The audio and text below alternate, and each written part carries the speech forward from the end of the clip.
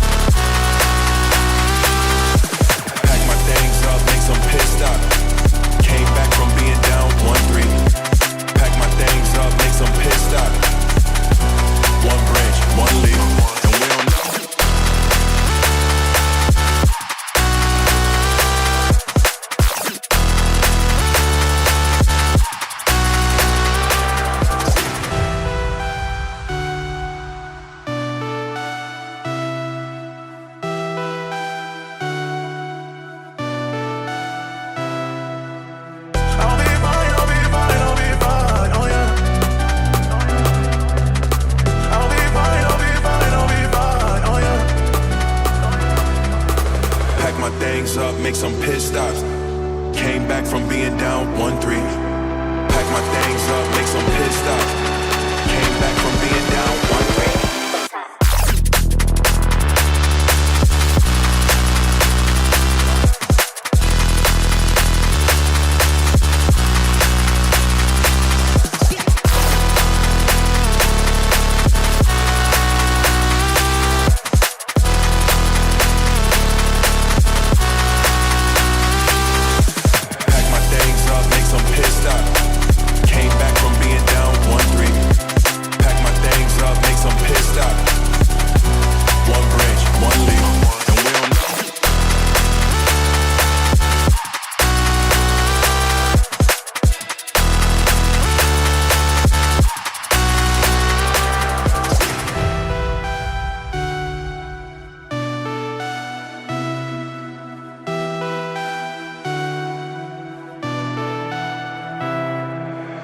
My things up, make some pit stop.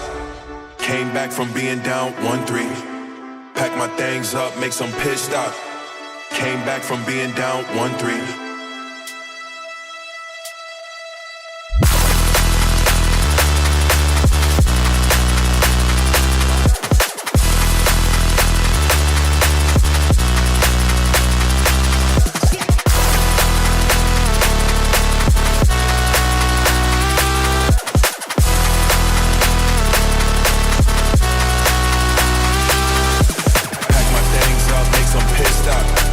Came back from being down 1-3.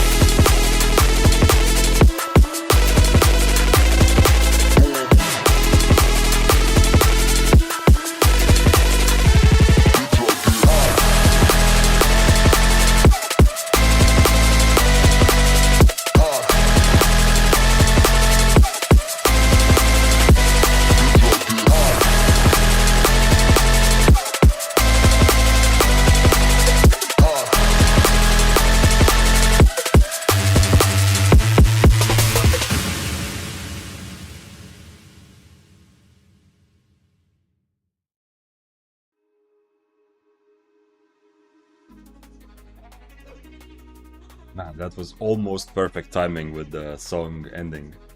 Right? Right? What's up? Hello. Welcome. I was playing around with the title a little bit, but you might have seen completely different titles depending on which moment you click the stream. So happy to have you here for the start of it. Hello. I am starting the stream standing, but those who have channel points can force me to stand a lot more later on down the line. What's up, Slayer? Hey! We have the first chat message on YouTube today.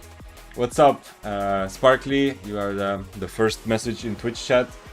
Just like yesterday, just like on Monday, the stream's on 2 places at once, so you can choose YouTube or Twitch. For everything community related, subs, emote stuff, obviously Twitch is better, but the video quality itself, I know some people have said they YouTube. Vitals, hello. Hello, man. Yo, Voodoo. Nice spears, Sensei and Bonsai. I appreciate those. How does one teach a man to spear? Yeah, I was testing out how the new app, plugin, whatever, that makes the stream the same on both platforms, how it affects titles. So you saw the teaching spear title for a while, maybe it will come back, we'll see. Stab him with it. Yeah. Spear fishing is a thing, yo. It works much better than I thought with the original quote. Hey Raven, what's up? Yo Vic, I tried RuneScape after your suggestion, loving it right now. Starting group argument. After my suggestion, like we talked about it on Monday, right? Sensei, right? I mean, it is. I am very firmly believe. There's one of my favorite RuneScape related content creators who also talked about this, like made videos about how RuneScape success is not really bound to nostalgia, and I believe him. I believe, like, without having this feeling that you're playing a game that you played in your childhood, even without that, the game is just absolutely amazing. But if you start the group Ironman, you have a lot of fun. I've been thinking about, like, if Albion had group Ironman, how awesome that would be, you know? Like, specifically, not that you have to do everything yourself, but you have a team. Someone crafts, someone goes out to PvP. If you PvP and loot or kill a bunch of bows, but you don't want to play them, someone in your group might. Like, it would fit Albion very, very perfectly. Specifically the group Ironman, not the individual Ironman. I'll explain what it is in a moment, yeah, if you don't know RuneScape. Bonsai, I know you warned me in Albion. Thank you, man, for your support. And nice alpaca you have there, I see. Is the alpaca on screen, actually? Wait, I put the... Okay, it's gonna be... It looks weird right now, but when I change the HUD to... Anyway, when I changed it to PvP HUD, it will line up with the minimap a bit better. But yeah, thank you for gifting 2 subs. And we have 2 new Spear Mentality enjoyers, or Spear Club enjoyers in the chat. And those are Hatim Big Brain and Dogenart. Welcome, guys, and thanks again, Bonsai, for gifting 2 subs. Hello, my friend, says Luca. What's up, Luca? Man, I'm happy. Like, YouTube chat is starting off very strong today. I'm very happy that I'm getting used to seeing both chats at once. If you are new here, probably you're not, since it's just the start of the stream, but if you're new here, then this is where you are. Well, this is also where you are, but, you know, the chat is over there. I moved my camera a little bit, so you might see this side of my head even more, you know, because I'm looking at chat. Bigger, yes, Dalonia. We're gonna do bigger stakes, bigger losses, and bigger wins today, because I kind of decided that, well, as far as mists are concerned, for a while, maybe I will, you know, get so discouraged today I will go back to the regular. But I've kind of decided that at least for a day and maybe longer, maybe it's time for me to just ditch the middling tiers and see what life is like on the higher tier side. So I'm not gonna play anything lower than 6-3 today. We're gonna start with 6-3, probably Daybreaker, and then I'll see. You know, if I make a lot of money, maybe we'll go up. If I keep dying, because, you know, my playstyle is not usually compatible with high IP, which those of you who've been, like, on stream from the start, you know this. Because I can't help myself from trying fights and making a lot of mistakes, and specifically trying fights that I have not figured out yet, you know. So it's not very compatible with risking a lot of money. It's much better to do that at tier 7, but I'm gonna go for 6-3 at least. And, you know, I mean, it's still fine, you know, but... even after a month and a half of streaming and as I said yesterday, if I sell everything, I'm probably like 100 mil down during the streaming. I don't really care about silver. It's fun to play even with 0 silver. I'm absolutely confident. But still, like if I go another 100 million down, maybe I'll think, okay, 6-3 is not that good. But who knows? Maybe it will go in the other direction, and I will feel like, yo, this is what my life's been missing. You're the reason of my main weapon. Happy to hear that, and we are gonna do that today. I don't know. Oh, I'm showing the carving here because that's what we ended yesterday, but that's not what I'm gonna do today. Let's put this carving here, down here, like this, nicely. You know, let's lay it out here. It's like the closet, you know. I don't do that, but I know some people do, and well, obviously girls more likely, but some guys also. It depends on how important dressing is for your job and your everyday life. Some people, you know, they lay out their clothes and kind of put the outfits together ahead of time. I've never done that. I mean, I've definitely thought about it, like when I worked like a job in a company, and I was the guy who brought ties back to the office, but that's a story for a different time. You know, I kind of like not just going there with random shirts, but actually looking a little bit more presentable. But even then, I would maybe think like a couple seconds, okay, so I have enough, more or less enough shirts, it will be okay, right? I don't have to worry about washing or doing anything this week. But I've never done that in real life. But in Albion, you can see my bank. I've kind of laying out some sets here for future usage, you know? It's like nicely putting them on the bed or whatever. Higher stakes are the stakes. I was like, what the fuck? If you see, Vitas, if you saw the thumbnail of the YouTube, because on YouTube every stream also has a thumbnail, because it gets recorded as a live stream video. If you see the thumbnail of the stream on YouTube, there is actually a stake there. A juicy, nice stake, which is pretty high. Yo, good evening, beautiful people. What's up, Mint Nate? Good afternoon to you from here. Please, Vic, do not die with these sets. Nah, I don't mind. I don't know. We'll see. We'll see. It's been we'll see. Maybe we'll get to A3 as well. Let's get this loot tab. Okay, we have at least 2 empty loot tabs. I'm not very good at selling loot. It's just such an annoying part of the game generally. But anyway, let's start with 6-3 and then see. So I'm feeling Daybreaker, although I saw Dante's log from yesterday. A couple of fights he had on a 6-4-8-3 spear made me feel like he's making spear feel better than I have been feeling it. And obviously, a lot of situations when he's 6-4-8-3, it's completely different, right? He's just chasing down people who he has an advantage over, so he can cripple and he can, you know, use mobility freely. But he won like the actual fights against other 8-3s, a couple that he won. He even beat a Flamewalker yesterday in a straight up 1v1 on a spear. Now, obviously very talented player, but still I feel like maybe he's figured out something about the spear, the post-crippled spear, you know, that maybe there's more potential there. But I am probably going to feel Daybreaker more today. So let's start with Daybreaker. Let's see, do I have any Daybreakers ready? I have some Awakened weapons here, but usually I put in this tab weapons I don't want to play, really. Okay. So we'll just get a 4-4 Daybreaker, and we'll start from that, I think. 8-4 Daybreaker time, not that yet, Vitas. I mean, who knows? You know, I feel like I'm definitely... It's been a while since I've expanded my comfort zone. Obviously, streaming and this, like, adding the whole content creation to my game definitely is expanding and is like just outside of comfort zone. Not that I'm, you already seen, I'm not shy like in front of the camera or stuff like that.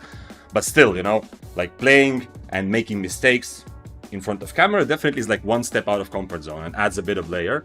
But still, I feel like it's been a bit too long that I've been playing tier 7, tier 8, where, you know, I need to step out of it a little bit and challenge myself more. So we'll start with 6-3, but not 8-4 yet, but I'm definitely hoping that, you know, one day it will make sense. When is 8-3, 8-4 stream coming? Yeah, I mean, who knows? If we get a couple good kills, we'll upgrade. Same, I fight like a pro in low tier, but high tier die a lot. Yeah, Raven, it is very relatable. It's like that with everyone. It just, what exactly is high tier and low tier is different for different people. Oh shit, did I click? I just clicked sort here, right? I put out the two builds. I talked this whole thing about preparing your dresses for the next week, and then I sorted it anyway. Okay, whatever. Then we just go like this. And we're gonna start with, let's see what I have here that I can use with 6-3. Stack seems good enough. Can also do this now, actually. Maybe it's, at least at the beginning, you know, to feel a bit more careful about it. We're gonna start with a torch. So the cape swap is just because, you know, to get kind of used to being the guy that's risking stuff. Maybe it's good to have like an extra option to get out if I need to. But yeah, anyway, the point of like playing better at lower tiers, it's the most obvious thing that happens to everyone. It's just the question is how high, like it is the threshold is at different places. But when I say, and I've said this in videos, and if you heard it a million times, and you probably say this also to your friends who are newer in Albion, if you have any, that one big part why they shouldn't risk too much is not because, oh, it feels bad to lose, but it's because they're just gonna play bad, and you know, they're not gonna learn as much if they're not playing their best. So that makes sense. Find the place where you're just slightly outside of comfort zone, but you can focus on the game. That's usually the best place. What's up today? What are we playing? What's up, Royal? We are playing Daybreaker, at least to start. Let me figure out. What do I have something here that goes? I do have a 6-3 spear, actually. But I think, I don't know. I'm feeling Daybreaker more. Evening. Will you be putting the Vic in Victorious tonight? Yo, work. What's up? Hey. That sounds pretty good, yeah. I liked all kinds of jokes about Victor's justice, you know. Back in my debating days. I'm trying to figure out the helmet. So we are definitely gonna buy, I think 6-3 Mistwalker jacket. Maybe expensive. Maybe jacket. Maybe I don't need it. Maybe just jacket of tenacity. I'll think about it. But anyway, after that, I kind of wanted to try Stalker Hood, but the problem is the kiters against like bows and frosts. I want to be able to fight, and if I have Stalker Hood, essentially I'm forced to use my E just as a gap close. It's kind of annoying, you know. Without Duskweaver helmet as one of the options, it's kind of annoying. On the other hand, having Duskweaver helmet will give me the shield, so whenever I'm more brawl heavy in the fight, I can just, you know, shield when I don't need the extra mobility. Stalker Hood a bit better at lower IP also, by the way, because obviously you can surprise a higher IP enemy. It's more useful that way, as it is when you already are higher. When you are higher IP, you outbrawl anyway, so you don't need more tools to do more damage as much. It's better for you to have tools for mobility and being safe. Did you buy enough 6-2 healing pots today? Is it, I mean, these are from some ancient times that I have here. Okay, let's get the soup. And you know what? I think are we gonna go omelette or eel stew? Maybe we actually go omelette. Well, I mean, for the other food. Not for fights, but, you know, for running around. Hello, my dear bold mist. The reason I play spears. Nice, Savartiani. Thank you for being so kind and welcoming me back. And yeah, I was sick for a week, but I can't really tell. Like, it wasn't like normal sick. I wasn't like very in fever. It was just like a little bit higher temperature than normal. But I was mostly just sleeping. I don't know what happened to me. But anyway, it felt good in some ways, but it wasn't like good quality sleep. Okay, let's go Daybreaker. Let's start with 4-4. Nothing special. I need to buy 3 of these. 1, 2, 3. I don't like awakening weapons too much. I would also be happy with the 6-3, but I don't know. There's an extra fun in awakening. Okay, we have this. We need Rose Snapper at least one more. 300k. That's a lot, right? Okay. Doesn't really make too much sense. I think this is honestly just as good. I just had this 7-2. Maybe I have another 7-2 in my bank, actually, I remember. Anyway, we'll think about it later. Do we just go Demon Boots? Just in case? Right? I don't think the price difference is like crazy. I'm not paying in like a huge premium on demon boots over other boots, I think. It's just a small difference. Let's try Mistwalker, but it might be too much. So if I want to go for 6-3 Mistwalker, I'm paying 2.4 mil, and I'm getting 1750 IP. If I go Jacket of Tenacity, and 6-3 again, is it... I'm getting same IP, and I'm paying so much less. And obviously I shouldn't really think that much about money when I'm trying to go for higher stakes. But the difference is just so big that I think having the option to go Mistwalker in some rare cases, I don't think it's worth it. And also there's the added benefit of actually me learning to use this new spell. I mean, it's not new, but it works a bit different than before, and I have not used it that much. So it's good if I use this. I'm going to take cooldown rate actually, because I feel like I'm not gonna have that much cooldown in my build otherwise. And speaking of cooldown, let's get some omelette here as well. This is gonna be the food for running around and bullying people or getting away from people. This is not gonna be obviously food for fights, unless maybe and gets the frost, but we'll think about it. Thanks for following Shirkas and Observer number 101. Welcome here. Damn, Mistwalker expensive and new. Yeah, it really is, but it's expensive. Well, I mean, 4-4 is reasonable. Up until tier 8, I would play like tier 7 and tier 8. I like Mistwalker because it's not that crazy, because you're crafting tier 4 artifacts, right? 4-3, 4-4. After that, it gets crazy expensive. Oh, okay. What are we missing from Happy Life? Dusk Weaver Helmet.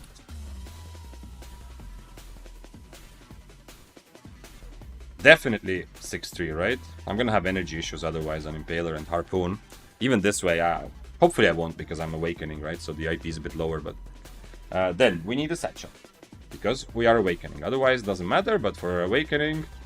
okay, it's kind of whatever. Higher tier a bit more efficient. But... okay, I have Healing Potions. I'm not gonna... I mean, I can take Geek Pots, because why not? Just to have that extra option, especially since I do have 2 capes, and Geekpot with Undead Cape will be better. I'm gonna use Omelette. As said, I'm pretty much ready, right? I don't need anything else. Just another food from the bank. It's more expensive in Asia. Well, I'm guessing everything is more expensive. By the way, especially those of you who are playing on Asia, but also maybe others who are active in the Abdon community, have you figured out, have you heard any explanations, any kind of reasoning or logic why the sudden huge increase in premium price, and also why it's specifically on Asia? I mean, it's also increasing everywhere else, but not like sudden crazy jump. Is it still like a bit of a mystery, or are the people that have given some sort of answer figured it out? If you know, then let me know, or if you have some ideas. Not that it's super important to know for me, but I'm very curious, because it's interesting how economy. Like, I play PvP, you know that, but I love the fact that the game has different sides, and I love the fact that we cannot have this fun PvP game without the economy players, and they cannot have their fun economy game without PvP players. You know, I like this kind of symbiosis, even though most of us do both. No, I mean, I don't, but most people do. Anyway, so if I can figure out why it happened, I would be curious. What's up, Vic? What's up? Ha ha ha! Happy to have you here. And I saw already... where did I see? Anyway, I've already seen several people talk good things about your website. Nothing to do with me. I just saw somebody asking about Murder Ledger, and there was like an instant answer like, yo, whatever. Murder Ledger's whatever, use the Killboard one. So, I mean, you probably know this, but I'm just... I feel that your work... that I know you've put a lot of work into it over some time. I feel like it's starting, you know, it's like that a lot of the iceberg under the water, and the time you've spent figuring out developing it, now you're kind of getting above water, and maybe I'm making a bigger deal out of it as it is, maybe not, I don't know, but it seems like Killboard is definitely getting traction, and it's awesome, super awesome that you solved the depth situation pretty quickly. At least last time I checked, it seemed very clear which skills are depth skills in the new dungeons and which are not. Why do you need it for Awakening? To have better credits to upgrade? Why do I need what for? Oh, you mean the satchel? Because it's much faster. because the extra combat fame I get also will boost how fast I get attunement. So I will just kill fewer mobs and get more attunement. And now you see when I use my actual HUD, this is the one with PvP, and you know the game sounds. Now you see that the alpaca thing lines up perfectly with the minimap. Interesting, ZVZ is better in Asia? I don't know. People go Asia for ZVZ and then just... Oh, really? I didn't know that. I'm very... that's the kind of thing I'm very curious, you know? Spill the tea, let me know. I don't know. Sensei said nothing, at least I haven't heard anything. Yeah, I'm just curious. Like, someone must have some sort of answer. Like, there are people who play Albion, just like other MMOs, who play Albion as seriously and as... like, they have as much expertise in Albion economy as a lot of real life, not just theoretical economists, but real life, you know, analysts have in real life economy. So I'm sure there must be people who have like a kind of some sort of simple answer. Although, yeah, economists in real life are also famous for spending, you know, 10 years learning about economic theory and then having no idea what's actually happening. That's kind of like a joke, you know, I've heard many times. But still, I'm sure there's people in Albion who know what's up, who can figure it out, who can look at the prices and who can kind of tell us. That's nice. Yeah, now it has like 3 times more visitors than a couple months ago. I wish I'd make any money out of it, only spending for server costs. I understand that. I have several times in my life, I don't want to say struggled, because it never made me feel bad, but definitely also been in a place where I'm much more focused on the kind of things I do, how I feel about it, how much like effort I put into something, and kind of forgetting the fact that, yo, I actually kind of need to monetize this in some way. So that's this kind of a relatable feeling, you know, that you feel like it's nice, it's awesome, but now it's time to start making money.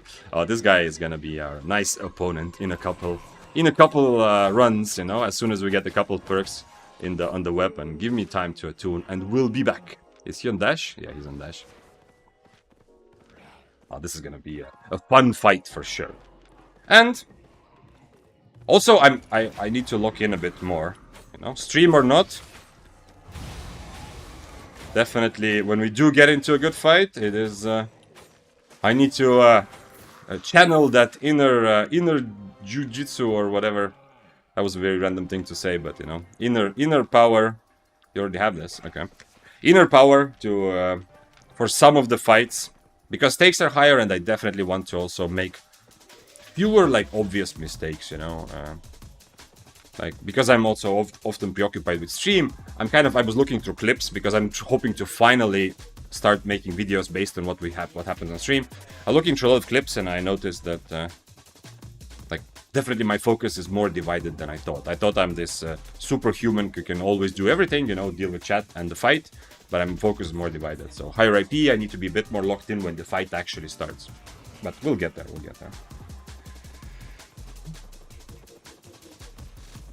YouTube gives ads automatically so that it's monetized. Yes. I mean, the normal YouTube videos are very well monetized. It's just a matter of actually making them consistently, right? But I mean, very well. It's not like big money, but it's definitely not something you have to put extra effort in if you don't want to. From my experience, just 1 year, right? So it's not like I'm an expert or anything. But on Twitch, for example, hey, we are in the city, so let's run an ad break, kind of. You know, I have to do that. Let's actually do that now. And yeah, on Twitch it's a bit more manual, I feel, and also obviously a lot more depends on not ads but all kinds of other revenue for content creators. But I was speaking more generally like that, not about content creation. Okay, we have max HP, definitely the easy choice out of these 3. Nothing else. The other things are not close enough.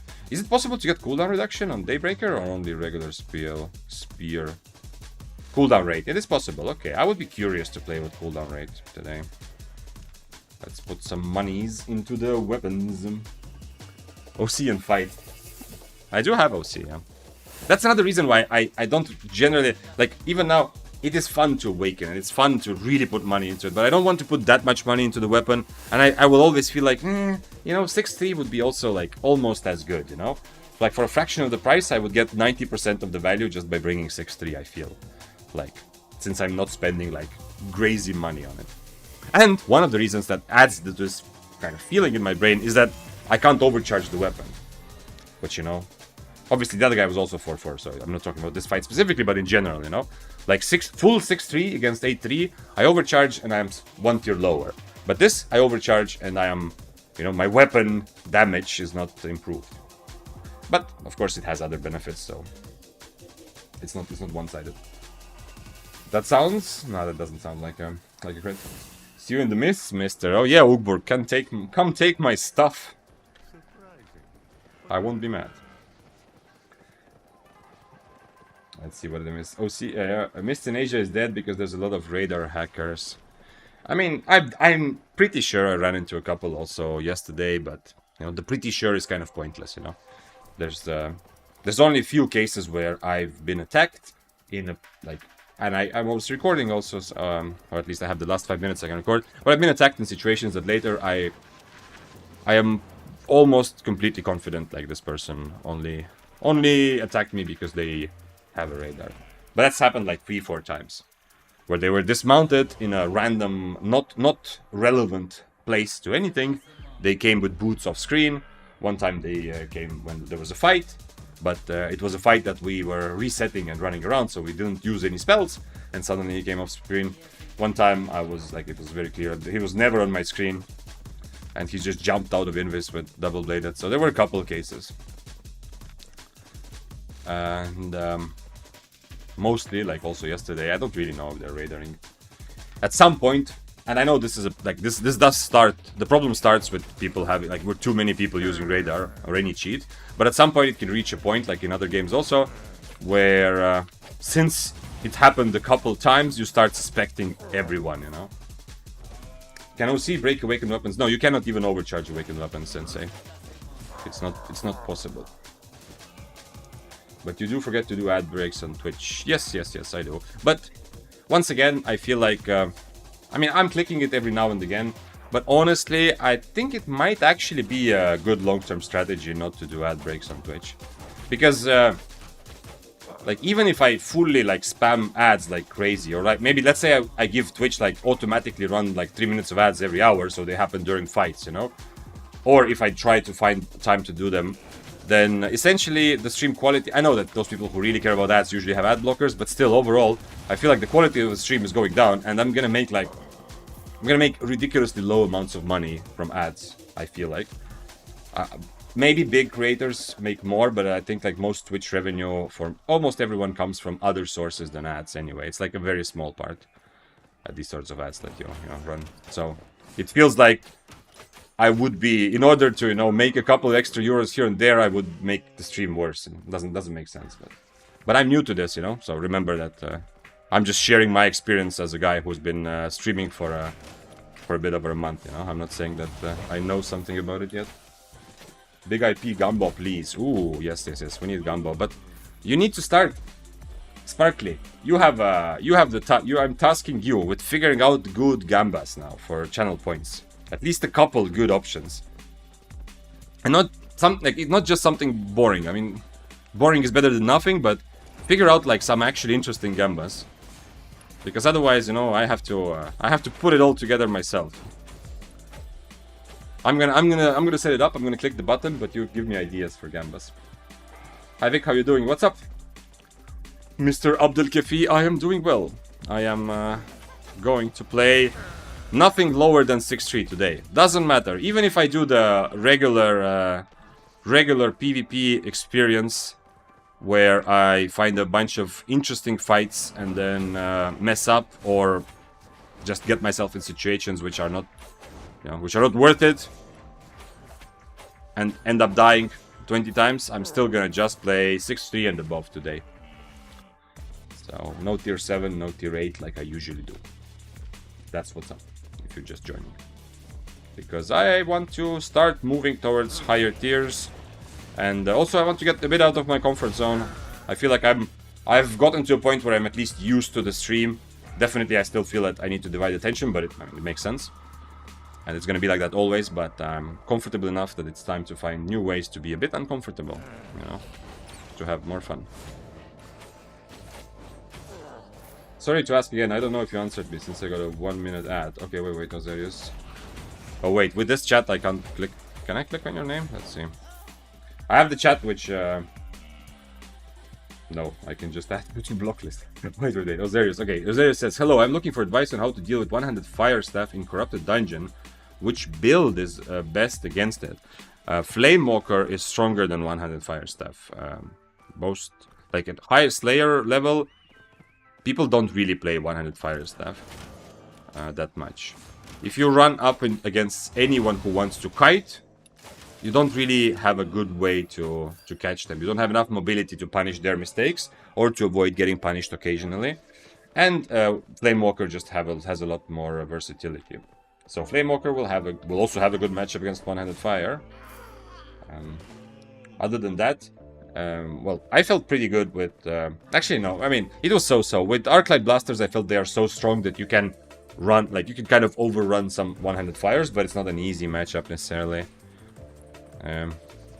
Let's see what else. Daybreaker used to be actually good.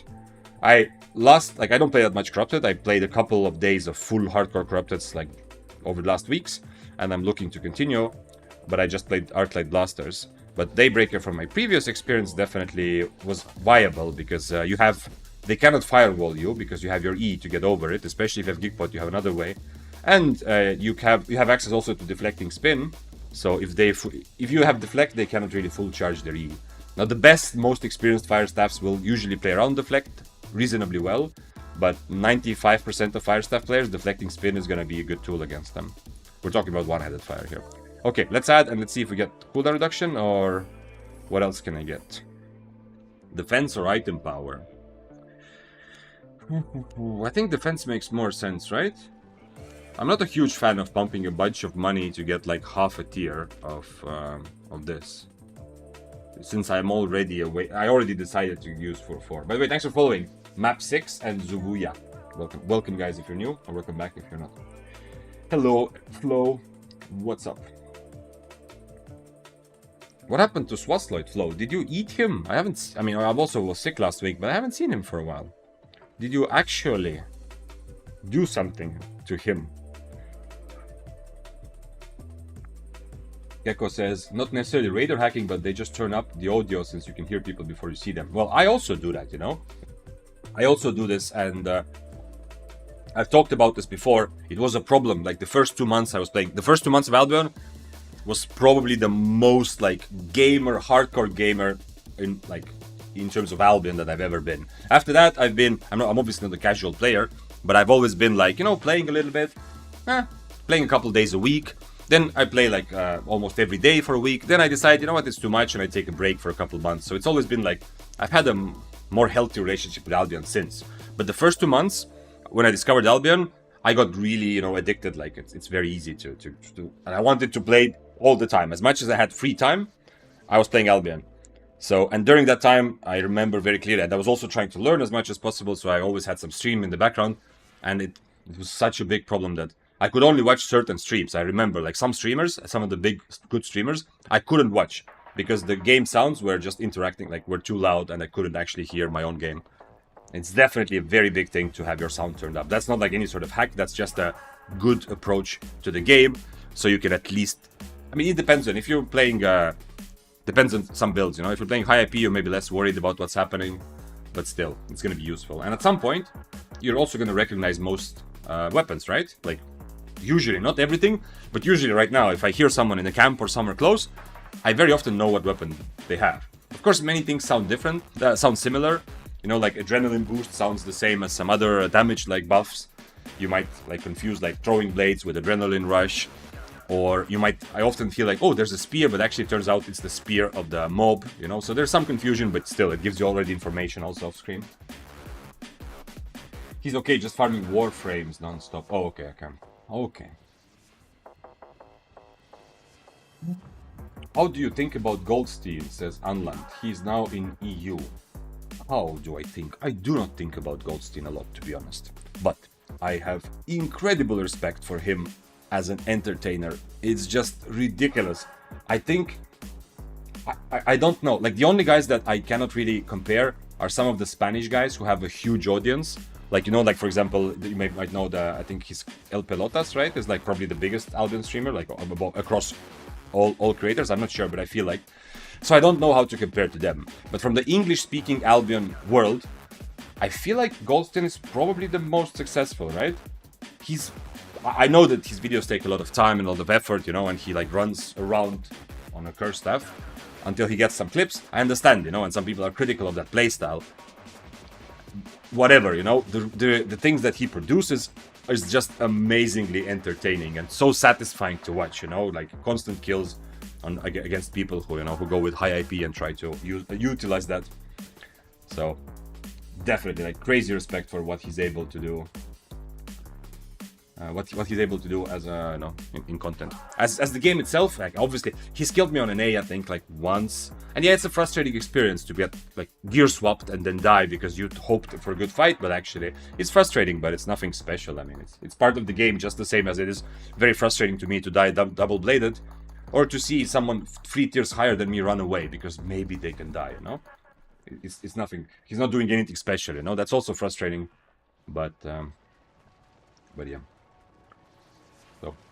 But generally, you know, you also, if you've been here before, you know that just like everybody else, you know, talking about other people, it's better if you have something, like if you have something more specific you're interested in. That's there. Thank you for following. And DX Spurs stream starting off very hyped today. Okay, wait, I need to choose the trait and then I will come back to chat. So what are we choosing? Defense versus all or item power? Let's see. You know what? How about you choose? So I can read chat and you have to. Defend which trait? Defense, item power. Duration, you have 2 minutes. You have 2 minutes. I will do whatever the Twitch chat decides. So go vote what you think. If somebody, I mean, the energy cost reduction, I didn't put it an option because I know that if I put all 3 of these, it would be 90% of people saying go energy cost reduction, and only 1 person was like analyzing the actual question. Giftpot is counterplay for fire. Oh yeah. Oh sorry if you asked something. I was playing Carving Sword and planning to use my interrupt W, but the flame ball just destroyed me. Yeah, honestly, Gigpots are good. Like I wasn't bringing Gigpots, and Hamster, who is a guy I get a lot of learning. Like, you know, I try to learn from my own mistakes and my own plays, obviously. But recently, Hamster has been like a big part of me getting better at the game, because probably one of the, if not the best players right now actively in Europe. And he at some point said that I just need to bring Gigpots. Like it's not even a question. So I kind of trust him on that, and I think it applies to pretty much almost every build you go to Corrupted Sweat, you know.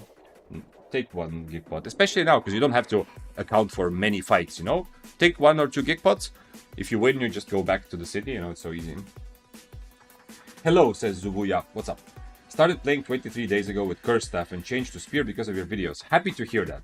Although, you know, everyone should play whatever's fun for them. I like that there's a variety of weapons, but I'm happy to hear that, not just because of my videos, but because I feel like Spear is pretty much better at everything at the beginning. It's better at learning, although it is difficult to learn with, and you get a lot of different types of experience, whereas Curse Staff, it can feel kind of boring, you know, if you don't have the patience to just run around to wait for someone to give you a free kill, essentially. I like a lot the mobility, but I'm using Spear instead of Daybreaker. Yeah, both are fine. One-handed Spear and Daybreaker both are good for solo PvP. Daybreaker is better for mists, in my opinion. Right now, it's in a better spot. One-handed Spear is more difficult to play, and I feel like suffered even more than Daybreaker from the recent nerf to cripple spell and W. But for open world, it's the other way around, because in open world, the extra agility, you know, you have constant mobility, you can break some ankles, you can kite many people. That one-sided Spear becomes a bit better in open world. Let's see. View the results of the poll. Show me. 8 people said defense, and it won. So we are going with defense. Nice. Nice. Upgrade, and let's get a crit, and then go continue this.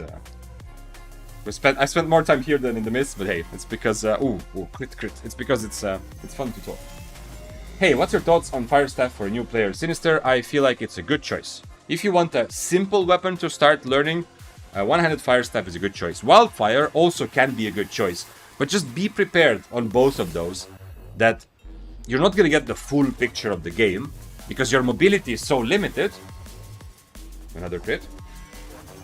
Your mobility is so limited that sometimes you will feel frustrated. You will feel like, oh, why isn't the other guy just fighting me? You know, what kind of pussy is running away? Where in reality, it might just be that you don't really understand that you do have an advantage.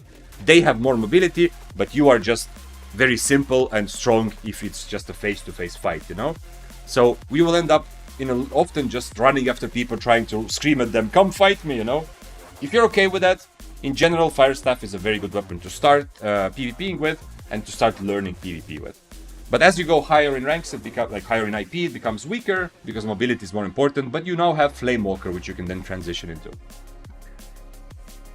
Let's see if what else I missed. I'm doing exactly what you said. I'm addicted to Albion in this first month. 100%, yeah. I was ashamed. Like I was also joining. Like I was more social at the beginning. Oh, yeah, I'm still social, but I was more like playing with other people to get better. And I was ashamed to tell my guildmates, you know, when I installed Albion, because the amount of hours I had over the first 5 or 6 weeks, it felt like, you know, it was like a second job, you know. And I know, I'm not saying it like that's a weird thing. I know, I've been a hardcore, like, full-on gamer in my life, so. But still, yeah, I didn't know Life Albion for a while at the beginning. Hello, everyone. Hello, sir. Let's see what else. Okay, actually, wait. Let's click one more upgrade and let's go. Ahaha said, I remember Pilotas with 30 viewers. Yeah, you are the old man. I mean, I feel like an old man online often. Man, I shouldn't upgrade this that much. Okay, now I've got a lot of crits, but the health one would have been a bit better. Do we add the... Okay, let's add the last one. I want cooldown reduction or ability damage. Right? Cooldown reduction, ability damage. And if I don't get any of those, then the third option would be... I guess going back to item power, possibly. But nothing else. Like auto attack, speed and damage both are at least not absolutely useless. But if I get something else, I probably won't upgrade it. Okay, ability damage. Very nice. No brainer here, no pole needed. Upgrade a bit of HP and then we'll get ability damage up. And no more in defense. I put a bit too much in defense already. Make a gamba for every fight if Vic wins or no. The thing is, I think after a month and a half of streaming, I think I'm reaching a point where it's time for me to start outsourcing some of the kind of the parts of the stream, you know, a little bit. So maybe it's time for the future streams to find a volunteer who wants to make those sorts of predictions or gambas, you know, so I don't have to. And then also that person would have to be the one who is creative, who's figuring out like because I'm obviously not gonna run the poll when I'm already in the mist. But while we're in the city, I can definitely you know, think of something.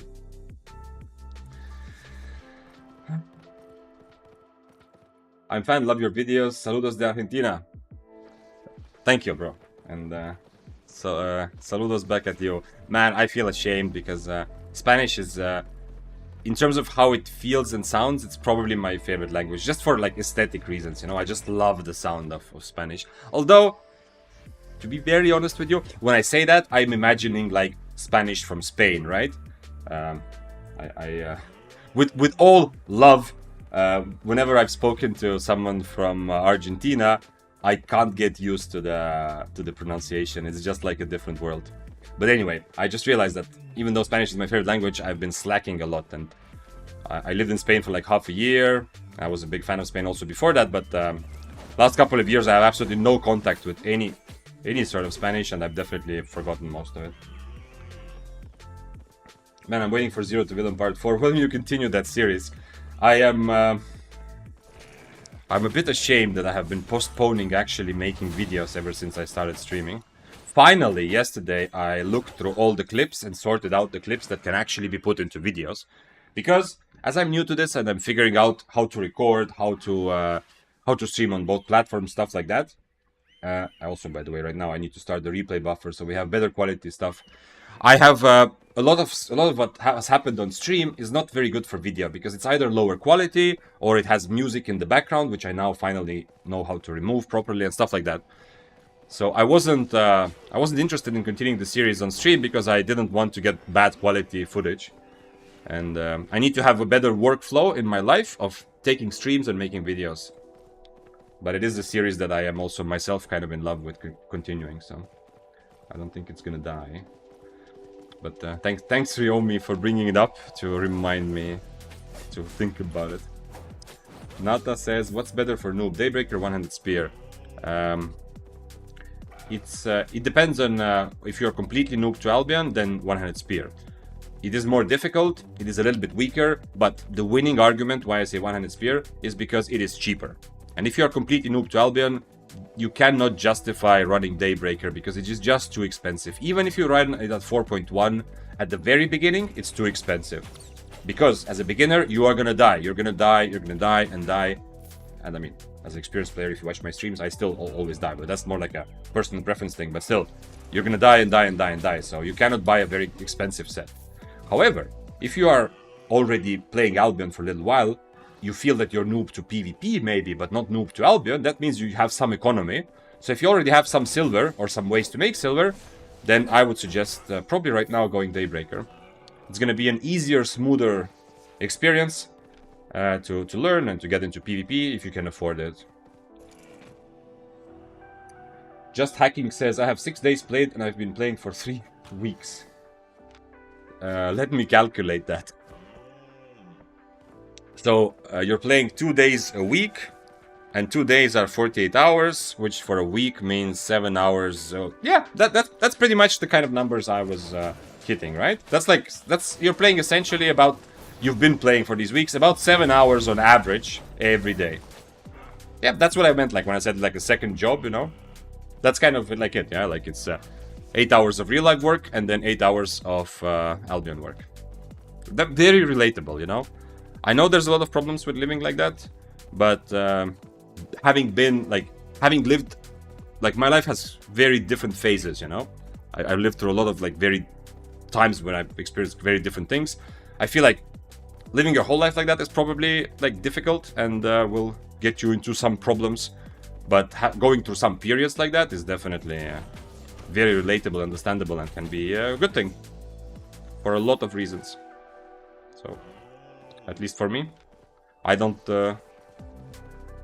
feel bad about that. But as I said, there have also been periods of my life where I don't game. Like for 3 months, I don't open Steam, you know, because I'm hyper focused on something else. I don't play Albion through Steam, but you know, Steam as a symbol of gaming.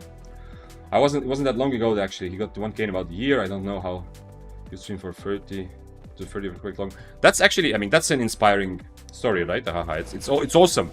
And I know that almost everyone who you see successful online, you know, they were probably doing thousands and thousands, or not hours, but like in many cases thousands of days, you know, of the same good thing before they were successful. So.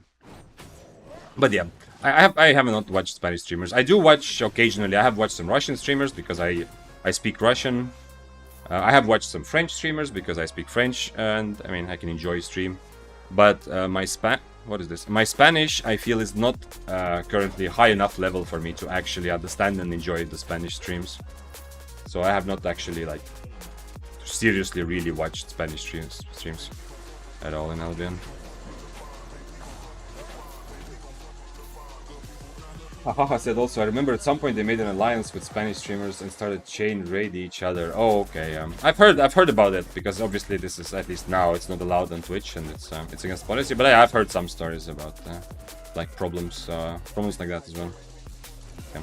Man, I love it. I love having you in chat. Like just like I said before, it's the old man in the corner at the corner of the room, you know, keeping the green guys, or you know, like a bunch of fresh noobs are discussing like you know, all kinds of topics and getting excited, and there's the old guy in the back of the room who has experienced like the same things over the course of 5 lifetimes, and like Back in my day, it was like this, you know, and already knows everything we're gonna say.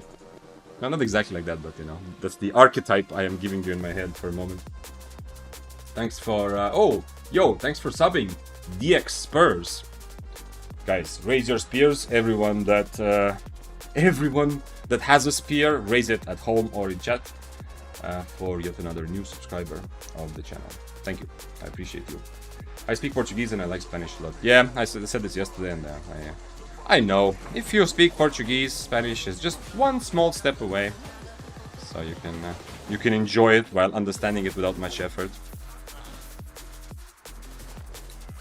How is Fire Staff? Wait. Oh, okay. I mean, it's time to be the bully, right? Let's see how much of a bully can I be. I should change to omelette here.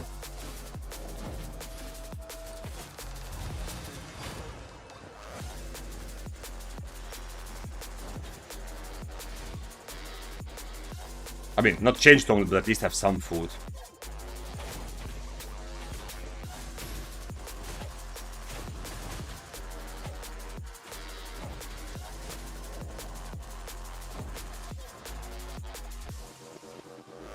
Okay, he used his E and I still have mine. So now the question is the sword stack, is the new sword stack enough for him to get away?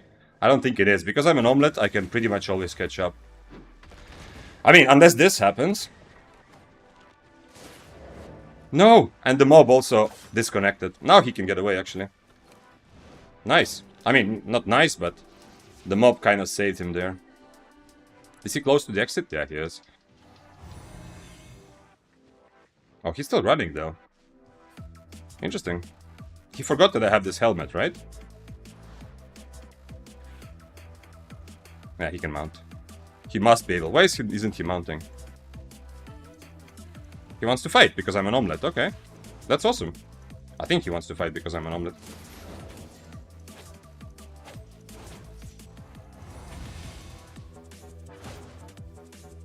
Okay. The Inferno play baited me in. Okay, I can go Abby then. Yeah, the mob was a bit unfortunate. If I had E, obviously, the E that I can get over the mob wall.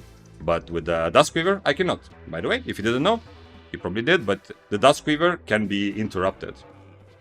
So if someone is getting on top, trying to get on top of you with Duskweaver, I couldn't get over the wall. But it also means that if you have some sort of interrupt, like if you have a Firewall and Fire Staff, if you're using Phase Scale Robe, if a Daybreaker or whatever, someone is chasing you, and they Duskweaver on top of you, then you put the Firewall, they will get stuck like this. I mean, they will get knocked back by Firewall, Phase Scale, Robe, stuff like that, right?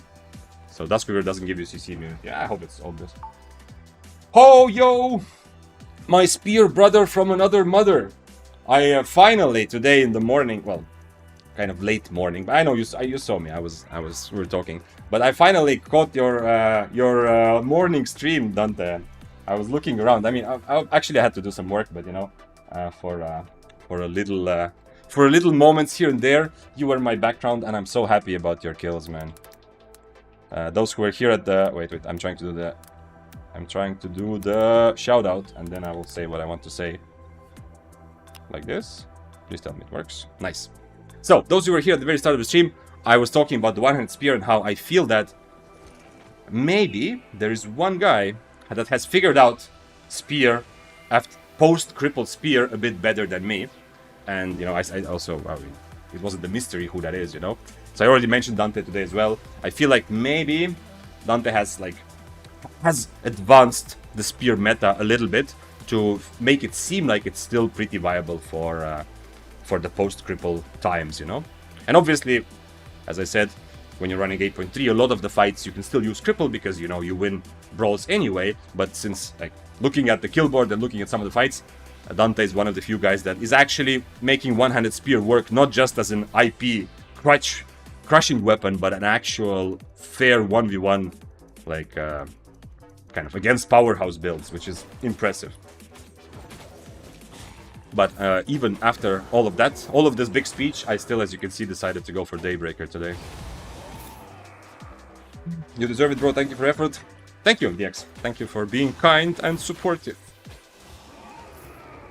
I died while choosing correct W. It's relatable. Yeah, I do this. I've noticed how many times, especially in Corrupteds. In Mists I have a bit more leeway, but how many times in Corrupteds I died while trying to formulate my strategy for the fight. Because, you know, you can't run around on a mount and think, which W, which spell, you know, stuff like that. Let's see. Babingsito asked, attends, tu parles français? Oui, but on stream, we're gonna keep it in English, you know? I also speak Estonian, but I don't think we're gonna have a stream in Estonian, right? I'd rather have it in a way that everyone can understand. You're on EU server? Yes, Jans, I am on EU server. And by the way, I mean, I know most of you probably know, but this is day number 3 when my stream is simultaneously live on YouTube and Twitch. So occasionally, if I'm answering questions and you're like, is he talking to himself, or like, is somebody asking questions from the other room? That is because I'm answering questions from YouTube chat. But to be careful with Twitch regulations, the chat that is on screen here is only Twitch, right? So on screen you see Twitch chat, but I see also YouTube chat. How is Firestaff, Mistcaller, Mistwalker, Hood, Cultist Robe, Guardian Boots? For Corrupteds. Outside of Corrupteds, be careful with Cultist Robe. Especially Sinister, if you're kind of new, I suggest not playing Cultist Robe for a while. But in Corrupteds, it's a bit better, but still, if you're still kind of wondering what to play, so you're kind of at the beginner stage, I suggest going for something simpler, like a Cleric Robe for one-handed fire, and work your way to Cultist later. Mistcaller, if you run Mistcaller, then probably run Flamewalker if you have the money.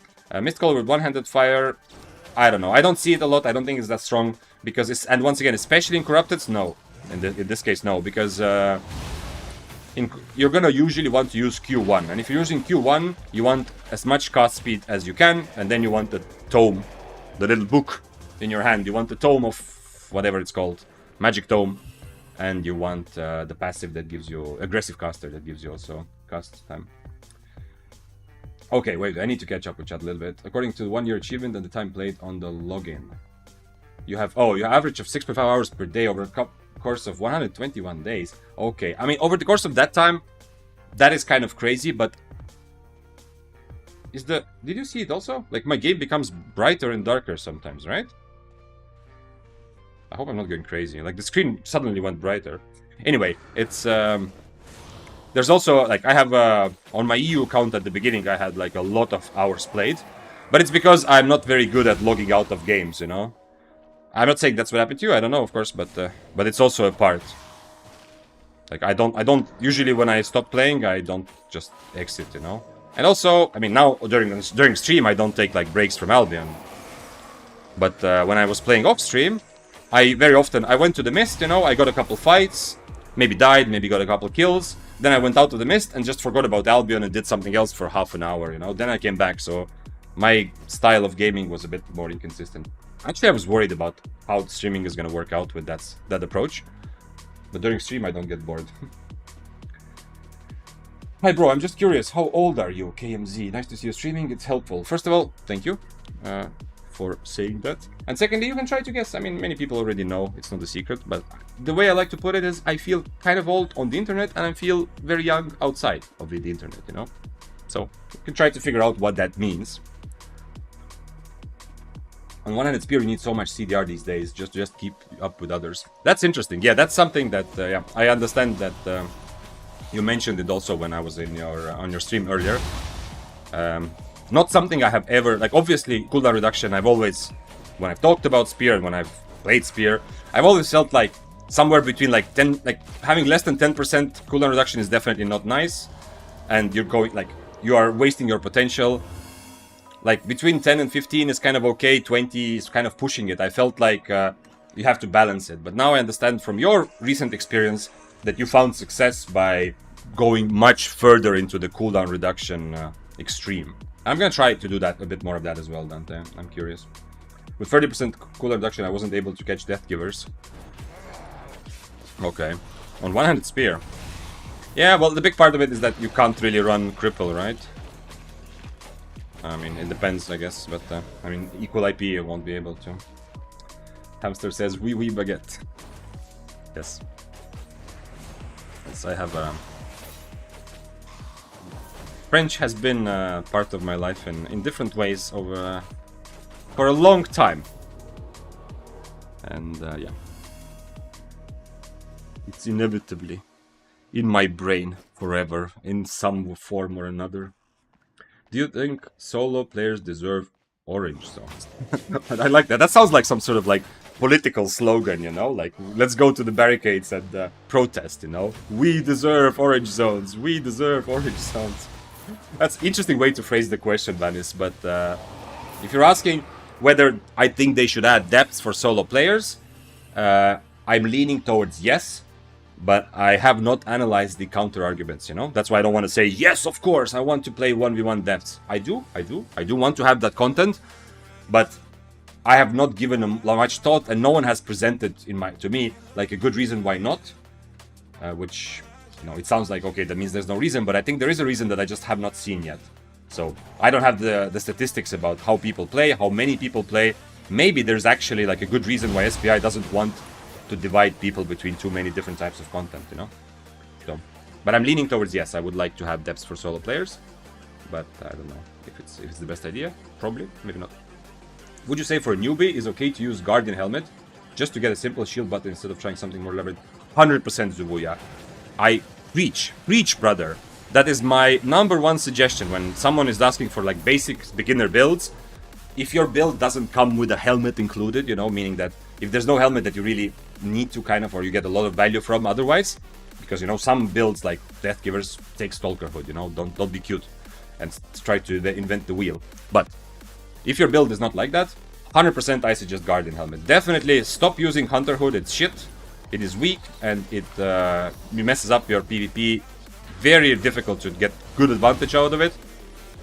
Use Guardian Helmet.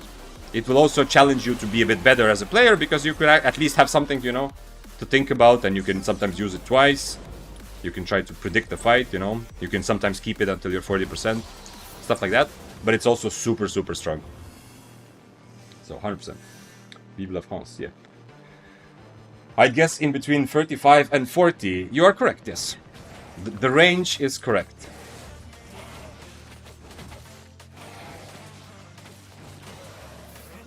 My ADHD makes me take breaks every 30 minutes, so most of my playtime is from being AFK. Yeah, I mean that's what I was saying, kind of. I don't know if it's ADHD or not. For me, sometimes it's just me feeling guilty. It's often been that you know, I start doing something productive, you know, like work related. If I have some sort of project or something I promised to do for someone, and I just can't get into it, you know. And I'm like, I'm trying, and I'm kind of, you know what, fuck it. I'll just open Albion. I'll go to Mists. And then I go to Mists, and then I play a little bit of Mists, and then I start feeling guilty, like, okay, actually, you know, I should be doing that thing. So I end my run, and I go do the thing, you know? And then after a while, I feel like, you know what, I need a break, I go back to Mists. So I don't know if it's ADHD for me, but it is. I am also kind of like that often, you know, like going in and out. Obviously not on stream. I mean, ever since I started streaming, I haven't played off stream, but... So. Goldstein moved to EU? I don't know, actually, Sozen. Someone said earlier in chat, and they asked, but I don't know. You talked about French and suddenly protest for orange. That is pretty good, yeah. I love that, yeah. I remember the jokes about... I mean, not just the jokes. I've been affected by French strikes many times. Many, like 3 times at least. I've had to change my travel plans because suddenly the airports are just not working because there's a strike. Or I cannot take the train. And if you're wondering why I have travel plans to France, it's because my mother lives in France, so I kind of had to occasionally go visit her here and there. So, yeah. Hello, sir. Who are you running away from? This is gonna be a juicy 2v1 where I'm gonna die like a dog or kill everyone like the genius that I am. I don't have a red buff, and I'm still an omelette, so, you know, can't be crazy cocky. I wonder if they fight each other or they're gonna agree.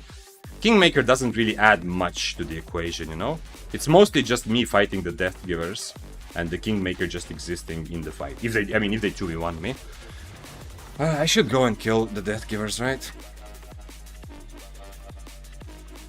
He's on dash. I should definitely go kill the Death Cures. I'm not being, you see, I'm not a good high IP player, you know? This is just money on the table, just like 600k telling me, Vic, come take the silver. And I need to, because I'm going to die and lose my whatever million set. So I need to take these freebies, but...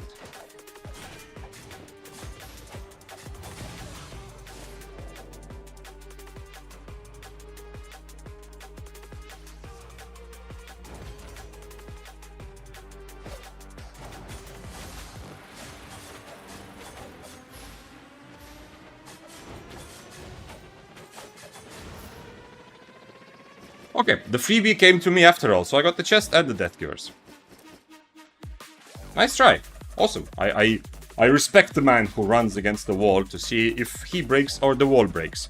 And definitely winnable. This build very good at taking these sorts of fights.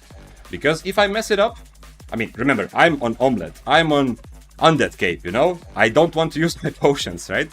So, especially someone like with my sort of pride, like, oh, I don't need to change food for you. Definitely it's possible that I will just brain fart and he gets easy money. But this time, everything went wrong. He lost Mage Robe. You mean it crashed? No, okay, so you saw he Mage Robed early. I hit him and I don't Inferno before he has 2 stacks and he's about to hit his 3rd stack on me. So after when I saw that he's about to hit 3rd stack, I Infernoed. His Mage Robe was still 1 second remaining, so I didn't hit him to not purge it, right? I hope that makes sense. We can quickly rewatch it. I mean, obviously, I have a big gear advantage, but still, you know, on Omelette and without potion, I still need to at least do something right before winning. We can quickly rewatch it, yeah? All SBI I have to do is change CD to orange zone. Ah, you mean... No. No. Don't, Epic Rush, don't take away Corrupteds. Admittedly, Corrupteds are a bit difficult to get into. I've spent 2 days playing Slayer, mostly Slayer Corrupteds, and 60% of the time I'm going against best players in Corrupteds who have played thousands of hours of that content, who know the builds, who know the crystals, who know what to do much better than me. And I die a lot. But I love that content still. I love the fact that it exists, this sort of full loot competitive, just go in and start fighting and see who is better. I don't think it should be removed or like changed to Orange Zone. I think Orange Zone should be a separate thing. We are in the same boat. I'm 37. Oh, yeah, okay. So we have finally, I mean, not finally. I know there's several people in chat who make me feel like, you know, I'm not the oldest guy. I'm older for a gamer and young for regular life, as I said. I am 35. That is the official, actual answer, if anyone's still wondering. And yeah, which is exactly right. I'm telling. I know not many of you might be younger and don't maybe know. Many might be older and maybe also have different experience. But I think it is relatable, right? I'm saying it correctly, right? Because it does feel like 35 on the internet. I kind of feel a bit old, right? I mean, I'm very young at heart, for sure. Like, I'm one of those people who knows still goes outside and is like, wow, butterflies, you know? Like, it's my first time seeing the world. But still, you know, online 35 feels a bit old. But when I go to like real life events or work-related projects or whatever, I always feel like I'm like young man, you know? Like among. So it's kind of like something like that. I hope my description, I think it's correct. Food on the table, just decided to jump out. Yeah, man, it's exactly. Yes, I said Infernal versus Mage Robe. Yeah. Do you have any advice making silver to refund PvP loss and gaining experience while doing that? Essentially, like, if you are not making any money in PvP, on one hand, it's correct, right? If it was a learning PvP, I've said this, you should treat PvP as an investment, you know? So, on one hand, any other way of making money, any money making, like gathering, crafting, refining, anything else that people do, PvE, you know, dungeons, whatever, is just legit way to make money, so you can then spend that money to learn PvP. But another thing you can do or think about, man, your name is the same color as the chat, Eolos. Another thing you can do is that you can just try to play very, very budget gear. You're obviously not going to make a lot of money playing 4.1 simple sets, but you're also not going to lose much money. Like, if you play 4.1 or 4.2 and not too many artifact expensive items, I don't want to say impossible, but it's kind of difficult to lose money consistently. Because even if you died fight after fight after fight, as you should when you're learning, Occasionally you're gonna get a couple good kills. Occasionally you're gonna accidentally rat someone. Occasionally you're gonna open chest in the Abbey, and there's like 2 million there, right? And that will make up for all those losses if you're playing very cheap sets. So just don't go too high IP if you don't have the money for it yet. Okay, more ability damage, please. Why you use the Inferno instead of main armor ability? I think it's better, especially if the other Inferno is just better for most situations. If the enemy has a purge, then this special ability becomes very good, because this is like it lasts 2 times less, but you can use it twice as often. So if I use it every 15 seconds, the enemy can only purge one of those 2 uses, right? Whereas Inferno, they will just purge. But if the enemy doesn't have a purge, I don't think I ever really want to switch to this. Very rarely. Maybe like it's some very, very high level thinking, like I was talking to Dante in the morning, asking about him, how he killed, he got a very nice kill on a Flamewalker. And one of the things he said is that he used this, I mean, obviously Flamewalker had a purge also, but he used this and tanked a lot of the Flamewalker's damage, and this gives a lot of magic resistance, right? So this gives you, if you are specifically only dealing with magic damage or only physical, this can be also very good. But I feel like Inferno overall is just so much simpler and reliably valuable that I don't want to switch off it unless I have a very good reason, and usually the reason will be that enemy that I know they're just gonna purge my Inferno. Let's keep going. What armor should I use for 100 Arcane Vic? Mercenary Jacket. If you are... Great. If you are kind of learning, I mean, if you are at the point where you're asking that sort of question, you're still kind of new to Arcane, then do Mercenary Jacket. And then as you play more Arcane, then you can branch out and try another one. Yo, this spear is getting pretty goated, to be honest. I'm getting a lot of crits. I'm pretty good placed already, and the strain is like almost non-existent. Very nice. So yeah, later you can get into some cloth armor, you know. Ugburk is he makes videos. If you're part of Discord, I'm sure you've seen him also. Some of his clips and videos he's posted there as well. Ugburk is playing a lot of Arcane, specifically low tier Arcane, which I mean, Arcane is not bad at higher tiers. I mean, at very high, yeah, it is, but it's like mid tiers, it's very strong also. But it does play very well into a low tier strategy where you kind of become the, what's it called, porcupine, right? You're kind of like this, and when you get attacked, you throw your spikes out of your ass into your enemy, you know? This kind of strategy where you are good when the enemy is stronger, more aggressive, and then you surprise them with your damage when they attack you, sort of thing. So it works well for that, but I would definitely suggest leather armor first, mercenary jacket first, and then later you can go watch what Woodwork is doing and branch out into cloth armor to be even more dangerous. Yeah, most of the people I play with are like 20 to 25. Feel myself a dinosaur. Yeah, I don't actually know. I don't like people that I used to play with a lot, and that then I'm like have been my online friends for years. And not my real life friends, obviously, are mostly my age, but online friends also. I think they are actually as the same as me or older, haha. But obviously, like in a community, like if you count everyone that you play with, like in a multiplayer game, yeah, there's a lot of younger people, of course. Yeah, it's nice. I feel like I'm a kindergartner being 17 now.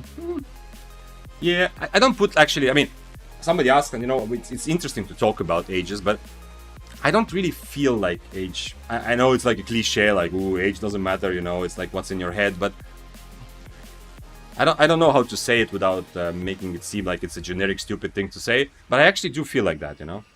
I didn't feel like out of place when I was 17 or 18, you know. I definitely always felt like, you know, I'm older than I am with old people, and now I feel like I'm younger than I am, you know, with young people. So I feel like it actually is kind of a state of mind.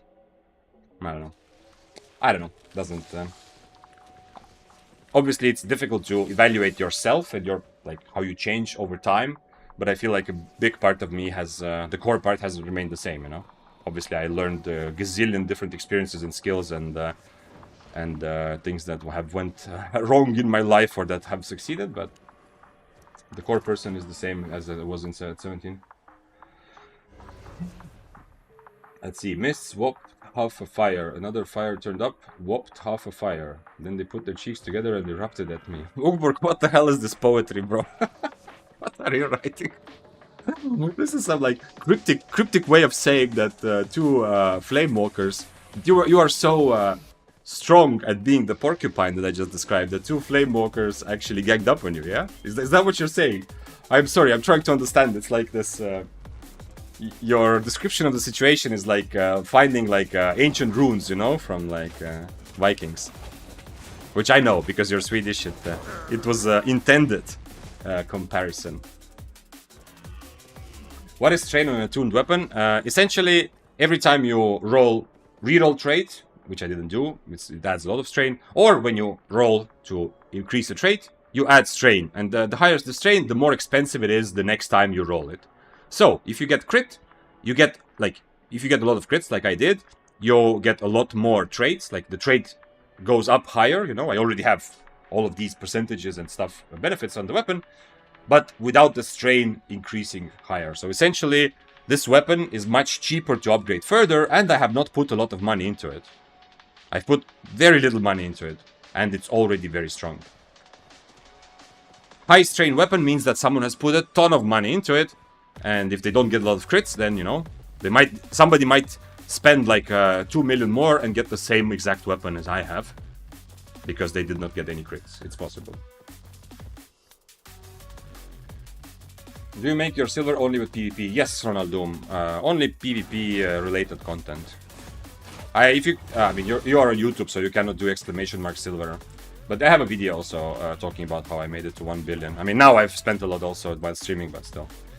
And yeah, it's all PvP related content. What I mean by that is that it's not all from other people's items, right? Like right now, I opened this chest. It has 5 million in it. That's part of my silver, you know? Or maybe someone comes up and I need to fight them for it, yeah? But, or they don't want to attack me, you know? Right now, I need to be a bit more careful not to lose, because I'm worth more. If there's multiple people who come, they will gang up on me, probably.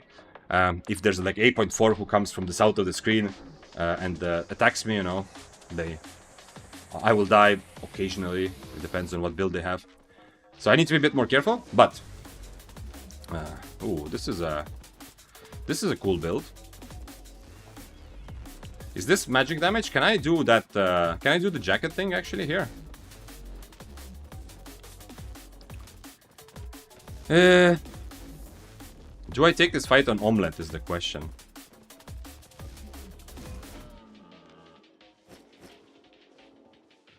Again, something with textures is broken. I don't know if I take this fight on Omelette or not. Probably, yeah.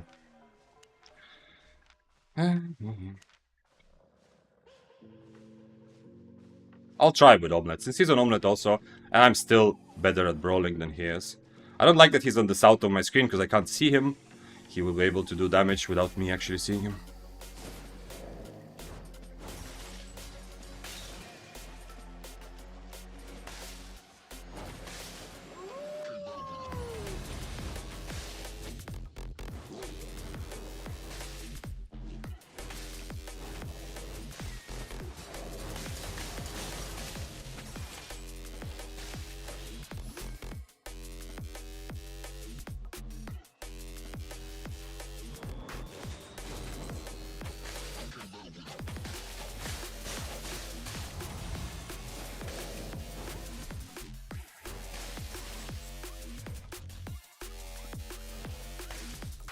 I can't use my R button.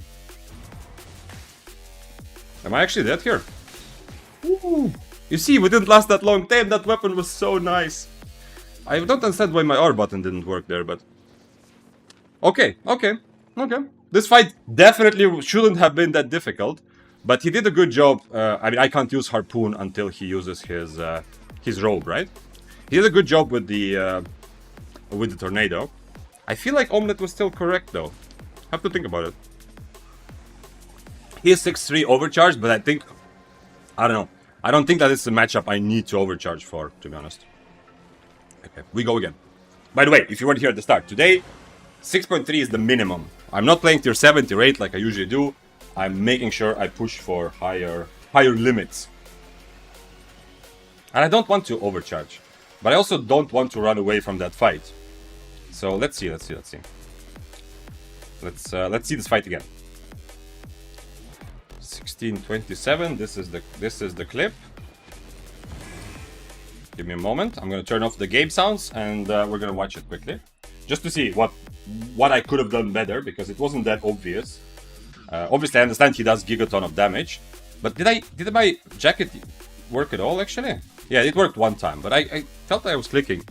There's a bit of a problem that I've heard from one of my friends. Just quit Albion for a while after the update, because when you remove the HUD with recording mode, it breaks the game. You know, like some spells don't work properly. But I don't know if that's what happened. But okay, anyway, let's see. Everything makes sense. I use my helmet to get close. I tank a bit too much, but it's okay. Maybe like anyway, he's hitting his Qs, but you know, I hit my E. Like everything seems to be going so well.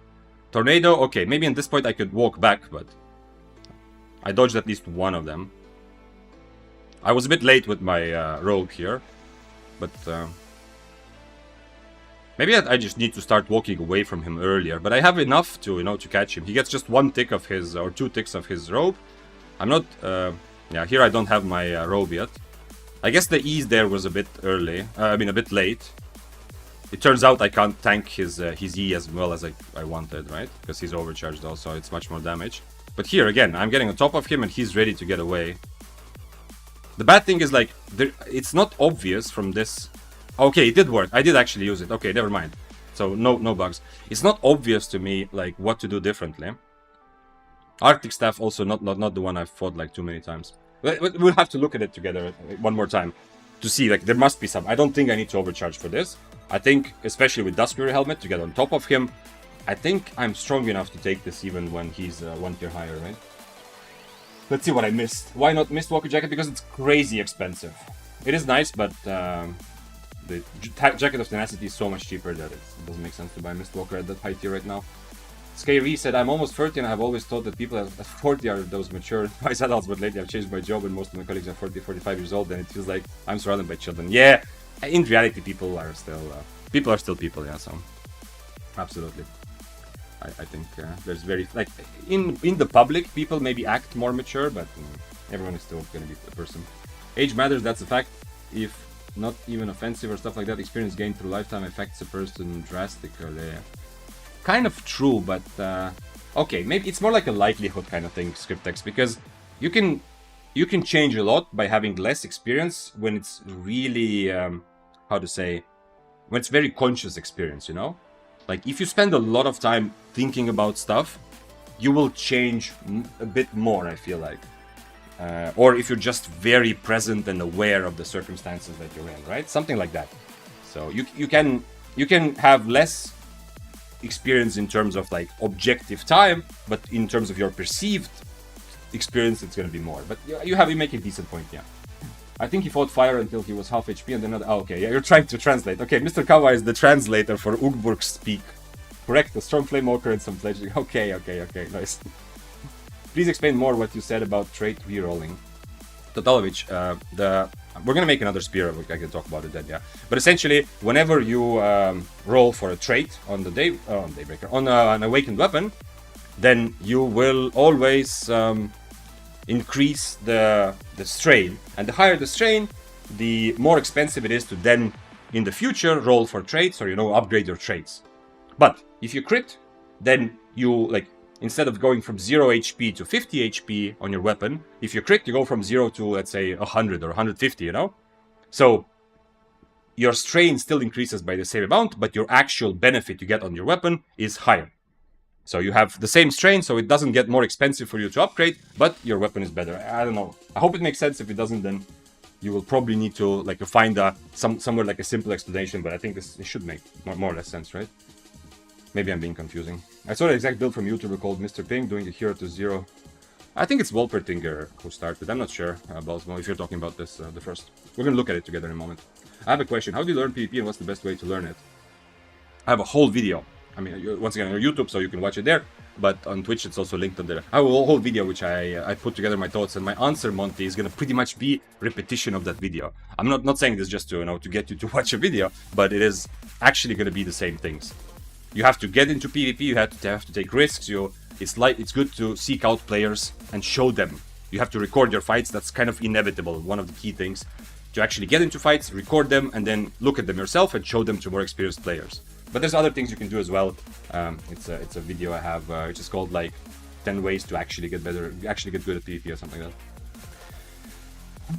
He wanted to counter the cultist show. Oh, you mean the harpoon? Yeah, I don't think I mean, I think I pretty much need the harpoon, yeah. I don't think I can let him get full Cartis there. Maybe different W reflection. Interesting. Go deflecting spill. Oh, you see, it's also here on the screen. Interesting, yeah. Maybe true, actually. I have killed some of these Arctic staffs when they came out and people tried them. Definitely had a couple of fights, and it seemed like pretty easy fights, to be honest. But I don't have a lot of experience in this matchup. It's not a very popular weapon.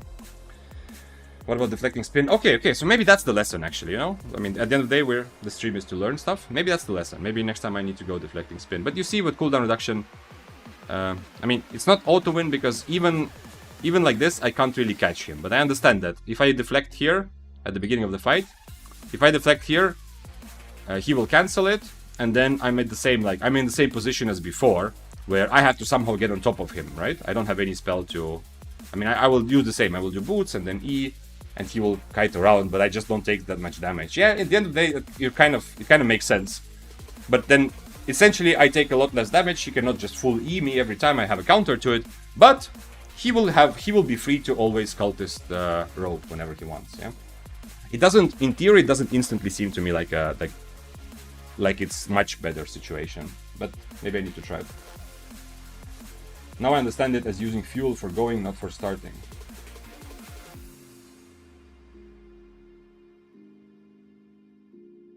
I don't understand Totalovich. You pay silver every time you upgrade. Every time you roll a trait, you upgrade a trait, so you go from 50 HP to 100 and so on. You pay silver every time. And how much silver it costs depends on how much you have already rolled earlier, which is reflected in the strain number. I'm learning Spear because of you. Huge thanks for showing me the way. Nice. Thank you, Uncle Dom, for being here and for sharing that. But with deflecting spin, wouldn't the fight just drag out for so long that he can keep cultists strobing? That's what I'm thinking. That's why I'm not super convinced with this. Okay, let's look at this again. I mean, I'm not just thinking about deflecting spin with these spells. So, yeah, there's a bit... I need to sidestep his Qs a bit better. Like here, I don't need to eat this Q. But also, if I don't run on top of him, you know, he's just gonna keep running away. He missed his helmet. I mean, this... After I hit the C, I thought, okay, this is probably in the bag, you know? I got on top of him. I understand he used the harpoon because he used tornado because he's healing his rope. I have 2 healing potions, which without Rose Snapper are a bit less awesome. Yeah, I eat the whole E here, right? Yeah, this is a problem that I don't jacket right away. I should jacket I should probably just jacket the moment he starts casting. I need to be a bit more aware and then get on top of him. Also, I mean, at the end of the day, it's still a Frost Staff, and I maybe didn't estimate enough the fact that he's overcharged, and that means, like, essentially he's, like, pretty much 1 tier higher, except I have decent traits. So, like most Frost Staff fights, at some point, the best solution is just to walk away. So here, you know what, I don't have to, like, this is still me being aggressive and me being, like, I'm responsible for this PvP, I feel like, right? But I could just walk away. I just turn around, and let's see what he does. You see me thinking about it, but I decide to go for it, you know? Also here, by the way. Okay, here I eat, so it's a bit of a different story, right? Yeah, okay, after I eat, I can't do that, yeah. But before, what if I just walk in the other direction? Also, what about mine? Why does it feel like my healing... No, he's just doing so much damage, yeah? Yeah, okay, he's just doing so much damage with 60 overcharged. Because, yeah, I'm both healing potions did not feel like crazy impactful. Also because I'm on Omelette. And here, I mean, it's my last chance. I'm not getting away from him anyway. If I hit the harpoon, I don't know. Do I have enough damage to kill him? When did he blink? He blinked here. He has a lot of cooldown reduction. I don't think... If I hit this harpoon, I don't think I kill him before his E is ready. But at least there's a chance. If I hit this harpoon here... I use my jacket and just Q hit him and hope that I do enough damage so he dies before his E, but it's unlikely. His E is almost ready. But yeah, I think unfortunately I don't like to be like I don't like this sort of play style just walking away. But you have to you can't give your enemies more advantages. Sometimes you have to let advantage come to you. Obviously, I'm learning this still, especially when I'm trying to make the content more fun. But I feel like if I had to take this fight again, I'm not convinced that deflecting spin is good. Maybe I need to try it and then decide. But definitely jacket earlier. But here, just walk away. Just walk away here. And if he starts channeling cultist robe, I just use all my mobility in the other direction and that's just fuck that guy, He blinked away. He doesn't have boots before me. So if I walks out here and he starts using channeling cultist robe, I use my boots and mount up and you know what, whatever. Let's see. Is there something else? Is there something else we can learn together? Sorry, the replay, I don't know why, but it's the media player always breaks a little bit. But anyway. Lesson that I got today was, this is from Skyri. So let's see, what is Skyri's lesson? That I got today was to not farm journal missions in tier 3 gear, because there will always be that guy that enjoys chasing almost... Oh, you mean in yellow zones, yeah? I mean, there's an IP cap in yellow zones. There's no reason to do anything with... Tier 3 gear is like tutorial island, right? Unless you're doing a 0 to hero, probably you should be out of tier 3 gear in like the first 45 minutes, right? Even if you are doing 0 to hero. So yeah. Now there are IP caps, so you can easily go in yellow zone and not be as bullied as before, I think. I think you didn't get enough value from your W, you only used it to cancel cultist. I think deflecting spin to negate all his E's is better, even if he gets full cultist heal, but that's just some random thoughts. That is the big question, Carl, yeah. That is not random thoughts. That is the big question of this fight that unfortunately I don't have an answer to. But that is exactly what is the deciding factor. If I use deflecting spin, I'm giving him a free cultist, but if he cultists close to me, I'm still doing damage. He has high resistance, but I'm still doing damage.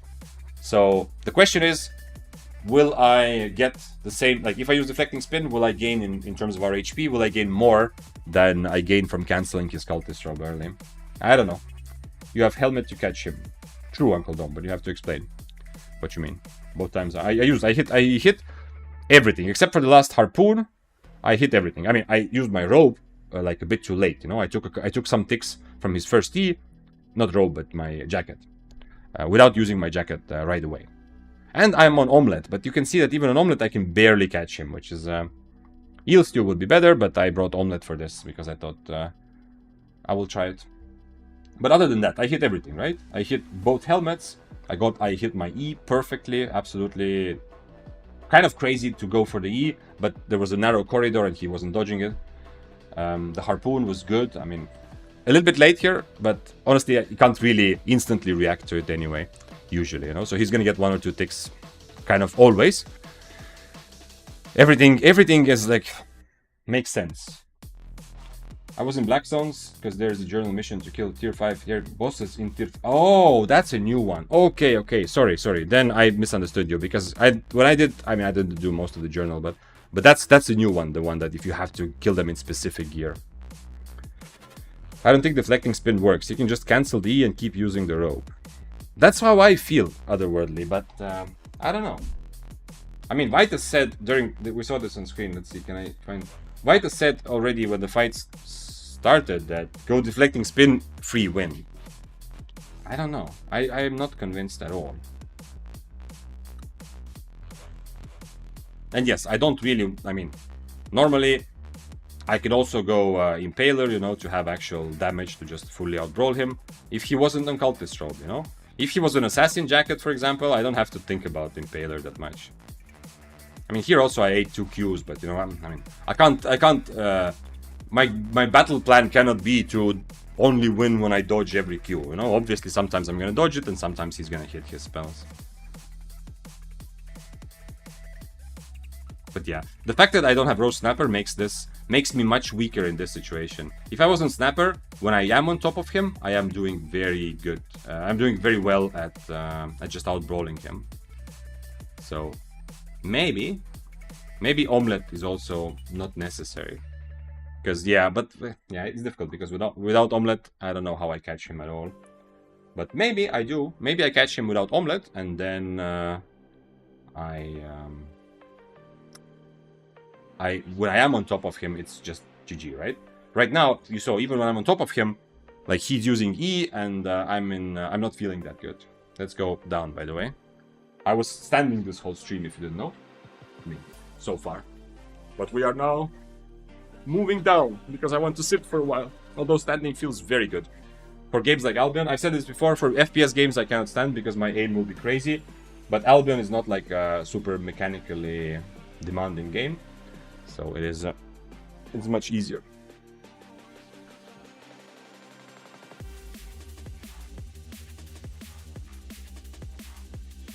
I changed the camera position. I think it needs to be a bit higher, right?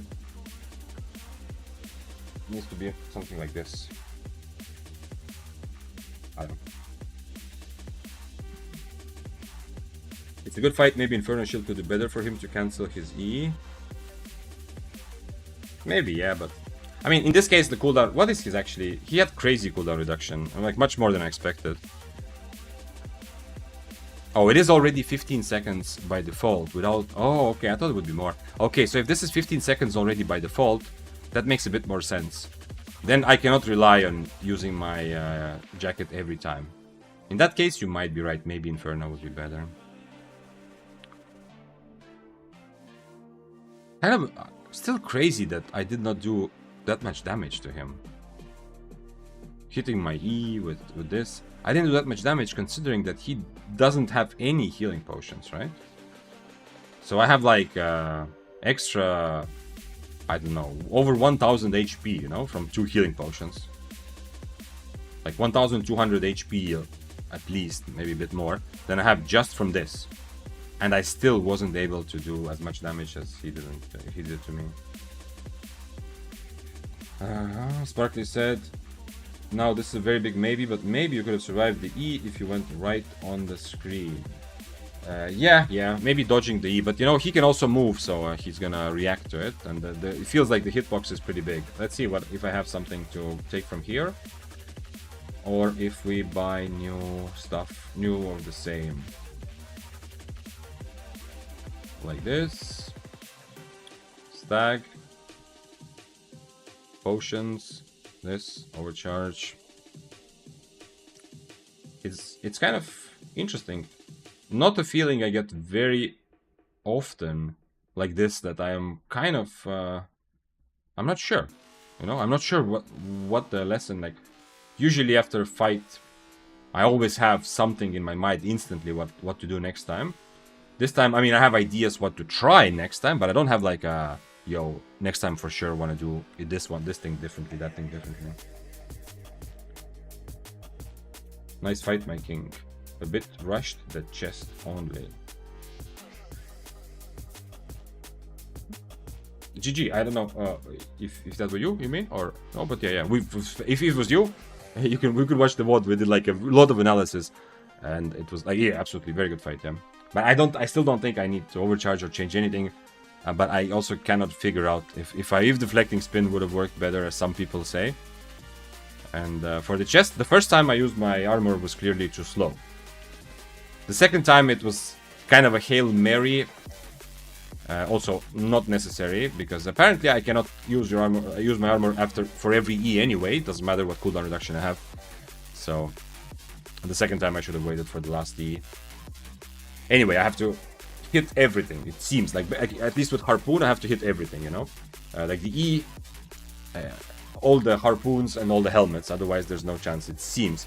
But I'm still not sure if deflecting spin is possible. Maybe it is a matchup where I do need to overcharge, but as you know, on this channel, I'm not super good at overcharging in the right moments, because I usually like to believe and see maybe I can win without.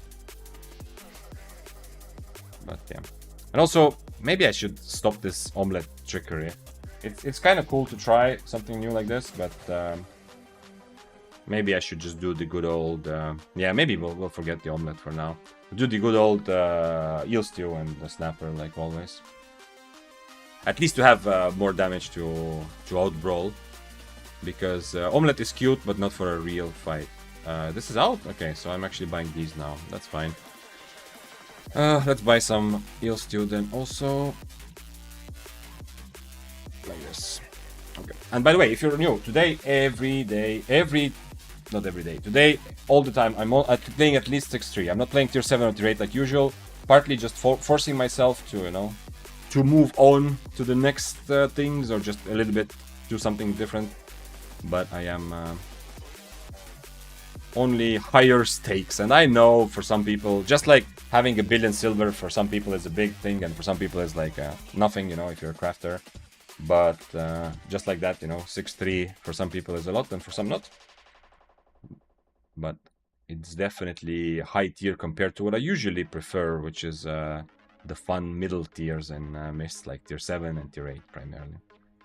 Okay, let's go. What do I want? Demon boots, just in case we run into someone who also has demon boots, so I can match them if I really want to.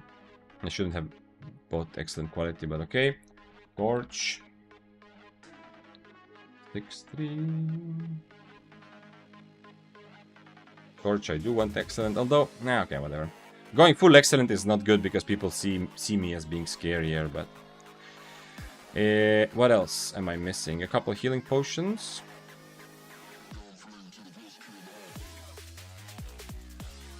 And... that's it, right? Oh, satchel, yeah, satchel.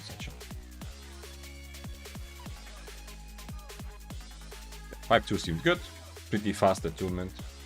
Defense percent didn't help. Well, it did help, so scary. I mean, if you just judge by the result, then you could say that nothing helped, you know? Then you could also say that there is no point using any food at all, because, you know, I died anyway. What's the point of using food in a fight? You know? But defense percent definitely helped. The only thing I would like on my weapon more is cooldown reduction. I was also on cooldown reduction passive, which made me brawl a bit worse, but now that I'm on heals too, I feel better also with cooldown reduction passive. Maybe omelet plus cooldown reduction passive is a little bit of an overkill. But hey, we have to try, especially now after Dante's experience with one-handed spear and the importance of cooldown reduction. I know this is not one-handed spear, but still, I want to try going a bit more into that direction.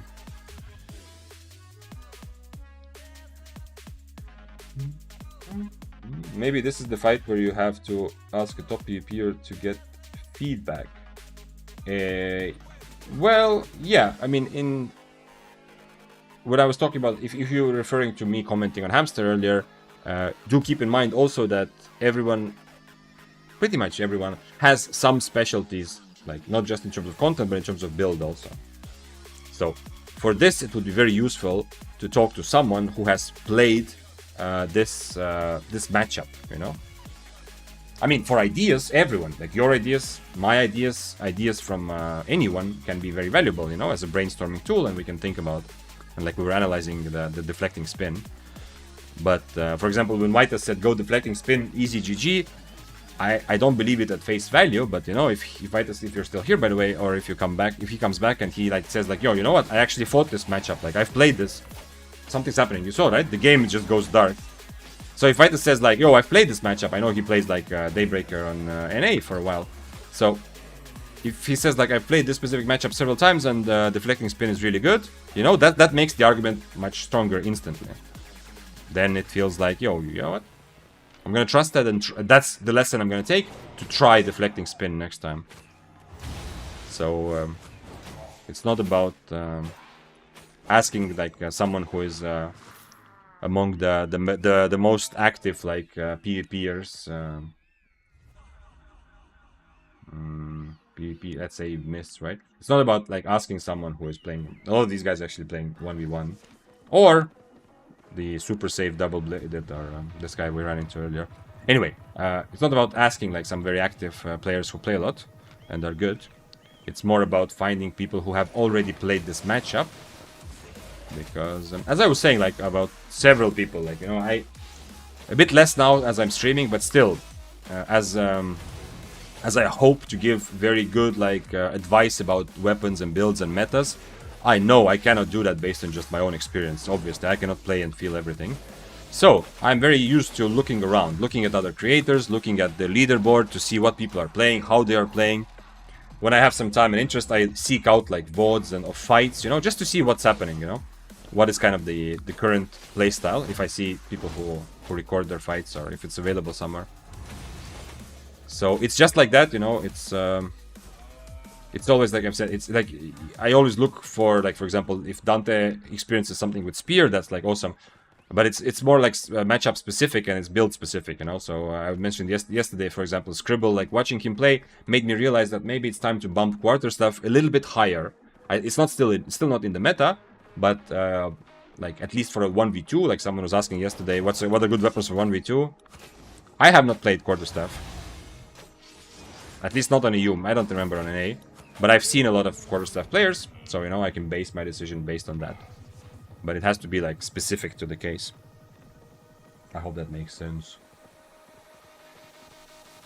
He have plate, helmet, and boots. A decent defense. Guess that's why he's tanky. Plate, helmet, and boots. They don't make you. I mean, it doesn't matter, no. Plate, armor is the one that really decides. The boots part. I mean, yeah, okay. Plate boots give you a bit of extra heal, but it's not like a considerable difference of how tanky you are. Armor. If he was plate armor, that makes you deal a lot less damage and also take a lot less damage.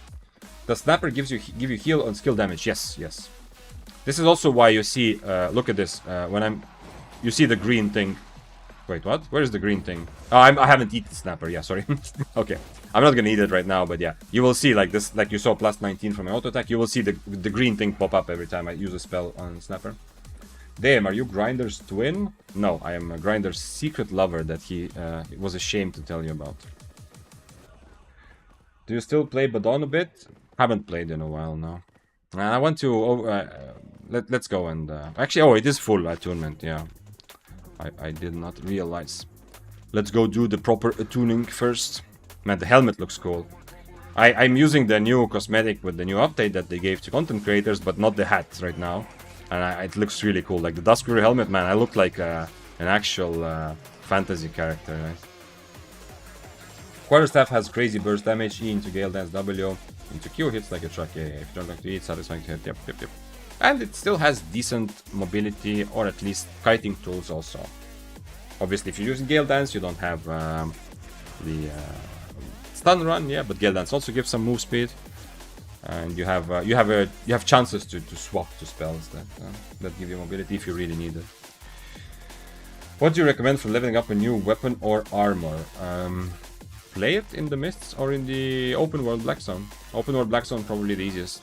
I mean, Roads of Avalon. If you are much more PvE heavy and you already know how to PvE in Roads, then Roads will be probably better.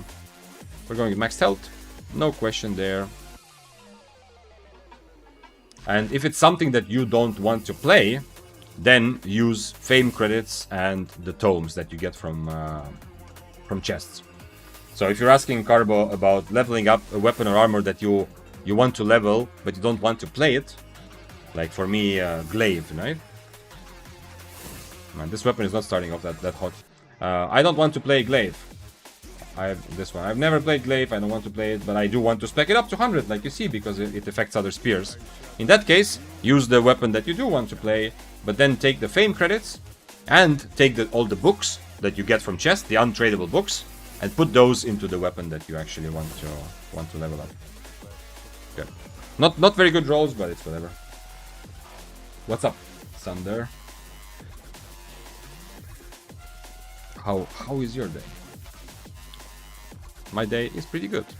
Although the only... Okay, I mean, the Death Givers was essentially also a fight, right? Because this was yesterday.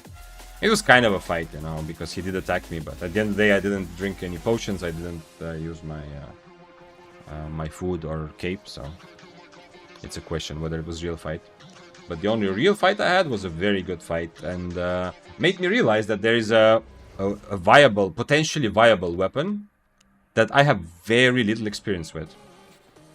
I have not fought against it. I mean, I fought against it when it was released many times, but I guess people were just worse at it back then. At least the fights felt pretty simple, you know. It never kind of came or became on my radar as a weapon to consider and think and analyze too much, because it felt like it's not exactly a meme, but it felt like a niche alternative for Frost players who are tired of the like regular meta Frost staffs. And which is also why I do not overcharge for this fight, you know? Because I do not expect him to be very dangerous. Interesting. It's kind of weird that he is tier 8 weapon and 60 everything else, but he was overcharged for the fight. So essentially his weapon is 1 tier higher, but I have nice traits, right? So he doesn't have an advantage there. But everything else, he is also overcharged, right? So which is makes him also 1 tier higher. But, maybe if I had like this painful, like next time I fight him, I don't like overcharging, but I will force myself to overcharge. And I want to try deflecting spin. I mean, it's usually better to try these sorts of things with lower IP, you know, or lower investment, but I will try. And also, I brought eel stew now. I'm not gonna do the omelette cheese anymore. Omelette, like normally I have omelette just to catch people and run away from people, and then I swap to roast snapper for actual fights. But this time, for the actual fight, I also stayed on omelette because I thought, it's a frost staff, so, and he has so much cooldown reduction. He's playing that I'm gonna struggle with catching him, even with my great catching spells, because I cannot harpoon. You know, my harpoon is just to cancel his robe. So it made me think, like, you know what, I will just stay on omelette. By the way, a spider is very good for attuning, I just remembered. Oh, I got a lot of attunement there. We're full, we're ready to go back to city. Fame up by standing still using 10x 991 stacks is such a fun experience. I mean, yes. If you, like, you just go AFK, you know? You turn off sound, you click the consume all on a bunch of tomes, and then you go watch a movie. Or, I mean, you don't go, you can sit at your computer, do something else. I started a new character recently, and I wanted to start with new weapon, because my first weapon on American server was a spear, and then I played with nature staff, but now I lean more towards holy and frost staffs. Okay. I have no idea what I'm really looking for. I guess I just want to farm and have enough tools to not die.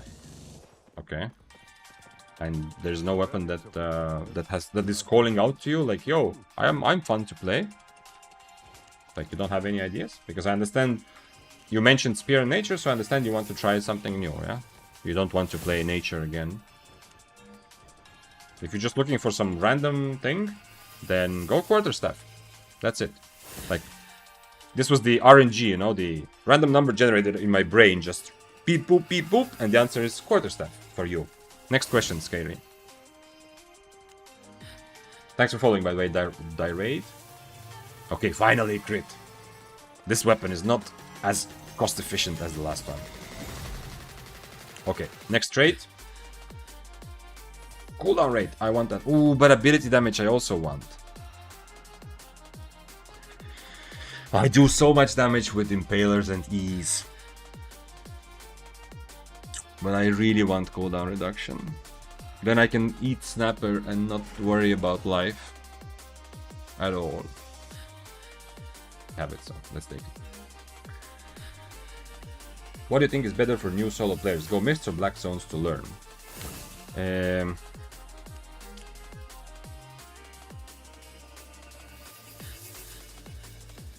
Difficult to answer.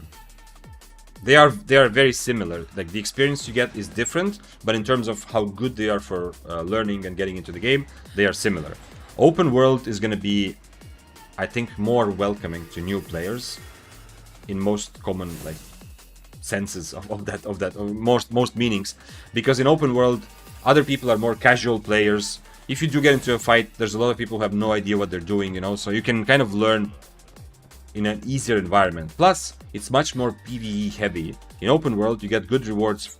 Currently, you get better rewards from PvE, from like just mobs and chests in the camps. And it's like the density of people will feel, I mean, okay, it depends on what time of day. Mists also are not always very dense, but still.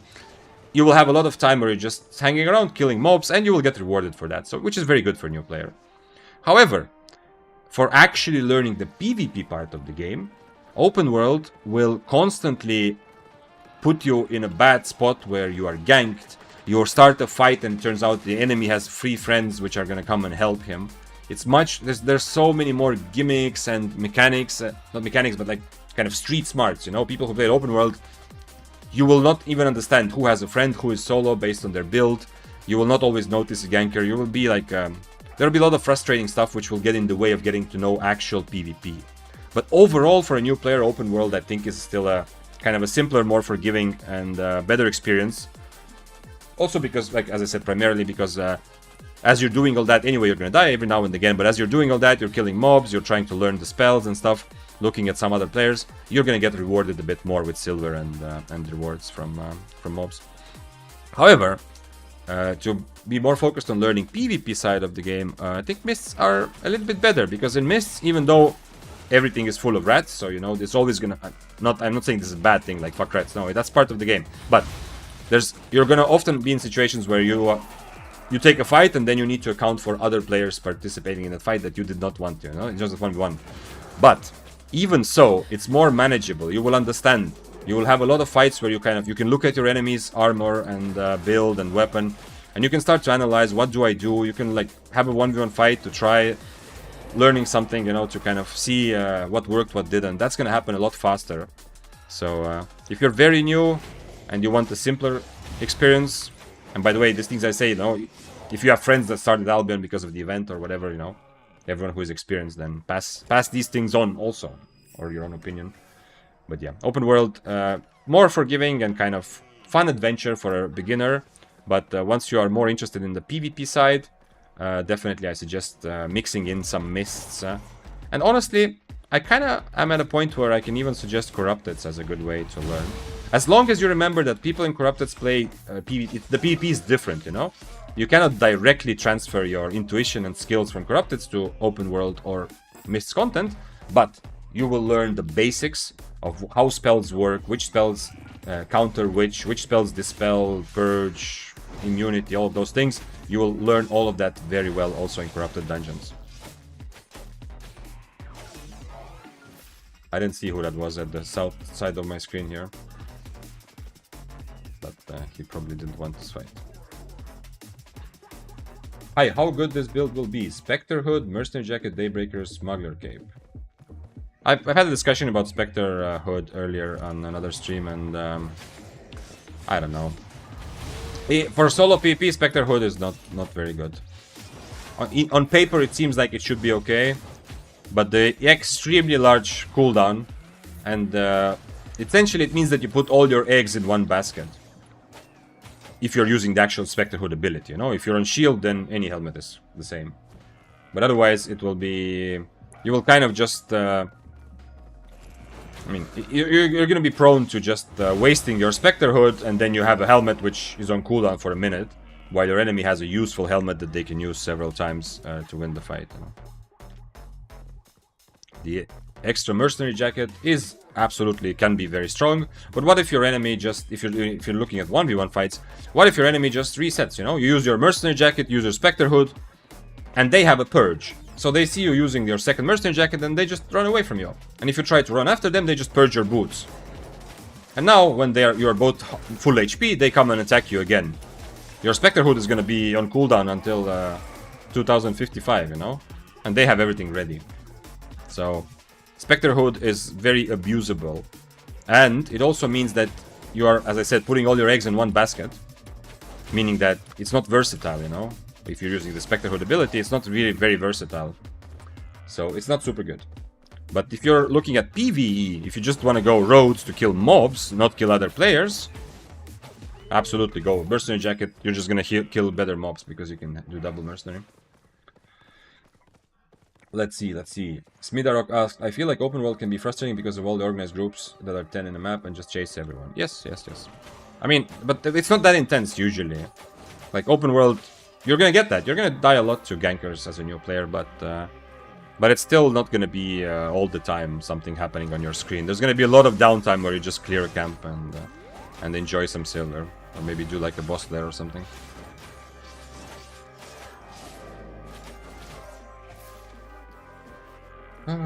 My king, why aren't you using Cripple? Hey, Muscali, it is, unfortunately, the Cripple nerf is really impactful. And I think, like, having preset on Impaler is better now. Cripple doesn't feel very good. It can still be okay, but I feel like Impaler is a bit... It's easier. Impaler is just damage and slow. Obviously, you can miss it, but it is just very simple, reliable value. And Cripple, it used to be high risk, high reward, kind of. It was more difficult to use and play around, but it was very valuable when you did get a good Cripple. Now, it's a bit lower risk, lower reward, but the lower reward is just it's outshined by the Impaler mostly. I should use Cripple if I am at a clearly advantageous position. So if I'm running around attacking like 2 tiers lower players, Cripple is still very good. Because against most builds, against most players that I'm running and trying to kill who don't want to fight me, I don't need any extra damage to win the brawl. I don't need Impaler as much, but Cripple will give me an easy chance to catch them, you know? But for everything else, I'm not sure. Thanks for following, by the way, guys. Free these nuts and Wilsons. I appreciate you being here. What's the best W to use with spears against swords? Painful. Philip, man, you do. It's too soon. It's too soon to bring it up, you know? My heart is still hurting from the recent changes to Cripple. After the last patch, the Cripple, even against swords, Cripple, I don't know. I haven't played spear versus sword fight. I played sword versus spear fight, but I have not played spear versus sword fight since the patch. I played depths, I played new weapons, different funky builds, and then I was sick for a week last week.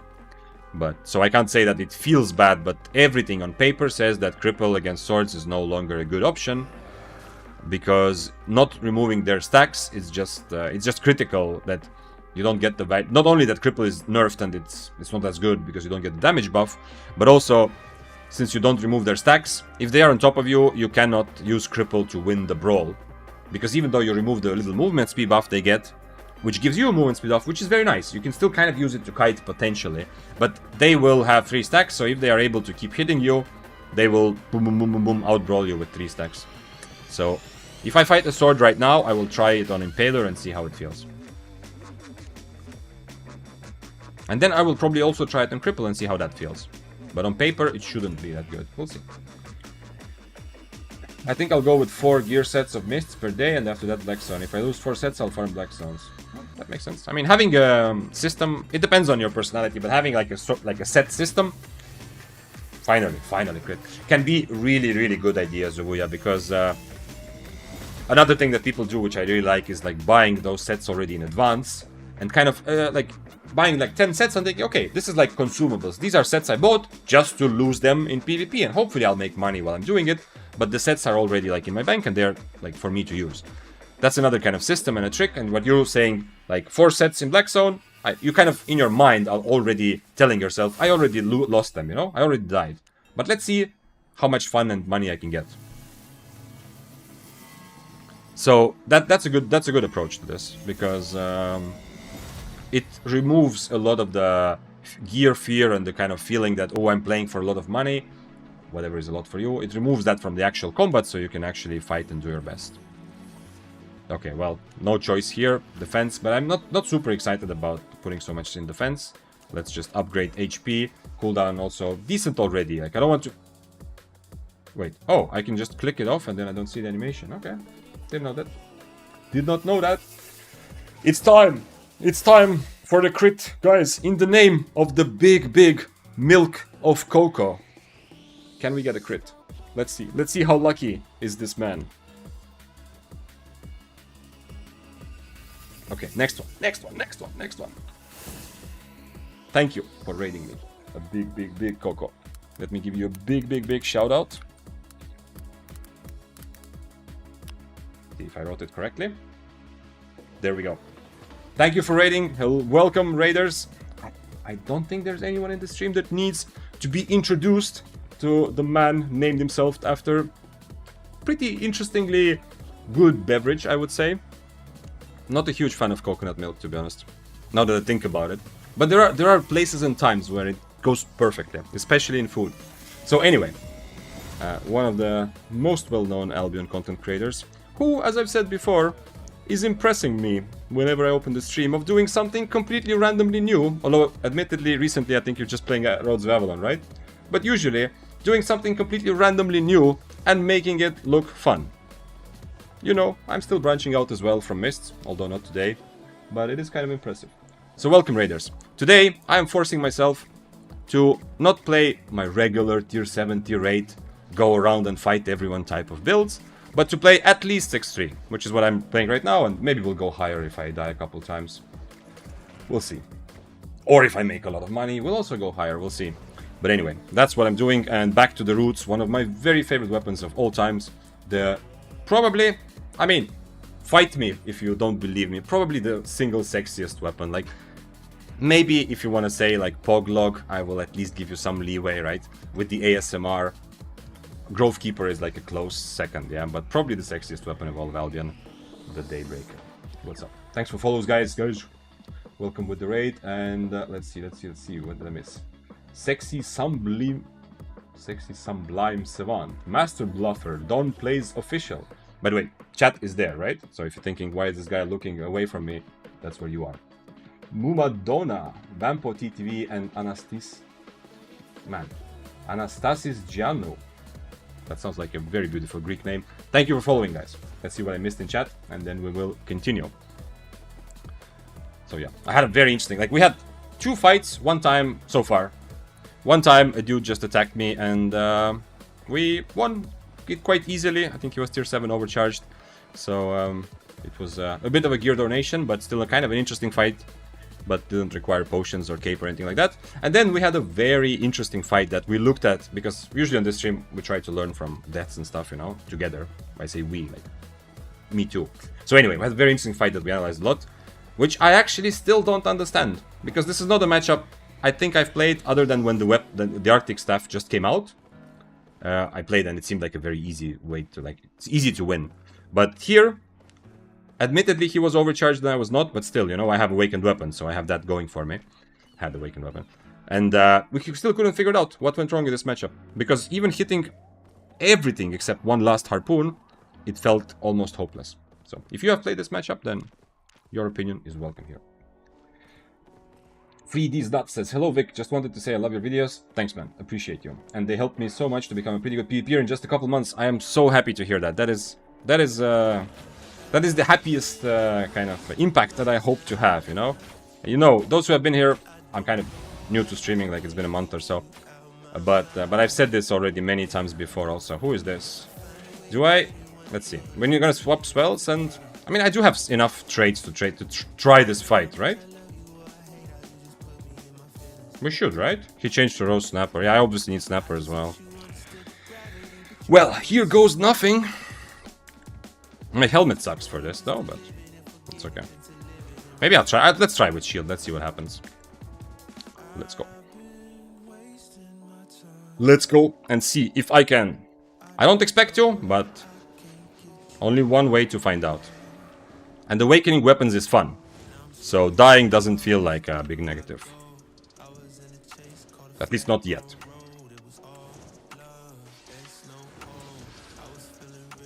He's playing Muzak. I don't usually see that. That's interesting.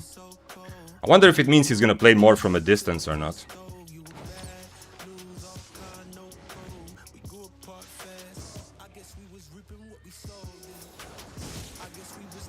That's not the best of starts, but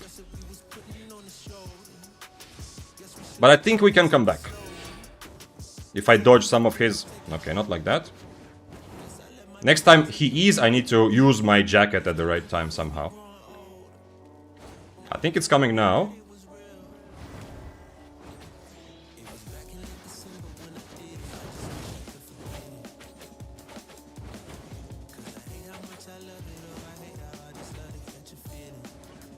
Fortunately, he has good enough mobility that he doesn't have to worry too much about me just running away.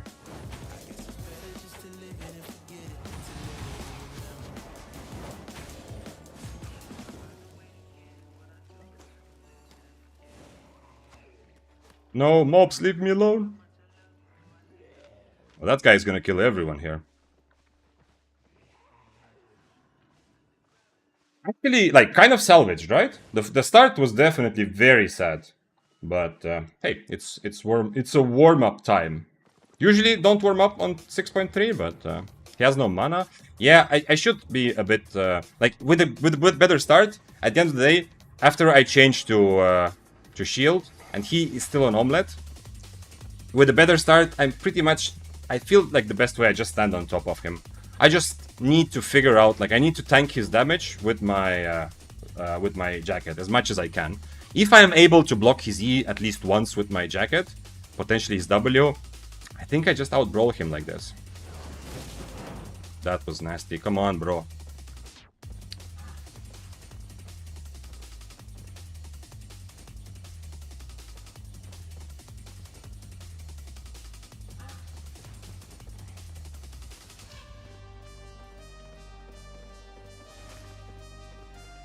Obviously, I want to fight this, but you know, he tried to take advantage of the fact that I am still not full. But I don't know. I mean, okay. Everybody wants free silver, you know. It's okay. But he knows that I want to fight, so it's not like he needs to force me into the fight. I kind of want him to get close, right? What is that? What is that? What? I'm getting. Okay, I hope that wasn't on purpose, but you saw like he was. This is the bug that was happening for a long time actually. That's kind of creating this sort of lag spike, but I guess it just happened once randomly, like he was, you know, ice skating back and forth. Okay, now he's a bit worried about this fight. Interestingly enough, you can see this, right? He's not being super aggressive like before. We have the Death Givers that are gonna kill both of us. He's not being super aggressive like before because even with the terrible start, he saw that you know, I am at least potentially a killer. But he's right, yeah, the Death Givers will kill both of us, obviously. Oh, he doesn't have full specs even, you know. Let's see if I missed something. Is the stats of the Tenacity that much better than, let's say, Assassin Jacket? Well, it's just essentially one tier higher, Sing Blade. It's essentially just, like, 6-3 Assassin Jacket, it's like, it's like 7-3 Assassin Jacket would be in terms of IP. He wants to 1v1. You know what? Let's do it. It's an interesting fight. And although usually I'm not a big fan of fighting... wait, what did he say? Yep. I'm not a huge fan of fighting Flamewalkers, you know? Kind of sucks. They feel a lot like a spear, but just better at everything right now for 1v1 fights. However, I feel like there's a chance. And the only way to actually find out is to try.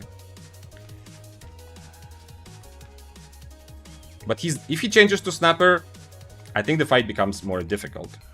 However, if he changes to Snapper, I can, if I mess up, run away a little bit easier.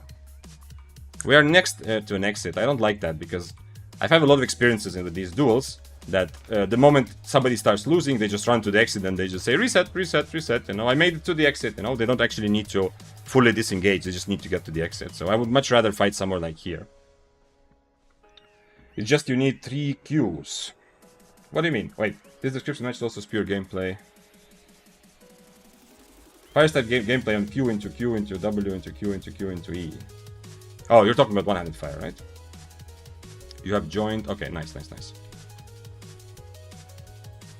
Are we playing with capes? Yeah, we're playing with capes. Oh, he changed to Snapper now, so I need to be a bit more careful now. It's kind of... I'm curious what, like, do I have to attack him or not? What perks does he have, actually? What traits? Okay, he has pretty fully awakened. I mean, not 100%, but very close. Definitely better than me. I think he was trying to bait out my jacket there.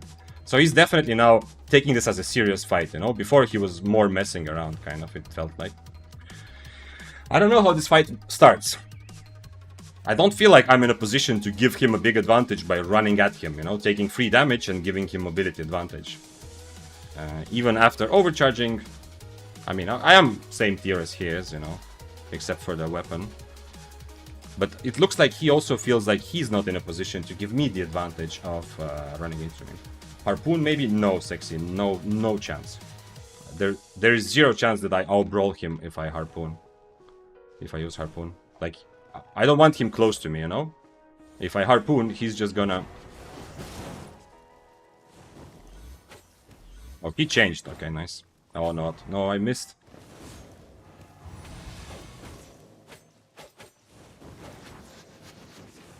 Man, he's hitting a lot of spells. At least his E is on a long cooldown. But he's hitting a lot of spells. And he changed also to shield.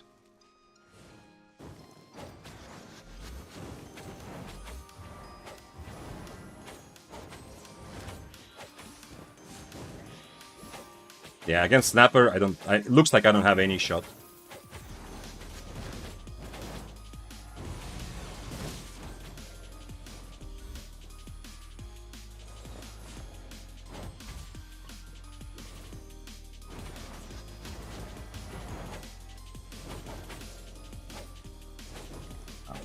He's hitting his spells, and I don't know if I can ever do this. Maybe before his next T is over, but probably not. It was so close, though. I mean, if I dodge a couple more Qs... But yeah, with Rose Snapper, you see the fight is a million times more difficult. I don't have any sort of mobility. This is like essentially what we talked about with Dante earlier. He's essentially like a spear, but he's better at everything, you know? Which is why he's the undisputed king of solo PvP right now. But I have to try to find this out, right? But essentially, his brawl's better after he changes to Snapper. The only way I outbrawl him is if I dodge his Qs. So he did a good job hitting his Qs, you know? It's not like... It is the easiest and the strongest weapon for solo right now, but it's not like automatic victory, like he can just drop a cat on his keyboard and he gets, you know, free money. In this matchup, at least. I'm gonna just go and see, do we have any web items already, or are we buying everything? And then I'm gonna discuss this more. So, he has better brawling after he changes to Snapper. He has better mobility, because Flamewalker is balanced. Which means that I can't also abuse mobility. I can't run away from him, you know. He didn't even have to purge my boots. He didn't care about that, you know. He changed his helmet to the shield, because even though in theory I'm a spear, which usually, you know, would have more mobility than Fire Staff against the other Fire Staffs, for example, he doesn't care. He doesn't have a purge for my boots, because he has more mobility and he outbrawls me, and it like he does everything just a little bit better. And if I want to, you know, so I think, okay, maybe it's not about mobility or brawling, maybe I just do more damage from far, you know? Nope. If we're standing, like you saw, like we're standing 13 meters away from each other, I'm still taking more damage because he hits his Qs and I hit Impalers if I hit, but his Qs have longer range, right? 18 meters versus 13 on Impaler. Plus his E has also 14 meters, so at the end of the day, it's unfortunate. I don't know. You know, I'm very positive, you know, on this stream. I don't really bitch about stuff. But I've said many times that not nerfing Flamewalker with the big update is not... It's an unfortunate move from the developers because it is very obviously just more balanced than everything else in solo PvP. And Spear is one of the ones that really feels this, not because it's like particularly good against me. I definitely can win this fight. If I play this better and if I dodge his Qs, or if he plays worse and he misses his Qs, I win this, right? But just because for Spear it feels kind of like, how the hell, there's another jack of all trades, there's another weapon that does everything, but just slightly better, you know? But, okay. But don't have to take the fight if you don't want to. It is definitely, I'm very happy, once again, this is a very happy fight to try it out. And, also, given how close it ended up being in the end, I realize now that, actually, we're going to look at it quickly as well, but I realize now also that since he changed, oh, yeah, he had energy shield, never mind, yeah, so he didn't run out of, he wouldn't have run out of energy, yeah, but I realized that maybe at the end I had some chance, let's watch it right now quickly and then we'll move on with life. Maybe in the end I had a little bit of a chance to actually abuse the fact that he's running out of energy. It's possible. Hey! So, let's see also what I missed in chat, and then we'll get to that. First of all, Wizdu and Cosmic Evans, thank you for following, guys. Zoaxo, welcome. Thank you for raiding me. Let me give you a shout-out to our resident rat master. Although, whenever I have opened your stream, or I have watched something that you do in Albion, Zoaxo, I have never seen you rat. Maybe it's just the timing, but I know that you define yourself as the king of rats or one of the master rats, but I don't know where it comes from. It must be like some lore that I am not aware of or something I have not come across. And then, guys, raise your spears for the latest subscriber, Quinn Cringe. Thank you. Thank you for subbing to the channel, making my day a little bit happier, and welcome. Yeah, you see, Zoaxo, you even say rat attack when you have that awesome rat emote, but I still don't know where it comes from. I don't feel like you are living up to that name. I always see you doing like some legit PvP. Not that ratting is not legit, but you know, everyone understands what I mean. Okay, let's have a quick look at what just happened. So, this fight here. Also, what this teaches me is that in the future, when I see a Flamewalker, if they're not ready, like this guy, he swapped his jacket, right? Because it's much better against Daybreaker, because I cannot purge every time, you know. He swapped his jacket. He swapped his helmet because he realized he doesn't need the purge, you know? He swapped to Rose Snapper. After we 1v1'd, compared to the fight we had earlier in the Mist when we met, because this was in Duo Mist if you were not here, compared to the fight, he was like 2 times stronger, you know? He changed everything for a real fight. Like, he had the respect that I can actually easily kill him if he makes a mistake. He understood that. This also makes me understand that if I see this kind of Flamewalker running at me full speed in the Mist, I can fight back much better than you might think. Okay, let's just look at one more time. Amazing. Amazing start for me, right? He misses his E completely, and I take a bit of damage in the jacket, but it's fine. Now I realize he has the shield, I match the shield, very bad that I'm missing Qs. He's doing a much better job hitting Qs. Look, he's hitting all the Qs, I remove his jacket. I need to use my E for damage anyway. I can't keep my E for some fancy reason. If you've seen my Daybreaker guide, you know this is a part of my Daybreaker guide. You need to figure out what is the purpose of your E for a fight. And if you are in a fight where you just need E for damage, that takes priority over everything else. Yes, it's sad that you don't get to use it for mobility, for a purge, for whatever. You need to damage. And here I get lucky because I can use it for damage and to purge his jacket, okay? So everything makes sense. Notice the Qs. Notice every Q. I'm trying to dodge. He's doing amazing job hitting them. Even here, after I boots, he's still hitting Q. Okay, finally he missed the big Q at least. He hit another Q. At least I trade with Impaler. That's kind of fine. Again, look at this. Like, this man is amazing at hitting every single Q. So that's the biggest thing. Yes, at the end of the day, as I said, Flamewalker is just better at everything right now. It is just undisputed king of solo PvP. It's very unfortunate that it's not been balanced properly with the last patch. But this fight also teaches me, you teaches us all, that you see that this guy, actually, it wasn't just him pressing the win button, you know? He actually had to hit all his Qs. So good job by him. And I'm trying to dodge them. Not maybe, the most actively, but, you know, I'm trying to. And he hits everything, you know? I use my E for damage, he matches. I mean, sooner or later, I realize that if I just trade until the end, I'm not going to win this, you know? The moment I get lower, he's going to E and just kill me. So once again, I feel like I use my E for damage, and maybe there's a chance I run away, or he misses his E, you know? I have to do something. I can't just stand and fight forever. The shield is kind of funky and weird, honestly, now I realize. But also, I mean, he doesn't hit any Qs because I shielded, yeah? Now, finally, he's missing some. I mean, it's still much closer than it feels like it should be, right? Finally, he's missing some Qs, but he's hit so many that unfortunately he hits his. And now I realize now that where is his shield? Where did he shield? He just shielded recently, right? I didn't think about this in the fight. You know, there's too many things, but I don't remember when he shielded. But now he's kind of running out of energy a little bit here. Yeah, okay. After this, he's out of energy. So here, if I just E. I mean, you can see, I'm pretty much dead anyway, right? I don't have shield, and the last hit, and then I burn to death anyway, so really doesn't matter, you know, I die to the auto attack. But essentially, at least there's some chance after his E, if I instantly E, and he somehow magically misses his Q, there is some little chance that I buy just enough time to kill him, because he doesn't have the energy to W me. His W is ready, but he cannot use it on me. Like, if I E here. It's very, very unlikely, but it is at least possible. It is a good fight, and it, what's the HP difference when I die? I mean, I do fight here until the end.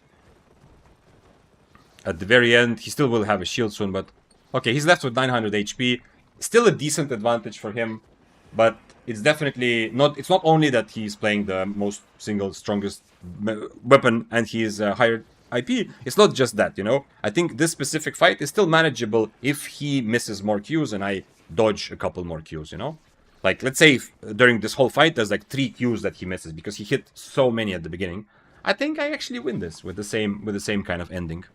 But, you know, it's a hypothetical. Thanks for following, by the way. Curie and Chihiro Sansoler. Did we get some spears in chat for Quinn Cringe? Ratting is not legit. Thank you, Habster, for making sure that it doesn't go unnoticed. But that's what I was saying when I was talking about Zwaxo just before, right? That's what I was saying earlier when I said that I don't never see him rat, and I said always see him doing taking legit fights. And Queen Cringe, not just with subbing, but also gifting 2 subs. Congrats on your alpaca, sir. If you didn't have it before, now you do. amazing day. And amazing day for me. Thank you. Thank you for gifting 2 subs. Let me see. Let me go. This is, by the way, if you haven't, I mean, I've been streaming for a bit over a month. Today is day number 3 that this stream is available on YouTube and Twitch at the same time. The chat you see on screen is only Twitch, but this is also on YouTube. So I'm kind of, you are helping me learn new things, and I'm adapting to the fact that I have a combined chat, you know? So some things are a bit more confusing for me. So let's see. So Queen Cringe gifted 2 subs, and the receivers were Yata Yata and a big Coco, the man himself, who raided us just a bit earlier. So I'm happy that Coco is now a proud owner of the best spear emote in all of Albion and Twitch. And thank you for gifting 2 subs, Queen Cringe. And thanks for following, Tay Fun. And Mickey Midu, if I didn't mention you earlier. Okay, Torch. Let's go back. Today, if you weren't here for the start, pretty much, I don't want to say it's my shtick or my thing, because I am very much looking to branch out, and I've done a lot of new things since I started streaming, because it's fun. Albion has so much to offer. But if I do have my cup of tea, it's been for probably like 2,000 hours total, I think, in my life. Probably more now, I'm not sure. I'm not like an old Albion veteran, but, you know, I have a couple years for sure. Just going into the mists, playing tier 7, tier 8, and just fighting and fighting and fighting and fighting and fighting. That's my thing. Today, I'm forcing myself, not that it's new to me, but still forcing myself to play at least 6-3. Just so you know. That's kind of what we're doing today. So, I am buying 6-3 items, and if it goes well, or if I keep dying, also then we will upgrade at some point, maybe. But we'll see. So yeah. So today, and I'm probably gonna stick to Daybreaker, but we'll see. Maybe a regular spear at some point as well. Demon boots. Once again, demon boots are not better than other boots. If somebody's gonna asking, why are you buying demon boots if you only use the rejuvenating sprint? The answer is because it's not a huge difference in price. It is a little bit, but it's not a huge difference in price. If I fight against someone else who has demon boots, sometimes I won't be able to take the fight unless I myself have demon boots. It is a bit annoying, but that's the feeling. That's the gist I get. I mean, another boot that could match demon boots is royal boots, which has even more mobility. But I don't want to buy them. I'd rather just have demon boots and only swap to the vengeful sprint when the enemy has vengeful sprint, so that I don't give them a free fight where they can just run away whenever they're losing, kind of thing. Although, after the reworks or the nerfs and buffs of demon boots, it's not a get out of jail free card anymore. It's in a good spot in terms of balance, I feel. We need roasted, snapper, and eel stew. Like, wait, buy two. Like this, and roasted snapper. And like this, like so. I'm ready, right? I hope I didn't forget anything. Let's see if I missed something. He had close to 70 IP on you. If you played slightly better in the initial brawl, you would have probably won. This is my inexperienced theory. The initial fight when we were in the mists, before we went to duo mist to settle like real men, who is the biggest dick in town, right? Before we did that, in the real mist, when we met, I had a lot more advantages. In the first time we met, he was on purge, so he didn't have the shield. He was on omelet. He didn't even respect me enough to change his food. And he was using Inferno, which is much better for me because I purge it once and then it's on cooldown for 40 seconds, as opposed to the Jacket of Tenacity, which I purge, but the second time he used it, I cannot purge anymore, right? So there was a lot of things going for me. Unfortunately, the start of the fight went horribly wrong because, as you saw, I still had cooldowns. He started the fight well. I tried to E instantly to match the damage, and I missed my E. So he started by hitting his W and E into me for perfect damage, and I completely missed my E. Crazy bad start. And then I kind of just full sent it, and because of those other advantages, the fight was still so close that he did not kill me, and we ended up separating. So that's what happened. 100% right. There's no doubt, sexy sublime savant. There is zero doubt that you are correct. In that first case, if I don't start off horribly by him getting free damage big damage into me and me missing my E, that first fight I kill him if he doesn't, because his spells are much worse. Potentially he's still a good mobility weapon, the Flame Walker. Potentially he can run away, but he's probably gonna die. So yeah, anyway. It's absolutely true. But then after we went for the actual fight, then because he realized before, you know, it's like a flame walker, like he's a high IP flame walker, he's just okay running around trying to kill people, you know. After that he realized I'm a threat. He made sure to optimize his build to fight me. And it's not wrong, it's correct, right? As you saw, even after what he did, it was still close. But it was close because he hit all the Qs. I mean, that's why close, but not really. I mean, I was pretty much still dying, you know? But if he missed some Qs, I would have time to kill him. You're welcome, much love, man. Thanks, man. Thank you, Queen Cringe. Nice. Bovis showing off the spear emote I was talking about. Nata asked if I understand Russian. Yes, I do. My Russian is probably slightly more broken than my English, but not by much. My Russian is pretty good. But the fact that I understand Russian doesn't mean that we're gonna speak Russian in the stream. I understand many other languages as well, but we're gonna keep it in English because I like streaming in English, and I like to have like every discussion that we have here available to everyone who's here, right?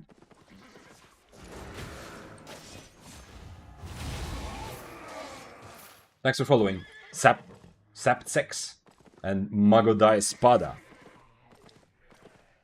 Oh, sorry if it's a very general question, but did you make all your money from PvP? Adrenaline? Yes, I did. But I always add this little, just to make sure you understand. Not from PvP directly, all of it. Yeah? It's not just all from the tears of my enemies that I, you know, killed them and took their items. Right now, I'm gonna open this chest. Later, I'm gonna fight for abbeys. I'm gonna fight for chest, you know. It's also PvE loot, but it's PvE loot in the PvP environment. Mostly mist. Like 90% of what I have is from mists and a bit from roaming open world and Roads of Avalon with friends. And I started like it was like 1.1 bill, I think, when I started streaming. So I'm not down 200 mil because I haven't sold like a lot. I have like a lot in Brazilian that I'm too lazy to sell, and also now in Limhurst because I played some depths. But I'm still like probably like 100 mil down since I started streaming, which is like honestly pretty awesome, and it's also pretty clear because I'm obviously running into a lot of bad fights and not very careful, you know. Like if you are looking at the stream and you're thinking that this is gonna help you learn how to make silver, by the way, I have a video about how I made 1 billion silver, detailing my strategies. You can write !silver in Twitch chat, but if you're looking at the stream thinking you're gonna learn how to make silver, that is kind of true, but oftentimes what I have to say is do as I say, not as I do, you know? Like, if you want to have maximum silver, do not fight higher tier flame walkers. Just don't. Go do something else with your life. But if you want to have maximum fun and get better at the game, take the fight. And if you see, like, if you've been here before, as I know many of you have, then, you know, when I play tier 7 and tier 8, when I'm risking even less, I'm very often running into hopeless situations. But that's something I'm doing on stream because it's fun for me and hopefully more fun to watch. That's not something that I would do if I was still thinking about how to make silver. Just so we're all clear. Thanks for following also, Panda TR8. Or trait. Sorry, I'm back to Albion and haven't played since start, says Wooz. What is that awakening weapon thing? If a weapon is 0.4, so it's attuned with these 4 golden stars. 4-4, 5-4, 6-4, 7-4, 8-4. You can pay a bit of money, attune it, make it an awakened weapon, and then what happens is, on top of this being a regular 4.4 Daybreaker, it's gonna get some traits. I will show you in a moment. I don't have any yet, but then you can keep paying money, and it's ridiculous money. Don't do this. If you consider yourself in any way new player, don't awaken weapons. If you want to make good strategy, like if you want to make silver through PvP, unless you're very experienced, don't awaken weapons. It's just a way to throw money away for a little bit of extra fun gambling and a little bit of like customization, you know. If I bought just a 6-3 Daybreaker, I would get about, I would say 85% of how strong I am with the awakened weapon for much cheaper. So don't think about it. But if you want to have fun, this is what it looks like. I mean, I know most of you know, but hey, this is what it looks like, you know? Now that I killed some mobs, now I can spend attunement points to add a trait. Add trait, now I can choose one of these 3. So I'm gonna add ability damage.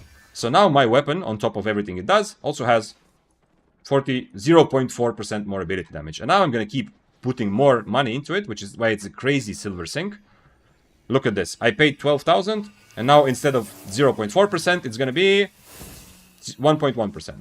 But this cost keeps going up. In the end, I'm going to put like 4 million into this weapon to make it just a little bit stronger, you know? We get the crit, which is awesome. Do you understand Turkish? No, Panda. I do not understand Turkish. Not even a little bit. If I said earlier, oh, there's many languages I understand, I might have made it seem like I'm a crazy polyglot. Not really, no.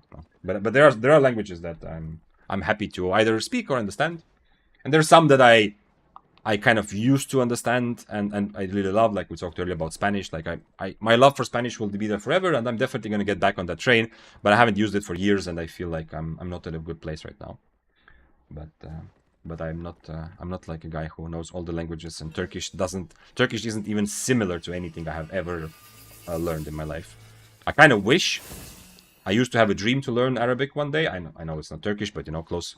The only one that is kind of close that could maybe help me understand, but I think it's maybe another lifetime or maybe in 20 years.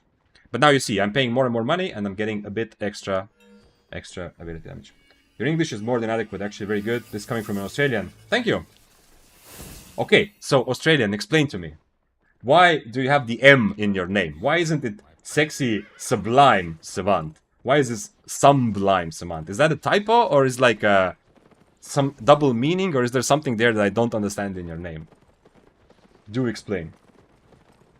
And yeah, thank you. Yeah, I mean, to be honest, most of my adult life, okay, I would say over half of my adult life, the kind of work that, like my work projects and, you know, my professional adult life, let's say, has been in English. I love international environment. I used to travel a lot, and I've worked usually in English. Not only, but yeah, so it's definitely not among my first languages, but I'm very used to English, so yeah, but thanks. And thanks for following also, Rasmus Bride. By the way, that breaker crafted by the streamer Boazi, this one. Is that I know there's a Polish streamer. I've seen YouTube shorts. It's the guy with like the crazy hair, right? Like the kind of, I don't know if he has braids, but he has like thing on his head, right? That's the guy. I think I know who you're talking about. But I don't know if his name in game is just Boazi. But if it is, then awesome. I'm happy. Happy to use his spear. That maybe sounds wrong. Turkish and Arabic are not that close, but there's a lot of words close. Okay, yeah, Hatim, big brain. Thank you. I'm from a guy who, as I said, doesn't know any of the similar languages. And when I was in Turkey, it was very clear to me that I do not understand anything that people are saying, unless we speak English. Yeah, for me, Arabic is like the closest I can imagine. But maybe I'm being, you know, like. It's like from the other side of the world, you know, things look different. I'm not that far from Turkey, but you understand what I mean. Like I don't have enough experience to really know. So I always imagined that Turkish and Arabic are kind of close enough where people who speak Arabic can kind of like you can communicate, right? If you have like two people, like I've had that experience with Polish in Poland, for example. I cannot understand Polish, really can't, but.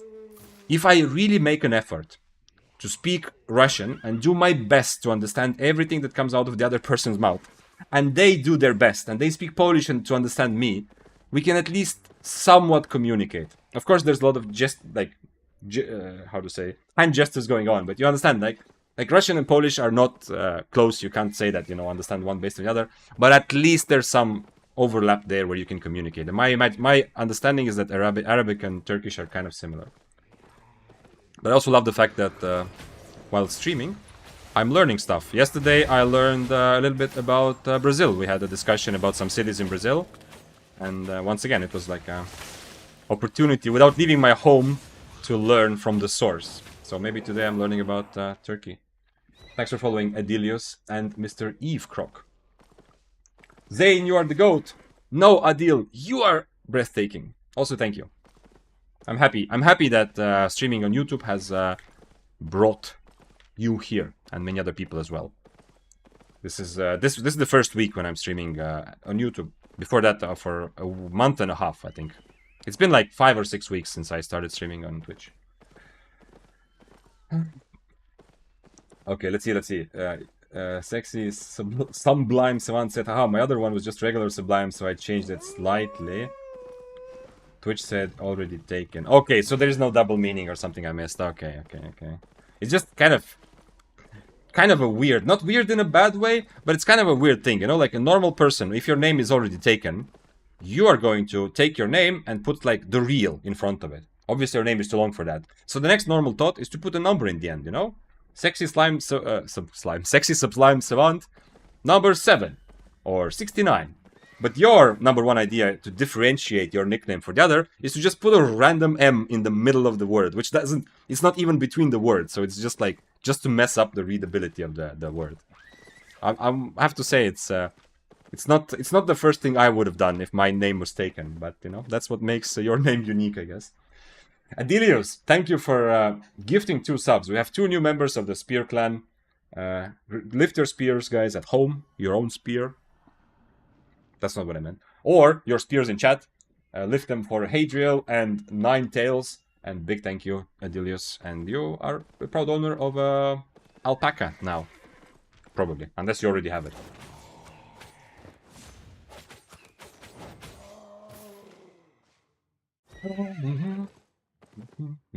What better for one-handed spear? Cleric or Assassin Jacket?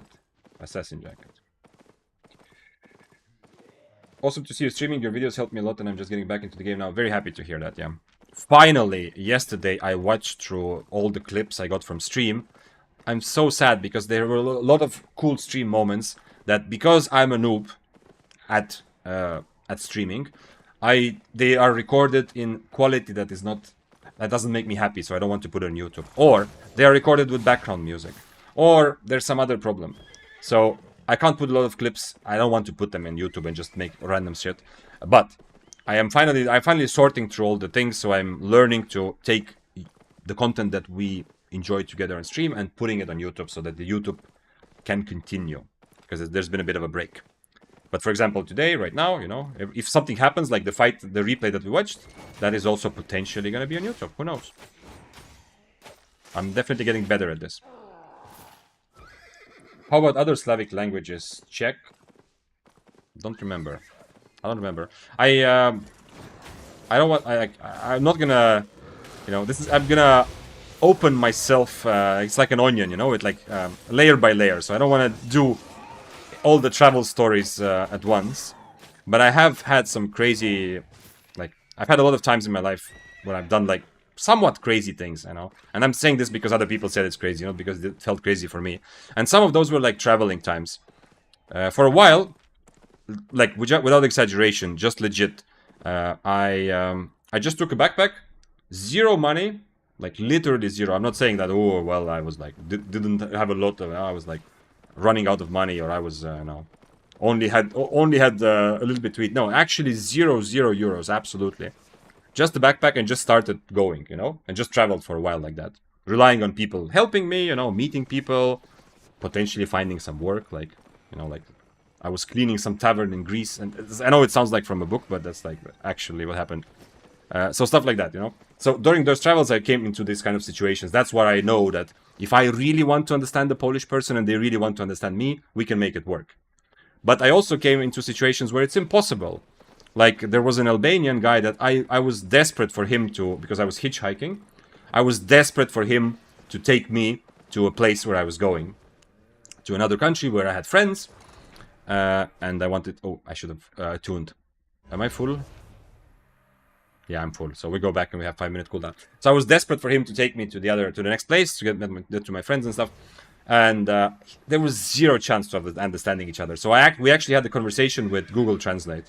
I wrote everything in English into Google Translate, translated, wrote it on a piece of paper, and showed it to him. I don't know what he understood, and that's but he did. Like, we did end up. I mean, it almost felt like we were friends. He was like a truck, you know. He was driving the big lorry, and we spent like almost 2 days together. I was helping him like load and unload a little bit, and you know, he took me like 2 countries forward, right? So it felt like we were friends, but that was hopeless. Like, everything we tried. Like, I tried to use every hand gesture I have just to have a conversation, and it was hopeless. He didn't understand anything. I didn't understand anything from him. But yeah, that's why I say things like, oh, you know what? Russian and Polish are not very different, but you can at least understand each other, because if you really want to, at least a little bit. Yes. More travel stories later, of course. I like to like give little bits and pieces here and there. Man, you really need to work on that first token. maybe as what you should work on it, yeah, and come up with something. I need creative volunteers. I decided already yesterday or maybe today. I need creative volunteers. I need people to figure out what kind of gambas to make for channel points, so I don't have to think about it. You need to figure out the spear slogan. By the way, we have max melt and ability damage, both very good. I would like to have cooldown reduction also, but... And you can see I'm spending more and more money if you're still confused about Awakening. I press the button, and I spend 100 silver, 100,000 silver, for this. If it's a crit, I'm very happy. Okay, this is a crit, so it's a bit special. But still, 100,000 silver to get... Okay, I got 120 HP. That actually makes sense. Now I'm spending 120 or 130,000 silver to get... Is it another crit? It's not, okay. Let's see, 277. To get 23 HP. That is a ginormous waste of money. But it is fun. Let's see what trait I get. How old were you then? 26. I think. Man, I'm loving this kind of being in this spot, you know, to slowly divulge some of the lore and some of the stories, because I mean it's also fun to share, you know. It's always when I was traveling, I came across I talked to so many people, and I came across a lot of people who were like, holy shit, like this is amazing, like you are so brave, like how can you do this? And I always felt like it never felt to me. To me, it didn't feel. To me, it felt like those guys who are like going to work every day, like normal job, like have some discipline in their life. That's amazing, you know. Because just going in a random direction and traveling, to me, felt like it's kind of easy way out, you know, instead of being like a normal person and like having responsibilities in your life. So it was kind of an interesting thing. The most useless 3 perks I have ever seen in my life. I guess we take mob fame, so at least we have something, but I need to either re-roll it or just forget about the third one. Oh my god, such nice traits. Absolutely, incredibly useless. But hey, that's part of the gambling meta. You never know. Actually, I found out about you on YouTube as well. Videos really stood out. I remember watching a vid about ignoring average IP and inspecting the right way. Nice, nice, nice. Yep. I do. I'm kind of surprised. Like that video, I'm surprised how much traction it got late. And it was definitely something that I went through for a long time. Because at the beginning I was more obsessed with the average IP, and it took me a while to get to the point where I was ignoring it more, or at least noticing the things that make it average and make it incorrect. I used to just repeat my username instead of adding numbers, so instead of Bovis, I would be like Bovis. My last Skype account was empty username. What the hell? Okay, Bovis. Hello Vic, what Daybreaker build would you recommend for 2v2 Hellgate? I would not recommend Daybreaker for 2v2 Hellgate, but I do not have experience with 2v2. I mean, I played Demonic with a healer on NA. That's the only experience I had. That was like 2 years ago. After that, I have not played 2v2 Hellgates. And from watching others, you know, because that's a big part of how I learn also, and I see how what other good players are doing or saying. From watching others, I don't feel like Daybreaker is a very good weapon for duo content. I mean, especially for duo Hellgates. I feel like healer plus... there's better DPSs to go with the healer. There's Claymore, Hellspawn. I don't know how the recent nerf changed that, but Hellspawn used to be super duper strong for that. There's... what else? I mean, Rotcollar was even attempted for some time. Carrion Collar used to be a thing. There's a lot of better options, I feel like. Daybreaker, not terrible, but if you are gonna do it, make sure you have cloth armor, because if you're playing with a healer, if you are going with leather armor, you are trolling yourself. And the rest of your build just needs to focus on the best you can do to kill the enemy, especially kill a healer duo, which means that you don't get defensive helmets, you get a helmet that helps you kill the enemy. At least a purge, but maybe a stalker hood, even better. You get boots that help you kill the enemy, maybe assassin shoes, maybe the anti-heal thing, you know, stuff like that.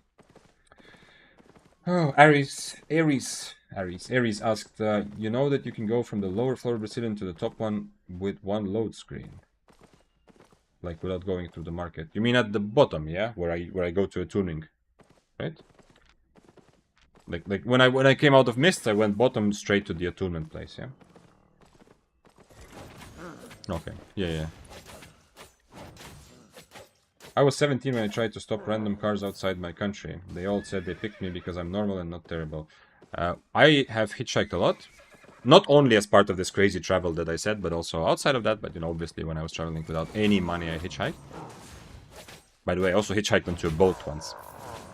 Like, once again, true story. One time I actually hitchhiked onto a boat. I know it sounds weird, but it was an awesome adventure. Anyway, I hitchhiked a lot, and it was very common. In my experience, it happened a lot that people were who picked me up as I was a hitchhiker. They said like, "Holy shit! Like, how are you hitchhiking here, man? It's very difficult to hitchhike here. Like, no one's gonna take you." And I kind of looking at them, thinking like, "You literally just stopped your car, to pick me up." But a lot of people felt that they are special and told me like, I mean, no one else is gonna take you here. Don't hitchhike here, kind of thing, I heard that a lot, but in reality, I feel like hitchhikers are usually welcome. But I did this in Europe. I have not hitchhiked outside of. I don't remember, at least. No, I don't think. No. Whenever I've been outside of Europe, it's been for some other reason and not like a crazy travel. So I don't know what's it like. There might be actual cultures where hitchhiking is seen as too dangerous. I mean, picking up hitchhikers. I don't know. But in Europe, people kept telling me that I'm crazy, it's useless, people are not gonna pick me up as a hitchhiker, but in reality, it was almost never a problem. What tier should main weapon be, at least, to do open world PvP? You can start with 4.1. However, you should have specs, lemons. This is a question from YouTube. Once again, if you're here, you didn't know that it's one of the first days when this stream is available on YouTube and Twitch. Some of the questions I answer off YouTube. But I read it out, so we can all kind of experience them together.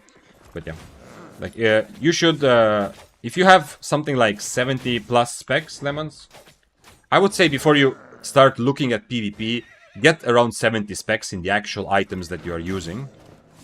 And once you are there, you don't need high. You can start with 4.1. Obviously, the higher IP you have, the more access you have to different PvP situations. In 4.1, there's going to be a bunch of people and groups and cases where you can't do anything. But you should start there. And you are going to definitely have access to a lot of PvP already. Also, in Mist 4.1 with 70 specs, you're fine. You're fine.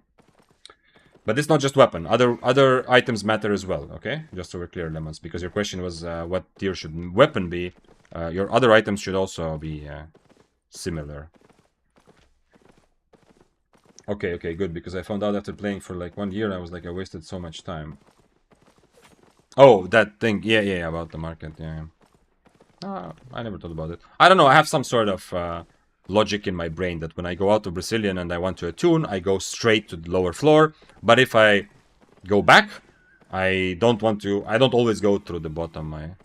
Sometimes I do, though. I think maybe I just had to take something to the market, no? I was dropping off like some little loot, no? Like, people are nicer than they thought. Yeah, for sure. I don't know. In my experience, yes. Absolutely. Like a lot of people who took me as a hitchhiker into their car thought that they were special. I mean, everyone is special. But they thought that they were special and that other people are very private or mean. I didn't say that, but that's what they were kind of implying. They thought that others are not going to help hitchhikers because others are too scared, or for whatever reason. But in reality, in my experience, those people were not special. Everywhere I went, sooner or later, there were people who were happy to help, happy to pick me up. The most interestingly enough, I mean, kind of it makes sense, but oftentimes in countries that had like the overall like standard of living was lower, in poorer countries, I felt like it's a bit easier. I guess it makes sense because people are more open and, I don't know if this is like a weird way to say it, but in some ways they feel like they have less to lose, or I don't know. The society is a bit different. Like countries where I felt like, average, like people on average lived like worse off, the infrastructure is not that good, like the economy might have bigger problems, and that definitely people on average are more poor.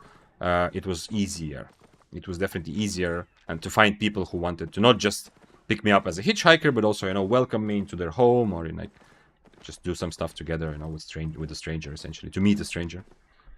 And in countries that have a higher standard of living, like Austria was probably my most difficult country for me as a hitchhiker and crazy backpack traveler. I think in Europe, once again, let's just talk about Europe. But I think Austria was probably the most difficult, where I felt the most that most people don't even want to talk to me, and let alone let me into their life. I don't know, as a stranger. But I mean, it's random. It's just one guy's experience. It's not like some sort of research that I did. Gotcha, says Lemons. 50 specs in like the weapon you're using, not the weapon class, right? Yeah, okay. So when I'm talking weapon you're using, I'm talking about the actual weapon. If you decided to play Death Givers, get... I don't know where you took 50 from. I said 70, but okay. Get 50 then, if you want. Or get 70 specs in the actual Death Givers, you know? And also, hopefully, you will get at least to 70 in the Mastery. So this thing... But this thing we will get to 100 pretty soon anyway, probably, hopefully.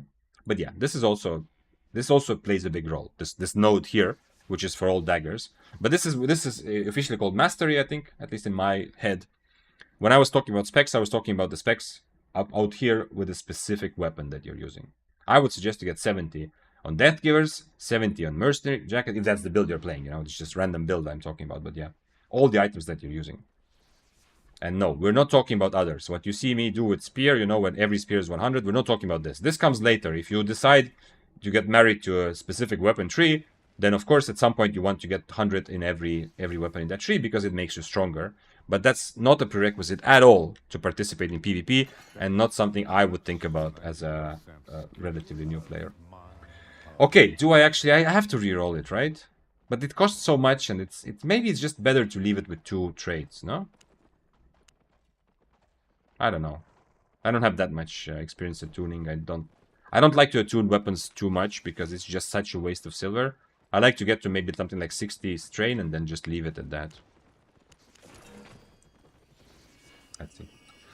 Oh, by the way, did I... Yo. Did I miss? I remember looking at it in the middle of my rant. If I missed it, just in case, maybe I didn't. Maybe I did. Anyway. Ecobot, I think is the correct way to say it. Thank you for subbing with Prime. I hope that someone raised their spear to you. If not in chat, then at least, you know, by telepathic connection. You are the newest member of this spear mentality place. For those who are here for the first time or second time, I don't play just spears. In fact, I have not played a lot of spears at all during my month of streaming. I've been playing all kinds of crazy, weird things, branching out, trying fun stuff, learning the build that I got from Hamster Gangster, which is such, like, one of my all-time favorite builds, and how much fun I had because it was difficult. The Arclight Blasters, pew pew pew. So I've played Grove Keeper for like two weeks ago. I played Grove Keeper, and I was so... At first it was just fun, but then I realized it's actually strong in solo PvP also. I'm talking like legit mists, you know. Mist fights against Death Givers. I actually won 1v1 fights against Death Givers. I didn't know it could be possible in Grove Keeper. And other things as well. But when I say spear mentality, it's more like kind of a joke. Because spear players, we are usually proud to be the guys that take risks, go into a fight, don't stand around on a horse, don't play super safe double-bladed builds, which, you know, we play the game in a way which makes us feel like we are better men. Okay, it's whatever, you know. It's kind of a joke, but it's essentially that's what when I'm talking about spear mentality. It's become kind of a meme of representing the kind of play style for Albion, where you embrace the risk, you embrace the fact that you're going to lose your items, and you don't need to have all the advantages. You don't only take fights when it's super safe, when you have better IP, you know, everything is correct, but you sometimes give your enemy some advantages. Not always, you don't have to throw away money, but you understand what I mean. That's kind of what we talk about. So you don't need to play a spear to have spear mentality. I hope this makes sense to anyone who hasn't been here already for a while. Adelios, man, thank you for subbing with Prime. Oh, so you gifted 2 subs first, and then you listened to me talk for another 50 minutes and thought, you know what? This guy maybe deserves my Prime, actually. I like that. I like that order of things. I also like when someone subscribes, and then like 45 minutes later I get the follow from the same person, you know? They're like, here, have my sub. And then they keep listening and think, you know what? I should follow. Maybe I should get more of this, actually. This thing I just subbed to. I wish I could stop myself. Wait, I wish I could make myself stop at 60. 60 seconds. Or 60 minutes. F. Matt said, yeah, inspecting and picking the right fight is huge. People pick fights with no spec whereas due to crystal stars not knowing they're one tier lower. 100% F. Matt. And there's an extra layer to that. You said that they lose and blame spec, then feel like you can't PP. Okay, yeah, true. There's an extra important layer. Why it's important to get better at gathering information correctly by inspecting people. One thing is that you pick correct fights, but another extra layer is how you approach the fights as well. In the video where I talked about how to inspect people, I have that. I also talk about that point, and it's not rocket science, but if sometimes people they take the fight correctly, they should take this fight, you know? I mean, there's nothing wrong, they should fight, and it's a fun fight, and so on, they have a chance to win. But because they have inspected something and misevaluated the opponent, they take the fight in a completely wrong way, you know? And it can go both ways. It's especially painful if they think they are stronger than they are, or they think the enemy is weaker, and they end up taking the correct fight, but they are way too aggressive in the fight, you know? And they just essentially run into the wall without understanding that they're doing it. Like, not like I'm running into a wall on purpose sometimes, but, you know, like running into a wall and thinking that they have an advantage. But it can also be the other way around. It can also sometimes be that you have actually a pretty simple kill, but you lose out on the potential profit because you are worried because you thought that the enemy is stronger. And this mistake is actually more affects like intermediate players, and it still affects me as well sometimes. Sometimes I feel like I let my kills go away because in my head I can see too many scenarios where something goes wrong for me, you know?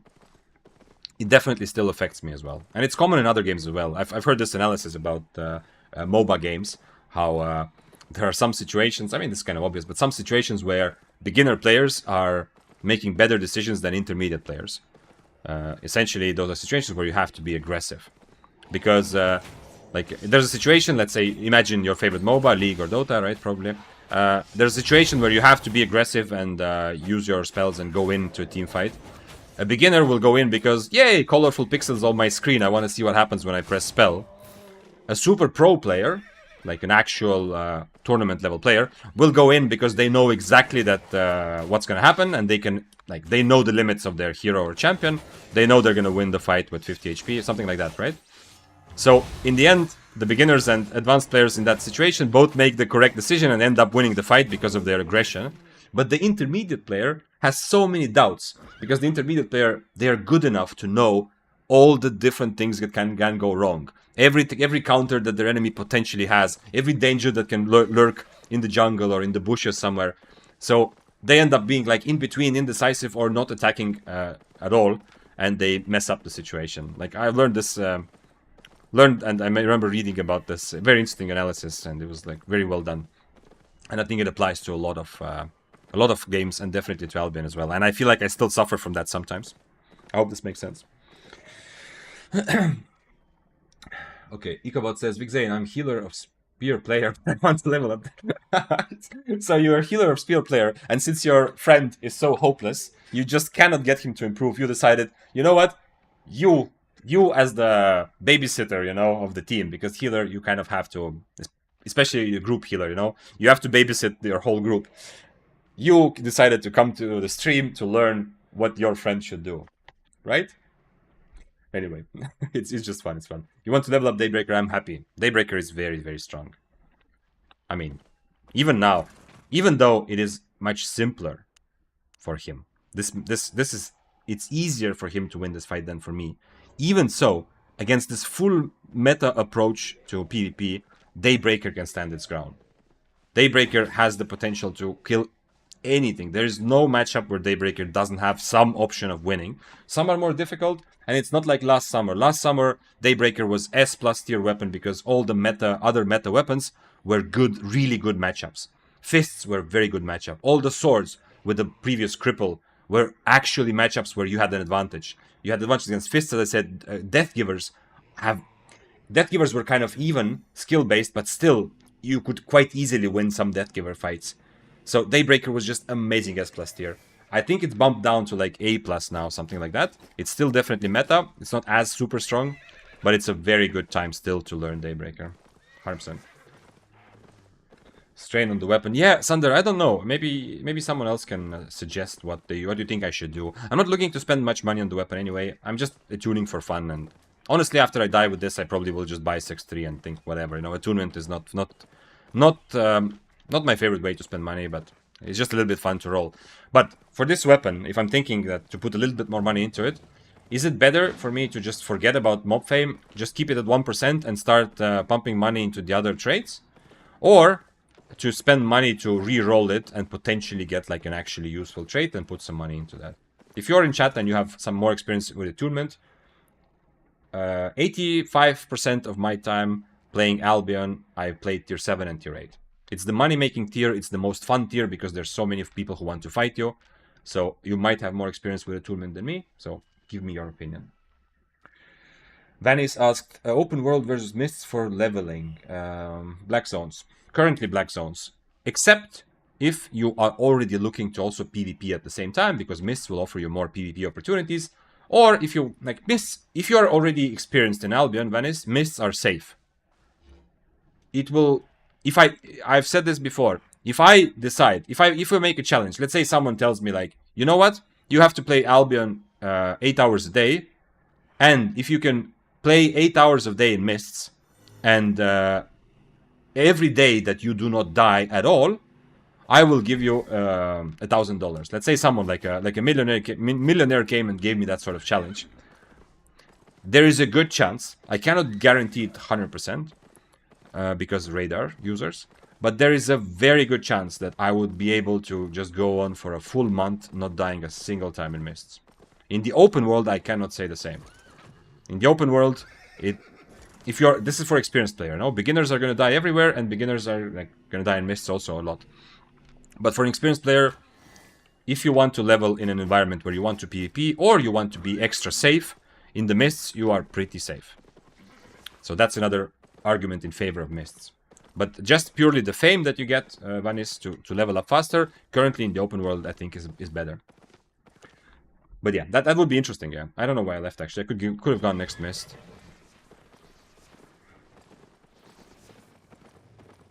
Yeah, okay. So yeah, it's that kind of... I hope that gives a good characterization of how safe I feel mists are for experienced players. Now, obviously, most of us die a lot, but that's because we willingly take the risk. During this month of streaming, I've probably died once or twice. Okay, no, actually there was one stream where I died twice in a row to 8.4 Death Givers. The same guy.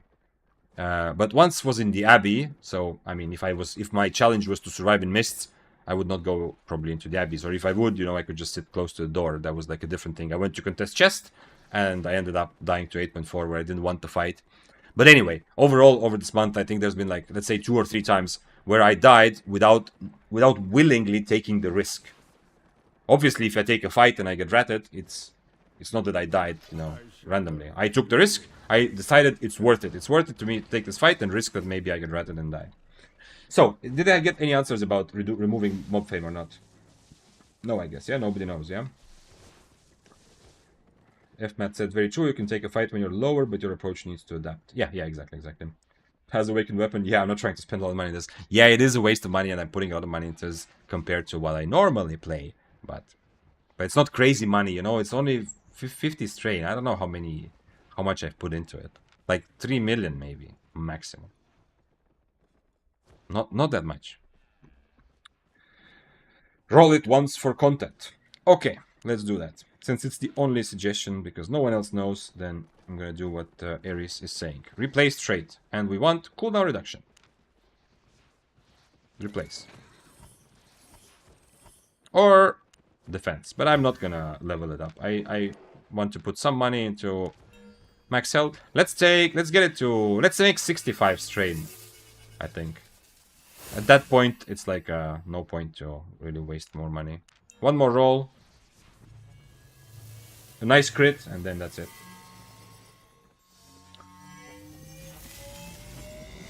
Man, this is really nice. And we have almost 65. Okay, one more ability damage roll, because it wasn't really 65, it was 64.7. You see, this is why it's a psychological silver thing. I would never throw away so much money just to play one build. I don't like that sort of approach. But I'm being tricked. This is kind of, like, honestly, rolling over 10%, it's like in the shop, you know? Something that costs $9.99 is so much cheaper than something that costs $10.82. If I stopped this at $9.99, people would be a bit less scared, but whatever. For attunement, what I heard is best to max one strat first to get full value. Not sure about that. I mean, yeah, definitely. I don't attune very far. Like this is pretty much. It's not a very good weapon in terms of I didn't get many crits and I had to reroll, so I put more money into it. The previous one that I died with was definitely better, but still, it's it feels like it's okay now. I have two very well upped traits. I think it's fine. I think it's pretty nice to focus on two, but I don't know if just putting one, like maxing just one, is better. I've not heard about that. Lemon said, but yeah, message was kind of sending out slow because I was starting PvP in Corrupted, but I kind of like the variety the open world offer. Found the channel because I am a fellow Spear player. Nice. Didn't really touch the open world much, so I have zero idea. It's fun. It's fun to go without expectations, go into the open world, not expecting good fights, not expecting amazing like loot or something. Just go expecting an adventure, you know? Like you're starting a good RPG game. I mean, this is an MMORPG after all. Go into the open world with the curiosity of, ooh, I wonder what will happen. I wonder whether I will get ganked and the challenge will be to try to survive between 7 players, or I will find someone who's already fighting and I will get an easy kill and some money, or maybe I'll find some boss layers, or maybe some objectives that I can actually contest, you know? Go with that curiosity. If you go with too many expectations, you will be sad. This is also true for other parts of Albion, but even more true for open world. Thank you for your guides. They are very helpful and entertaining. Thank you, Jurgis, for that positive energy. Happy to have you here. I'm happy to hear, to read YouTube chat as well. I've been streaming on Twitch for over a month, but it's first week of also streaming on YouTube, so I'm happy that you are here from there. Better than mob fame for sure. Well, it's the same, you know, like 1% mob fame or 0.4% defense. Not really a big difference. Hello, gambling addiction stream. Nice thing. Yeah. I said 65, right? I didn't say that I'm gonna stop at 64.7. I'm staying true to my word. In my country, I think it's probably similar methods are available elsewhere. In my country, you can put yourself on the no gambling list. You can go, you can call up the gambling regulation agency, but I think you can also do this at any officially licensed casino. I mean, any casino, you know, legal one. You can tell them, put me for the next 6 months, I don't know if you can do 6 years. Maybe maximum is like 2 years, maybe not. I don't remember. Anyway, you can tell them for the next year, put me on the no gambling list. Once you do that and you sign it, for the next year, there's nothing you can do. You will not be allowed into a casino. It is not legal to let you into a casino for that time. Which is an interesting method to give people, because, you know, like with many addictions, usually people who suffer from them will get some sort of moment of clarity or like a feeling like, you know what, fuck it, I'm ruining my life. It's a serious topic, I know, like I'm talking about it like it's like a fun thing. I know that there's like a lot of serious stuff, and I wouldn't say I've been through this, but I've definitely been close to that as well. During the times when I played poker as my only source of income, I definitely saw a lot of it and experienced some of those kind of like those feelings in my life as well. This feeling that, fuck, I know I lost more than I should have. Maybe I can win it back, you know? Anyway, it's just an interesting thing that something you can do. It's not like a bar where they stop serving you when you're too drunk. The casino will not kick you out because you lost 200,000, you know, euros or whatever. But you can put yourself on the list, and then they are not allowed to let you in anymore.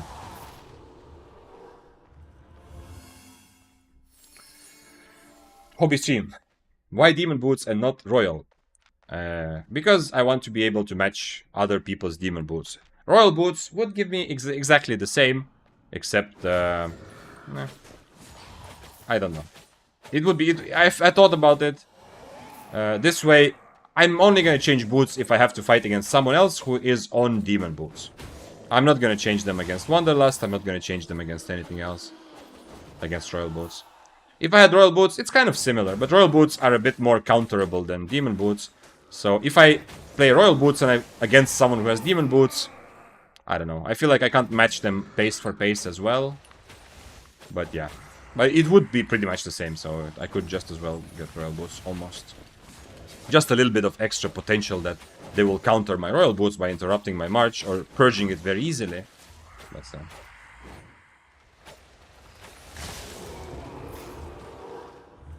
by the way, guys, I am super happy to have been raided today by some wonderful creators. Raiding in general it's kind of it's something that I'd never realized how much of a happy part of streaming it is. Being a new streamer, I'm understanding now. Like being raided and raiding, it's awesome. It just, I don't know, it just feels good to be on both ends of that, you know. Anyway, but what I was saying is that I'm very happy to have been raided by Coco, by Zoaxo, by Dante. I just want to point out for you that this means today, and you can see this maybe also, and also because I'm streaming on 2 places, so chat is a bit different, I feel like in general I have more chat today, more things to read, which is awesome. I'm happy. Also, I'm playing higher tier, so I'm focusing a little bit more. All of this, the reason I'm this long wind up, what I'm trying to say is today I suggest that you try to make your messages a bit more succinct, shorter. Make your messages and your things shorter. Not because I don't want to read what happened to you or what your opinion is on something we're talking about, but just that it's a bit like it's on the borderline of where I might start skipping some of the things, you know, because it just takes too much effort. Okay? I hope that makes sense. Remember the famous Mark Twain quote, sorry for writing such a long letter, but I was in a hurry. If there are any fellow lawyers in here, then you know this very clearly. In law school, you go through a lot of pain and trouble learning how much work it takes to say the same thing, but in a shorter, you know? Like writing a long letter, this like Mark Twain's joke was actually very correct. Writing a long letter is much easier than writing a short letter. I hope that makes sense. Okay, but that said, I'm gonna do my best to read at least the messages we have right now. So Aries said, I mean, it depends a lot on the weapon you're awakening. There are weapons that need specific stats and others that reach higher power level with 1 max stat. Oh, okay. Well, yeah, I mean, if you're playing like a mobility weapon, yeah, cooldown reduction. Everything else is just a nice bonus, but you're just looking for 10% cooldown reduction, right? That's kind of true. Lol, can you cancel this by court? I don't remember. No, I don't think so. I mean, I don't know if there is any sort of recourse. What you mean is that can you go... When you say cancel this by court, Stig, you mean that you go and you tell that I've changed my mind, I want to remove it, yeah? I don't think you can. I don't know what happens if you go and tell the court, sorry guys, I was actually like drunk or something and I didn't mean it. I don't know. I don't know if there's any way to invalidate that, your decision to ban yourself from casinos. I don't remember. It was the subject of my first year of law school, was studying the gambling laws, and it's been a couple years from that, and you know I wasn't that interested, but it was interesting as it was the first kind of research thing I had to do, but I don't remember if that you can actually repeal that. Thanks for following, Jota or Hota. I don't know which way you prefer. It's the sing sucking. Yeah. I don't know. I don't know how that word is supposed to come out of my mouth. PvP weapons more balanced stats, PvE weapons 1 weapon. Oh, okay. See, Aries, that was a nice summary. But yeah, they're also, like I said, like bloodletters and double. Okay, bloodletter right now is a, if you want to play it legit, not like 8.3 mobility, but actually legit, you want other traits as well. But double bladed, you pretty much just want cooldown reduction. Everything else is just whatever, nice bonus, you know? Yeah, you put all your thoughts down and reread and optimize it. Yep. You figure out what is extra, what is not necessary. Because saying the same thing in a longer way does not make it clearer by any means. It makes it worse. It makes it less convincing, less clear. People who repeat the same point over and over again to illustrate and to explain it in better ways, often that's good, to give different ways for someone to understand it. But if you're trying to convince someone of something, just saying the thing once and clearly and really, really crisply is going to be much more convincing than trying to say it once and then trying to repeat it in a different way, as if you expect the person to not understand or expect them to not agree or stuff like that. I cannot read your name with a bunch of symbols that unfortunately don't exist in my language. But you wrote !drop in the chat, and the answer to your question is yes. When you are watching this stream on Twitch, you are constantly earning drops. Drops are enabled. I do have double drops right now during this event. I say like I do, like I'm special, but I'm not. I am, but for other reasons. You do get double drops, and if you gift 2 subs or you sub yourself and gift a sub to someone else, so essentially if you buy 2 subs, Prime doesn't count here, then you will also get an alpaca skin right now. Just so we're clear on that. Writing short letters is hard, but writing long letter that would be clear for understanding is an art. Well, yes. I mean, okay, yeah. Yes, Dick. We are comparing things, yeah. If you write a good long letter, then it's essentially like a super long letter that you made short, yeah? Something like that. Epic Games asks, thoughts on the depths and many rewards they give for zero risk content. So, the depths in general, my thoughts are super positive. They are perfectly designed, almost. There's only one issue, maybe, that I feel. But they are almost perfectly designed for the purpose that they are there for. Depths are not supposed to be the end game content for everyone to use and play forever. They're supposed to be a stepping stone, as they have it advertised, to get low risk players or beginner players. By low risk I mean people who play yellow zones otherwise, to get them, to suck them into the fun of full loot PvP. It's like, it feels like a trick. Not trick in a bad way, but it feels kind of like tricking people. Come here, you're not risking anything, but then suddenly, half an hour later, you have 2 mil in your bag, and you need to find a desperate way to get out of the level, and there's other people fighting you. You get the feeling of risk. You get the feeling of some anxiety, of some full loot PvP, without actually risking stuff. It's very well designed, in my opinion. The only design flaw right now, which is becoming a bit more evident, is just the length of the first 2 levels, in my opinion. Because it is a bit, now that people have figured out that you need to clear rooms to get stacks, there's just nothing to do. You just run around doing nothing for a while. It's just kind of, the downtime, it always exists in Albion, like in Mist also, I'm just running around doing nothing, waiting for a fight, right? But it's a bit unhappy that they also have so much downtime in the depths, and it is so predictable, In the Mist, the fight can happen at any time. In the depths, you pretty much know, okay, I guess it's just 5 minutes of nothing now, However, your question about what do I think about the many rewards, I feel like they overdid it a little bit. It makes sense to give more money for the new content, to get people to enjoy it more and try it out at the beginning, to bring it to more people. But the difference between Mists and Depths is too big.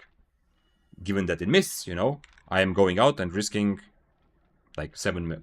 Probably around 7. I don't know how much I put into the weapon. Maybe a bit less. Let's say 6.5 mil, Right now, I'm risking 6.5 mil. Like an 8.4 Death Givers might be here, behind this. You don't see my finger, but I'm pointing to the south. He might be right here off my screen.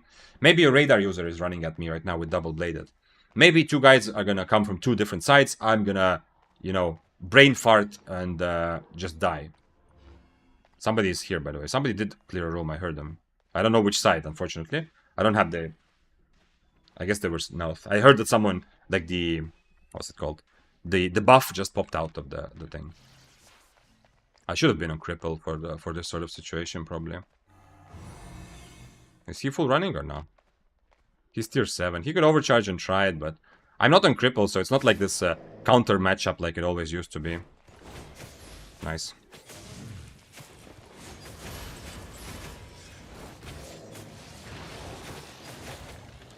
Nice, good job. I mean, he recognized that I used my E just to catch up.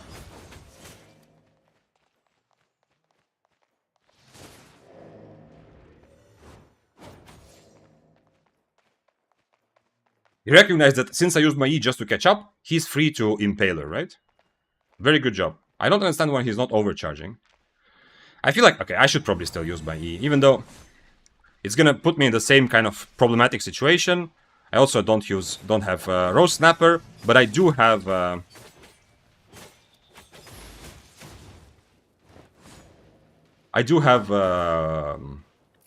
what I want to say, red buff, you know. So I'm not really afraid to die, no. I don't want him to proc my buff because maybe there's another fight. But coming back to the discussion, considering how much more you're risking in Mist, and it's supposed to be the big end game content, the difference, I'm happy with the fact that depths are full of fun, and part of the fun for a lot of players is the extra rewards. Give people, you know, let them eat cake for a while. It's so happy. I'm so happy to see people enjoy PvP and enjoy the risk. A lot of people from yellow zones come there and they realize I'm still okay. You know, they're gonna die on level 3. They lose 900,000 that was in their bag, not their items, just 900,000 plus a bit of repair costs. And the world didn't stop turning, you know? So they get over this anxiety. Very good design.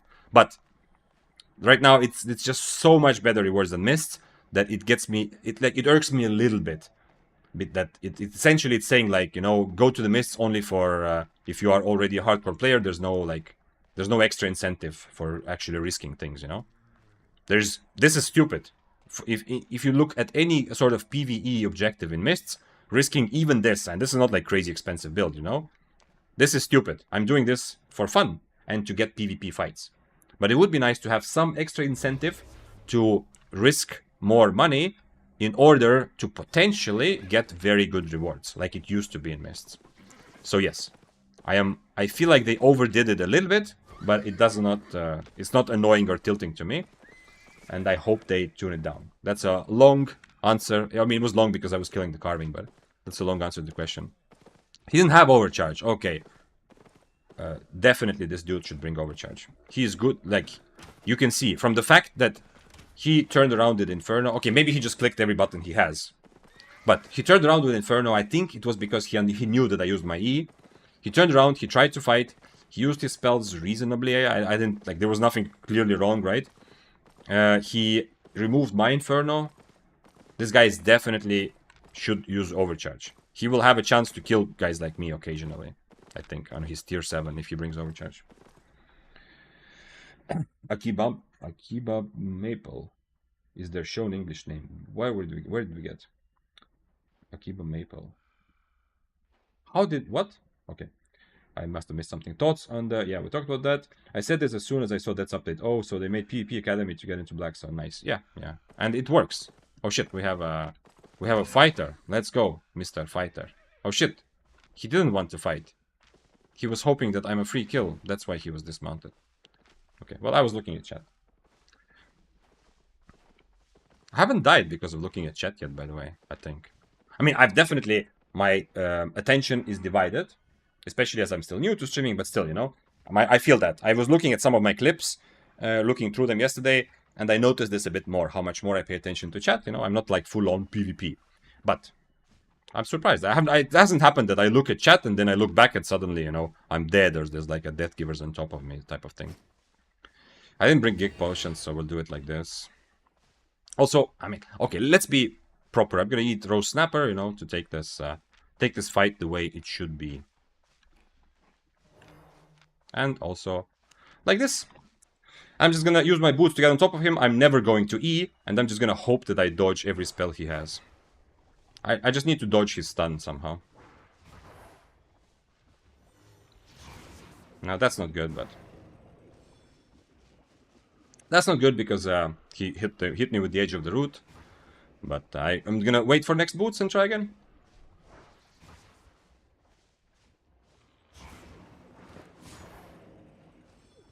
I guess I can just change my helmet if he's doing this. I mean, sooner or later he will have to use his boots, right? If he wants to. Or he just lets me reset. I can change my helmet. I want to use my boots to get on top of him and then just brawl until the end. I don't think he's gonna kill me, but... We'll see.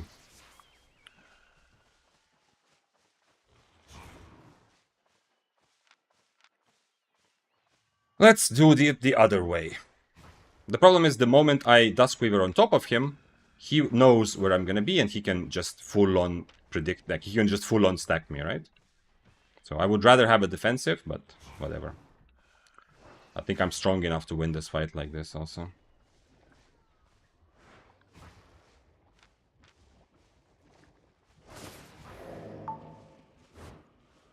Interesting, I got stuck behind the rock there.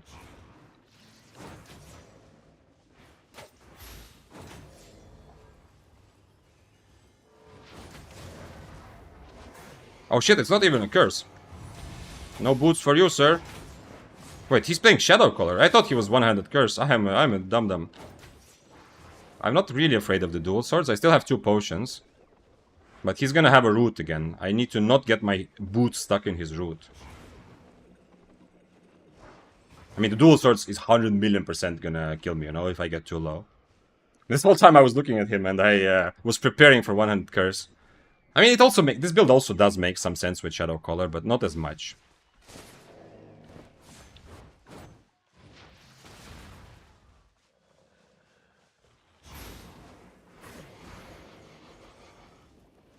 Yeah.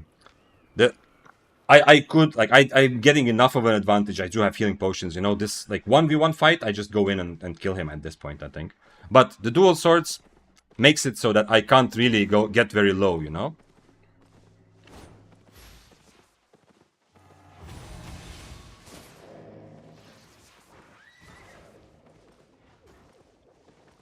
I still have 2 potions, so the dual swords on its own I don't think will kill me, but the other guy will almost certainly catch up, which is a problem. I kind of need to kill the other guy now, because dual swords is dismounting.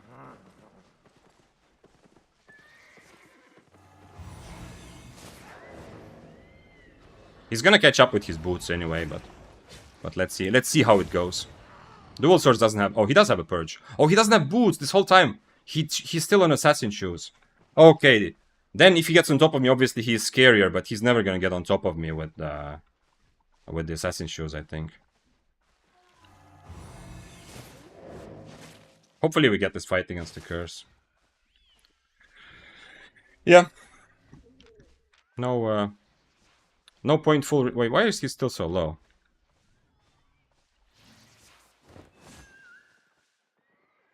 Let's see, if we can get this fight without dual swords definitely messed up by not changing his boots there. I mean, okay, maybe he doesn't catch me anyway, but if he gets on top of me with a purge, they are 2v1ing me for sure.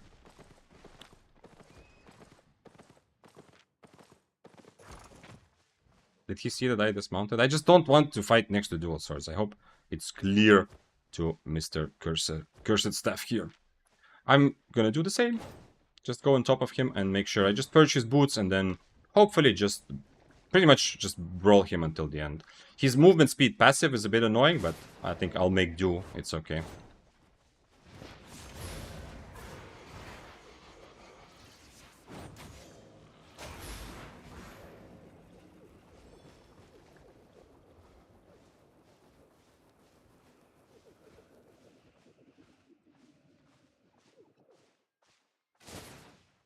The CC is so hard that, as you can see, if he hits one stun or root, he's already off my screen, essentially. But, like, the way he's playing, he also can't really kill me. Like, if he wants to get this 6 million, he needs to figure out ways to risk, like at least like the way he's doing right now.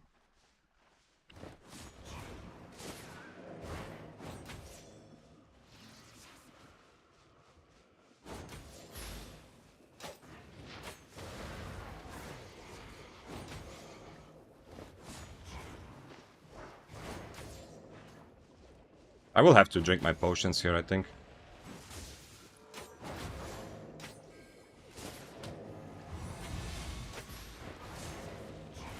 Maybe I won't have to drink my potions. Let's see. Is his helmet off cooldown? I'm afraid his helmet is just about to be ready. If he uses his helmet, he might get away here. Okay, maybe I don't have to drink my potions, yeah.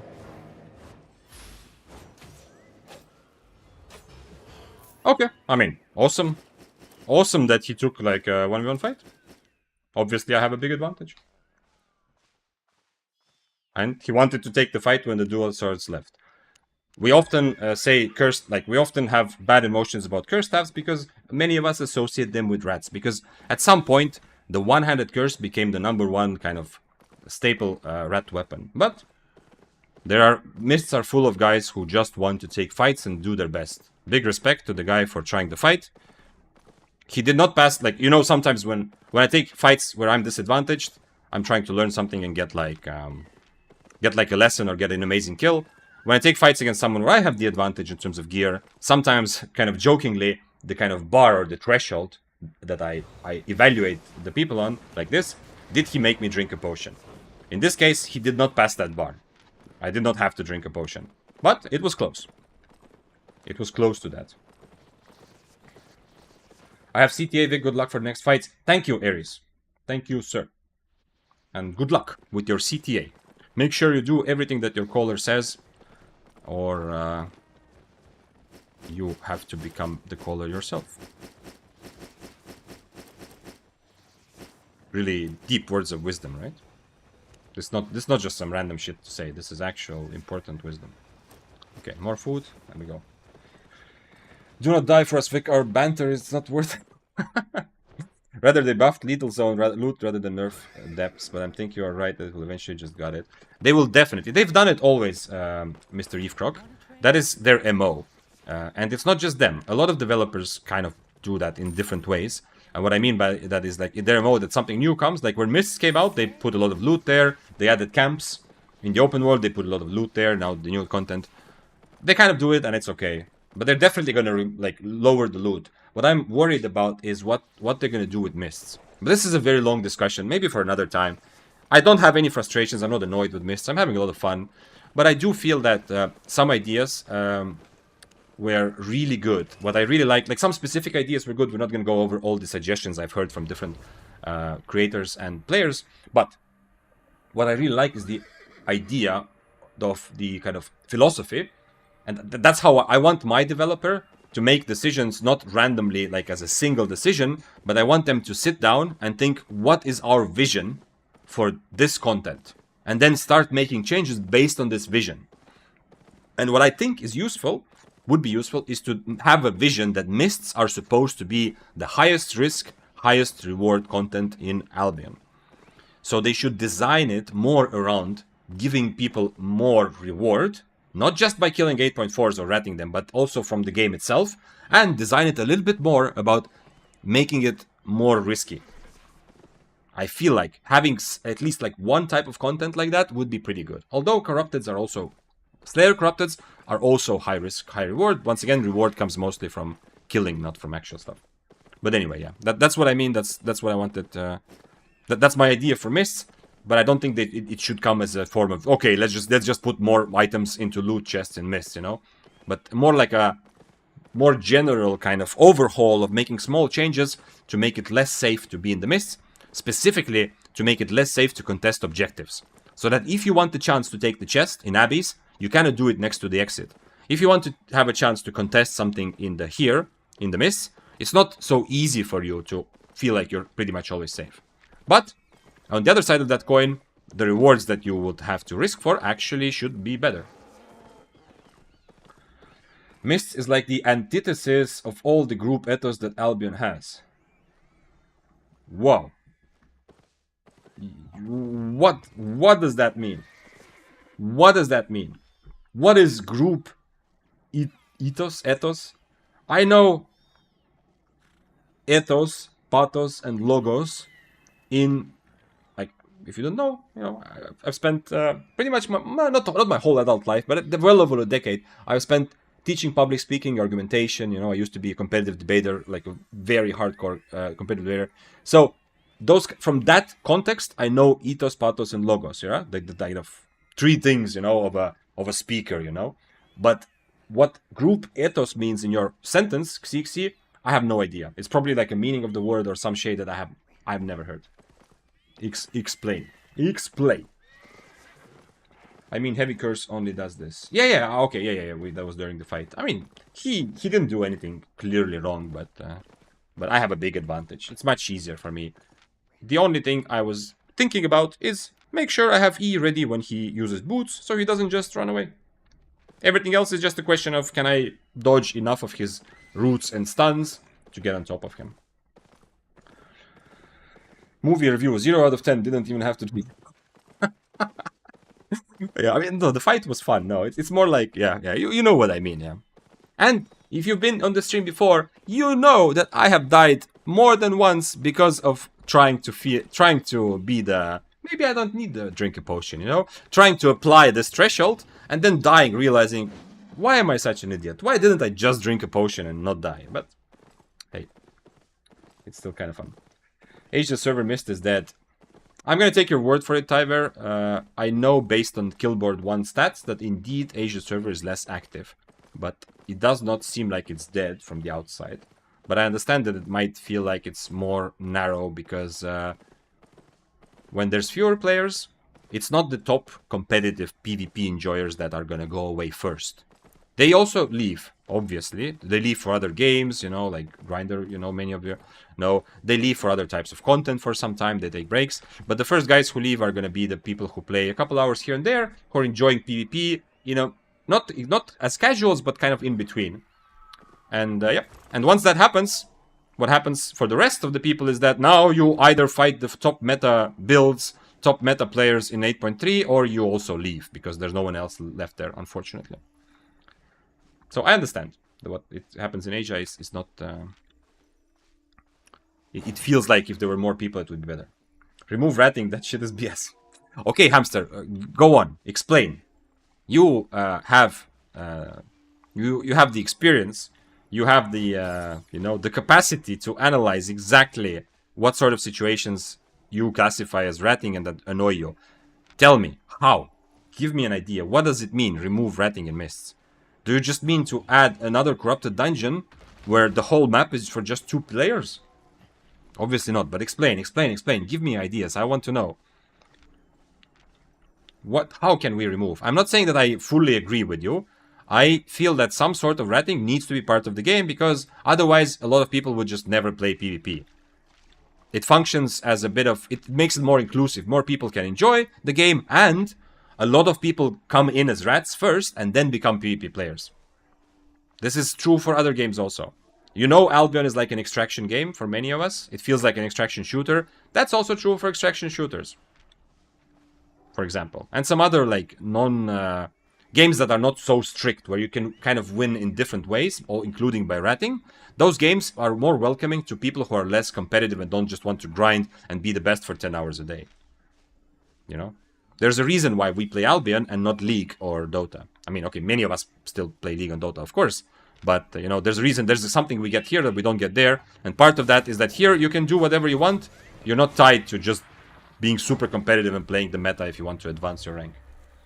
So, without limiting the available ways to play the game, without pushing too many people out and saying, this game is not for you, go fuck yourself, without having that sort of effect, how can you remove ratting? I'm not saying it's impossible, I really want to know the mechanics. Bro thinks this is philosophy class. Yo, Chihiro, this is 100% philosophy class. This is just me talking about life, kind of masking it behind, you know, we're playing Albion, yeah. Video games, getting better at PvP. This is 100% just philosophy class, hidden. And if you are still here, Chihiro, if you're still here after 7 hours, I don't know how long I'm going to stream today, but usually when the stream reaches about 7 hours, my brain gets just dead enough that then it becomes like a philosophy toilet. That sounds bad, but then we go full on philosophy. So if you think this is philosophy class, come back in 3 hours and see what happens then. I tried to be succinct. Nice, CC. Yeah, okay, nice. That's true. I mean that I get from the devs that they want to make people play with friends and not alone. True. Kind of true. I don't know. Since I don't know the developer side of multiplayer game, I don't know, and they might have, I hope, they maybe not, but they might have very good numbers to understand the player base better than we understand. Because at the end of the day, all of us, we are, you know, like the guys touching the elephant, yeah? This is, now that you said philosophy class, now this is actually a philosophy class. You know the famous allegory, it's from Plato, I think, right? The blind men touching the elephant. It sounds weird if you don't know what I'm talking about. But if you know what I'm talking about, you know 100% instantly. It's the story of a bunch of blind guys touching the elephant, and then they all say what an elephant is like. But since every one of them touched a different part, some dude only touched the tail, some dude touched the left leg, and some dude touched the trunk. They all have completely different understandings. So when they're gonna explain to each other what an elephant is, or to others, they're gonna have like 100% different things, right? We are like that, you know? I'm touching the elephant right now in the mists. So for me, it's like, yo, developers should do this, you know? The game is this. But someone else is touching the ZVZ, and I have no idea what that part of Albion is like, really. So at the end of the day, it's kind of... Okay, now it's really getting into philosophy too much. Developers said in a Q&A, they're looking into reworking mists. 100% they need to, yeah. They need to keep us. I mean, like, they need to keep PvP-minded hardcore players. The minority is important. You know, we've had the discussion. PvP players who engage in PvP are not a minority. You can see the stats on Killboard 1 to kind of try to get a better gauge. But players who are hardcore, like want to just get into fights, 1v1s, get better, are clearly a minority. But just like in many things in life, you need the minority, you know, to drive the rest of the system, you know. So they need to keep the hardcore PvP players, otherwise the game will fall apart. Otherwise the game will explode, like many casual games. You explode, you get a lot of people, so many people want to play, but they play it for a couple months, and then it's GG because, no point, right? It's just not enough depth, not enough skill expression, not enough people to challenge you or to progress and stuff like that. Okay. Let's see. What did I miss? Did I miss something? Let's keep going. As I said, I'm in Asia and the mist is still busy. Happy to hear that. Froggy, whoever will rat the mist, insta-ban. Yes. Yes, exactly. Maybe... No, that doesn't work because a lot of people here are also... I mean, we are all rats. Maybe you should just take, you know, PvP fame mists. This week. At the end of the week. Top 25 players. Each get to select anyone else, not on the top 25 list, and just ban them. But that's not exactly fair because we also have guys here who are obviously not like real super hardcore. Okay, this is actually a nice fight, but you know, there are guys here who are also just farming for RMT. But anyway, maybe, you know, you just give everyone here. So every week Hamster gets to ban somebody. Oh, this I haven't seen this in a while. I mean, I haven't played this in a while. I used to always play this with Mistwalker Jacket, which gave me a bit of an advantage in this sort of fight. Let's see if he's interested. Nice. Let's go. I have the correct cape. Do I want the shield? I could use shield, but...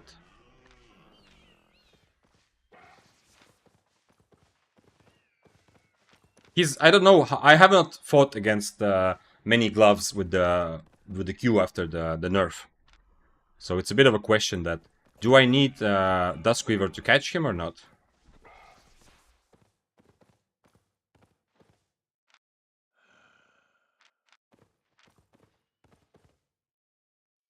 It's your elephant. Thanks, Thunder. Thank you. Everyone thinks that he has good ideas until they see them in game. Yeah, true. He has only one potion.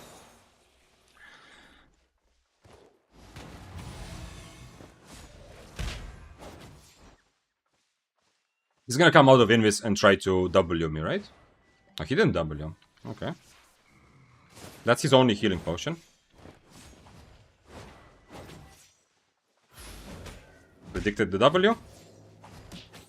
I think I can tank all of his damage. Since I have 2 healing potions and he has Undead Cape, I think I can tank all of his damage now. I don't even need to keep my my E for this, as you can see. But the question is, how much mobility do the fists have after the nerf to the Q? Can he just run away for free or not?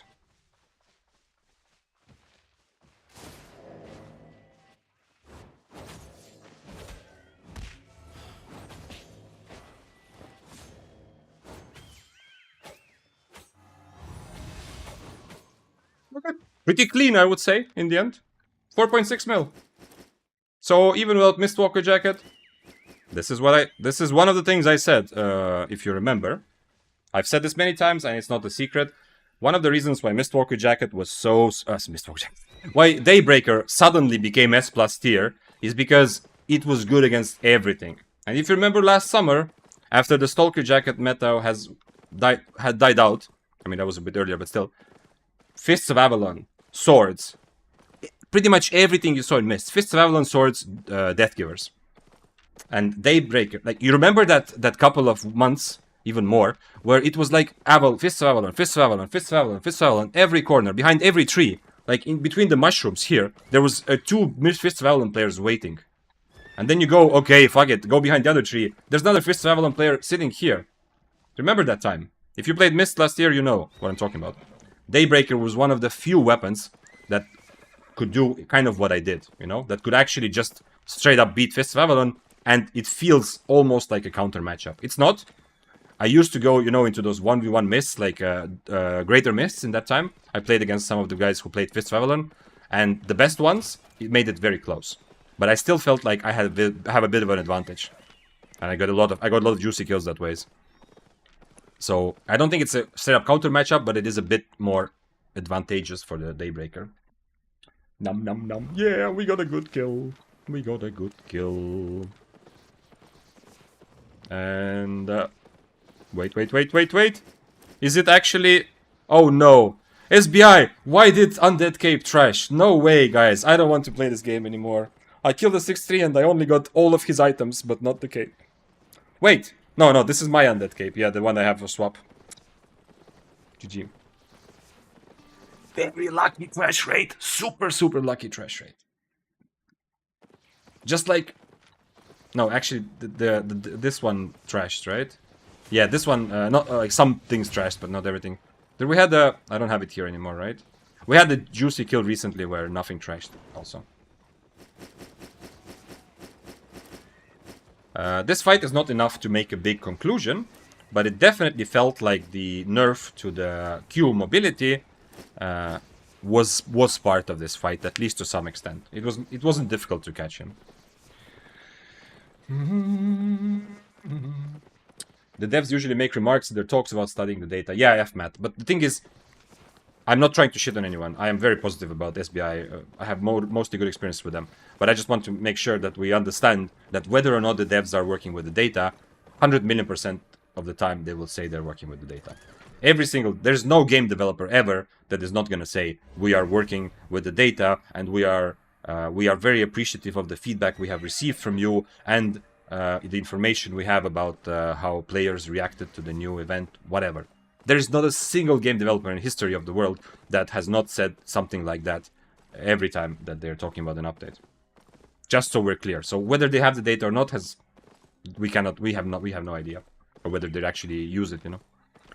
I'm not trying to shit on specifically SPI, you know. I'm just saying to be careful that they will say it anyway.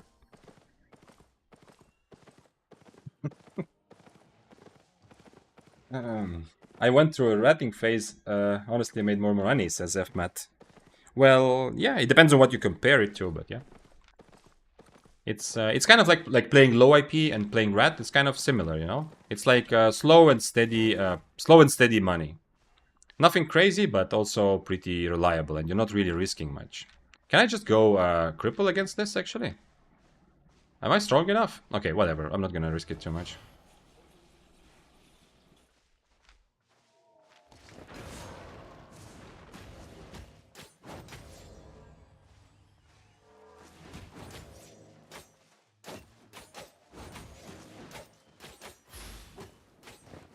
That's not good. At least I predicted his cooldowns more or less. Oh, who are you? I would like to fight the hammer. I mean, the hammer definitely started off well, but...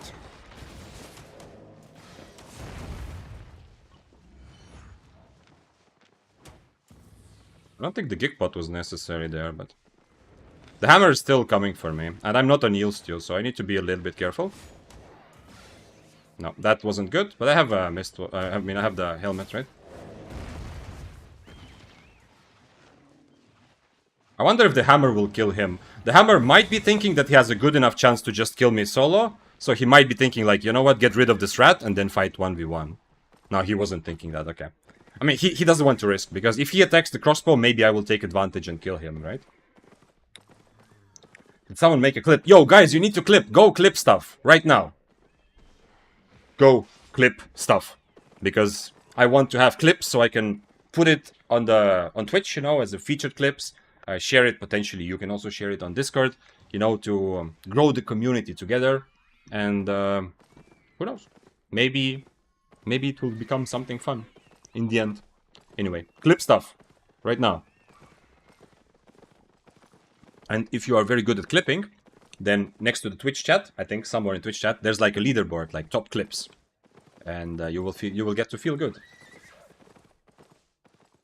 SBI made ratting as easy as possible. Okay, wait, Hamster, did I miss what you said before? Oh, okay, here. Okay. This actually answer. Nah, come on, I have to fight. I really want to read and discuss the answer, because if you remember, I asked Hamster give me like specific measures from his experience and understanding of the game, specific measures or kind of mechanics against ratting. And now I have the answer, but unfortunately I missed it. After this fight, I will look at it. He has 2 healing potions, interestingly enough.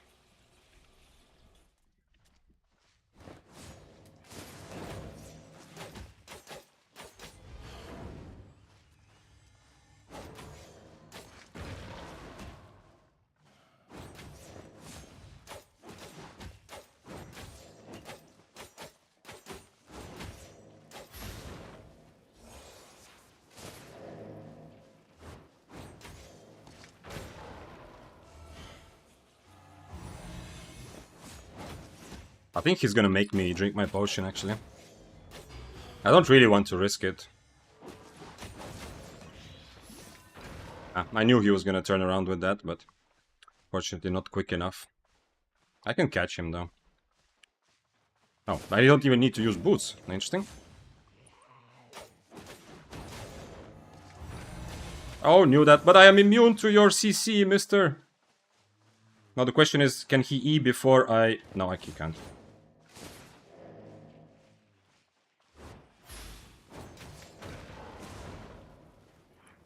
Unfortunate.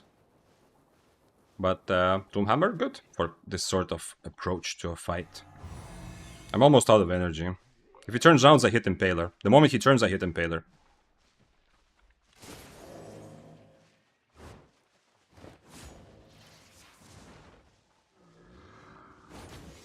Okay. Again. Yo, again.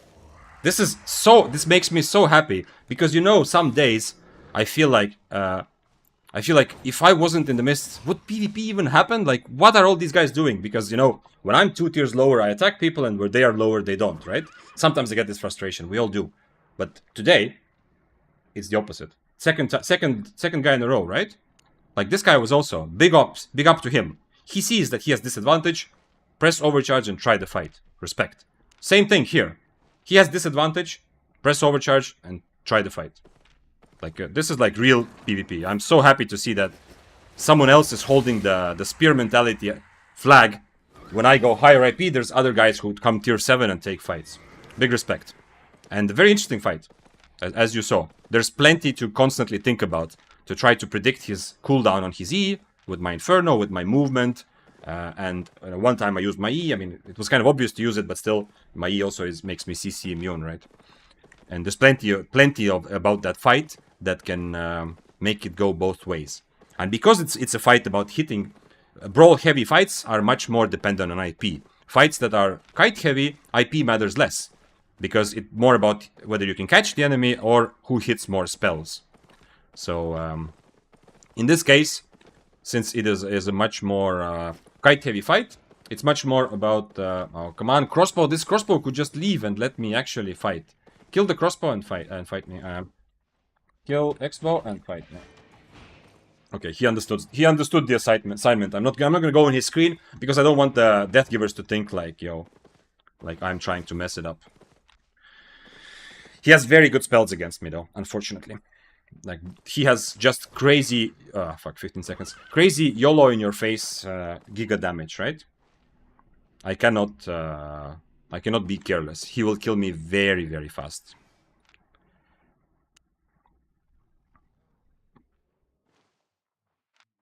One thing I can do, which is kind of interesting, is this. Oh, he changed to Shadow Edge. Then I can't do this. Then I am doing this. This should be the hardest fight so far, I think. I'm not sure. I do have good HP advantage, but he's gonna have such crazy damage that it can be a bit of a problem. Can I do this, actually? Let's try. Let's try. Maybe this is stupid, but whatever.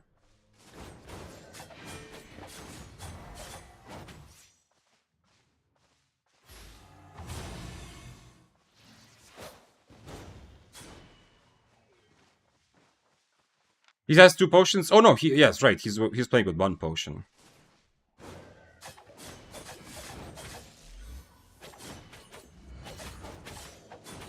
When he gets 3 stacks, I use my jacket, and hopefully I can E him before he kills me. Holy shit! I actually, because I clicked the E so close to myself, I clicked in the right direction, but I was so sure I'm gonna hit him with that, I almost messed it up. But like, tactically everything seems okay, but mechanically I almost messed it up there. Interesting. Interesting. But yeah, definitely the hardest fight. Like, this is... He chose very good spells. Because if he goes this and Chain Slash like originally, he gets kited a bit too much, honestly. But with this, perfect combo. I have nothing to... I cannot counter Thunder Armor. I don't have anything to remove it. He's super strong at outbrawling. He will quickly get his 3 stacks and double E if he needs to. He's on Cloth Armor, Giga Damage, and he has Shadow Edge to prevent being kited. Like, he did everything right, except what he also wrote already is that he used the helmet too early. But I still almost died because I missed my E. Good fight, man. Yeah, definitely. Another, man. Mists are full of good fights. I'm very happy. Okay. I'm gonna try to catch up on chat as I go out of this, but I want to the first thing I want to read is Hamster's answer, because I'm really curious about how to make Mist less threatening. So Hamster said, either add conditional PvP in Mists. Conditional PvP. Or add a 30-second cooldown regardless if you get dismounted by AoE or press A. Okay.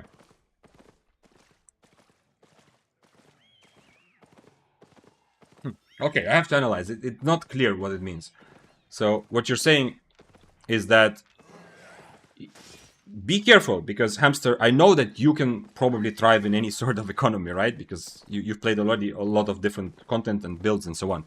But for a lot of people, what you're saying, if you always have 30 seconds cooldown whenever you dismount, it means that Mists will be 90% played by dismounters. Instead of picking the... People are not going to play the build that is fun, not going to play the build that is strong for 1v1. People are going to play the build that is best at dismounting. Because if you manage to dismount someone, it's GG, right? You already won the fight. So the whole game will only be about dismounting. But conditional PvP, I don't know what it means. I would be very, very curious to know. Sorry, it took a while. Yeah, as I said, chat is more active also today. Oh, okay. Let's see if I missed something.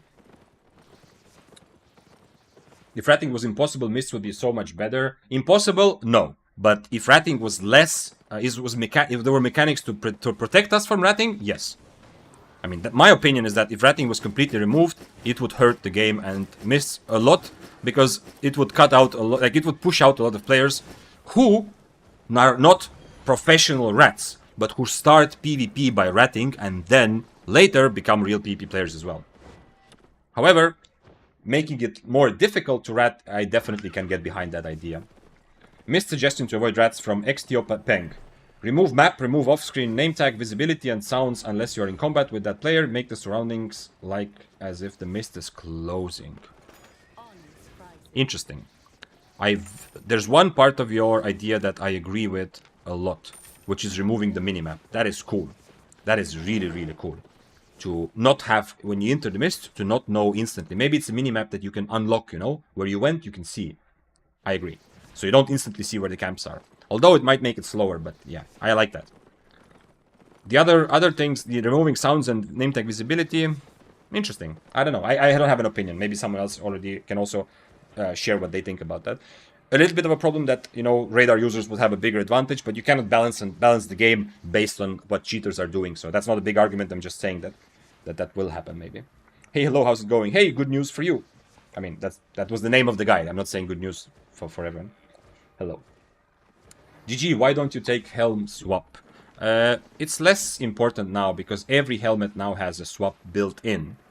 But you're right. If I had Cultist Cult there, that last fight would have been easier. But I am happy to also test out a little bit more this. I use this a lot in Corrupted. I'm happy to test it out and see how well it works and what does it feel like in Mist fights.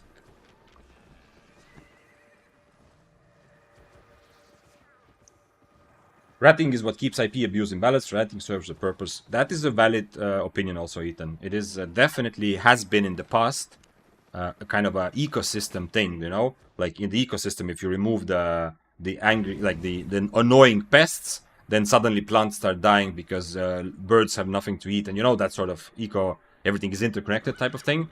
You need to keep it in balance.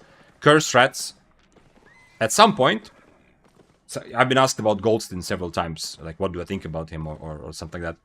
Anyone who's familiar with Goldstein's very, very fun content, but the way he plays also.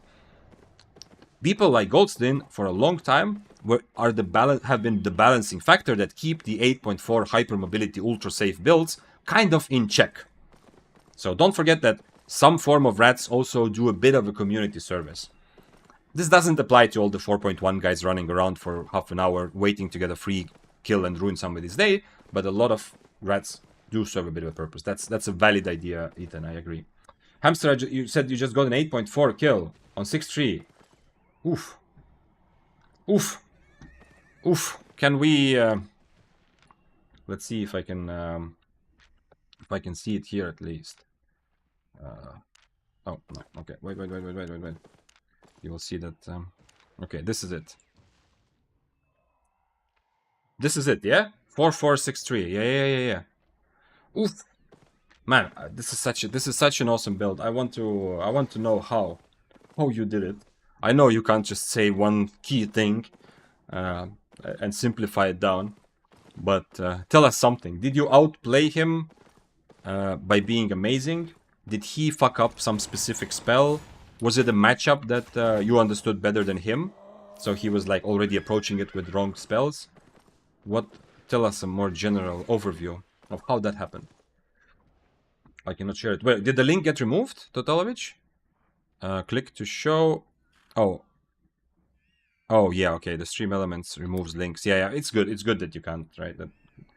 But we can watch it together in a moment. Writing is the product of humans finding a way to make money with low risk. That's way too specific, FMAT. Ratting is available in most games. Ratting is usually just like finding different ways to win or reach success in like games or life that are kind of like playing around the system. I would say that there needs to be some sort of more general there needs to be a more general kind of definition, because people ratted for like rat in all kinds of games. Ratting in Apex used to be a huge thing. I mean, it still kind of is, but what ratting means there is a different thing. In Apex, from my experience at least, ratting was usually referring not to third party, because I mean third party in Apex it's kind of the central thing of the game, right? The game is built upon that. But ratting in Apex was for a long time was a thing where people were just sitting in a corner to just get final 3, and then they didn't find anyone because you got so many rank points for just finishing top 3 or whatever, high level. So, you know, ratting there referred to someone they're essentially like circumventing the fun or the way that the game is supposed to be played and playing it their own way, and by playing it their own way, they're making it less fun for others. That's like a decent definition.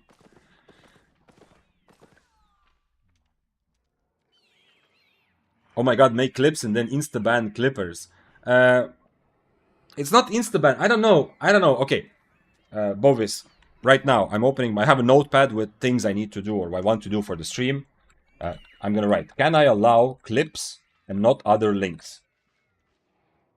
I know you're not random dude, or Totalovich is not a random dude, but I don't want someone random to be able to come to chat and spam their, come by my AI generated art or see me and my sister do nasty things on video kind of links, right? I don't want that. So we need to find a way. Maybe I can do. I will look into it. Maybe I can allow to only allow Twitch clips. We'll see. Another thing I can do, which in the future If you are like Totalovic was the guy who clipped it this time, if you are that guy, tell me, yo, I clipped it, then I can write in chat and I can give you personally a permit to post a link for the next minute. If you make new mechanics, people will find new ways to capitalize. Always, FMAT, yeah. Ratting in some form will always remain. But that doesn't mean that you should not design a game in a way that makes it more fun. In the example before, there was a couple of seasons where everyone, not everyone, but a lot of people in Apex were just sitting in corners just to get high placement points because they got a lot of rank for it. The game was shit and boring for most people who want to play Apex, just like in Albion, for PvP, for fun, for action. What did the developers do? They didn't say, fuck you rats, where you're not welcome. They didn't ban ratting in any form. They rebalanced the ranking system so that now achieving high rank but not killing anyone doesn't give you many points. You need to do both. Right? So they found creative and good ways to incentivize playing in a fun way. And that's what developers need to do in all games so they can make the game more fun. But of course, you're right. People will always find ways to rat in some way. Like Mao killing the bugs and birds. The rats serve a purpose. We're back to philosophy stream. Okay, wait. Hamster said, y'all need to quit. Yep. Okay, wait. This comes from Hamster the Gangster. It's very good. Like, I can read it in the gangster voice. So no, although, yeah. Okay. So Hamster says, y'all need to quit yapping about IP abusers. Because if you get dismounted, it's 100% your own fault and you can just kill the IP abusers for huge profit. Word to your mother. Absolutely true, of course. I think that when we talk about IP abusers, we often talk about people whose whole strategy is just to take fights where they are not risking anything. But, you know, occasionally they will stumble across someone who is very competent, like you, on that build that you're playing for sure. Someone who can outplay them, someone who understands that their strength, and they will get clapped. I mean, it depends on the situation. Sometimes it's difficult to catch them. We had this... I have a clip of it anyway. Anyway, I had this fight yesterday, right? I was playing different swords. I was trying all kinds of, like, main swords, but still. Which one was it? It was... There was a situation... Okay, this is a long time ago. This situation, you know? This was a case where the guy attacked me. I kind of fought back a little bit. Not really at the beginning. And then he kind of left because, you know, like the way he plays is from the edge of the screen, right? That's how the WA plays. He doesn't want to be on top of me. He doesn't want to risk anything. He's always playing at the edge of the screen, just close enough to keep me in combat with his helmet.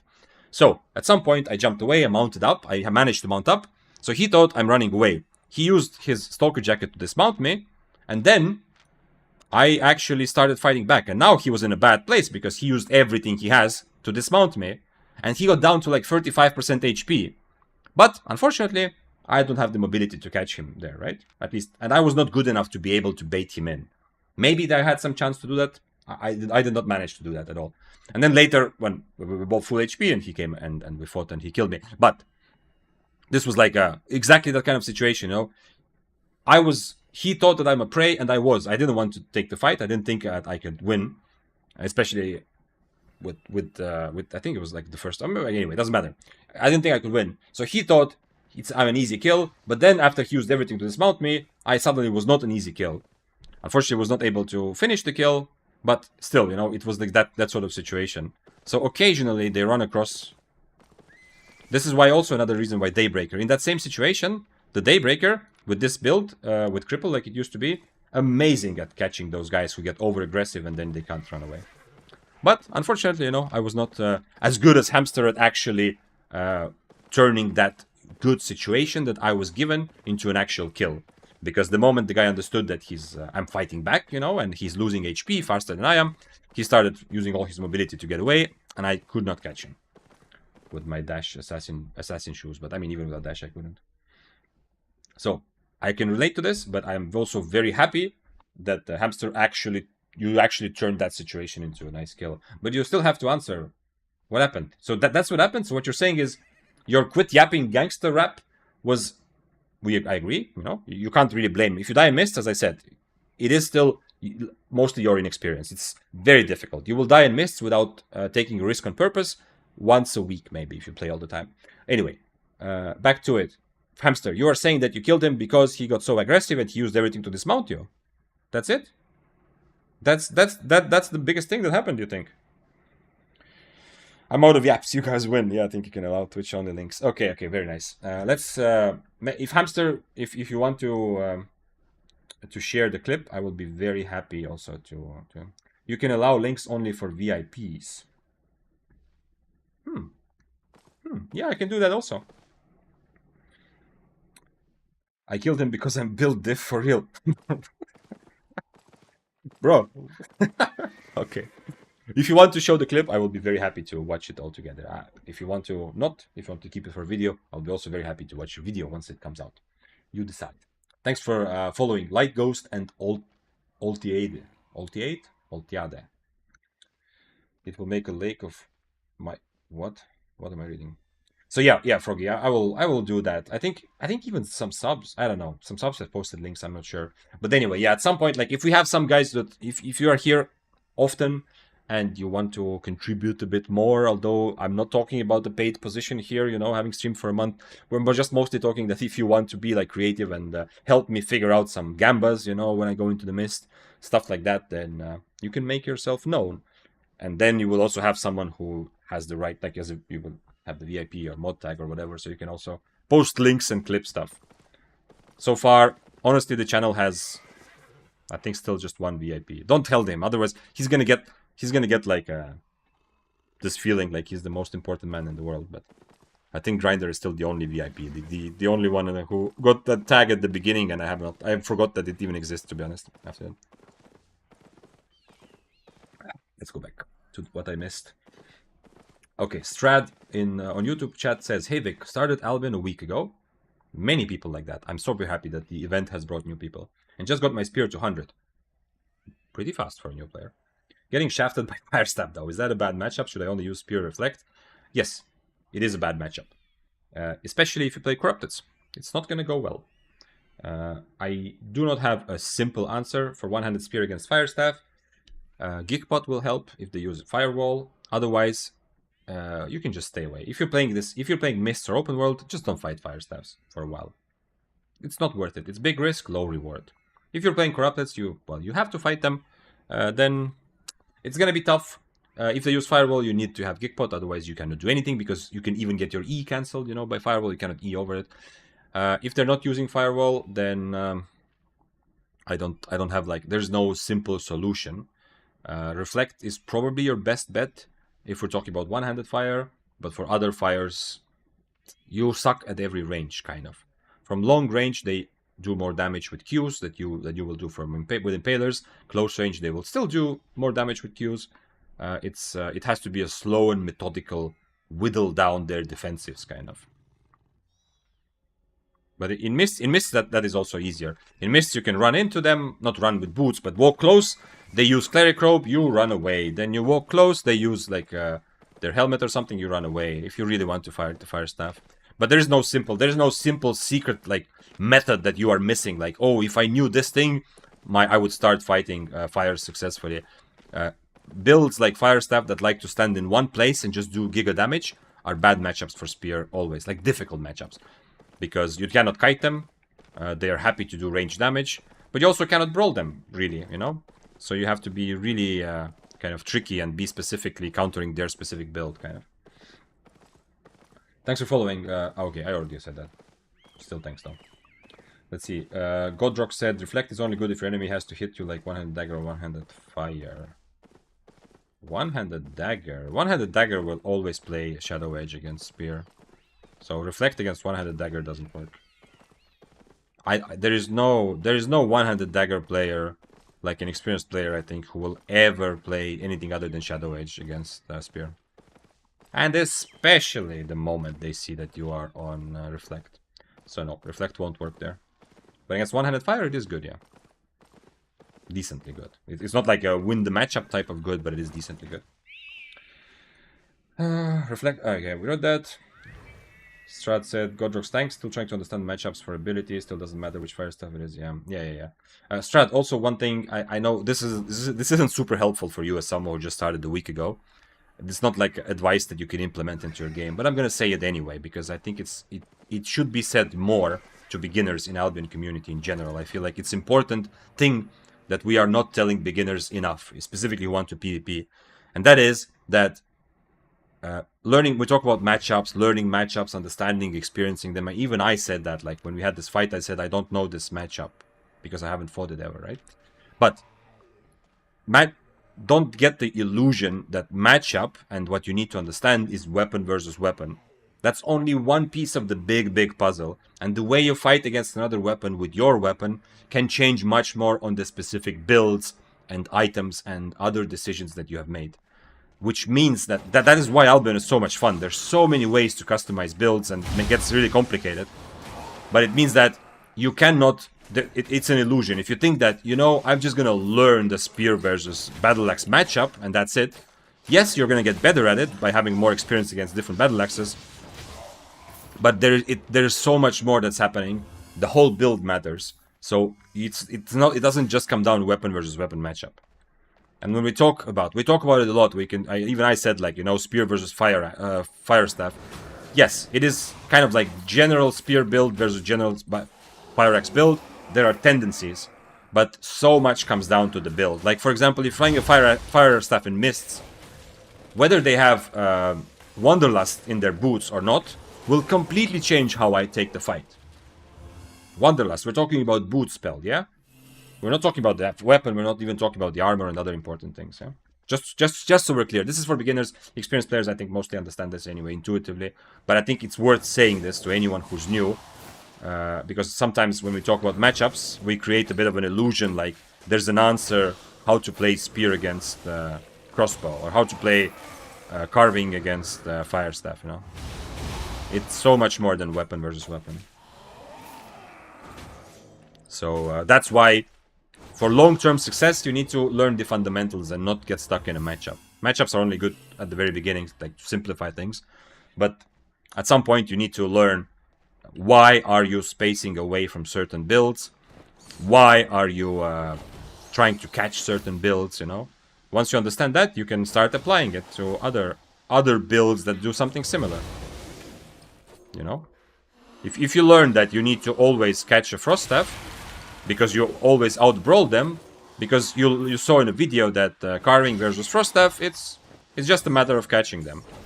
And then you find a great frost who is using Inferno Shield, Frost Lance W, and Stalker Hood. And you get destroyed because you use all your mobility to catch them, because that's what you were taught. And it turns out this specific frost staff is full-on brawler. You're gonna get burned. And then you start learning, oh, it's the W of the frost that really matters, you know? It's having Assassin Jacket Invis that makes them a kiter. It's the W blink. It's not being a frost staff, necessarily, that makes them into a kiter. Okay, I'm getting a bit, like, going off on a bit of a tangent, but I think it's very, very useful. If you are here, you are somewhat new, it's very useful to kind of get into that sort of thinking. And if you are here and you are more experienced, then I think it's useful for you to remember to talk about this if you have friends that you are helping to get into the game, right? Hope that makes sense. Let's see, did I miss something? Oh, we have a lot of YouTube chat all of a sudden. This is day number 3, where this stream is available both on Twitch and on YouTube. I don't know why I keep saying this. I guess I'm just proud that it seems to be working on 2 platforms at once. Let's see. Can you somehow see the name of the hammer guy? He looked so similar to one that killed me yesterday in Mist. Nutmeg. You can see it under this. Oh, you're not on Twitch, but you can go to Killboard 1. You can go to Murder Ledger, any of the websites that track all the kills in Albion. You can go and see my kills. You can join Discord. There's even a channel where the bot automatically shows my kills and deaths as well, and you can go and look it up specifically. This is just so that I don't have to bring it up every time, and I not particularly. Of course, I do show like kills and deaths here. We analyze them, but I'm never trying to focus on like on a specific player or a specific person, right? Too much. It's more about looking at builds. But you can see all of my kills and deaths that I've ever had on EU, probably also on an A. You can see them, you know. You can see them on Murder Ledger. You can see them on Killboard 1. Thanks for the advice. I'll try to avoid them. Yeah. Just assumed I was bad, been improving against everything but fire staff. It is good. Like, I know that it's not the correct assumption that you are just bad. There are a lot of things. The game is very heavily based on game knowledge and a bit more on that than on mechanical skill. But to get better, your assumption that you are bad is actually pretty good, you know? I say that partly because there is no way that you are not bad if you are a beginner. I say this with love, but you know, that's why the game is fun, because it's complicated. But I also say this because if you, like, someone who thinks I lost because I suck is going to improve much quicker than someone who dies and thinks I lost because my build sucks. You know? If your first reaction is your build sucks, then you're going to improve a bit slower. Especially if you start changing weapons. I know people that I have introduced to Albion who played like for a couple weeks and they died. They played one weapon, they died. And then they played it again and they died again, and they said, you know what, fuck it, like, this is bad weapon, like, I just cannot win, you know, this is shit build. So they went online, found some kind of build that somebody suggested, and they played that one. And guess what? They had played for 3-4 days and they died. And then they kept swapping, and in the end, instead of realizing that it's not the weapon, it's them.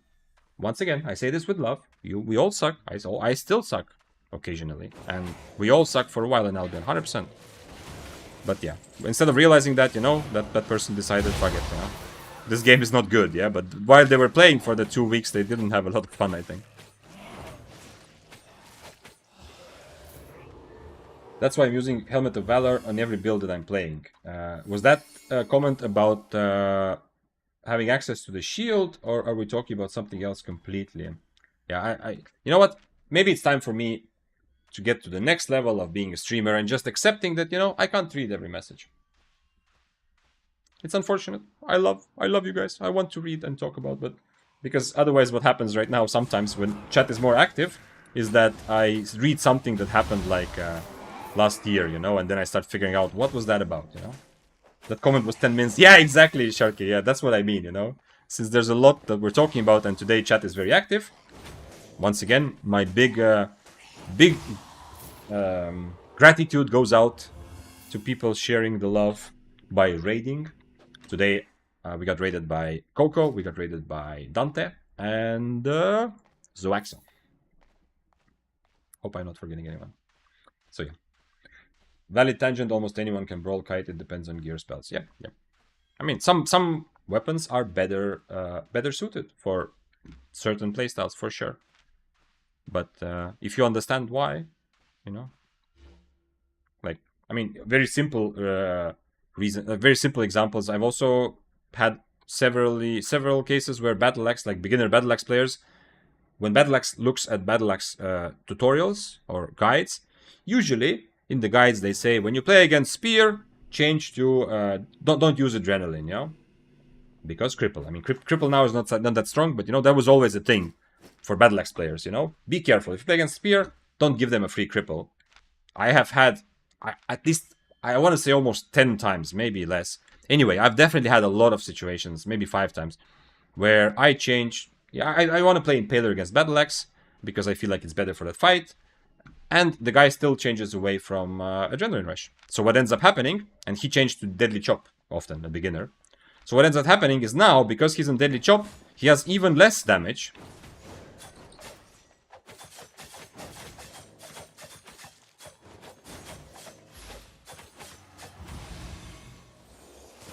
No! Yeah, I should have helmeted right away. That was all. It was already in the bag. Because he mercenary jacketed at the worst possible moment. Oh shit.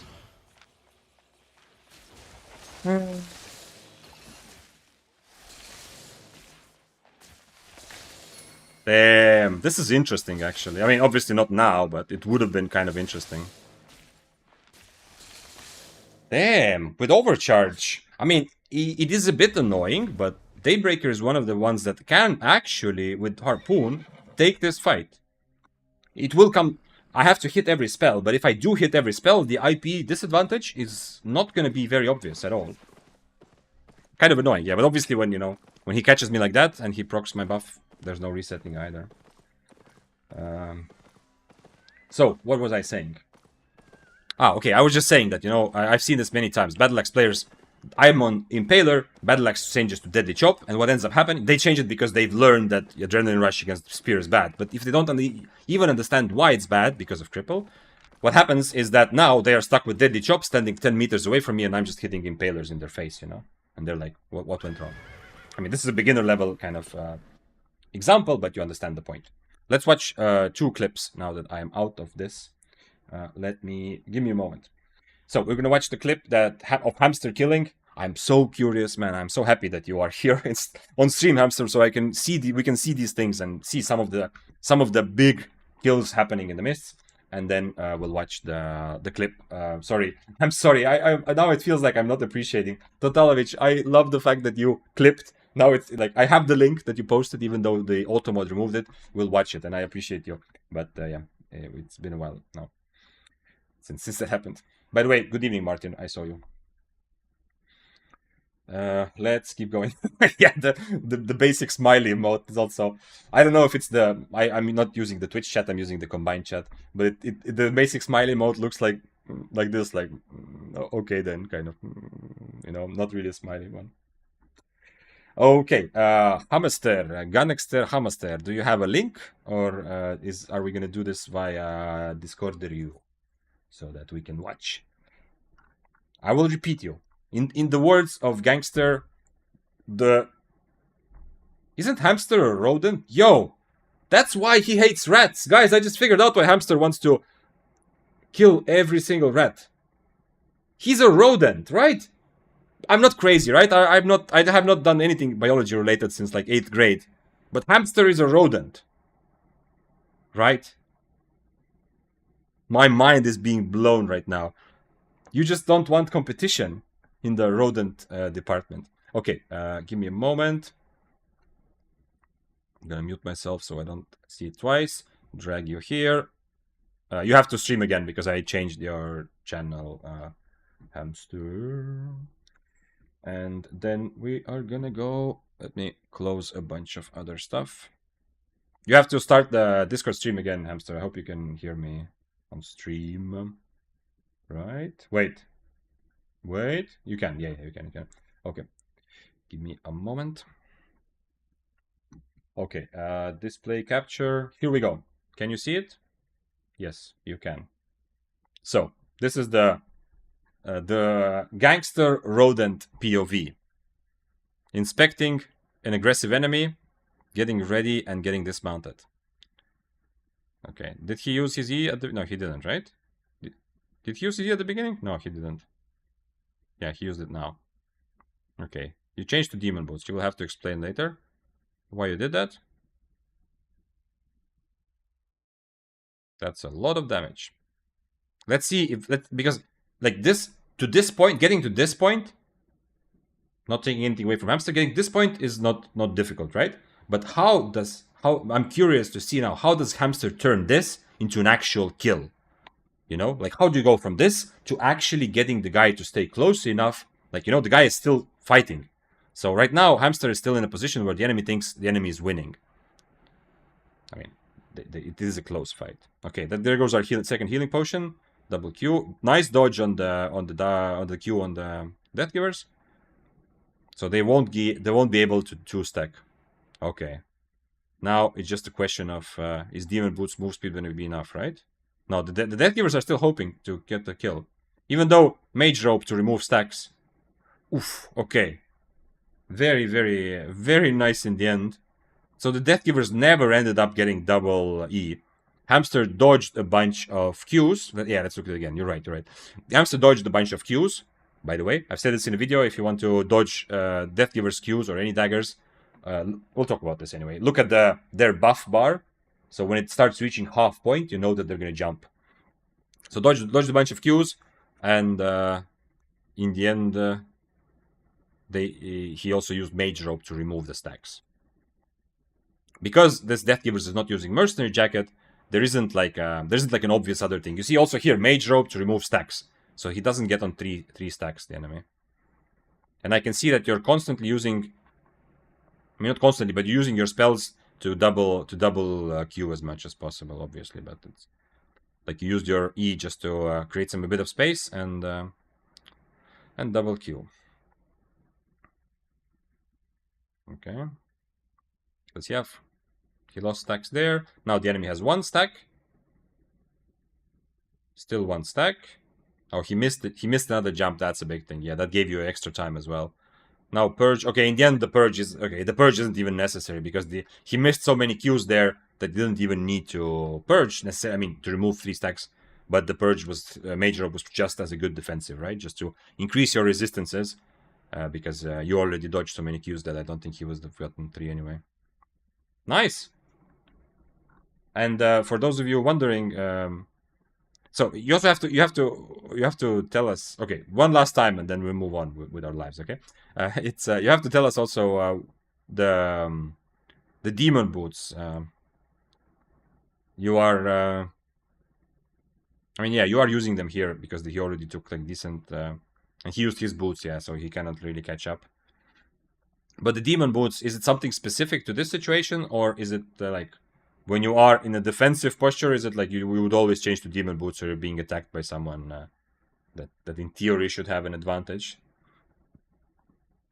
Or are you even preset on demon boots? You probably aren't, right? Because you on 6-3 you are being often aggressive yourself. Use the knee with just 2 stacks here.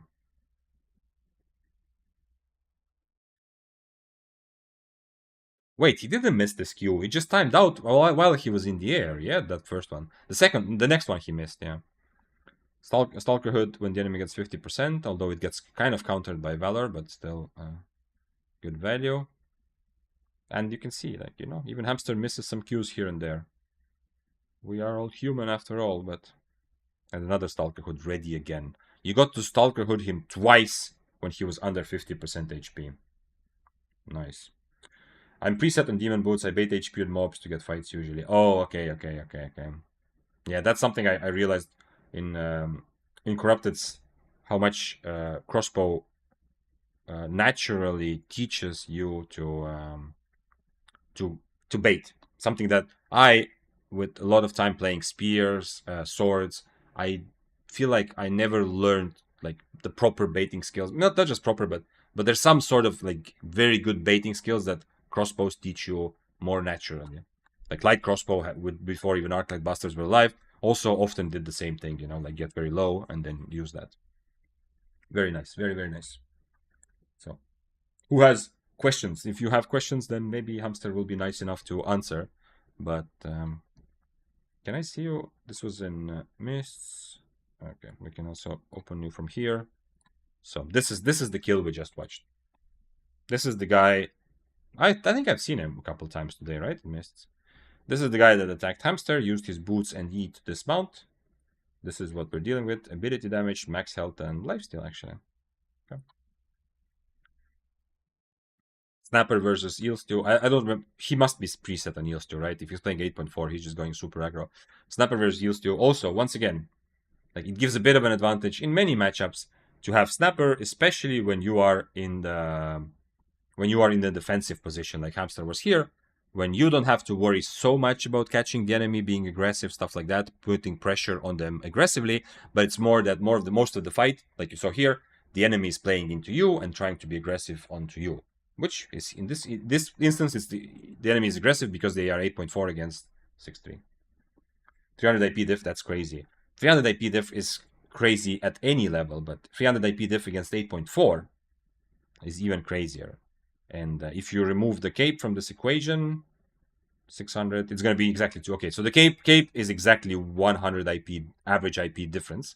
So it is, even after that, it is still 200 full IP difference. But I'm not saying this, like, just so we all understand that, because we have beginners and we have discussed average IP several times during streams, that when we say 300 IP, that's still a very impressive kind of thing to look at and to say, like, it's a simple number to point to. But if you're more a beginner, don't get stuck on average IP. For example, if you remove the capes, which don't affect this fight because they both use 2 healing potions anyway, then it's actually 200 IP. But I'm not trying to take anything away from the amazing kill. Deathgiver wasn't Snapper. Okay. He wasn't Snapper. Okay. So he was taking it. The fight more seriously than if he wasn't Snapper. What build is good to counter for Fire Staff? Well, this build does decently well, the build on the left, but we're talking about Flamewalker. Against one-handed fire, the best counter, Roman, is just to walk the other way and never look back. there is almost no reason to ever fight the fire staff.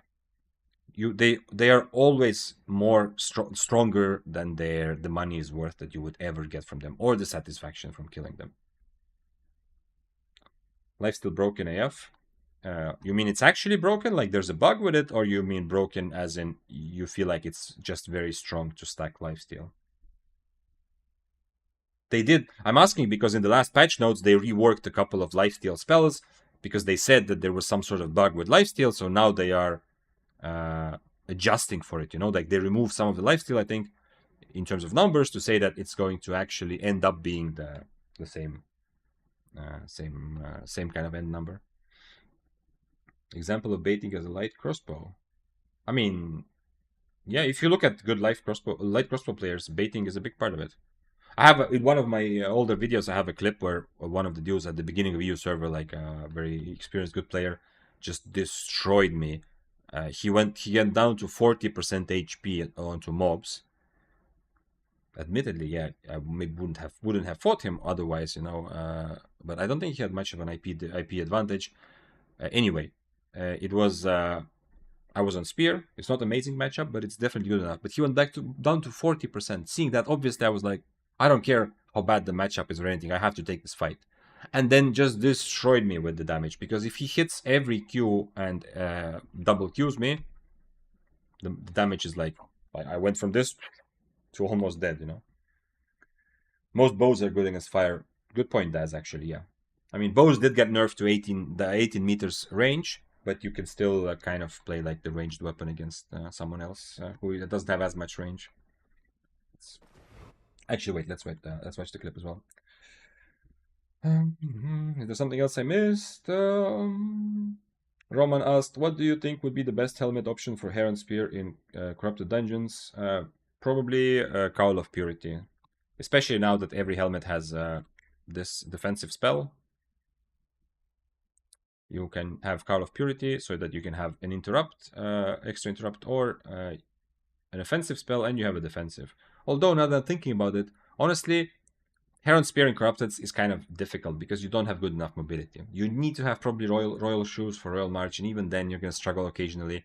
So even Duskweaver helmet doesn't seem completely crazy, but I don't think Heron is very good in Corrupted.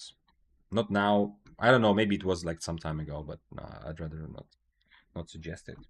It's more like a fun weapon, which is awesome to play, but in Mists it is actually fun and kind of viable. In Corrupted it's going to be kind of weak. Okay, let's watch the... Give me a moment. Let's watch the clip that Totalovich made when I said clip everything, just to see. And I promise in the future I'm going to be a bit better at looking at clips together, but I am interested. So this clip is from what happened here. But whatever. Let's see which one. Which one this is. Is the Death Viewers? Yeah. Oh, okay.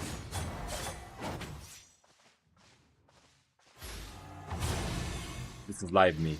The history me is behind there. We cannot see it. Oh, this is the... He has two potions. Oh no, yes, right. He's playing with one potion.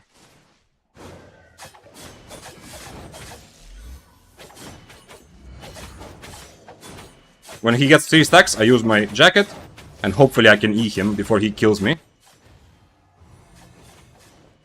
Holy shit! I actually, because I clicked the E so close to myself, I clicked in the right direction, but that is kind of painful to watch. I mean, it is good that I killed him, but it is kind of painful to watch this moment here, this E here, kind of painful to watch. Definitely it was good idea, but mechanically bad execution that I did not go far enough to actually hit him. Thank you. Thank you for clipping it, Totalovich. I am very happy to have clips. More and more clips to feature. Let's go and do some Mists. Is there something? Some conversation or something that we left in the middle of? In the middle of our conversation. It would probably do more damage if he got hit. What? Yes. like most spells. I don't know if this is what kind of humor this is, Big Bad Owl. Or if you misunderstood something I said. But yes, I think most spells have that built-in characteristic that they do more damage when you actually hit the enemy. I could actually be preset on cripple for some of these. Yeah, but I do want to be safer and also be aggressive occasionally. If that was a joke I didn't understand, then explain yourself. Help me understand. Someone is fighting mobs somewhere. Is it the Death Givers? Is it my turn to get away from the Death Givers? What? Who are you? And why are you? Man, I wish I had cripple here. Oh, he doesn't have actual boots. Man, he is scrambling, but he has Invis Potion. I think he's gonna go south. Maybe now he actually turned around after I went south. Oh, he did. Man, I wish I had cripple. This is why I need cripple. On cripple, I can now kill him now that he gets away. Yeah, I need to be set on cripple. I mean, right now he might have still gotten away, but it is definitely you have a chance to kill gatherers with this build with cripple, and not with impaler. Also, eat food and be ready on snapper for real fight, and have this food to make my this type of fights or ganks easier.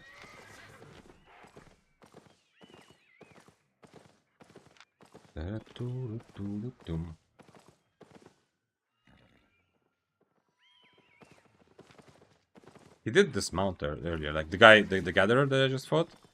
If he wants to fight, I can take his items, but I don't think it's worth it for either of us, really. He did dismount pretty close to me, and he was attacking a mob. I guess he's gathering leather, probably. Sorry if you heard that. I just clicked the Discord button out of OCD. If you didn't hear that, then whatever. Let's put some music as well.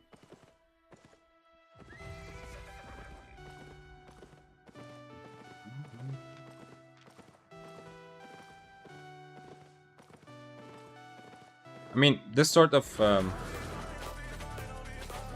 the kill we just watched from Hamster, it also kind of goes together with what Hamster was saying earlier, that, you know, he doesn't like rats and he thinks the game would be better if there were not rats at all. And one of the things that, if you remember, we had like an opinion, and that I also talked about, that I think like there's a good point there. Which is that rats in some way balance out like the ecosystem, as I said, you know, but it kind of balances out because they keep some of the high IP guys in check, so they cannot go full crazy. If there can always be like a tier 7 curse somewhere, you know, the bloodletter has to be a bit more careful, stuff like that, you know. And because the curse can actually ret, you know, he's not always getting 30 seconds.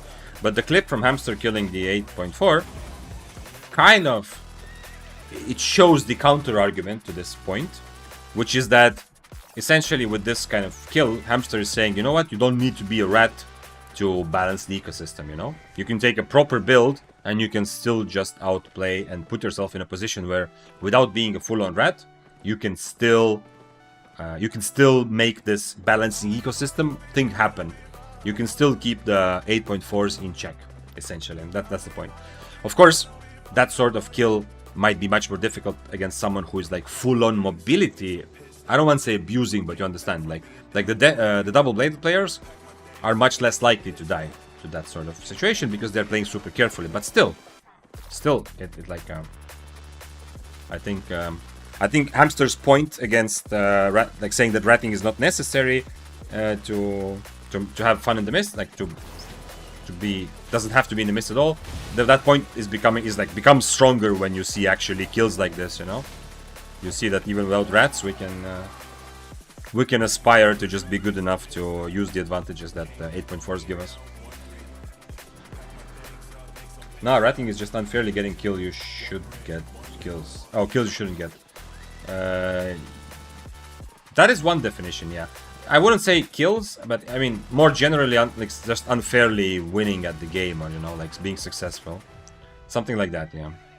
But there's a problem. I think you can kind of. Oh, sir, come on! What are you doing?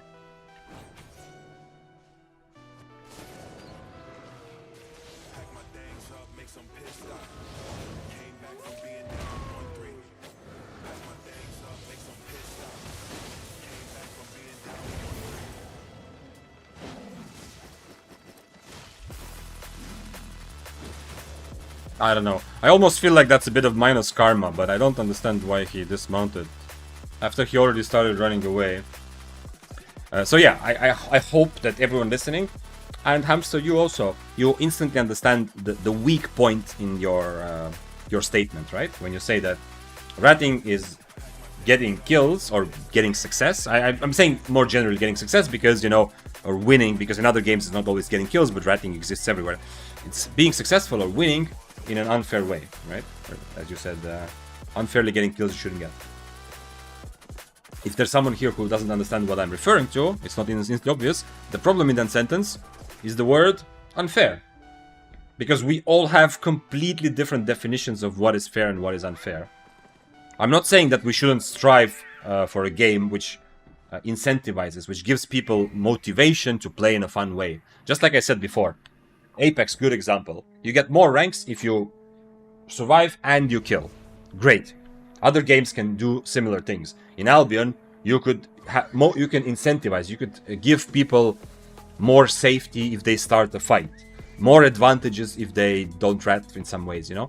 That's all good, but it will always be a problem until the end of times that we don't know what is fair and what is unfair. We all have completely different understanding of it. Stick says, what a stupid and weird words, fair fight in Black Sun. Yeah, I understand what you mean, yeah, so it's many of us have accepted that there's no such thing as a fair fight. Many of us still kind of walk around hoping that maybe one day there will be. I can't go with cloth low mobility blasters in 8.3 or 8.4 because I will get ratted. I understand, yeah.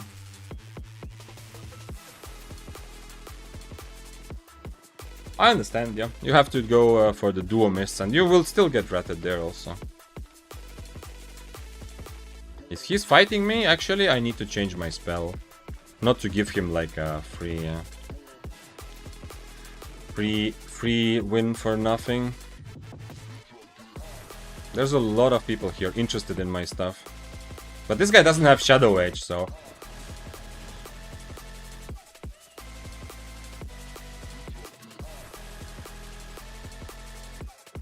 Without Shadow Edge, he cannot do what the previous guy was doing, you know?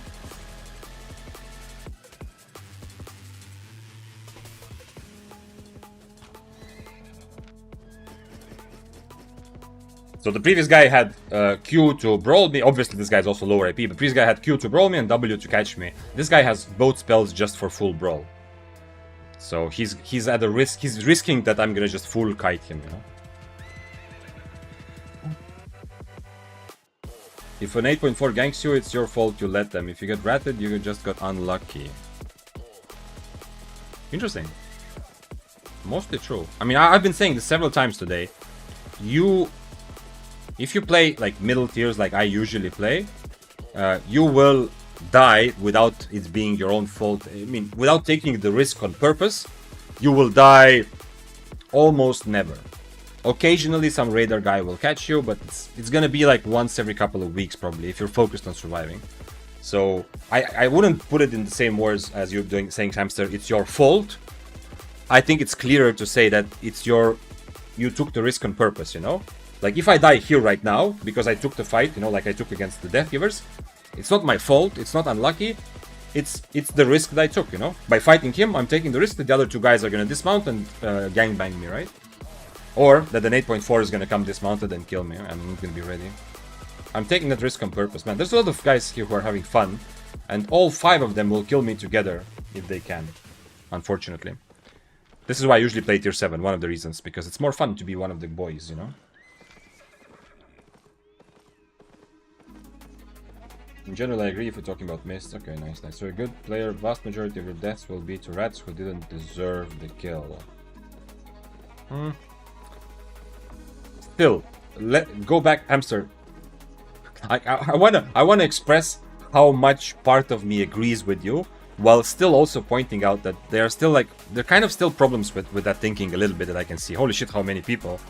And the problem is that, go back to the fair thing, you know? You say also things like they don't deserve to kill you. I understand. I also said earlier that, yesterday I think, that one thing that is pretty tilting is when you feel that you died but the enemy didn't deserve to get your items. I understand that feeling. But whether someone deserves or doesn't deserve, like, it comes also, it's also your personal value. I hope you understand that, right? Now, many of us, including myself, on some level, I share your values. I share your understanding of what is fair and what is not, to a large extent.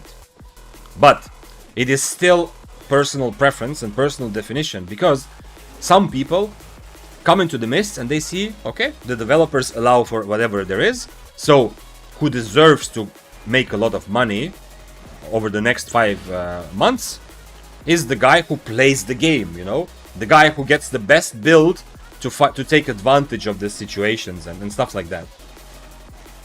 Man, oh, holy shit, we actually have a... We're talking about 8.4 potentially showing up. We actually have one. 7.4 masterpiece, interesting. On a spider. What is it with spiders? Why are there so many? You got them with the event, yeah? That's why there's suddenly so many spiders.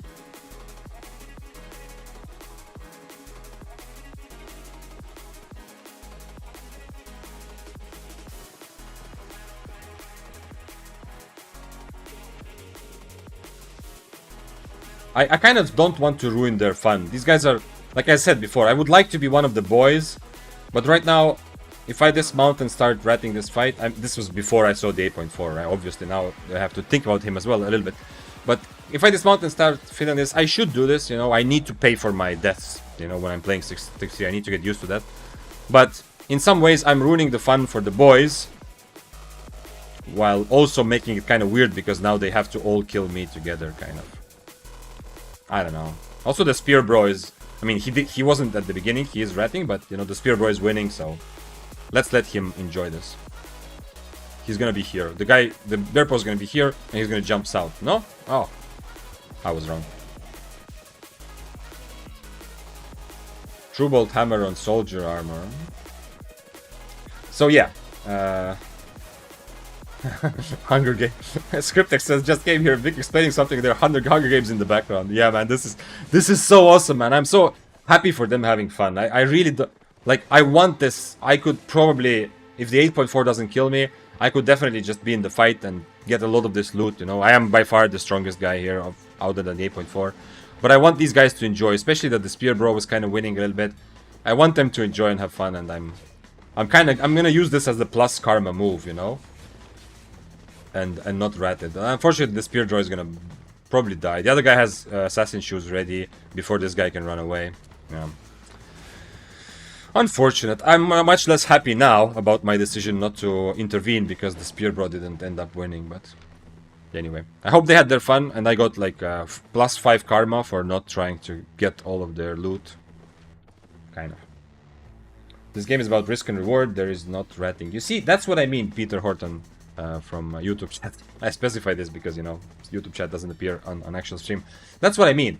Like, I agree. My in emotional feeling level, I agree very much with the kind of point that Hamster is making. But part of me, like a more analytical part of me, also feels like there's a big problem with being too strict about defining what is fair, who deserves to win, strictly based on your understanding of the competition, like on the narrow 1v1 kind of understanding, you know?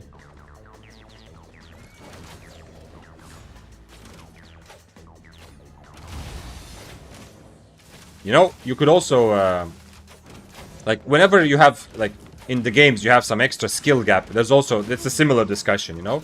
When some part of the game is made more difficult or simpler, it's always the same kind of discussion. Some people say, but I need that. Like, that skill gap is important so that the actual best player wins.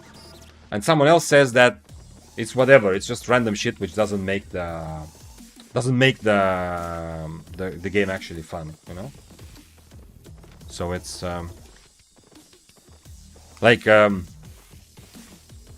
This is an extreme example, but just a random example from I remember I've heard about like games like the League or Dota or even FPS games, you know, where you're teamed up with randoms, you know, like 5v5 games. If you've ever played those games, you know that it's very often a very horrible experience, you know. Everyone is flaming each other, being toxic, they blame you for all their mistakes and whatever, you know. So, I've heard people who say that you should, it gives an unfair advantage, because in a game of League, Dota, Siege, Counter-Strike, everything like that, playing with randoms, by the way, look at this. Everybody died almost, you know, those guys on the background. If you are really good at being kind of your mental game is amazing. When someone makes a mistake, you tell them whatever, it's okay, you know. You encourage your team. You never flame anyone. If your mental game and your social game is really good, you are gonna win a hell of a lot. This is from like thousands, more than I care to admit, of hours of Dota and other games, you know. You are gonna win and rank up like crazy, even when you suck at the game more than others, just by making sure that all the crybabies on your team feel good during the game. You know, I know, if you played any of those games, you know what I mean. I've heard people make the argument that you should remove voice chat from those random teammates and yourself to avoid this, because it's unfair that some dude who doesn't actually know how to play mid is gonna win the game just because he's good at the psychological, you know, keeping his teammates happy. This is a random shit example, but just to give you an like absurd idea, someone can have an like, and there is some legitimacy in that claim, you know. You will have higher rank and be more successful than someone who is objectively better at the game just because you know how to shut up, not tell your teammates that they are shit, and occasionally tell your mid laner, yo, well done, good job, you know, when they kill someone. Okay, whatever, let's scrap that example, but you understand what I mean, you know? There's so many different ways that we can define what is fair. And what about all the fights where I have advantage? Okay, not this one. This was the closest and most intense fight for both sides. But and this one also. Let's take another one. Okay. All these fights were good, but I had someone, the first guy who ran at me, right? Okay, what about this fight? Is it unfair? I mean, I'm obviously at such a huge advantage, it's almost impossible for him to win. But he took the fight. Is it unfair? Is it unfair or not? I mean, I 100% died because of my own mistakes. But as we analyzed in the fight, it was much easier for him to take the fight, right? So, is it unfair or not? You have to figure, like, it's so difficult to define, Hamster. You have to be very careful with saying that it's... I'm not saying that you are wrong, but I'm saying that to make your point, you need to be much more defined and you need to develop that point so that it doesn't sound like just everyone has to play the game the same way that you wanted to play it. Although, as I said before, secretly, mostly, I agree with you more than I'm expressing, because deep inside, I feel a lot of the same emotion, actually. We're talking about ratting, by the way. If you just joined recently, and what's up, Dante? I saw that you mentioned you came back from the gym. Damn, who are you? You're playing Life Touch? No, you're playing Hallowfall on a Spider. What is happening here? Give me a cripple and give me fuel, give me fire, give me Spider. I desire. Okay.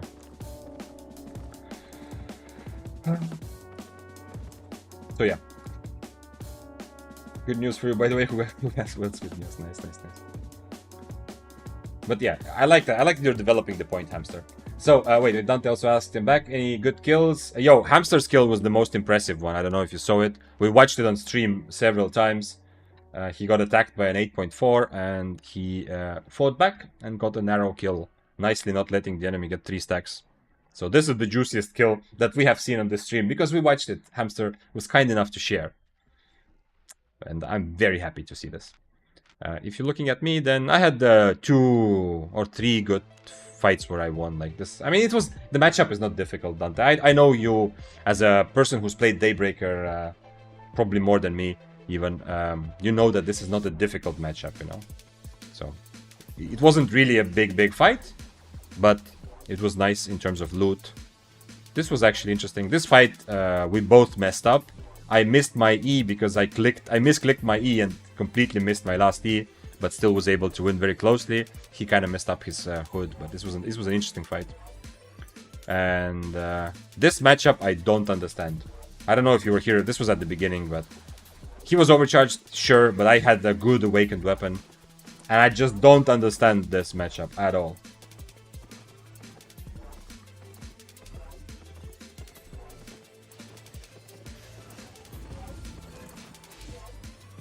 No, no, don't mount, sir. Oh, wait, what? No, no, no, wait. Is the spider fast or not? Is the spider fast? I don't know, I've never seen spider. Gallop speed. Oh, okay, it's instant 110 all the time. Oh, okay. So it's very difficult to dismount it, yeah?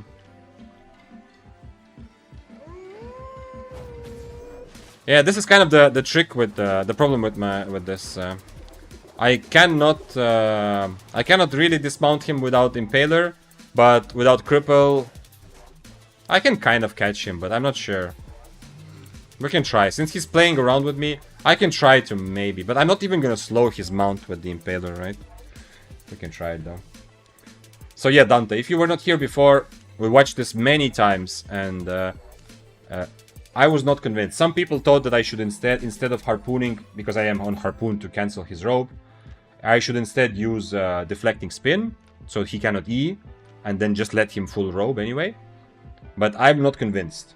And in this fight, it seemed like it went very well. I hit everything except for one last harpoon, but the damage, having to eat his damage, even with this, felt crazy, the kind of damage. He was overcharged, but, I mean, it doesn't matter, right? It's just one tier difference.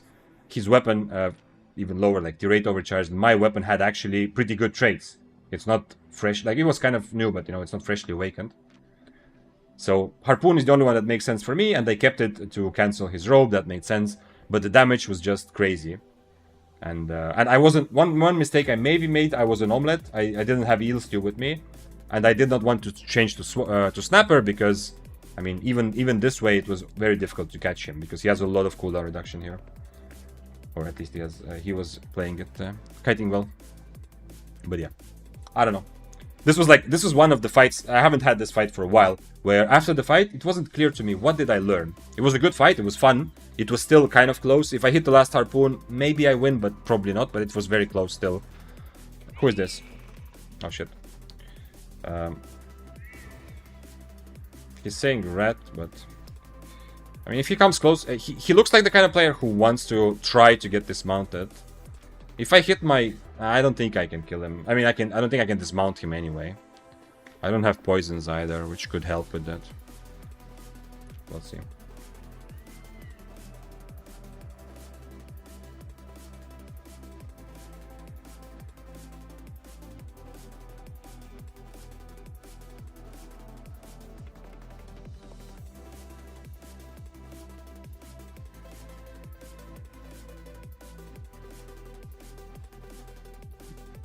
Mount doesn't get slowed. Yeah, I read it. Yeah, it's always 110%. I promise no rat tick. Fast, please. What do you mean fast, please?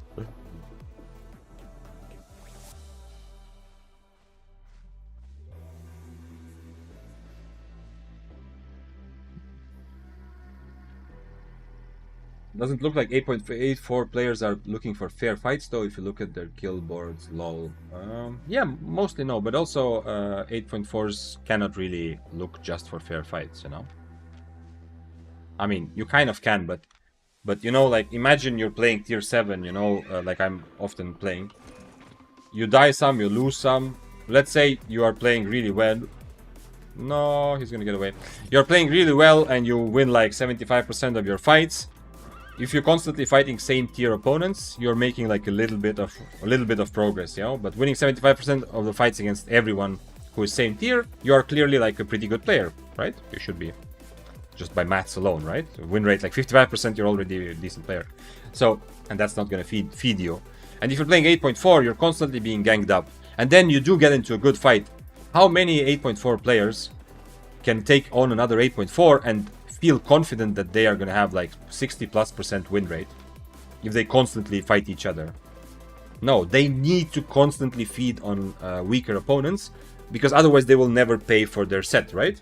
Like, even the best players against other good, very good players, they play 8.3 versus 8.3. It's like in every game, you know? Like, it's... they don't have like a 90% win rate, you know?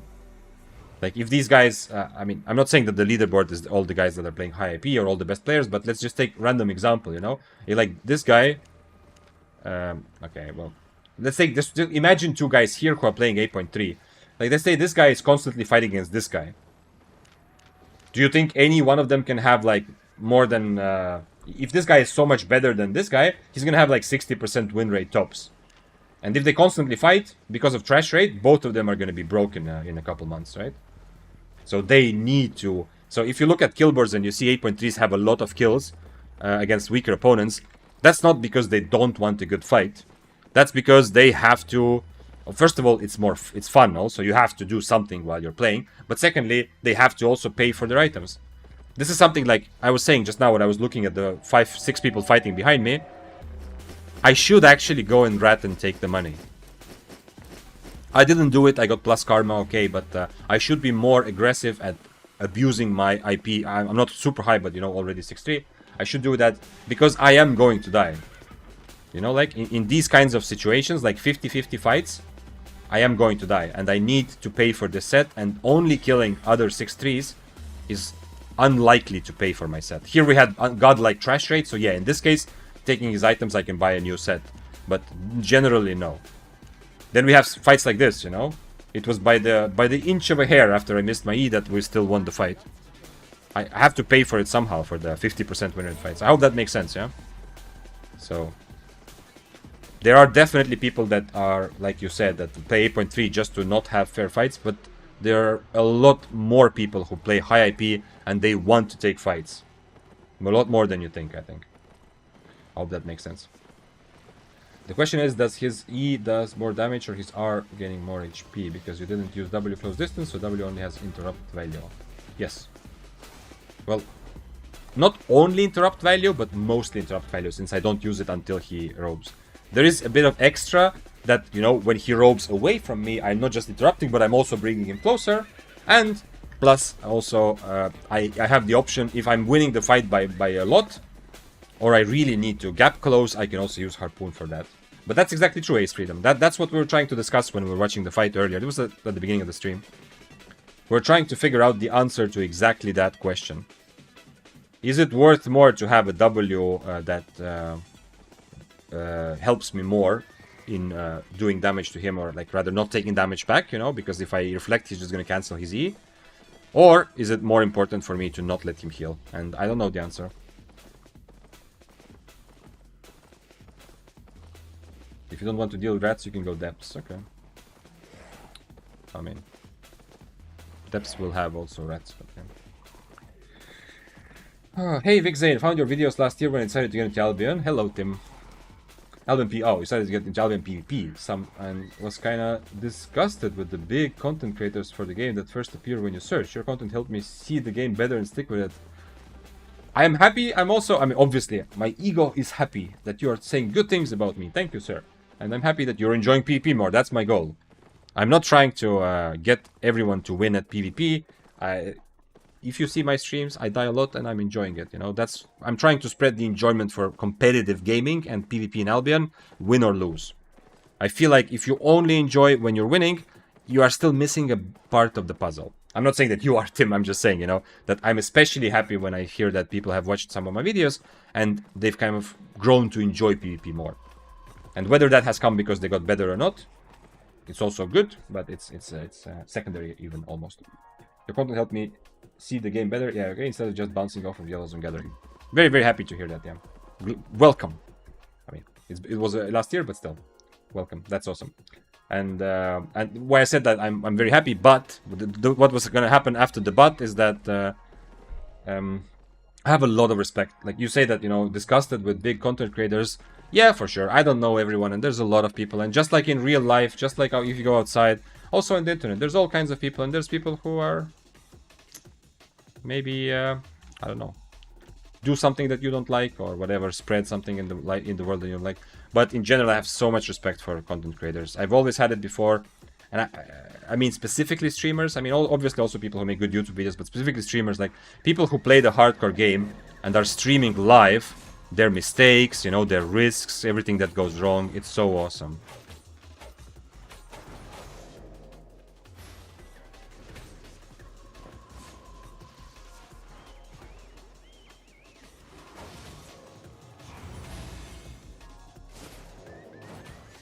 Very awesome that he actually decided to fight. I don't know why. I don't think he has any hope. Oh, that's why. He was just setting up for everyone else.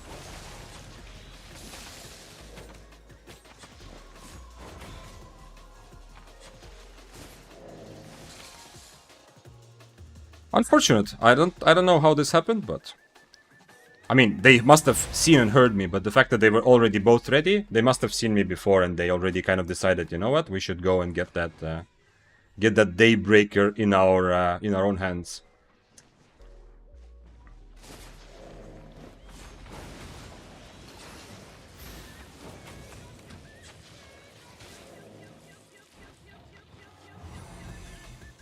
That was iffy. That means that I can actually die now.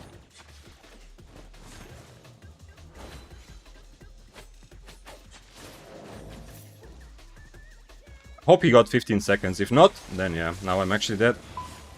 He was just off screen enough.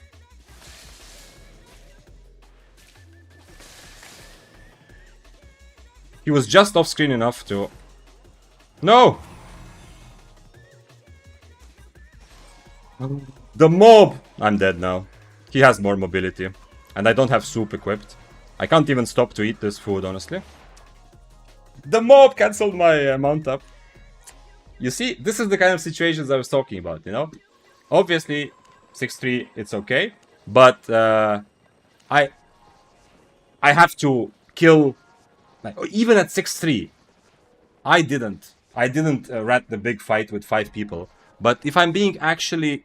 Like, if I'm thinking about my silver, I have to kill lower IP players to pay for this sort of situation, you know? To pay for the case where, you know, I'm 1v3 and I can't actually... I can't actually get them all. He goes just out of range. I was hoping he would get 15 seconds. Since I was on EOS2 and I have this swap, I didn't have soup to change to either. But yeah. But anyway, he went invis. I had 10% HP. He's full HP and he went invis. I'm not sure why. I felt like he could have just killed me right away, easily. But another thing, I have Undead Cape swap, but I'm not wearing it. That's what also is a big part of why I actually died there. Because, I mean, I'm bringing Undead Cape swap, as you've seen. But for this, until I have an actual proper fight, I should be an Undead Cape. That's why I have it, right? But it was still kind of fun. I'm kind of happy that at least the bow died. I feel like I should go for Frost first. He's more dangerous. But again, they both have decently even mobility. But I didn't have a choice because the Frost stayed behind. Unfortunately, if I hit the E on the bow, it doesn't take me 2 hours to kill him, you know, and then I can just mount up and go, because the Frost already was way off screen for a while. But unfortunately, since I did not hit that, then yeah, then I cannot. I got the. Oh, the bow was tier 6. I mean, mad props to them, right? So that's why the Frost mounted up. It's not because they had some giga strategy, because the Frost was actually worth something, you know. This would be a proper 1v1 fight. He might need to overcharge, probably for this, but this would be like a proper 1v1 fight, you know. Like, that doesn't have to be like a 3v1. After he overcharges and gets himself to same IP, and I still have awakened traits, it's a question of how good I am at catching him, especially if he changes to force field. But it's going to be very much a question of can I catch him. This was hilarious. Nice, Joe. I'm glad you enjoyed my untimely demise. Daybreaker is really fun, though. Is it time to go for... to keep going up? At least one step. Oh, sorry. At least one step up. Why can't I... Okay. Let's do it. Let's do it once. Okay. Am I still gonna awaken? Let's see. Great energy, keep doing this. Love your stream. Thank you, Tony Quest. Yeah. Yeah, this has been from day one. This has been a stream prioritizing me dying and learning together with all of us. But obviously, when I go higher AP, I have to think more about my survival because I don't want to just throw all the money away just like that. Also, and I'm not saying that this was like, oh, I wanted to die on purpose. Obviously not. I did not expect that the two guys are already ready to kill me. You know, because they came together from off screen, and I did not know. I didn't expect that they have already decided off screen to go and kill the Daybreaker together. So that's kind of what got me in a bit of a situation I wasn't fully prepared for after killing the low AP guy for the chest. The first kill was in that sense clean, you know, except for the fact that I had cooldowns, but otherwise, you know, I didn't lose any HP almost. It was fine. But yeah. Okay, Jacket of Tenacity. We are going for one more tier. Let's see how fast we lose or make up the money. And then after that, I think maybe this week I'm streaming every day, by the way, so the streams are not going to be as crazy long as sometimes, but we'll see.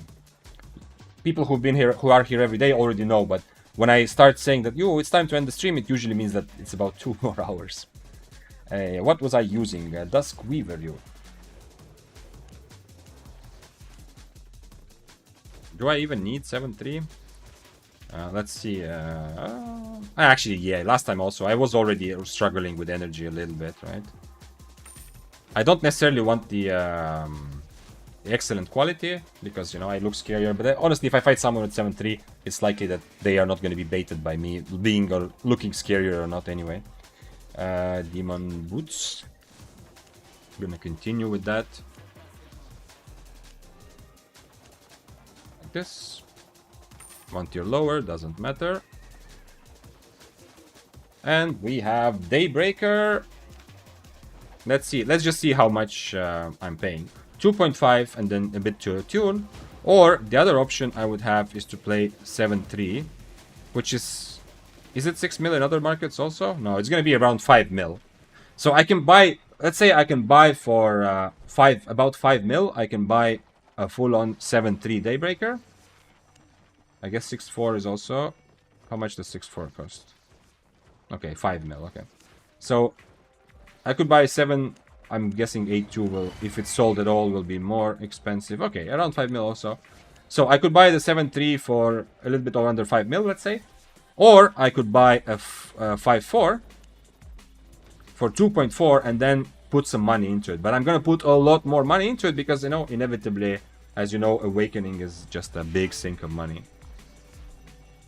I feel like maybe this is still the better strategy. Equip gear reaching... Yo, check this out. Since the journal was implemented, this is the first time. I just got a book for equipping 1,600. Can get you one for 4 mil if you want. You mean one that is already ready? I kind of enjoy Awakening, except for the fact that I'm just throwing way too much money into it. But, or you mean what for 4 mil? You mean 7-3, which is ready, Dante? That's interesting. Let's see if I missed something. Sorry, I laughed. It cracked me when you said the curse set you up. Yeah. It. 8.2. Yes, I do prefer. I do feel like I would be stronger without Awaken. Yeah, sure. I mean, I don't know why, Dante. You don't want to play it yourself because you play Awaken. I'll take it, yeah. I will gladly buy 8.2 for 4 mil. And just play it. And then we'll keep this for another day. Because today I've already spent a lot of money on Awakening and, you know. 8.2 Daybreaker, I guarantee you. I'm gonna run in someone who's wearing 8.3. I'm gonna overcharge. I'm gonna fuck up the fight. But then somehow I'm gonna come back for a huge clutch victory. I'm gonna be so happy, but then Daybreaker is gonna crash from overcharge. That's my prediction. I do craft them and play them for fun. Okay. Yeah, I'm not super sold on the whole awakening thing. It is fun to do, but it doesn't make me happy to spend that much money.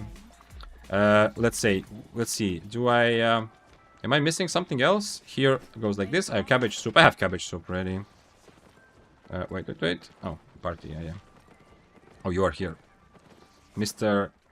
You probably heard this a million times before, but it always makes me laugh a little bit. Did we say 4 mil, right? Just checking. Yeah, for 4, okay. It always makes me laugh a little bit, Dante, when I search for you on Killboard, on Twitch, anyway, and I just have to write in STD to find you. I don't know if you know, you probably know when you chose that name, but whenever I'm searching for you, I'm searching for STD everywhere on the internet. I'm ready, right? And there's nothing else I need. Oh, I said cabbage soup. Yeah. Thank you for crafting. Oh, wait. The one I lost before... Yo, we are playing streamer weapons. This one was crafted by the Polish streamer Błazi. And this one is crafted by the STD of Alfian. That sounds really bad. I'm sorry, bro. Oh, it cost me 3 mil to craft and usually get outstanding and have to roll 1 to 3 times 800k to get it excellent and average. So it cost me around 4 mil basically. Okay, so you are selling it to me at its production cost.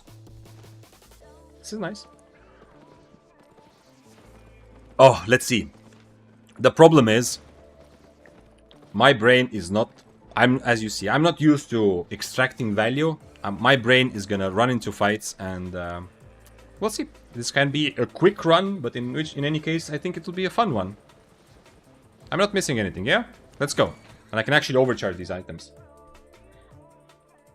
And by the way, if you're just joining, or if you have been here before but not today, I almost always play tier 70 rate. Almost all of my Albion time. Obviously, I played 4.1 like everyone. I played different builds.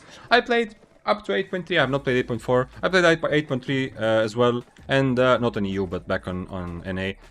A little bit, and I kind of always felt like tier 70 rate are best places for me for most fun, and I still kind of feel that, but I also feel that I've settled into too much of a comfort zone. That's something I'm used to, and I kind of want to, you know, go out of it a little bit now, especially now that I'm streaming.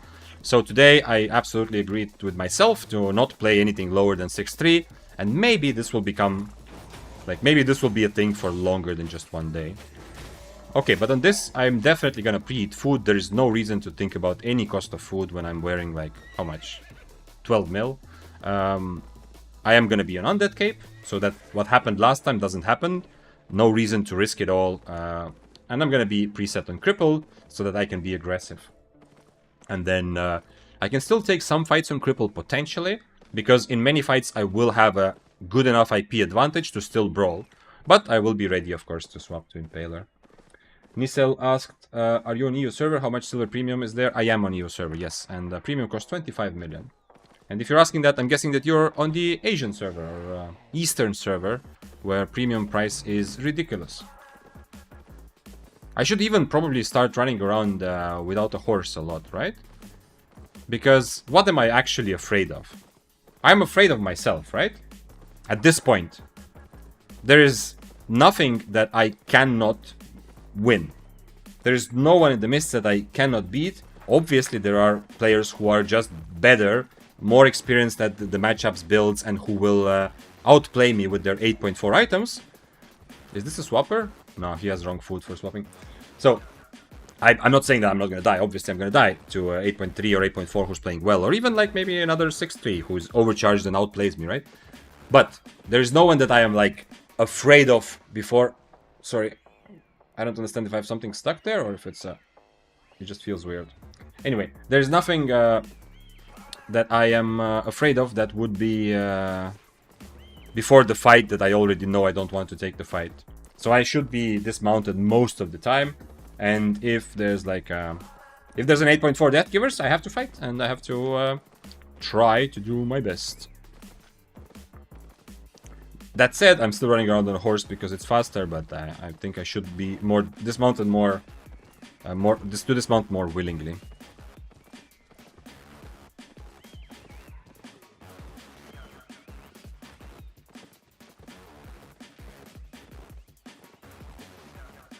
Let's see what Tim said. Hello, now how should I build my Clarent? Wait, what? We're talking about Clarent? Yeah, I saw some message earlier also.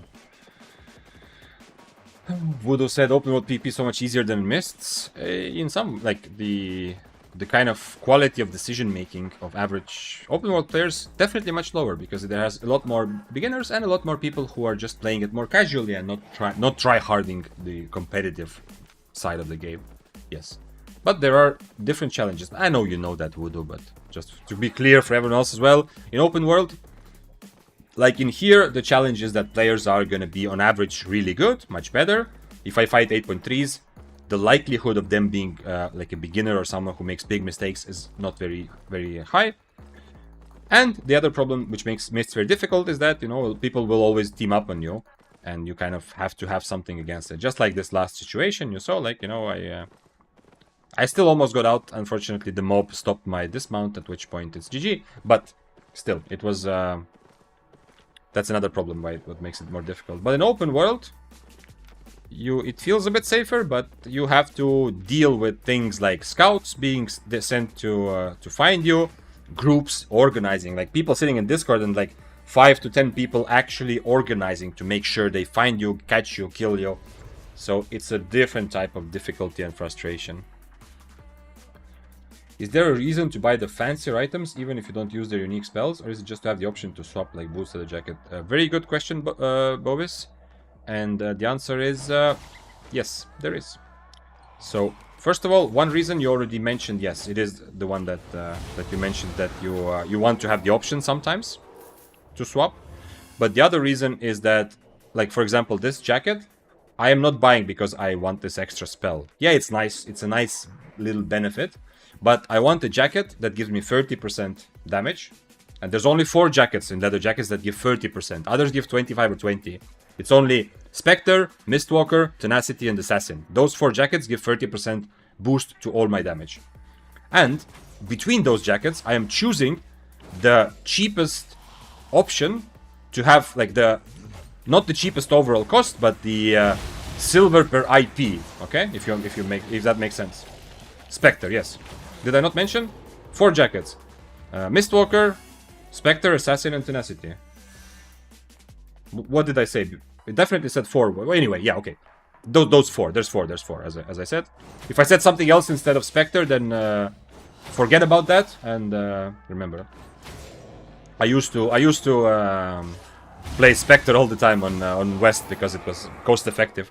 I choose this because essentially I'm trying to get the cheapest... I'm going to use Inferno for most situations anyway. I'm trying to get the cheapest Inferno shield, but the cheapest cost or IP per silver, you know? Because if you think... If I say the cheapest, then you're thinking, okay, but buy Assassin Jacket, you know? Same tier Assassin Jacket is much cheaper, but that's going to be 100 IP lower because it's a non-artifact item. So if you want to compare it, you have to compare it against 8-3 Assassin Jacket, you know?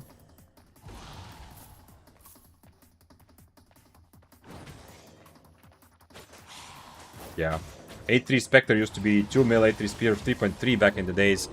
I don't know how much back in the days. It might have been before I even played Albion, because I am not as veteran as many of Albion people are, but I definitely remember on West, I always bought Spectre Jacket and Judicator Boots. Because at some point I calculated, in whatever city I was in, I calculated that's the cheapest way for me to get a high IP Inferno Shield and Rejuvenating Sprint. So I was just playing Spectre Jacket all the time. Absolutely, I don't know, I had like some sort of emotional attachment to it even. In fact, I mean, I haven't played it on EU very much, because, you know, on EU the market is different, it turns out different. But the first thing I maxed beyond 100 also in EU was Spectre Jacket, is you have 115. Because I was expecting that I'm going to be using this all the time, but I ended up not using this all the time. I should actually now use my IP to make sure I get 15 stacks. There's almost no excuse to be this high IP and run around with 10 stacks at the end of the thing. Like, okay, if I get only chests, that's the only possible excuse. But But even then, I should get like close to 15 usually.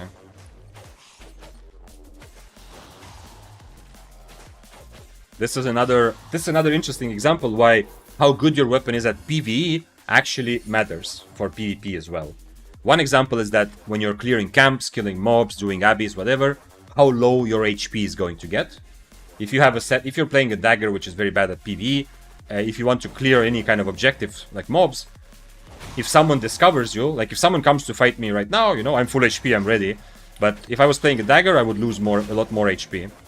And the other thing is that in abbeys, as I just said, getting stacks is very important.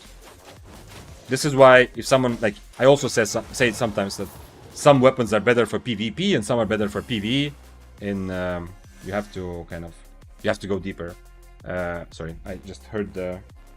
Give me a moment. I just heard the doorbell ring, and I'm just making sure. I don't want to, like, it's 90% of the chance it's either someone misclicked my number of the apartment, or it's some dude trying to, you know, sell or get into the house in some weird way. I don't live in a shady place, shady neighborhood. I don't mean it like he's trying to, you know, steal something, but, you know, maybe sell something or put like flyers in the... Sometimes, you know, guys come and they click all the buttons until someone opens the door, the house door. I live in an apartment, obviously. And someone opens it, and so they can come and put all their flyers like into post boxes and stuff. That's why I check my phone, because I'd rather not go open the door and talk to a random person. But if it was someone I know who, I don't know, had an emergency or wanted to come by, they would have definitely, you know, called or sent something. But I don't have any messages. So as I was saying, it's not just simple that PvE weapon and PvP weapon and how good they are. Those things are intertwined a little bit. That's why if you have a weapon you're playing in Mist that is also good at PvE, like the spears are generally, you have a bit of an extra advantage. I'm not gonna get 15 stacks though, I feel like. I'm only at 8 right now. Oh, so even True Assassins might be cheaper for items, slot tenacity is cheaper by IP. Exactly, Bovis. Yep. I mean, it's just just look at it. It's not fair because of IP. It's not fair to compare 7.3 tenacity to 7.3 assassin. You should compare it to 8.3 assassin jacket. Because in terms of IP, it's gonna be pretty much the same. Oh, hello, Mr. Lifetouch. Are you lost? Do I it's not even worth it, man. If it was at least tier 7, but tier 4, the 2 extra stacks I get instead of chasing him are like 10 times more worth than anything I could potentially ever gain from him. Yes. But Bobby said, I get it. Thank you for explaining. Yes, and it's a very good question because a lot of people have this question, and if you haven't thought about it before, it's very good to think about it for everyone else. But this is not like this doesn't override the fact that sometimes you want that extra spell. And honestly, if I was going full YOLO, I don't care about money at all mode, I would buy Mistwalker Jacket. Because having the access to Mistwalker Jacket special spell would actually open up new PvP opportunities for me, like meaningfully open up. Jacket of Tenacity, there are fights and situations where it is also better than Inferno Shield, as we talked about before. Primarily when your enemy has Purge, Jacket of Tenacity value goes up. But still, it is it is just a cute, nice thing occasionally to use, maybe. But Mistwalker Jacket is actually meaningfully gives you a completely different option for PvP, and the same for Assassin Jacket. That's why for like low IP, even if you could get a more cost-effective Spectre Jacket, I would often suggest that you use Assassin Jacket.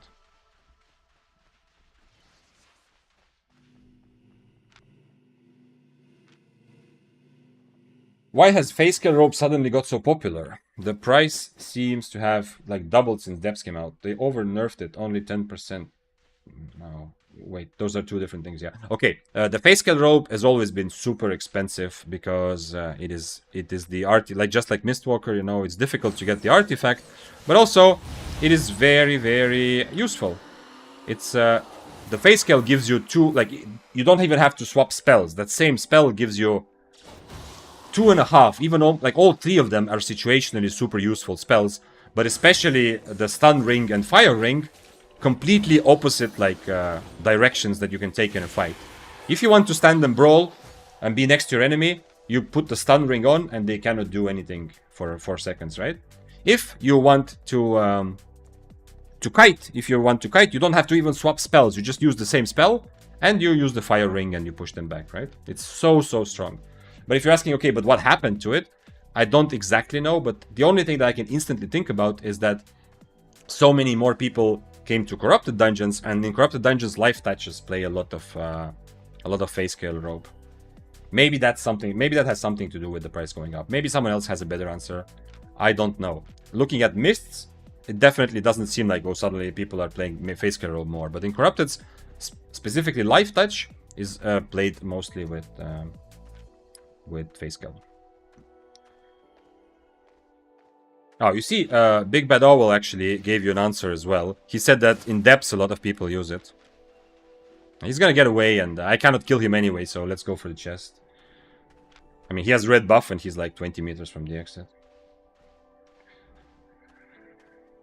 Okay, so you see, actually, you know, Big Bad Owl's answer is better. Corrupted is just one niche, but it is the idea that it has depends on what people are playing in the depths is better.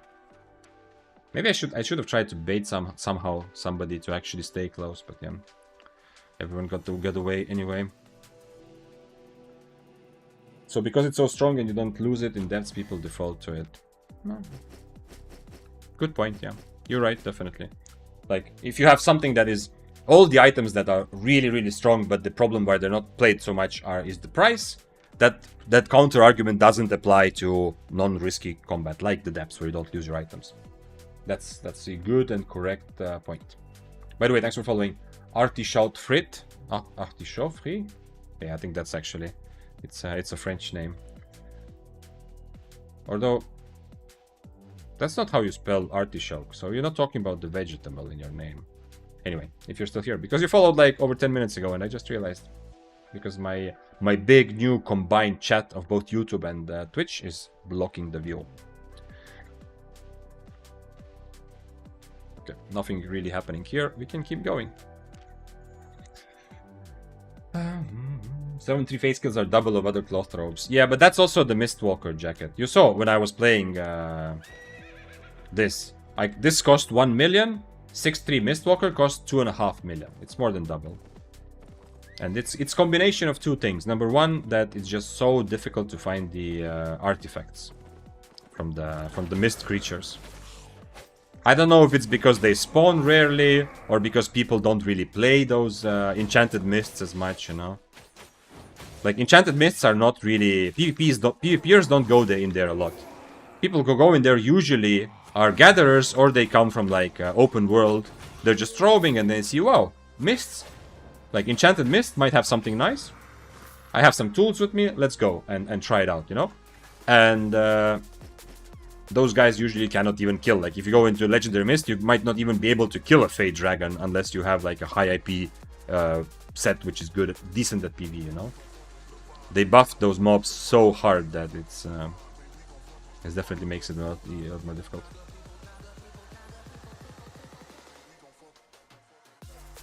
So yeah. So, and the second thing which I said, which is actually really useful, just like Face Robe, Mistwalker Jacket is actually super strong because it does give you 30% damage, and that extra option of changing to Mistwalker, it is actually really strong. Wait, am I that so high IP that this guy? He didn't aggro. I went right past him and he didn't aggro me. What? I thought he was afraid, you know? Like in some games where you are high enough level, the NPC is no longer aggro to you. I thought it was like something like that.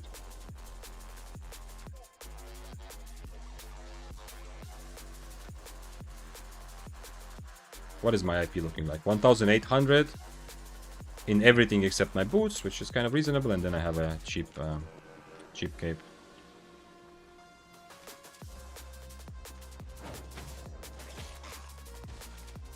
Even using an Invis Potion wouldn't be terrible, because I can kill a lot of people if I get on top of them, including some very good gatherers. But I'm a bit lazy to do it, and plus there's also the back. There's a problem. So if I do Invis Potion and the moment I hear someone in a camp or I hear someone killing like a mob, I just Invis Potion to hope that it's a free kill, like a Gatherer or someone like a 6-3 who is... Well, 6-3 is not a free kill, but 5-3, you know? Something like that. It's nice, it's really nice. But then if it happens that I drink a potion and it actually is a 6-3 or a higher tier player, I might have ruined my own chance to have a good fight. Because then I see them, I need to walk back, I need to wait for my potion cooldown, and by that time, either they might start the fight and I will just be fucked, or, more likely, they will just change their mind. If it's like a 6-3, it might be a player that, depending on the build, might be a player that if I attack them and I have my healing potion ready, I can just take the fight and kill them. But if I attack them without potion, they are strong enough to fight back, and I ruin my chance to actually take the fight, essentially. By the way, any chance Facecale can work with Daybreaker? I mean, it doesn't seem like a very good idea. Why? It can work. Anything can work, you know? If there's any Dota players in chat, you know. Anything can work. Very famous quote for one of the long-term Dota pros. I mean, it's not like it's a genius thing that no one else could have said, but, you know, it's a thing that a lot of Dota players repeat all the time. Obviously applies to League the same way. Although League has been a bit more limiting in its meta, like the developers, you know, occasionally have like forced people to play a certain way. But still, at the end of the day, anything can work. But I don't see a reason why you would want to play Facecale on Daybreaker. We are becoming the villain, tier 6, I don't care.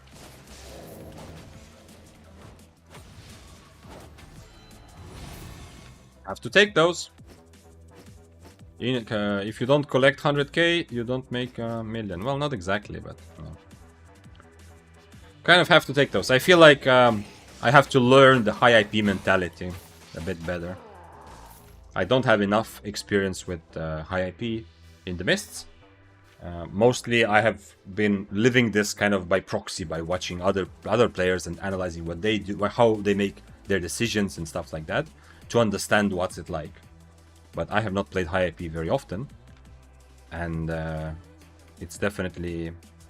I feel much more comfortable where I'm in the position like I'm the tier 8, and I go and I occasionally kill a very juicy guy, and the other 5 times I just die and I'm not unhappy about it, I'm having fun, you know.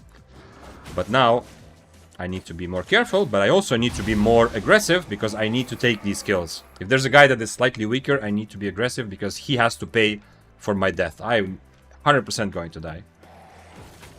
And by the way, if you press that follow button, you might be here to see when that happens. That was pretty good ad, right? Anyway.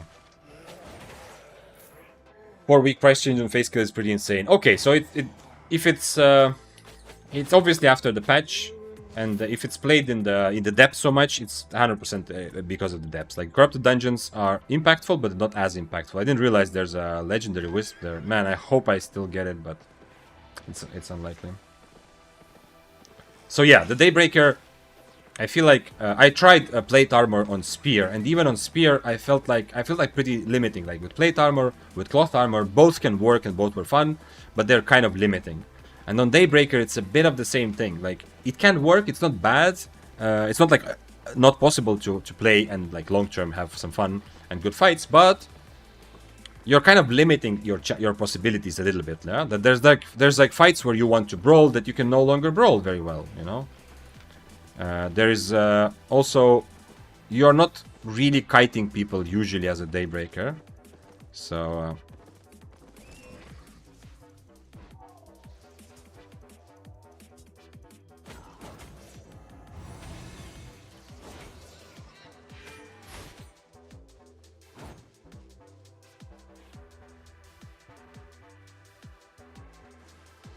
he doesn't have boots, but he will have Invis Potion.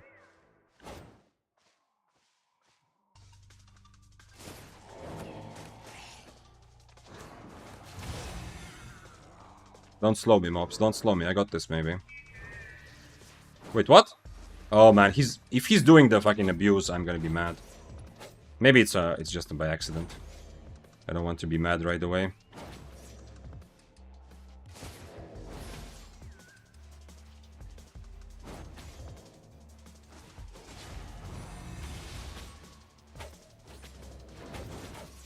Ooh, he just got his boots ready. That was close. 2.7 mil. I have to be the bad guy to be the profitable guy.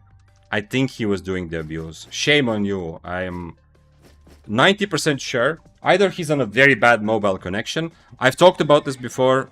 Maybe you were here to hear it. Maybe. Did he not have a stag? Okay, I just used this then. Maybe you don't know what I'm talking about. I'm not gonna spread how it goes, but it was a long time ago. Like over half a year ago, I discovered that there's a bit of a built-in lag switch. That there's a problem in the game that people can, on purpose, lag their game when they want. Not everyone, but certain systems. And they can make themselves teleport back and forth. You don't actually gain distance with it, I think, based on my testing, and I also discussed it with one of the developers who also did some testing. It was inconclusive, but it seemed like that's not the... If you've seen the cheaters who use like bloodletter super jump, you know, it seemed to me and that developer also from like original test that you don't actually gain overall distance. You don't go further. But by using this exploit, you are essentially lagging your game. You know, like people use lag switches to cheat in other games, but here the lag switch was kind of almost built into the game without any extra program. They are lagging the game so that the game starts teleporting you back and forth visually, just like he was doing on my screen. You are not actually moving faster. You're not actually being rubber banded back, but everyone else sees that you are going back and forth, like teleporting like that. And I discovered it a while ago. I told the developers, and they said, okay, they're looking into it, but nothing changed. Maybe they couldn't reproduce it as well. Maybe they thought it only affects a couple machines. But then, like some months later, I think other like big creators also came around and talked about it, or at least discovered it. So they said that it's going to be fixed in this patch, I think, or next patch. I don't remember. They have promised to fix it. I don't know if they can and if they will, but for sure, it looks exactly like what was happening here. He was constantly teleporting back and forth to make me miss my skills. He's not actually gaining space, but he is, you know, it's more likely that I will not hit my skill shots. And Gatherer started using it also, like he was, to get away. And I think either he was using that abuse or an actual proper lag switch, but I think that this guy was actually trying to full-on cheat to survive. But, you know, accusing someone of cheating is kind of weird and stupid just based off something random that happened one time. So it is... Don't look at this as a witch hunt for some specific player. It might be that this just happens to be because the idea of lag switch in all games, you know, like lag switches are notorious ways of cheating in MMOs. People have used lag switches in New World to dupe like hundreds and thousands of like in-game. Or you get bugs like this. Okay, hundreds of thousands of in-game currency, you know, and stuff though. But this he might have been using an actual lag switch. I don't know. I don't think I can sell the open ones, right? But anyway, looks like just like that. Luckily, I still hit everything. Me every time I miss a skill shot now. Oh my god, he's lag hacking. Yeah. So the other option, like I don't want to be like very, you know, I definitely don't want to start a witch hunt against people who just lag, because a lot of people play this on mobile or on just internet, which is not amazing. And if your internet is not amazing, you will have a similar result because, well, that's what lag switch does, you know? It makes you lag. The lag switch just gives you control over when you lag, so you can manipulate the game with that, you know? But real bad internet will essentially do the same. If it happens at a bad time, sometimes people start teleporting. G-String Tuna asked earlier, Cripple now batting at sword, doesn't purge stacks, right? You're mentioning those... Oh, okay, wait. Doesn't purge stacks. Yes. Cripple doesn't feel good against swords. In theory, in practice, I have not yet fought a sword. I played yesterday, the full day, I played swords myself. I played carving, claymore, and dual swords. Let me show you the good kill, just so you know. I'm not showing off, I'm just bringing the example, you know. Also played carving. Anyway, as from the swords perspective, nobody I think played cripple against me that I fought. But from a spear perspective, I haven't fought a single sword, so I don't really know. I wasn't playing, after the update came out, I played depths, I played corrupteds with different builds, then I was sick for a week, so I haven't had that many days to play new mists, essentially. But it seems like it's not strong, yeah, in theory for sure. You mentioning Dota and random builds made me remember Jimbinator. Why I don't remember? I know the name, but I don't remember why. No way. Is that a creator from Dota that... I mean, it couldn't have been. Okay, it could have been, like, because I didn't... There was a time when I didn't play Dota, between Dota 1 and Dota 2, right? Because Dota 1 was already... I stopped playing Dota 1. At some point, Dota 2 came out, and I didn't play it, like, at the beginning. So maybe it's connected to that? I don't know. People in Dota will be like, anything can work while they stand on a cliff for 25 minutes elf farming ancients. Yeah, but you know, the idea is that, you know... The idea is to... the saying, anything can work, is essentially just someone telling you, don't limit yourself with theory, you know? That's the idea. Don't limit yourself with some understanding of what is theoretically correct. If you have an idea, go try it out.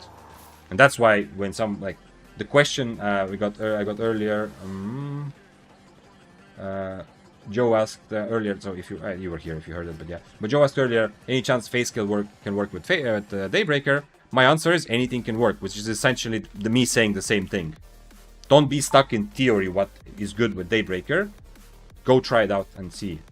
There's no reason why it shouldn't work. It doesn't seem like a very bad idea, but it also seems like you're not going to utilize the natural versatility of the Daybreaker as much. What's the abuse, Dario? I'm not gonna talk about it. It's nothing complicated, but there's no point. There's no point explaining how to abuse the game so that more people can start doing it. Who is fighting a Frost? Oh, tier 4, bro. I'm not gonna kill a tier 4, right? Come on. Wish there was a tier 7. Tier 6 can be a nuisance, and killing tier 6 just to clear out the mist to not get ratted is a good idea if it's a fight, if it's a combat build like dual swords, curse, whatever. But from tier 7 on, zero shame. Gonna attack everyone and try to get their monies. So far, the little how much time did I play? Like maybe 20 minutes of this, and so far we have the nice 3 million from a gatherer. That's it, unfortunately. By the way, did you notice that the reason why I actually killed him is because the legendary Wisp, yeah? You saw that, yeah, guys who were here, yeah? He picked up the legendary Turbulent Wisp, he changed his boots to Wanderlust, and he used his boots to transport the Wisp. And I came across him where he had no boots because it was on cooldown, and he, like, even anyway, he wasn't even on minor boots, but he was on Wanderlust, which was on 50-second cooldown, so I had time.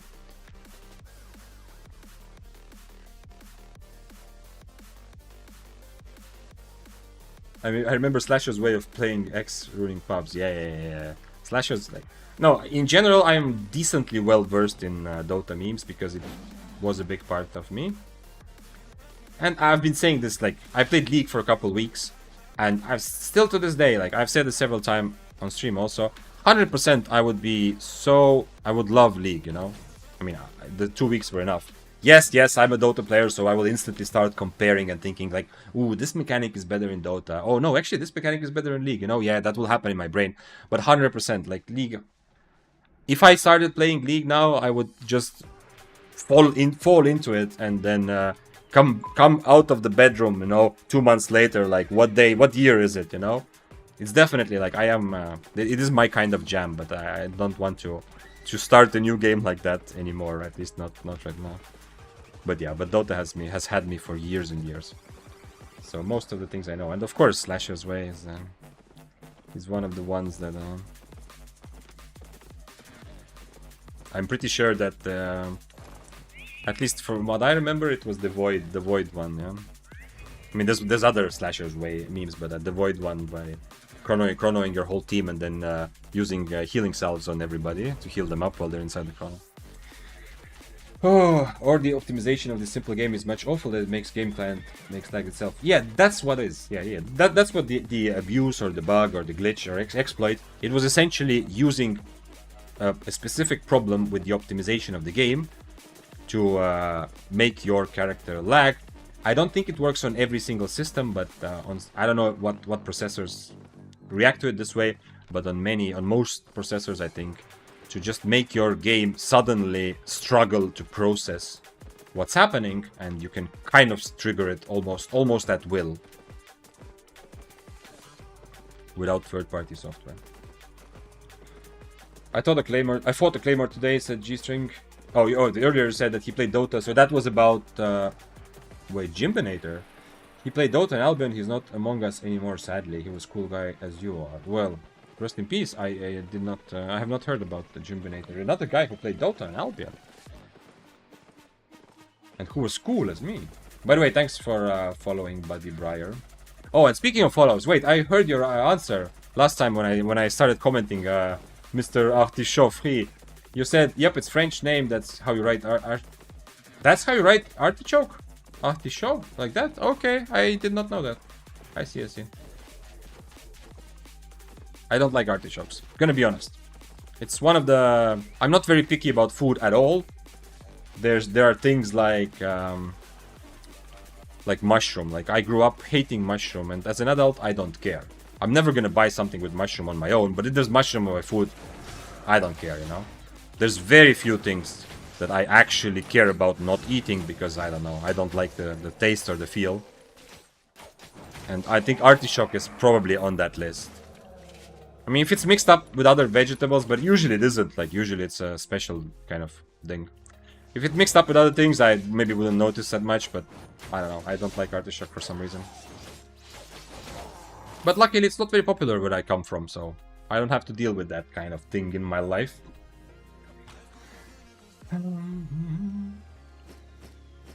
See if I missed something else. So anyway, okay, G-Swing said, I fought a Claymore today in Corrupted after a little break. I was confused by why my cripple does not purchase stacks. Oh, yeah. I mean, you still get rid of his movement speed buff, which gives you a bit of a movement speed buff. Because now, every time swords use their Q, they get 2 seconds, I mean, depending on which Q. But if you use the... just a random kill at the background, doesn't matter. It's not like I'm trying to show off. Let's put this here at the side of the screen and just look at the Qs. If you use this Q, you get for 3 seconds, you get 20% movement speed. If you use the AoE Q, you get it for 5 seconds. So you do still have still have a movement speed buff that you can remove with spear. But the fact that you're not removing stacks means that it's much less valuable than it was before. Plus, obviously, spear was nerfed. I mean, cripple was nerfed, so you know, the buff you get also doesn't matter that much. Cripple still dispels swords buff. No, it doesn't dispel the stacks from swords, right? Stig, what are you saying? The buff of move speed, yeah, but it's a separate buff now. And the problem is that you, like, okay, in that sense, so Stig, if your point is that you can still use cripple whenever you want and you get a move speed buff yourself, kind of, yes. But the huge part of cripple, which is that you remove the sword stacks, which make the sword brawl better than you. A big part of playing against swords was that whenever you want, you remove their stacks so that they are weaker at brawling because they lose so much attack speed, and you are stronger at brawling because you get damage. This doesn't work. Both sides of that equation have been destroyed. You no longer get the extra damage. Instead, you remove some of their attack speed, which is okay. I mean, okay, I guess, but it's a very small impact. And the second part of the equation is that you don't remove their stacks either, so they are still very strong at brawling. Are you gonna try Deadlock? I played Deadlock like crazy when it became kind of public. For the first, I don't know, couple of weeks. Like a friend group of mine that I used to play a lot of games with, that I've had a lot of fun with, they also started playing Deadlock, and we played like 4 or 5 of us together a lot. It was amazing fun, but it was exactly the same problem I was just talking about with League.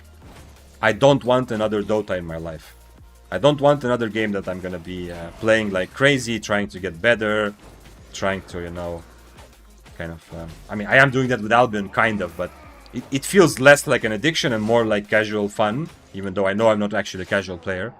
But Dota, like Deadlock was essentially just Dota 3, right? If you played it, you know, it wasn't actually a shooter game. It was just a new Dota, the way it felt.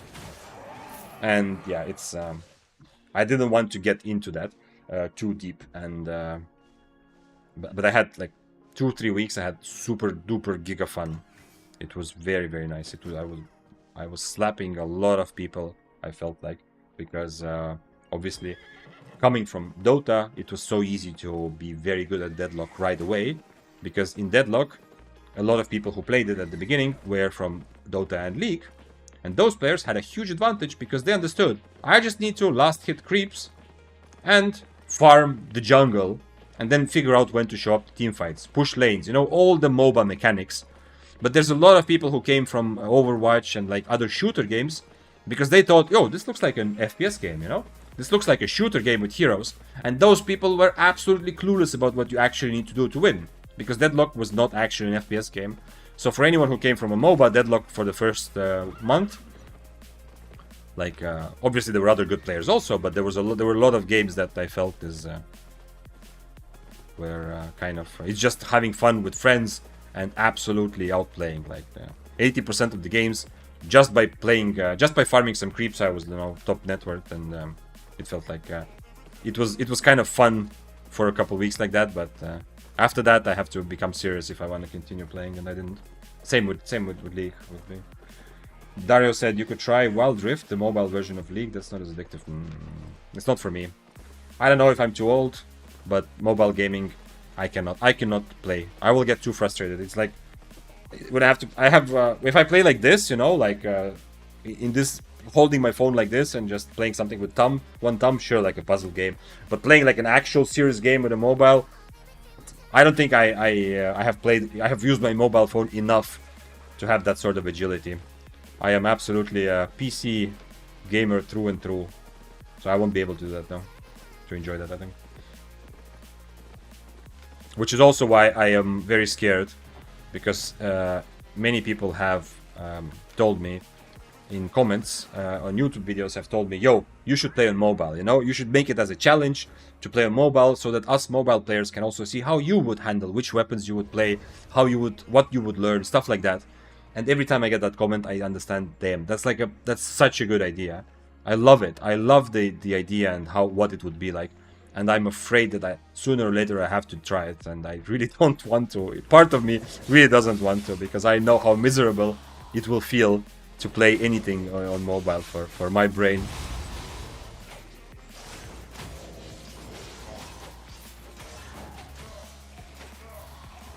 Tim said, fair, I've been enjoying it a lot still. Excited for bigger release so the player base goes up again. Oh, for Deadlock. Yeah, I saw that the drop-off was huge. And it was mostly, I think, because of what I said. There were, number one, a lot of people played and then realized this is not the game they thought it was, you know? This is not another Overwatch, or like Marvel Rivals now. This is another MOBA. So they realized it's not their genre. And then there were people like me who realized that this is another Dota, and they left because of that. Because they realized that I don't need this in my life right now, you know? So I think it dropped like a lot. But yeah, absolutely, if it fully releases, it has everything. It's like someone at Valve, you know, it's kind of like Blizzard. Blizzard was also known for that. Like, they make cocaine, you know? I don't know how, but like game after game, not anymore, obviously. I mean, now it's kind of weird. But for a while, like Blizzard, like, in my eyes, was kind of known, like somehow they're able to just make drugs, like in the form of games, you know? Like every release is like people just feel so addicted. You just can't stop playing. It's just so much fun. Just one more game and one more game, you know? And I feel like Valve also has, at least the Deadlock also felt a bit like that, you know? You just can't stop playing. It's just so addictive. And people will definitely have a lot of fun with that when it releases again. I think the hoops to jump through to be able to play a big thing too. I don't know. I don't remember that. I felt that when I played, the invitations were not limited, so some random friend I had sent me an invitation, and then I sent an invitation to everyone in my friend list that I thought would be interested. And some of them played, some didn't. What other weapons do you enjoy other than spears? I enjoy... So, Neshoku, actually I haven't played that much spears now that I'm streaming. I've been streaming over a month. And most streams I've been playing funky builds, different challenges, trying new stuff.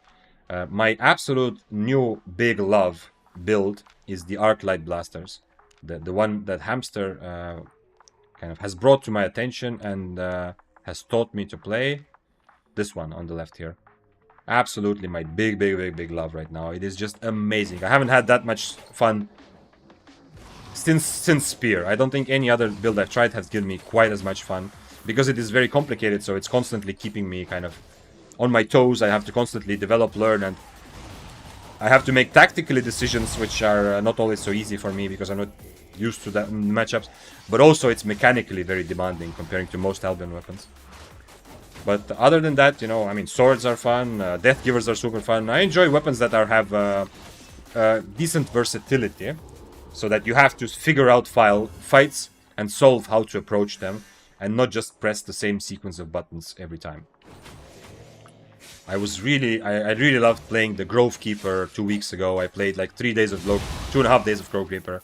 I'm gonna play it again. I think I still have the Grove Keeper set. Maybe not. Maybe I died in the end. But anyway, I will play it again.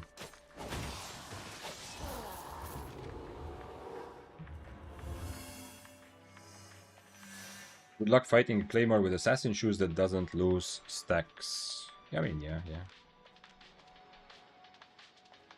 I mean, Claymore isn't like an instant win even if he has stacks, because he's so predictable, especially if he's using Stalker Hood, but even without it, he's so predictable that you can quite easily use your Inferno at the right moment. But I'm not saying it like, oh, it's so easy, you just insta-win. Of course, it's still frustrating. And especially if you have Cripple, you now have a spell which is not exactly useless, but it's very weak. They did change Cripple to give it lower cooldown and more damage. So even if you're not crippling off anyone's boots or mobility, you still get some value. Plus the Claymore will still have movement speed buff every couple of seconds, so your Cripple can also give you move speed. So I don't think it's a hopeless fight, but it is not enjoyable. Of course, it's completely like no point in analyzing that. If you only found out that you're not crippling his stacks in the middle of the fight, it's a completely different story, you know. We're in the same boat. I can't play a mobile now. I'm too slow. I'm gonna be honest. Maybe this is like huge gigacopium, but I do not feel that my gaming skills, my reaction time, my mechanical skills, I don't feel that they have become worse. I really don't. And obviously, it's very difficult to evaluate myself, but I feel like I am, on most games that I play, like that I start, that I try, I am always somewhere near the same level where I was. I mean, if I compare myself to the general player base, it's kind of a weird ego thing, you know, to start to try to evaluate yourself at all. How do I only have 5 stacks? What the hell?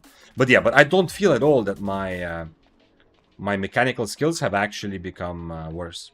And I've also read, I haven't read this about mechanical skills in general, but I have read that there have been like signs in studies. I mean, I don't know how conclusive it was, but signs that people's reaction time, like especially gamers, not people's, but specifically, that the reaction time of gamers occasionally goes up during your lifetime. Obviously not infinitely, but in your 30s and 40s, you might improve your reaction time, kind of just like how you improve your other physical skills, like your agility, you know, your motorics. Like you can become better at passing the ball, you know, in football or basketball as you age, if you play a lot, yeah? Like you get better hand-eye coordination, stuff like that. And I think that's happening to me as well. So I don't think that the problem is that I feel that, you know, I cannot keep up with the mechanics, but specifically on mobile, I was always hopeless because I never played mobile games. It's not that I lost some sort of mobile skill with age, but I haven't played mobile games. I mean, I have played Snake, yeah, and I have played like simple games. Like the only game I have on my phone that I sometimes play right now is Marvel Snap, which is like a quicken kind of casual card game, you know.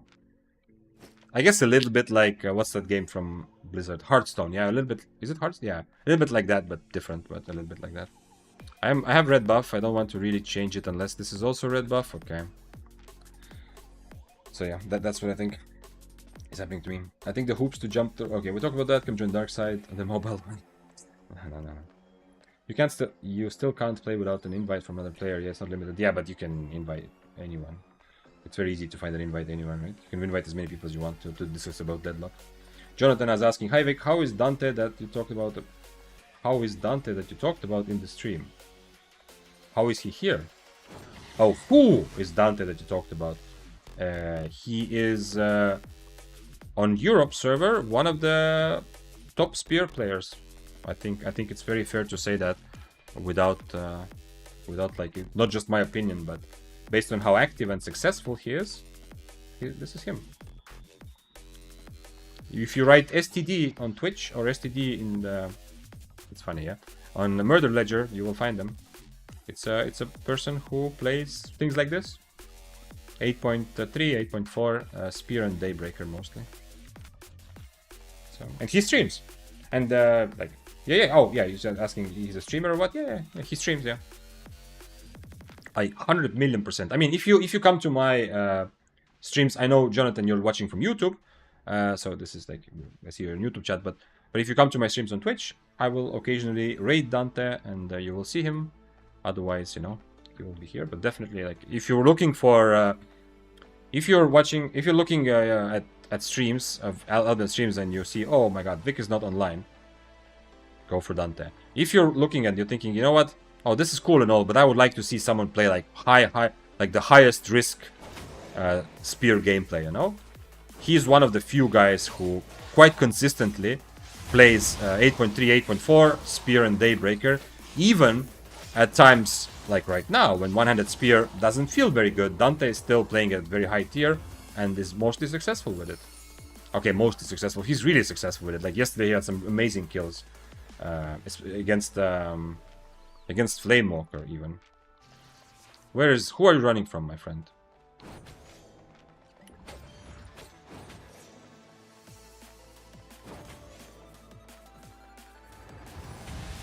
Ah, that's not good. Yeah, that's not good because well, that's actually a pretty big speed buff.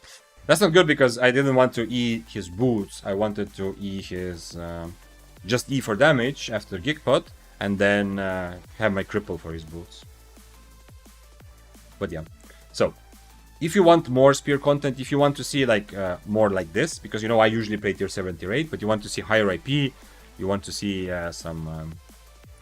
some top level spear play, like top risk level spear play, or you see that I'm not online. I don't think there's even a question. I'm thinking like I don't want to say like I don't want to forget about anyone, but I think there's not even a question that you should go to Dante, right? I cannot think of anyone who is streaming in English consistently and playing high IP spear like Dante. And we're talking about like competitive PvP, right? Obviously, a lot of content creators play spear in open world and in other different types of content, and having super like good fun and success with it. I'm not trying to take anything away from that. We're just talking about like more competitive kind of getting better at the 1v1 type of fighting and stuff like that.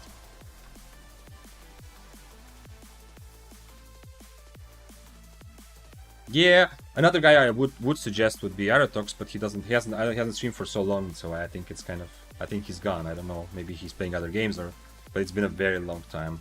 Where can I can't search here. Yeah, hasn't played for a while. Used to be a French guy who also streamed and played also 8.4 Daybreaker a lot. I mean, yeah, if we go further back in time, of course, there's a lot of very, very nice spear players. Did I miss something earlier? Won't go to Reddit or invite together. Oh, yeah, I have the problem again that I missed something in chat and now I'm trying to go back. So I need to remember. Because Tim, you asked, is it pricey? Sounds fun to run in 4.x in Black Zone. I'm trying to understand which part, like what were we talking about that where you could have answered that. It's an interesting puzzle for me to figure out also.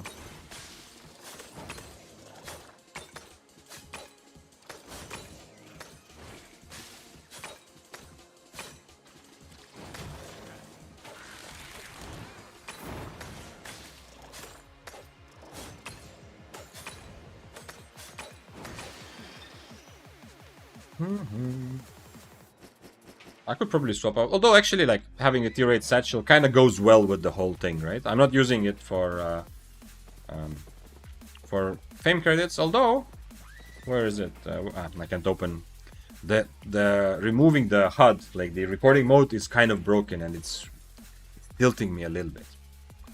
That when you remove it, some things stop working, like the opening this thing. Anyway, I could use some fame credits because, you know, actually you can never have too many. I would, especially if I play high IP, you know, for low IP or middle tier, it's good to not push your for mists. It's good to not push your specs past 100. At least for the item you're using, because, you know, if I play 100 spear, I look very scary. Everyone can see that I have 120. If I play like something like, let's say, carving, or maybe I have a lot, but anyway, you understand. If I play something where I have 100 specs, let's say battle bracers, I don't look that scary. Here, I look a bit less scary, but when I'm playing, like, if I go and play really high IP like I am kind of doing right now, that argument falls off. Because I am not gonna, like, there is one guy out of 108.3s maybe who is so new, who just swiped for his items, but I'm not gonna bait anyone in, you know? Maybe there's a little bit of chance that they think I am a bit less experienced by having 100 IP, but it's not really gonna change how experienced high IP players will play against me. So it's not really doing anything for me to have this at 100 and not pushing it to 120. And if I want to push it to 120, I need a lot of combat fame credits. Holy shit, we have an awakened cursor staffer. That is awesome. Does he want to try to kill me? I wonder. I didn't bring gig pots, but I don't think I need it. I should have run around this mountain. I will probably have to swap to Snapper. I mean, for real, I should also swap to Impaler, I think.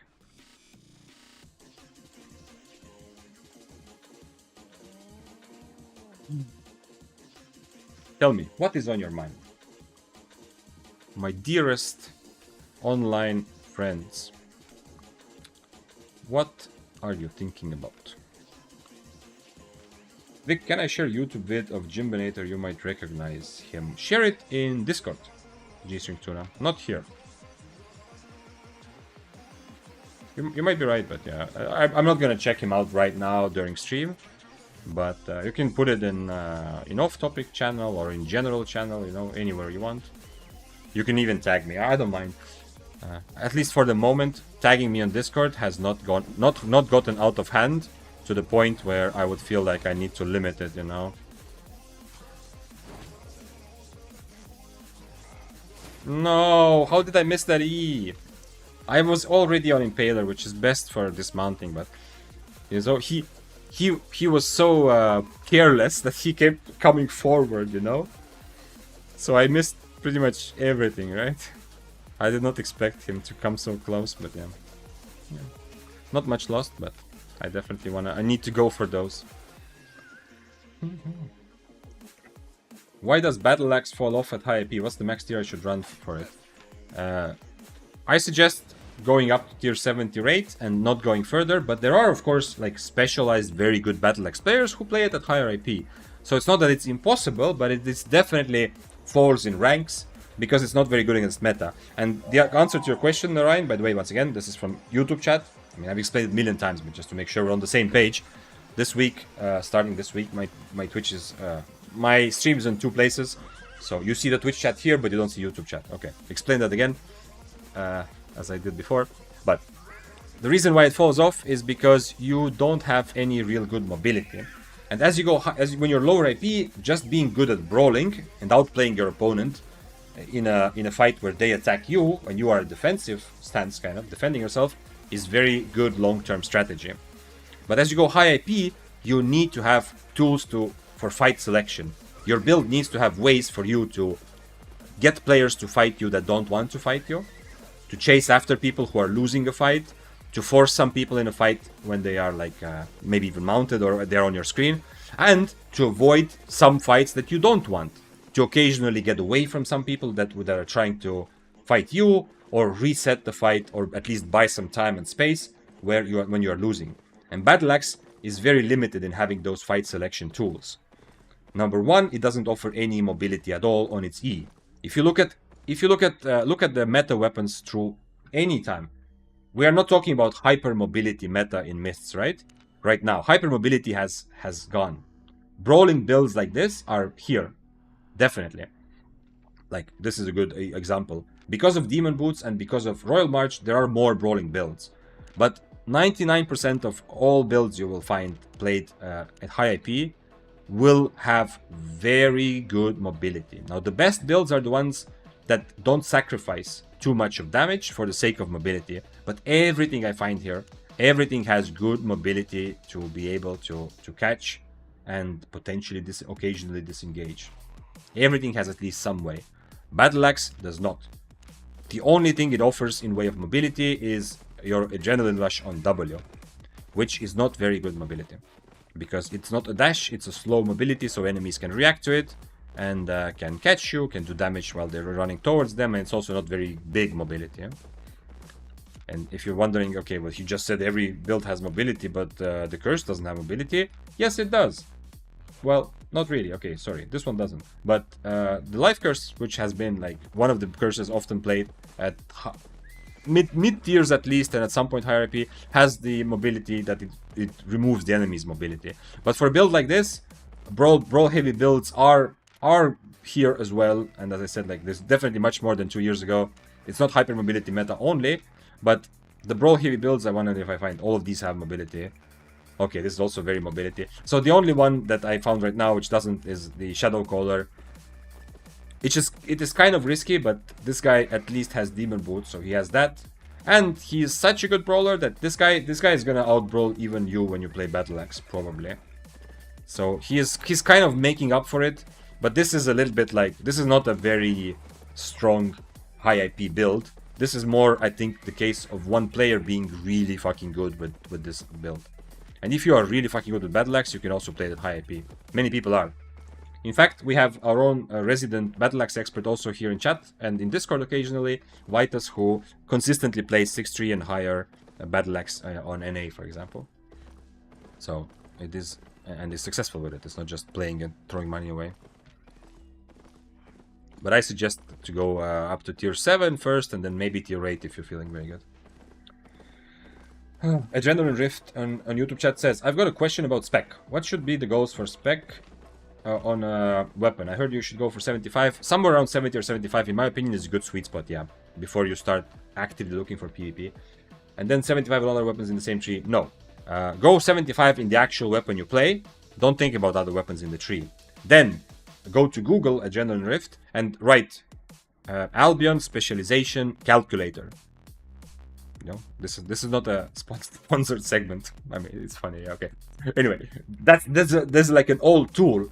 In that calculator, you put what is the IP of your actual weapon you're using, and it will tell you what the IP of the not IP, what the specs. Sorry. No, I was talking about IP. You put in what are the specs of that weapon you're actually using. Like, let's say you play carving, you put in there, my carving is currently 105 specs. It will tell you, okay, if your carving is 105 specs, if you want to progress the most efficient way, get all your other swords to 25 specs and the non-artifact swords to 55 specs, something like that. So it will give you an answer. But at the beginning, when you're just starting out, try to get to 75 or 70 specs in all the items that you are actually wearing, and forget about everything else. Forget about the other items in the same tree. That comes later. Purple chest, says the guy. Okay, if purple, it's yours. Let's see. Let's see if he's right.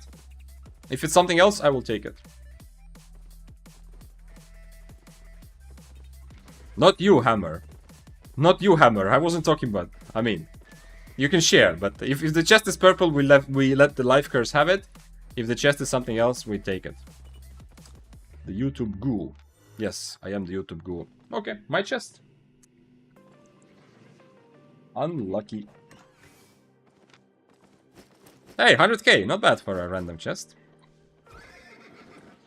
Okay, I hope that was that answered your question in general. Let's see, we have another. Oh, nice. Okay. Oh, see, Jonathan is also answering. Guys, I appreciate it. Even if we say the same thing double. Whenever you see someone asking questions in chat, YouTube or Twitch, which are, they're kind of new player questions, and all of the questions are welcome here, guys. I love to be the place where you can ask stupid questions. Of course, if it's a stupid question, you will get a stupid answer, but I don't mind. This is the place to ask anything you want about PvP related like stuff in Albert. But I love it when you answer questions of other people. So please keep doing that. I appreciate it. So I already see that Jonathan also started giving the answer there. Mr. Eve Croc said, it's been a year-ish since I played. I have a good spec in spears and daggers, but I don't know anything about new content or changes. What would you recommend to get back into the flow of things? Go play depths. If you have friends to play with, go play depths. If you have duo or trio, it's risk-free. I mean, you risk the items that you loot, you don't risk. It's so good to get back into the mechanics. It's really fun as if it's new. It can get old pretty quickly because there's a lot of downtime once you get used to it. But go play depths if you have a friend. If you don't have a friend, then you have an option to go Stalker Corrupteds, which are full loot but low, pretty low investment, depending on how your finances are looking in the game. And get back into the game. Just, I mean, if you already played before, I don't have to say this to you, Mr. Evecroc, but just maybe it's worth reminding. You will die and lose your items. I'm telling you right now. You will die a lot, you will lose your items. Just accept that right now, and you will, whatever content you end up doing will get you closer to having fun again. Without doubt. But I would suggest to go depths as much as you can. It's new, it's full of people. People are testing stuff. It's a lot of fun because you're not risking too much. You're just risking the things you loot. And there's some interesting mechanics, like you can occasionally win a fight and then revive your teammates that died during the fight. You know, it's cool. Dario asked, are there any weapon that scales better than others when you bring it to 120 AP? Yes, absolutely. You have to look at specific weapons to see what scales. But generally, damage scales and crowd control. I don't have any more food. I need to get more food. Damage scales and crowd control scales usually. A lot of things don't scale as well. Like cooldowns, casts, ranges, you know. The range of my Impaler will never change, you know. The damage will scale and how long the slow lasts. So, this means that weapons that are more... Like, if your build relies on doing a lot of burst damage with your weapon, surprising your enemy, then that weapon will scale a bit better. Because you need your weapon to do as much damage as possible. In some builds, like if you're playing this build... Where is this guy? There used to be...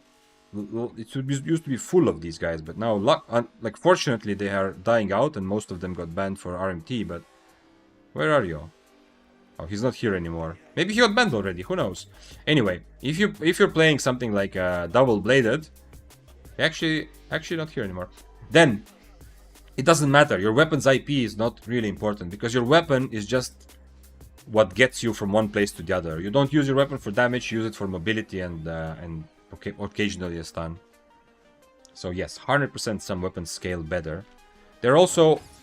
Anything that is percentage based doesn't always scale as well. I bring this example in one of my videos that I think has been one of the more popular ones, at least from my earlier videos. The thumbnail says, learn to buy item power. You can go watch it. I bring some example there as well, that Wildfire, for example, doesn't scale that well because, you know, it still does scale, but a big part of its, what it does the same damage at any IP. Broccoli asked, did you face the Q1W1 bow build on Mistwalker Hood, Mage Robe and Tenacity? No, I did not. Wait. Oh, regular bow. Wait. What was this? I think, was it Robis? No, this was a different... I faced one of the top players playing a regular bow. I don't think he's here anymore. I don't remember what his build was. I mean, if he definitely had a regular sprint. He wasn't using tenacity shoes like the special. I think, no, you know, he was using the regular bow build with mercenary jacket. Yeah. The Mistwalker hood is...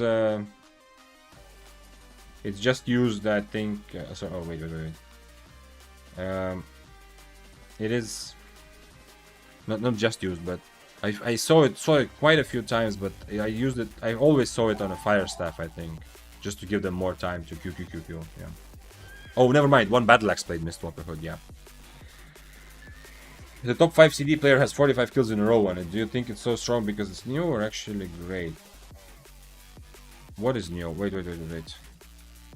Rankings, PvP, Fame, Corrupted Dungeons.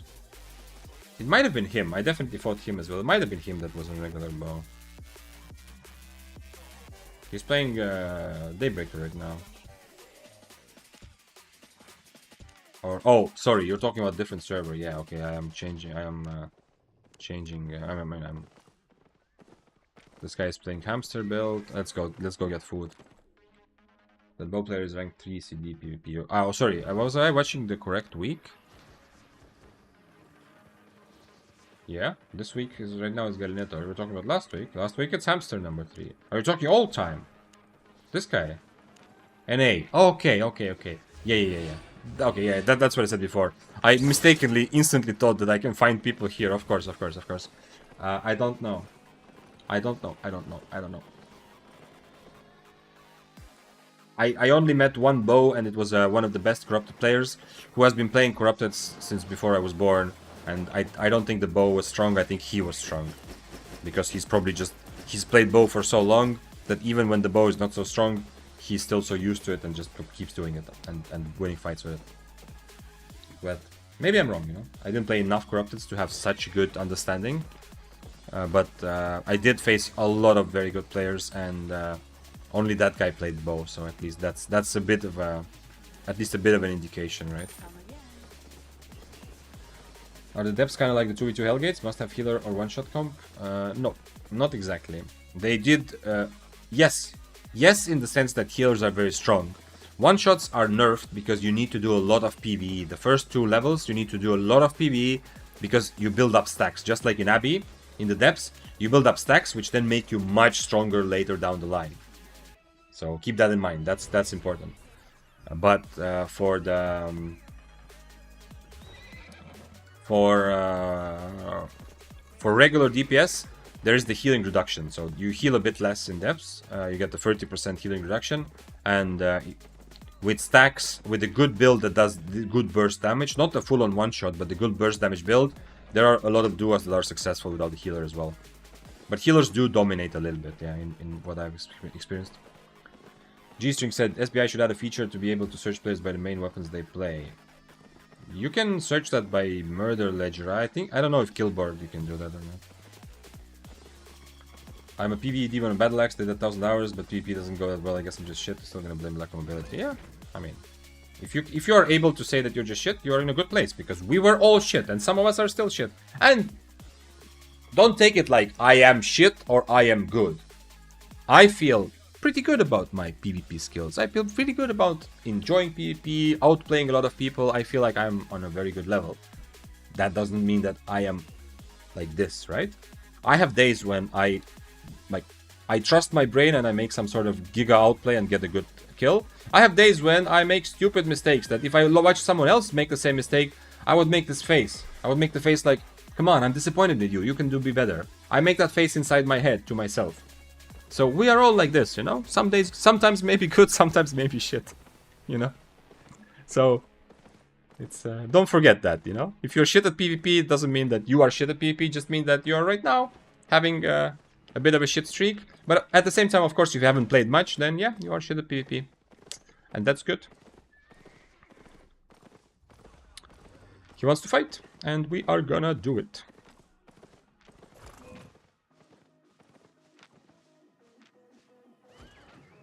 We are not in a good place to fight because the other guys will come here, but whatever. It's okay. What is his build looking like? Rose Snapper, Inferno, Facebreaker.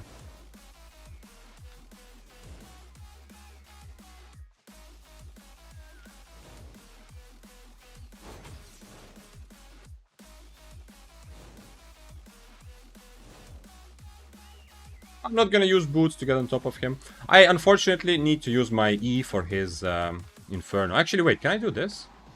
Oh no, I don't need to.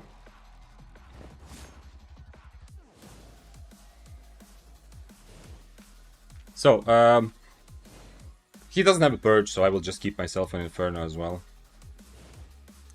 He has more mobility, by the way, despite being a Fire Staff. Maybe I need to, like, maybe after he hits one, he will actually come closer. We'll see.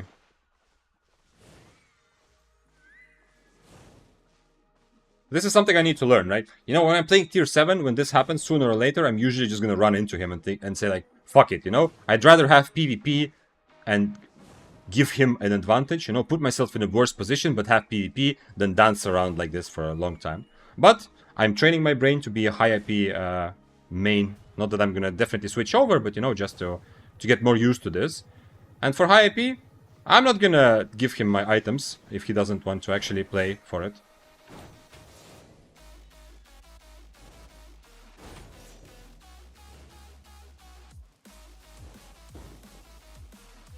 Okay, he hit a spell. Maybe now he will come.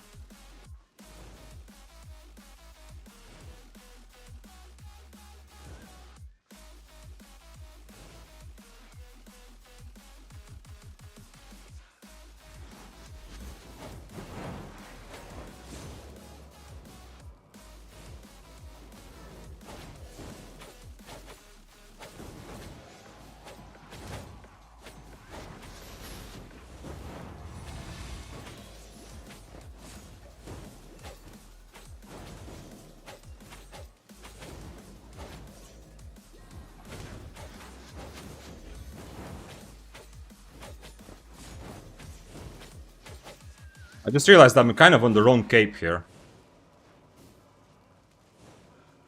I wish I had the second potion ready.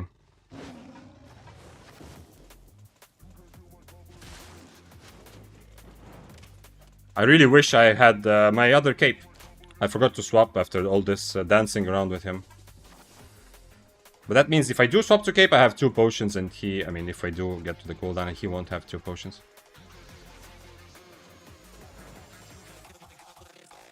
Unfortunately, he has more mobility. I was pressing my second healing, and I was like, what? What happened? Did I accidentally misclick 2 healing potions?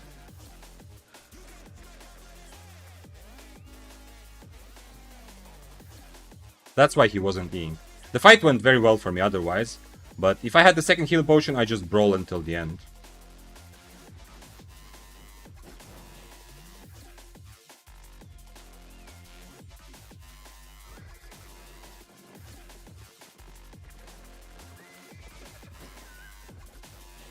Very unfortunate. Why did it disengage when you had the HP advantage? He has his E ready. The moment he procs my undead cape, he's just gonna E, and if he has W, he's gonna kill me.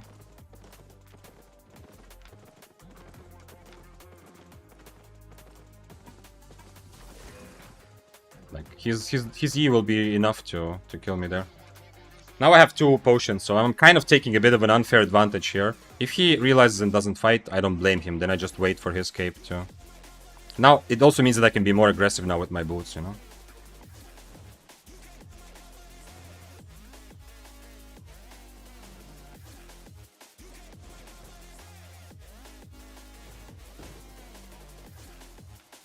Too many people here.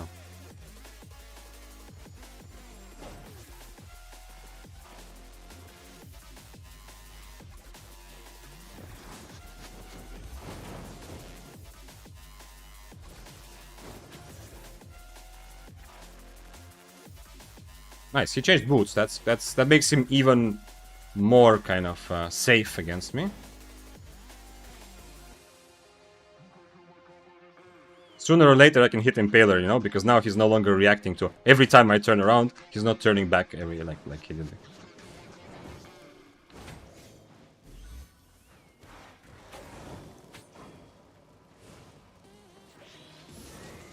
This guy is missing F. No.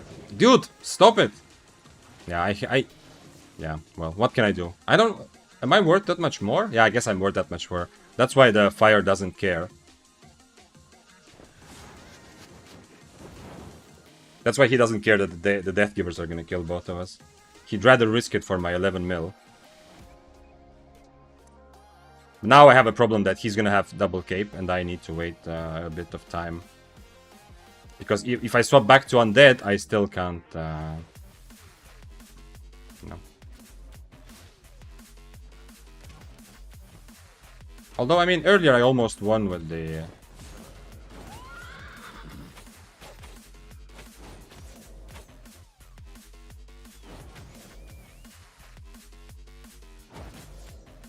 Really? Are you actually wondering why? No! I thought the exit was there.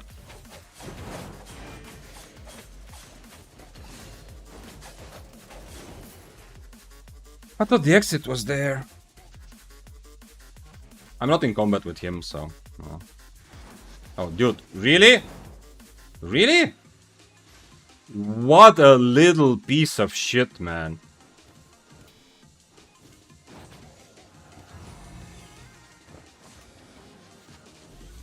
What a giga piece of shit, bro.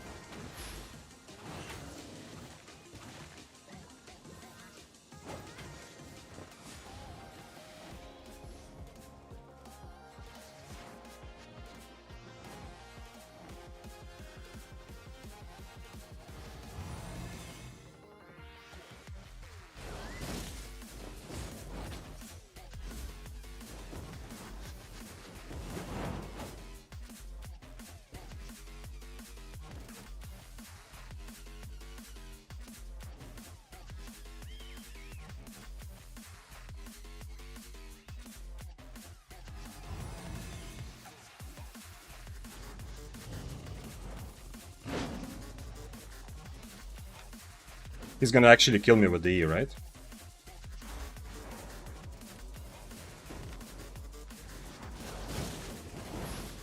No fucking way, man. No fucking way, man. Can you believe this guy? I cannot believe that, bro. This is going 100% on my YouTube at some point. I cannot believe this guy. No fucking way, man. I don't want to do any sort of witch hunts, and you know, it's always, we play for ourselves, but I'm gonna give him a piece of my mind. How do I write to him? I cannot believe, you know, the lowest piece of ungraceful scum. Absolutely ridiculous, bro. This is not ratting or taking advantages or playing safe, you know?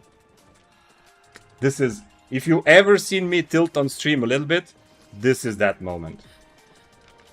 I should have run around.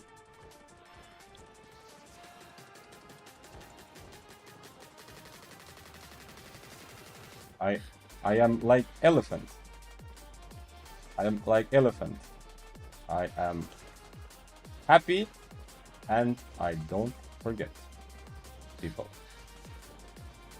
So if I ever see Tinto ever anywhere, this is, I don't think I've obviously been betrayed, you know, and it happens. I understand this, not trusting people, but if I ever see this name anywhere at all, you know, that hurt so deep inside, like, because I was hoping to have a good fight, obviously.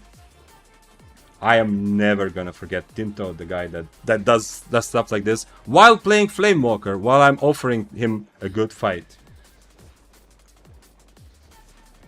We go for one more, I think. I'm getting kind of addicted to the feeling of being pretty strong, though. Obviously, didn't work out this way, but yeah, it is kind like, I don't want to say expected from Flamewalkers, you know. Play Flamewalker if you enjoy it. Now, just because something is strong, it doesn't mean anything. But hey, I'm also happy. I don't want, you know, to start witch hunts. I don't want to like outline someone specifically. Usually, you know, everyone plays the way they want. But I am secretly happy that this happened on stream, and also a stream which after raids, you know, we have a lot more viewers than normal as well live. I'm secretly happy that every time I say Tinto, there's gonna be more people than just me who are repulsed by this sort of playstyle. Okay. At the end of the day, you know, it's like I've been like I am trusting in real world. I'm trying to trust people less in the Mister, yeah. But in the real world, I kind of made the decision at some point, like with strangers, like people coming up to me in the street. Not that it happens often, but with strangers, like I used to host travelers, you know, at my place, like people who were just, you know, here for a couple of days, you know, like kind of couch surfing type of thing. I kind of came to terms in my life already that the kind of benefit and value I get from feeling good about myself when I trust someone, like to kind of upholding my own values, is infinitely more valuable and makes me feel much better than if someone were to, you know, try to do something bad. You know, in real life, nothing that bad has happened to me, you know, but even if someone is like careless, you know, like they ruin some sort of piece of furniture or whatever because I let a random person in my house, I feel like any kind of damage they will cause, I accept that risk for the good feeling of feeling that I'm upholding the values I kind of want to spread in the world. And it's a little bit like this here also, yeah? My satisfaction from having been the honorable guy is bigger than my disappointment. But it is one of the most tilting things. Maybe okay, it's among the top 1 tilting things that has happened to me on EU Albion for sure. Pathetic. That's the good word, Jawhead. Exactly. 100% smart of the fire. Why do you even trust people? Yeah, true. The thing is, there's a bit of like hopeful, there's a bit of like wishful thinking there going on when I trust people. It's because I really want to have the fight, and I don't want to win a fight this way, you know? I don't want to do the opposite where I tell someone to trust me and then don't. But, you know, maybe I just need more life lessons in Albion like this. Because at the end of the day, if I usually play tier 8, if I get backstabbed, it hurts less also because I lose less, you know? It is kind of, I don't know. It's even more so that I would rather just be the guy that trusts. Because, and you know, like, if you're asking, there is still this reason, like I, you know, sometimes I discuss, like, what would happen if everyone played, like, double-bladed, you know? If you weren't here before, Christian, like, earlier, yesterday, or before that, I have some of this discussion, you know? I do like the idea of being the change you want to see in the world. And also in Albion. And I know that if everybody played like me, the game would be very fun. I'm not saying they have to. I'm not expecting. Absolutely not. But on the other hand, if everyone plays only double-bladed and are super safe, I've said this many times, the game will die. In 2 weeks, PvP will die and we will go play League or Dota or other games. If everyone who plays PvP only plays double-bladed and only runs around the map being super safe and trying to get free kills, we are like, those people are contributing to the game being shit for everyone else. It's okay. If some people do it, it's fine. But if everyone does it, you know, it ruins the game. This is one of those things. So if you're asking me, why do you trust him? One of the reasons, not just to feel good, is also because I want to contribute to the kind of game that I want to see, to the kind of community that I want to see. You know? So I think the better question, like the better point there would be to just point out that my expectations that he would also play it normally are unreasonable. That's true, maybe. You know, I'm a bit idealistic, but for sure, like, one of the reasons why I trust is because I want to contribute, you know, even if it's just a little bit, you know. Some of you watching me, when you have a chance to backstab someone tomorrow in the mist for some money, some of you will not do it because I spread this sort of playstyle and value. And at the end of the day, like in 2 months, the game becomes progressively a little bit more fun for everyone. Because, you know, like, what happens, like, what he's doing is he's making out of me and you and out of guys who see this sort of behavior, we become also non-trusted, like, don't trust. And what happens if nobody can trust anyone ever? I mean, that's kind of what it is, but, you know, if nobody even tries to trust, is that you essentially, you take away the opportunity to have good fights, you know? Because if we can trust each other, we just don't fight, we just run away, right? But this is probably also like a high IP experience. That's why it's a bit new and tilting to me, because this is like a high IP experience, you know? At tier 8, a lot of people have enough integrity. They think like, okay, you know what? It's not worth it. Like, I'm not gonna like be a human scum against this other person in order to gain 1 million GP, like silver, right? But when I'm getting like to, I don't know how much I was, like 11 mil or something that I'm worth. At this point, like, it's worth it. In his head, the calculation is, do I want to be like, do I want to contribute to a better Albion? Nah, it doesn't matter, you know? I'd rather I'm being a bit mean to the person because I am a bit hurt. I don't know if you can feel from voice, but he's thinking more like, I'm going to be a piece of shit, but it's worth it because, you know, the cost, like, for his values, the cost is 10 million. So if I'm worth over 10 million, it's worth it. If I was tier 8, he probably wouldn't. If we were both tier 8, he might not do it because he thought, you know what, for that low of a price, I'm not gonna be a piece of shit. If you ever wanted to see me tilted, this is the moment. I got addicted to playing like high IP though. I already feel how much more fun it is because, I mean, this fight, I'm not saying I'm 100% winning, but it is so much fun to have a very easily winnable fight, especially if I switch. The first fight was won if I swapped capes already, but anyway, very easily winnable fight against more money essentially. In this situation, if you want to kill the rat, you need to have stronger mobility. Many players are broke and cannot be trusted. This is very tilting for sure. True. Yeah. I know my as I said, I think my expectations are not reasonable, and I wasn't really expecting that much.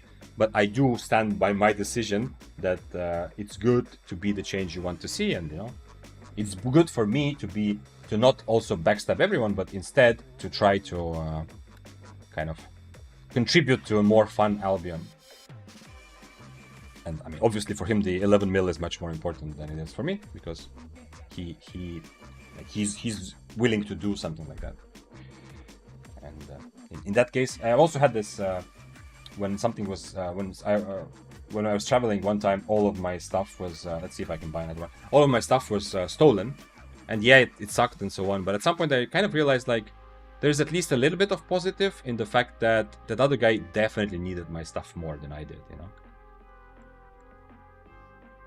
Maybe it's a bit of copium, but there is a bit of that feeling, like, because I have not, even though I have been like I have had difficult times in my life for sure. I've had like times when, you know, I was broke, sometimes by choice, sometimes without a choice, but I never got to a point like, okay, maybe I stole like €2 one time, and it's also a travel story, and it's more funny than malicious. But essentially, I've never been at a point where I would actually consider stealing someone else's items, because I've never been like so desperate. I would like any of us, if I was dying of hunger, I would steal it. There's no question about it. I would go to the closest supermarket and figure out ways to get food, because I'm not going to die of hunger while being like high moral, you know. But so when someone stole my stuff, one of my thoughts was that, you know, if the person was desperate enough to consider doing that, maybe, you know, it's not that bad that he has my item, my stuff. Do we go with 5-4 that I have from before and try to attune it instead? I really got kind of, I don't know if it's correct to say addicted, but I kind of feel like just buying a weapon like this is actually better. In terms of money, it's definitely much better. You're like Jesus if he was born in Bridge instead of bed. I like the Bridge Watch specifically. Tinto. I have a good memory, but I'm gonna have to remind myself a little bit. Tinto. If there's, you know, these things, karma, I believe in karma, so I know it's a lot of shit and a lot of copium in some cases, but you never know, you know. One day, the situation might come. One day, and the day may never come, you know, like from The Godfather. The situation might come. But the actually interesting question is, how much do I need to learn from this? How much should I adapt and in the future just never trust anyone? And probably the fact is, even though it is nice to contribute to a good fight from my end, it's probably wise, as I ease into high IP, it's probably wise to learn this. And just like if you die and you lose 10 mil or whatever, 5 mil, whatever is big money for you, if you die and lose it, sometimes what I feel and say is that it's nice because you got the lesson for cheap. If you go and you die in a tier 7 set because you didn't know that the enemy has deflecting spin on their sword, on their spear, you know, yes, you lost like 1 million in your tier 7 set, but you gained a valuable lesson for pretty cheap. And it's kind of like this also, you know. One day I'm going to be in 8.4 and there's going to be the same situation and I'm going to remember it and maybe not die. I have to be careful to consider the victim in theft. When someone shoplifts food from a chain supermarket, it's hard for me to find any blame in my heart. Okay, yeah, you're right. You know, Tim, the supermarket example, I kind of weaseled out. If I feel that I'm dying of hunger, I will steal, I'm sure. I think a lot of us, we don't realize what happens when we're pushed to the edge. I am 95% sure I would steal not just from a supermarket, but from anyone who is not dying of hunger. Like any other person, like my neighbor. Probably. I don't know. I've never been in that situation. Luckily, hopefully never am. But I think that I will not sit and die thinking that, you know, this is the way. Who knows? Maybe by that time I will have changed my idea on world. So yeah, you're right. The supermarket aspect makes it much easier. The moment you say that you're stealing from a big company, it's instantly like some people are listening and saying, I mean, I would steal from a company right now. What do you mean starving, you know? Who cares about the company? I know a lot of people would do that too. 10 mil for your integrity is crazy. Yeah. I mean, it is crazy in some instance, but you know, if you also use this as a lesson, it's not that bad. It is giving money for future. And once again, I know I'm being like, you know, when you get hurt, you become more aggressive or offensive towards others, and I'm doing a bit of that, you know, because it feels so bad inside.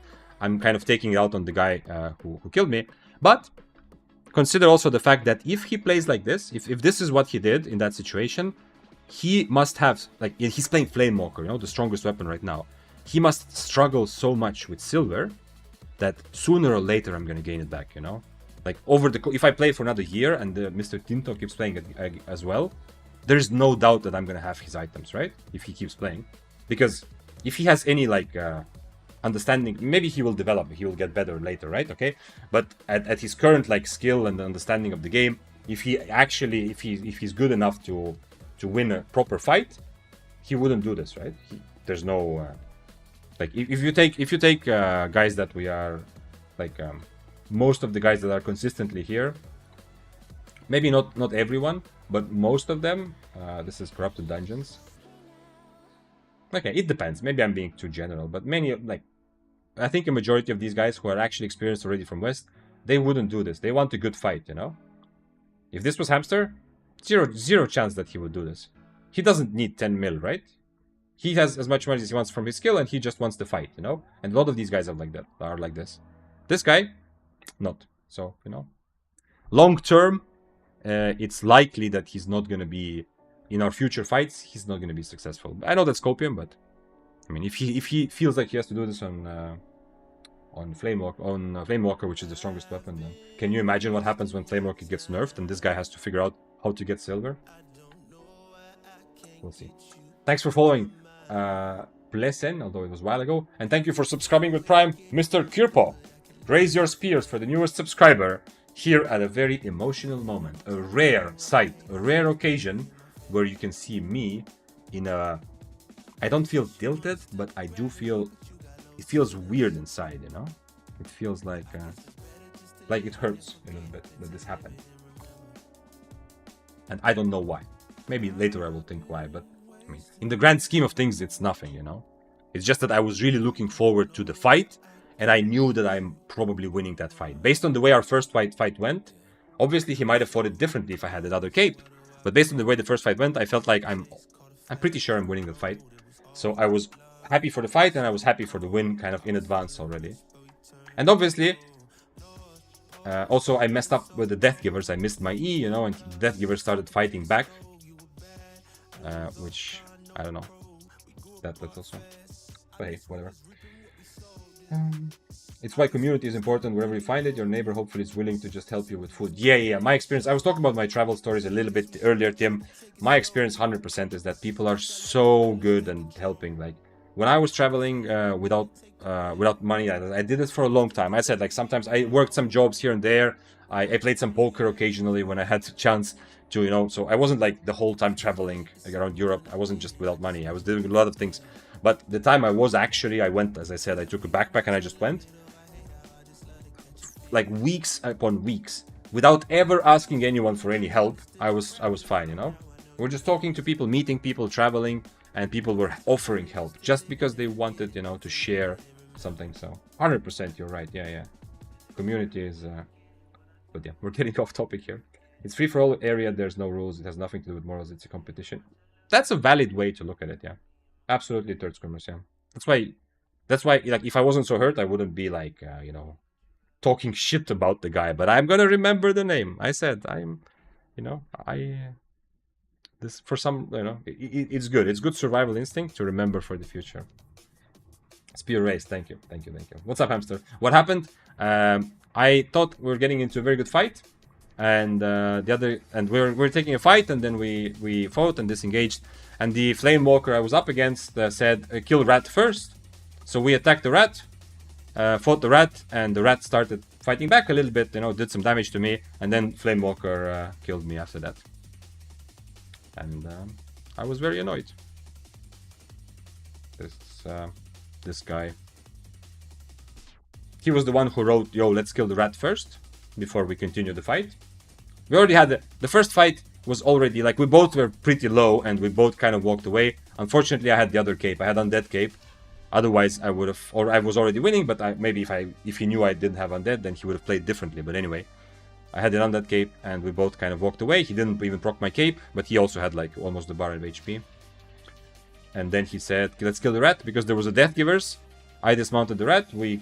It looked like we're fighting him together, but then he, as soon as the rat did some damage, then he just killed me. And, as you know, I'm not used to playing high IP, so I know when you're tier 8, people don't really backstab you that much. And if they do, it doesn't matter. But here I was really happy that this... But, you know, just so we're clear, you are, like, people who are saying, you know, it's part of the game. I know that some of you are thinking, and not many, but someone also wrote, you are very much right, you know? It is part of me being idealistic, and I'm willing, like I said before, I'm gonna pay it. Just like in real life. I'm gonna let us... Like, if someone needs help, I'm gonna let them in my house. And if they mess something up, I'm gonna pay for being the naive idealist. I'm happy with that, you know, because then I can go to sleep and I can actually have good sleep, feeling good about myself. But so, like, paying 12 mil for this, fine, whatever. But just so we're very clear, third screamers, also what you just said. Just so we're clear, when you say that it's part of the game because, you know, we can do it, you are right. But me. If I wish, I don't want to, but at least, you know, remembering his name, if I wish to exact revenge on him in any sort of way, not like real life revenge, obviously, but in the game, you know, if I want to smear his name, if I want to talk shit about him, to try to kind of diplomatically spread the rumor that Tinto has a very, very tiny penis, and that's why he plays like a total piece of shit and does this sort of thing. I'm not saying that's true, but, you know, I've heard that that's the case, yo. If I want to do that, that is also part of the game, right? Just so we're clear, yeah? You know, all is fair, right? So that's also fine, yeah? As long as we stay within civil limits, right? You know, the diplomacy and intrigue of Albion is also part of it, right? Just so we're clear, I can do that as well. Rivalry is the best part of MMO. True. That is kind of what I was getting at, yeah? Like, I can make this into a bigger thing, right? I can, if I want to.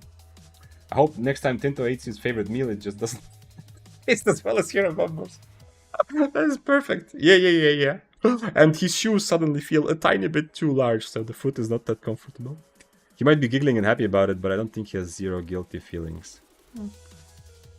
It depends. I mean, if he, as I said, if he does it, like, maybe he just tries. You know, some people, like, especially like younger people, sometimes, I mean, older as well, but we kind of try to push the limits and to see how it feels, you know, to kind of push the boundaries. Maybe it's the first time, but if that's part of his strategy, when he gets into a fight, he tries to tell the other guy, yo, let's kill the rat together, and then to kill them. If that's like things he does consistently, he probably doesn't have guilt. He already decided that's how he's playing, you know. Third Squirtimus said, I had a dude run up to me and my friend, and he was double our gear, and he said 2v1 me, so we got off horse and tried to fight him, and then his friend came and they wrecked us. Yeah. Understandable. What kind of filter are you experiencing? Yeah, Voodoo. I am a bit more hurt. No, it's okay. It's semi joke, but it's just like, you know, if you're watching stream and you want to see me get a bit like tilted or annoyed, this is definitely a good example, like a good case for that. Much more than anything else that's happened on stream. Much more than when I made my own mistakes, actually. By the way, it's just annoying because we had a good fight. We walked away, set up for the next next fight. And he said, yo, let's kill the rat first. And I have a lot of good experiences, actually, when we kill the rat and then we fight. With experience, like, usually, like, actually good players, 90% of them actually want to fight. I know it seems like, oh, they're just running around IP abusing. But no, actually good players usually want to actually get a fight, to get better, to outplay enemies, or to try to figure out a new situation. So I don't want to miss out on those fights just because I don't trust anyone. You know, so I trusted him. I attacked the rat, and then he used the fact that I attacked the rat to kill me, essentially, because I had everything on cooldown. Maybe I could have just run south, though. South exit was not that far, so if I just boots right away, maybe after he attacked me, I could have just run south anyway. But yeah, I mean, just so we're clear. You are free, like if you're watching this, you're free to play it in any way you want. But I choose to spread the kind of attitude in the world that what he did is pathetic in my eyes. And I don't want to play like that. I am gonna learn to trust people less, but I can tell you right now, 100,000,000% guaranteed, no matter how many years I play Albion, I will never use this sort of tactic to get to win a fight in Albion. I can know this. I know myself, you know, for enough time. I'm definitely gonna rat people. We are all rats, 100% rat everyone you want. I'm definitely gonna take advantages. Oh, of course, we all do that. But I'm never going to start writing something to try to trick the other person into giving me their items. You know, like this. That I can say right now. The 100%, not even something on my mind. It's kind of like how I don't scam, you know. I'm also never gonna run a scam because it doesn't feel satisfying. If you outskill your opponent or just a normal ratting situation, yeah, I would not feel guilty either. Here he tried to team and then ratted, it feels different, but yeah, it really depends on his personality. Yeah. Definitely don't. This doesn't mean that if you're not taking 1v1 fights, you are instantly like something is wrong with you. Play whichever way you want. But just like in real life, you know, it's like freedom of speech, you know? You can say whatever you want, but it doesn't mean that other people have to not, like, you don't have consequences, you know? Like, you can go up, you can go on the internet and you can stream your opinions. But it doesn't mean that someone else doesn't have the right to then come out and say, this dude is an idiot. This is why, you know? Consequent, or that the next time that there is like a big event, you are not invited, you know? Stuff like that. You know, consequences are still part of the game as well. But a lot of it is just cope because, you know, it feels very bad to lose like this. And, you know, it makes me feel better to imagine in my head that in the future, this guy is gonna have a very bad meal one day. Just like you said earlier. He's gonna eat his favorite food and it's gonna taste weird. Just like having $200 cash in your pocket and following the dude in a trench coat into an alley alone.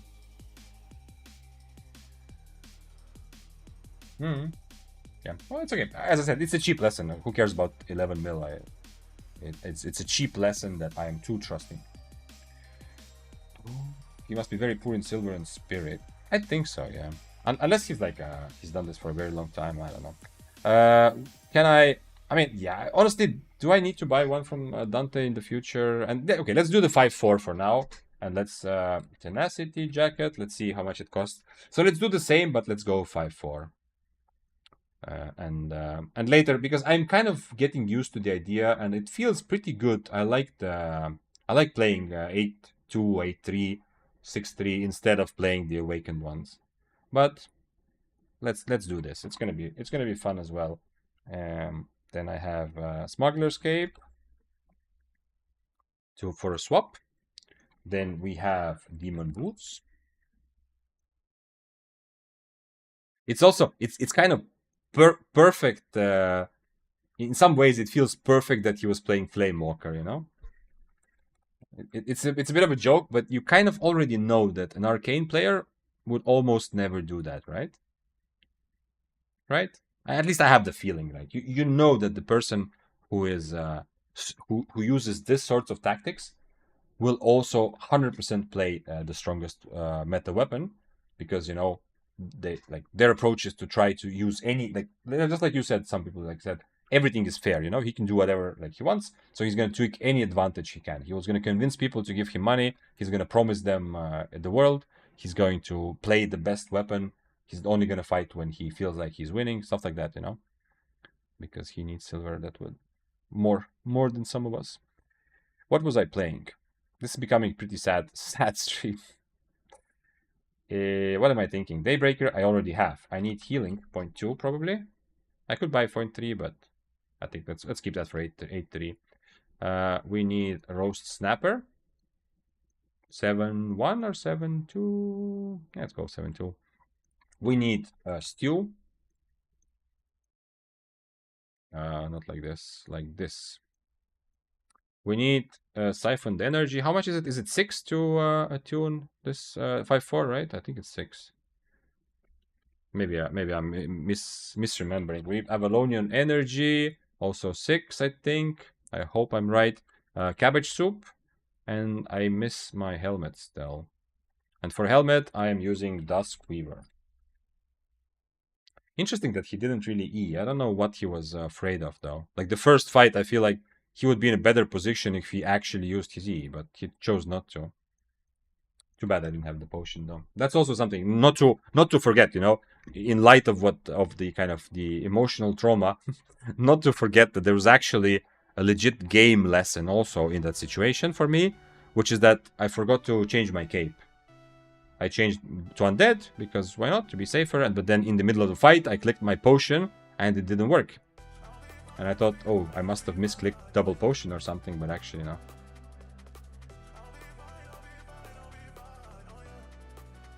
I checked his skill board. He just died with 12 million build 2 hours ago. Maybe that's why he badly needed silver and backstab. You know? I'm saying, I'm telling you, man. If as I said before, right? So one part of the copium I think is pretty clear is that if he plays like this, if he keeps playing, if he doesn't quit Albion, sooner or later his money will be in my bank. If I also keep playing high IP, you know, I don't know, but we'll see, because you know. Any of the players who have like almost none of the players who have really good skill, sure, they will rat, they will not take fair fights, they will avoid, oops, I went the wrong way. They will avoid sometimes, you know, some fights. Sure. Take advantages, we all do that. But they will not, like, none of the actually good experienced players will do this thing where they will intentionally start writing shit, like stuff like that, to try to trick their enemy into losing. So, while playing meta weapon. So it's clear that his items are gonna be in somebody's bank. But remember, it's all part of the game. Outside of the game, I do take my personality like here, and like it's the same as it is outside. But we are still talking, and all the drama is also just part of the game. Just like you said, you can do anything in mists, and I can keep remembering and shouting his name into the abyss. What am I missing? I needed a satchel, I just realized. Because I want to awaken again, right? This time. So, if I ever see Tinto somewhere, I'm not having any sympathy.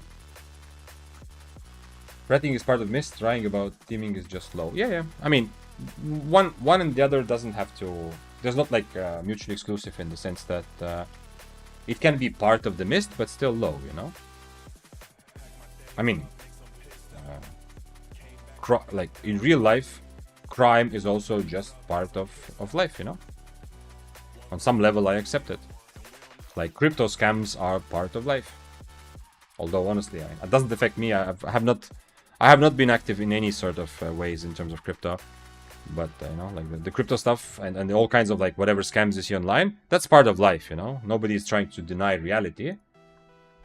But it's still it still makes me want to say that I hope you develop into a better human being, so that you can also contribute to like making the whole game and society better.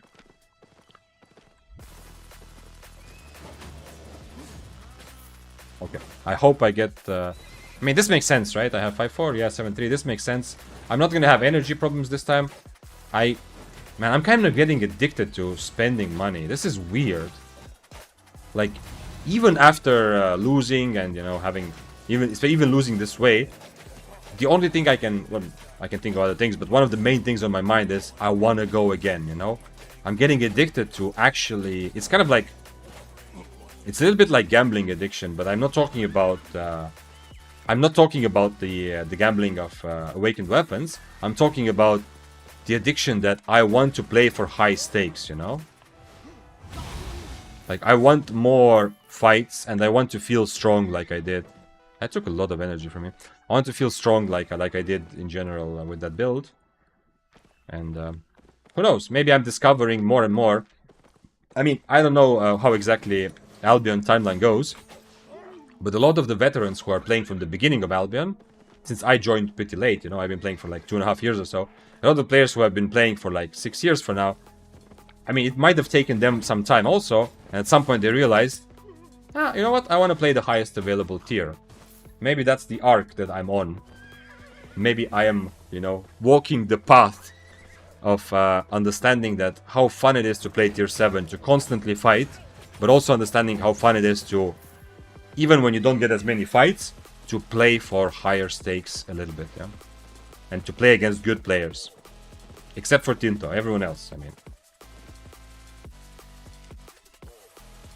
Oh, I know what we're gonna do. I know the revenge. Yo. I know exactly, I have the perfect revenge plan that I'm gonna do. I'm gonna make an emote called Tinto for the channel. With some sort of Flamewalker animation or something. Or, well, I'll think about it. I'm gonna make an emote, and that's gonna be like the disgust / betrayal, something like that emote, you know, and just like a fun meme for the future. We will carve his name in stone to show others, you know, as a kind of like preventative measure. Although, fun fact for anyone who didn't study law, there isn't really much. There isn't any sort of real good conclusive evidence that prevention from criminal law actually works. Like one of the basic ideas of punishment. There's like 6 different reasons. I used to teach this to people even. One of the most basic reasons for punishment is prevention, right? Direct and indirect. Sorry, I don't mean prevention. Differentiate. I don't mean prevention that person is in jail and he cannot go out, so he cannot do anything, right? I mean actually deterrence is a better word for it. Yeah, sorry. So deterrence, the idea that, you know, if you get punished for stealing, 2 crits. Next time you're not going to steal, right? Deterrence is the correct word, to be very, very exact. And that direct deterrence is for you. The guy getting punished is discouraged from stealing again. Indirect deterrence is that I see that Sparkly went to jail, and now I'm going to think, you know what, I'm not gonna go steal because I don't want to go to jail also. I'm not saying Sparkly went to jail, you know, I'm just using him as it for the example. But there isn't any real conclusive evidence that this actually works, other than whether something is punishable at all, yes. But for example, as soon as we get to the kind of punishment, like if instead of 10 years in prison, you start punishing by 30 years in prison, like the effect is almost non-existent. It doesn't make people commit less crimes if they get bigger punishments. There is some, like, the question whether something is illegal at all, of course, works. Yeah, that's different. But using a punishment, like giving a harsher punishment to have more deterrence, doesn't have a lot of basis in like actually proven basis. And part of it is because most crimes are committed like less rationally calculating about the potentiality of getting caught. You know, it's mostly either you are in a state of like great emotional distress, or you are not even thinking about what happens. What did Sparkly do? Weed. Where are you? Okay, the weed is not like in most places. Weed is not criminal, right? In most of the world, I don't know. Maybe I'm wrong. Maybe it's not most of the world, but there's a lot of places where weed is not criminal. I'm not talking that it's legal, but it's just not criminal. You know, there's a clear difference. There are a lot of countries where weed is not legal, but it is also not criminal. So it's kind of like getting a parking ticket. Not exactly, a bit harsher, but still. How do you get the mini screen to pop up when you press buy? Okay, I have to look at that, Narayan. Sorry, I didn't notice that your question when I was in the city. I have to look at what you mean, and then maybe I can get that. The rush of adrenaline that fighting does. Yeah, Island. Yeah. That's the I'm addicted to. Win or lose, I'm addicted to playing PvP in a way where I feel that the stakes actually matter. You know, this is also one reason why it hurts. What happened? Because if I'm tier 8. It is so easy for me to brush off, you know, to just say, what a piece of shit, okay, whatever, anyway, let's keep moving, you know, who cares? But when stakes are higher, it matters more to me, so, you know, that's also why I'm getting stuck on that, what happened a little bit more. Anyway. But yeah, win or lose, it's so awesome. And it's also, it's kind of awesome, I mean, I know that a lot of very good players play low IP, and there are definitely high IP players like Tinto who are not very good. But on average, there is still a correlation that playing for higher stakes means more good fights because you have more good players, you know.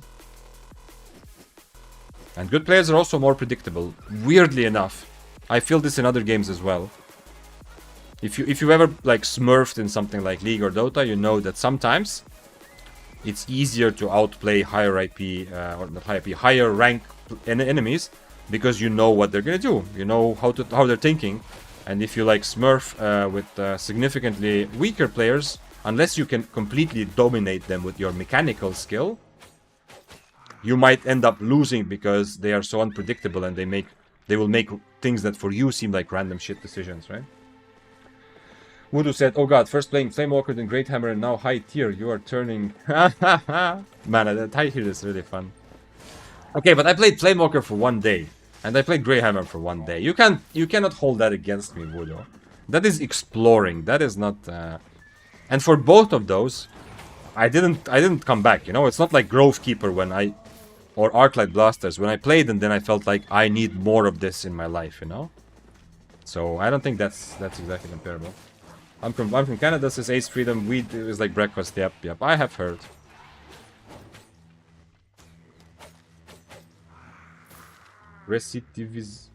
What? Recitivization. No, Tim.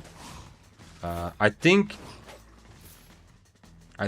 the word you're looking for, the word that you're trying to create seems like it's like even if you make that word like, or I don't know, maybe that is a word, but doesn't seem like a word to me. But I think what it refers to is essentially rectifying the victims, right?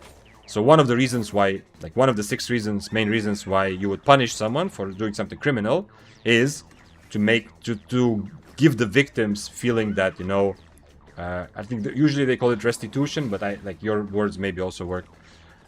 It's to give the victim feeling that, you know, like some closure, that, you know, actually something has happened, like there has been consequences for the fact that something was stolen from there or something other happened, you know. How do you bind different interfaces like in Combat 1 and look around in settings, Voodoo.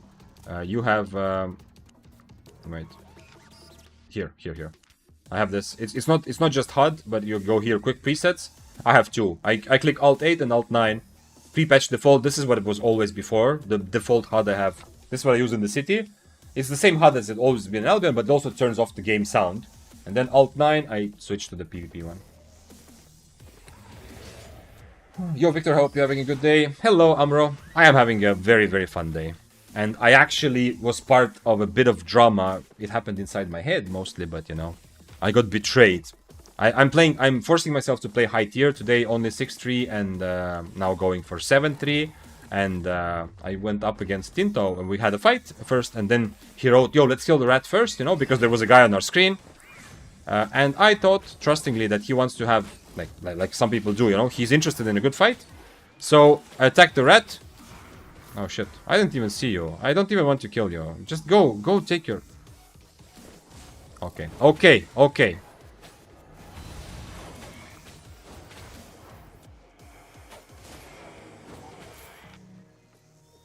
Could have just taken the wisp out and...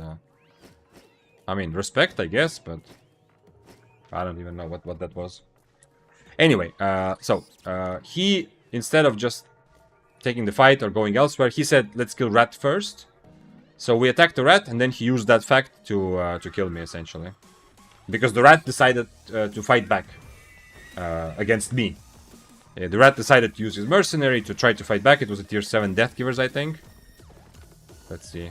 No, not this one, the previous one. Tier 6 Death Givers, yeah. And then Tinto was like, yo, this is a good way. So essentially, instead of taking the good fight, he tricked me into killing the rat, and I believe that he wants to fight, to then backstab and kill me. And it felt like shit. And now I'm gonna talk a lot of shit about him. Because I think everyone who says, and Amro, it's a correct way to think about this. I know, I'm conscious that I'm paying the price for being an idealist and trusting people, and you know, I want to be the change that I want to see in the world and in Albion, and the world would be better if people didn't do like low bullshit like this, but instead we're more willing to take good, like one, and try to take 1 million fights. So I don't care. I'm paying 10 million, you know, or like 12 million for feeling good about myself. That's fine. But it is also part of the Albion game that he can do that, you know? He's free to play in any way he wants. He can absolutely use trickery if he really wants to do that. I would never do that myself, but it's okay. But it's also part of the game that I can now smear his name and use like diplomacy a little bit to remember, and if there's ever a chance, who knows. But actually I already decided I'm not gonna actually do anything, or you know, I'm not gonna not gonna go crazy, you know, whatever. Just remember the name for the future, that if I ever see him, I know that I don't have respect for that sort of person. At least, maybe he will change, you know, but at least the way he is right now. But my master plan is I'm gonna add an emote for the channel, which is gonna be called Tinto, and that emote will signify something like this, you know. I'll think about the exact meaning, but something like this. So sometime in the future, it will be fun to have this cool kind of story.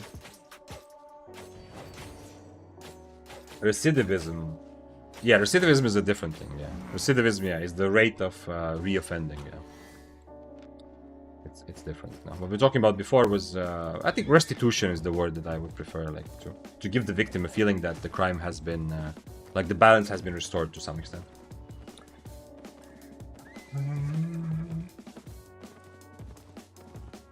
Is he a content creator? I don't think he is, no. I've never heard of him. If he is, then I would be very curious to see, like, his side of the story, you know? Then there might be much more to this, much more interesting drama there, because if he's a content creator, he probably has also his, like, he has a more public opinion about the way that he plays No Mists.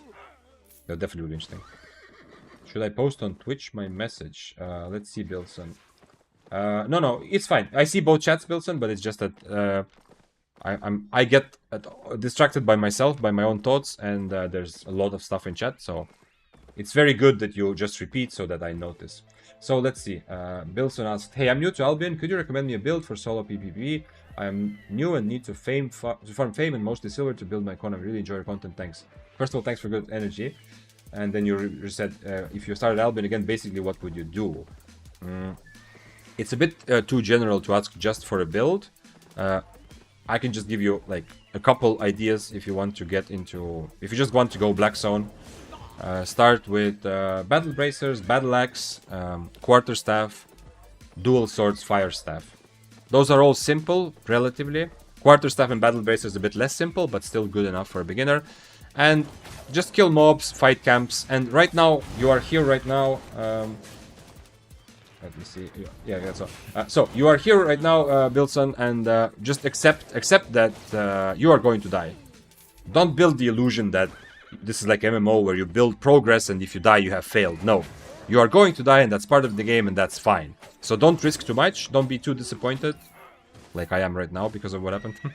You know, accept that you're going to die every now and again and play some simpler weapon to get into it. That's the best you can do. And for if you want to fame farm, I suggest mostly open world, but just accept that you're gonna die also to gankers, because in open world it's a bit more dangerous because there's a lot of groups running around looking to kill people who are solo or who are just weaker. In Mists, it's much safer once you get in experience. You are more experienced, but as a beginner in Mists, you're also gonna die. You know, you're gonna die anywhere because you're not gonna react fast enough. You're not gonna understand when is it dangerous or what to do when you are being attacked, as well as someone who has played a lot. But you can go Mists, but overall, since the loot and fame you get from open world is currently a little bit better, that's a good place to start. Or, if you want to ease into it even more and if you have friends to play with, then go play the new content. Right now is a very good time to play the depths.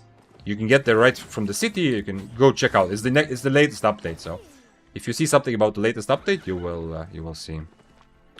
And it's that depths is amazing in terms of money right now. And it is kind of zero risk, you know. It's not, you don't risk any of the items that you take with you. You only risk what you looted when you were already in the dungeon. Now I shall talk shit about him if you don't mind, ladies and gentlemen. Oh yeah. Yo, come on, like, who knows what's gonna happen, you know? I've been streaming for a month and I'm loving it, you know? Who knows? You know, there's a bunch of like emotes, there's a bunch of I'm close. There's a bunch of emotes, a bunch of like things with the backstory, like memes, you know? Like, a lot of people don't know, and even I, like, many of the basic emotes, like, you might not even know about dance gaming, you know? Like, the guy on the explain emote, right? You know, things have a story, so who knows? Maybe 5 years from now, you know? Whenever someone gets fucked by a rat in the mists, everyone will spam Tinto, Tinto, Tinto, you know? It's possible. The only problem is that, you know, making one person the scapegoat for, like, a whole playstyle is also kind of unnecessarily evil, you know?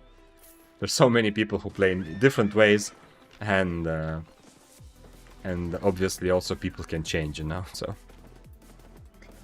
Plot twist, he's really a nice guy, but he roleplays a piece of shit in the game. That is an amazingly happy thought. Because roleplaying is awesome, and of course it still sucks, because the impact he's having is still kind of negative, but that is a pretty cool thought, Dario. I like that. It's definitely cool to introduce, like in a game which isn't really role-playing heavy at all, like Albion, it's cool to introduce a bit of role-playing. I love when people do that. And kind of... not... I don't do this on stream, I don't feel like there's a void to fill with role-playing, but just generally, like, kind of imagining that you're actually this brave adventurer going out to seek what kind of dangers await you, and you're, like, playing a melee weapon because, you know, you were trained to close quarter combat, you know. It sounds silly, but it does add a little bit to the experience. I definitely love a good, like, story in a single-player game, and that's kind of making your own story for your character. I play with no honor when I am solo ganking Blackstone, but in Mist I try to have fun fights. Yeah, it's also a question of where does the line go. You know, upgrade the awakened weapon to a what? I got another crit, man. This weapon is going very well. Maybe I needed to die so that I can meet this weapon. Maybe I needed this weapon in my life. What did I do? Awakened to a legendary rating of 100. Oh, okay. And how much do I get? I get 50,000. Nice. Thank you, Albion, for supporting my my money-wasting ways. Another crit. 3 crits in a row. Holy shit. You see. Don't forget how much plus karma I get, you know? But you can see also that now every crit isn't that impressive anymore, unfortunately.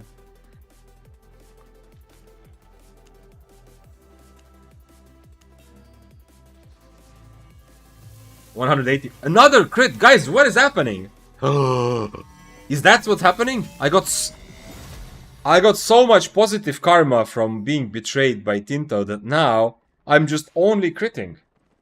That's 4 crits in a row. I don't know what the likelihood is of critting, but holy shit.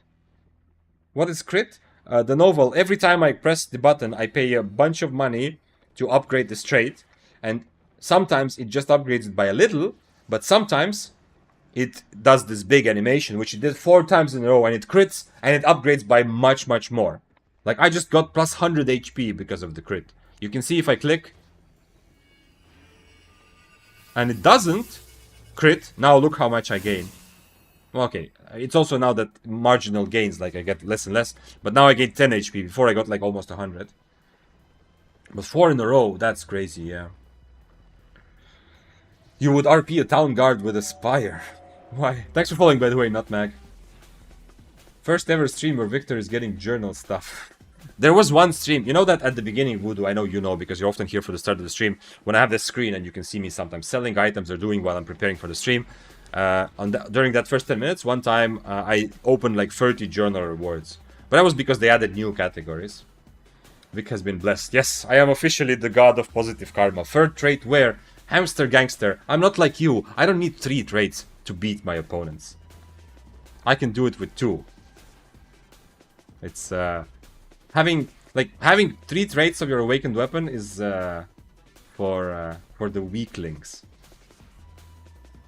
In fact, you know what? I'm not gonna remove this trait. What do we want, guys? What do we want from this trait? Cooldown reduction. Yes. Is there anything else? I said also, we talked about this before. Cooldown reduction, good. Defense, okay. Not good, but okay. IP, okay. What else is there? Is there anything else? Oh, lifesteal, by the way. Yo. Yes. We talked about this. Hamster also said earlier that he feels lifesteal is strong in general right now. Yes, okay. Actually, I want to try. I still want cooldown reduction more, but let's say cooldown reduction, lifesteal, and then energy, then defense or IP. I love lifesteal. Nice, nice, nice. Gambling is worth it with good karma. Noted. True. I'll drink to that. This is water with lemon, but aye, to your health. Something else I missed. Okay, let's go. Defense. We have at least something useful.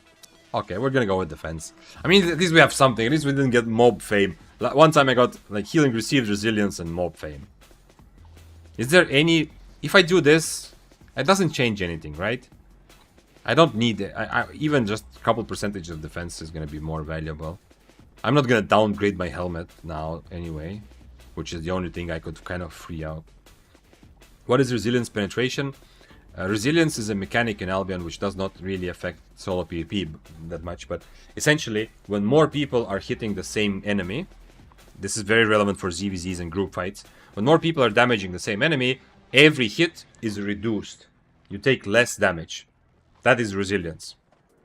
So if you're being ganked and hit by, I don't know if you noticed, Noval, if you're being ganked, one person, you know, in a 1v1 fight takes like, it does their combo and takes like 40% of your HP. If you're being hit by 8 people, it feels like, how are you surviving that long? Or if you look at content creators, obviously IP also matters, but the more people are hitting, the less damage every attack does. It's like decreases. So resilience penetration is the weapon's ability to ignore this extra defensive, essentially. And weapons already have resilience penetration. Let's go defense, obviously. The weapons already have, some of them have resilience. You see? This already has some resilience penetration. So this is like an extra confusing mechanic to balance a little bit the weapons. This is primarily because Albion is such a mess to balance. It's so difficult because you have to balance the same weapons, items, spells, cooldowns, everything about it for so many different types of content. It's so easy for the developer to say, you know what? This weapon is feels kind of shit, or this spell is not used enough. Let's buff it. They buff it because solo players are not using it. And then suddenly ZVZ is broken. Because now everybody has a super good weapon, good spell. So they add extra rules. So for example, some things work differently when many people use them. Some things, and resilience is that sort of mechanic, that some weapons do more damage even though you have like 5 people attacking, but there's always a resilience mechanic there. And make sure everyone is having fun and stuff. Oh, yeah. I mean, they need to make a balance, yeah. They need to balance the weapon so that it doesn't become too strong in any content, but it's still... as many things as possible should be viable. No. Not a crit. By the way, I've used up my whole focus for the first time in a long time. I don't usually use focus at all. Okay, we got one. We finally got one. I'm spending a lot of money, but it is fun.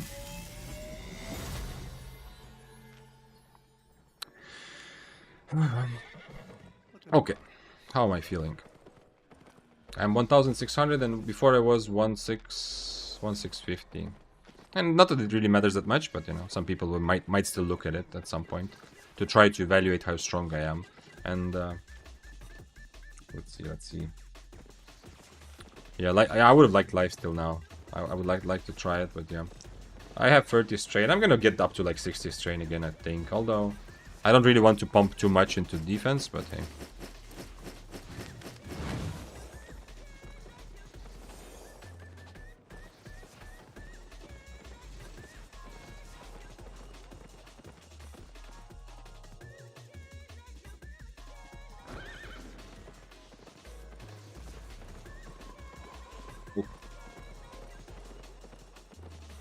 What even is that strain stat? It every time I put more money into the weapon, whether I'm rolling a new trait or whether I'm upgrading the traits I have, 3 is maximum, so now I can only upgrade. I mean, I can reroll, but that's not a good idea. Every time I upgrade, it becomes more expensive, more and more expensive. Like right now, I pay like 300k every time. At the beginning, I played like 10k, and the higher the strain, the more it will cost. I'm never satisfied with my configuration. Bank tabs. Make a video. Sunset Warrior, have you seen my bank? It is a mess. Ever since I started streaming, my tabs are full of random loot that I'm too lazy to sell. Then I have tabs like different tabs where I keep different things that I expect to use in the future. Sometimes I try to keep the whole set in one place that I'm gonna take out and use as a set. That usually fails. I end up automatically sorting it and then messing up the order of items. And my banks are not very well organized. Selling stream. I don't know. It's not that bad. I can like during. I sold like 1 or 2 tabs during the 10 minutes, not without thinking, just putting every item on the market for 1 piece lower than it was. Can I see the tabs? So yeah, so I think I sold like 1 or 2 tabs, 1 today, 1 yesterday, stuff like that. You know, it's not that difficult. Just take all of this out and I just put it all on the market for 1 less than the current offer. Market Tycoon Day 8.3. Tell me who? What 8.3?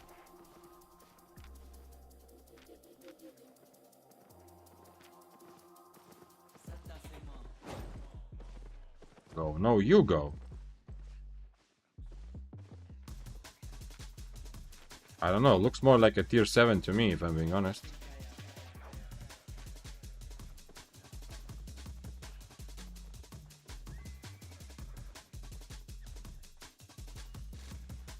I would be happy to die to 8.3. I mean, unless I die the same way I died earlier, but in actual fight, I would be happy to take the fight.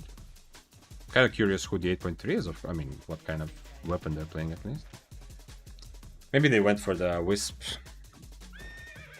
Or maybe they are camping the Spider, but if they were just full camping the Spider, they should be to the south, right?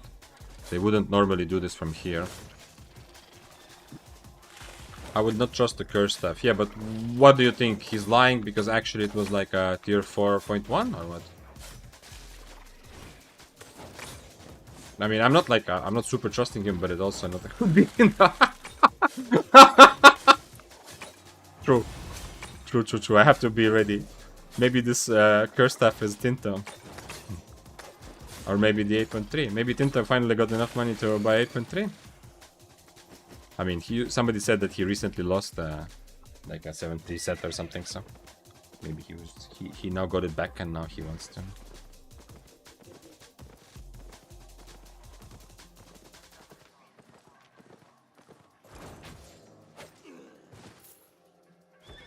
Not in 8.3 Bedrock Mace, technically not lying.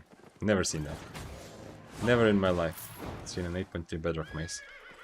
I'm not even sure if you can actually craft an 8.3 Bedrock Mace. Maybe there's like a system in the game, you know? If someone clicks craft Bedrock Mace, there's like this window which pops up like, are you sure? And then you say like, yeah, I want to craft it. And it's like, are you really sure you want to craft this? And when you click yes, the game just crashes or says like, sorry, you cannot actually. It's for your own protection. Have you ever crafted an 8.3 Bedrock Mace? Or seen one? I don't think so.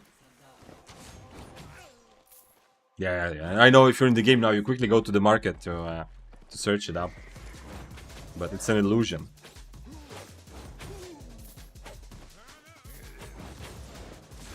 I will work hard to get an 8.3 Bedrock Mace. I should start selling 8.3 Bedrock Maces. I feel like I'm making a pretty good advertisement for someone to buy one. Hi Vic, why Jacket of Tenacity? Because it is the cheapest Inferno Shield. If you calculate IP per silver, how much IP per silver I get, it's the cheapest one on EU server.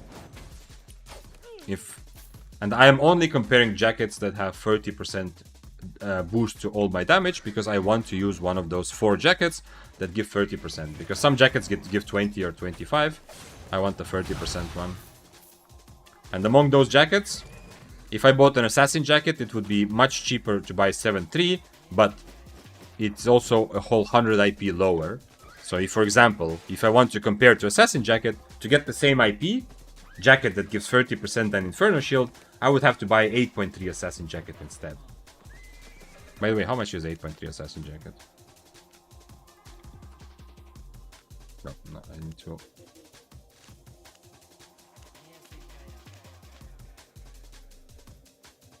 It shows the average 6.6 mil.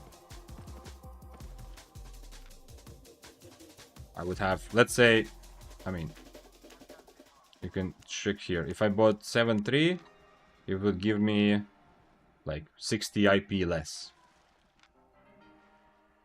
And actually costs the same 7.3. Holy shit, okay. So you see, it's not even cheaper 7.3. And if I go 8.3, which is a little bit more IP, but it's comparable, then it costs 6.5 mil. Where I got this jacket for 2.5. Mace training arc. 8.4 bedrock should send enemy to the oh, that would be so awesome.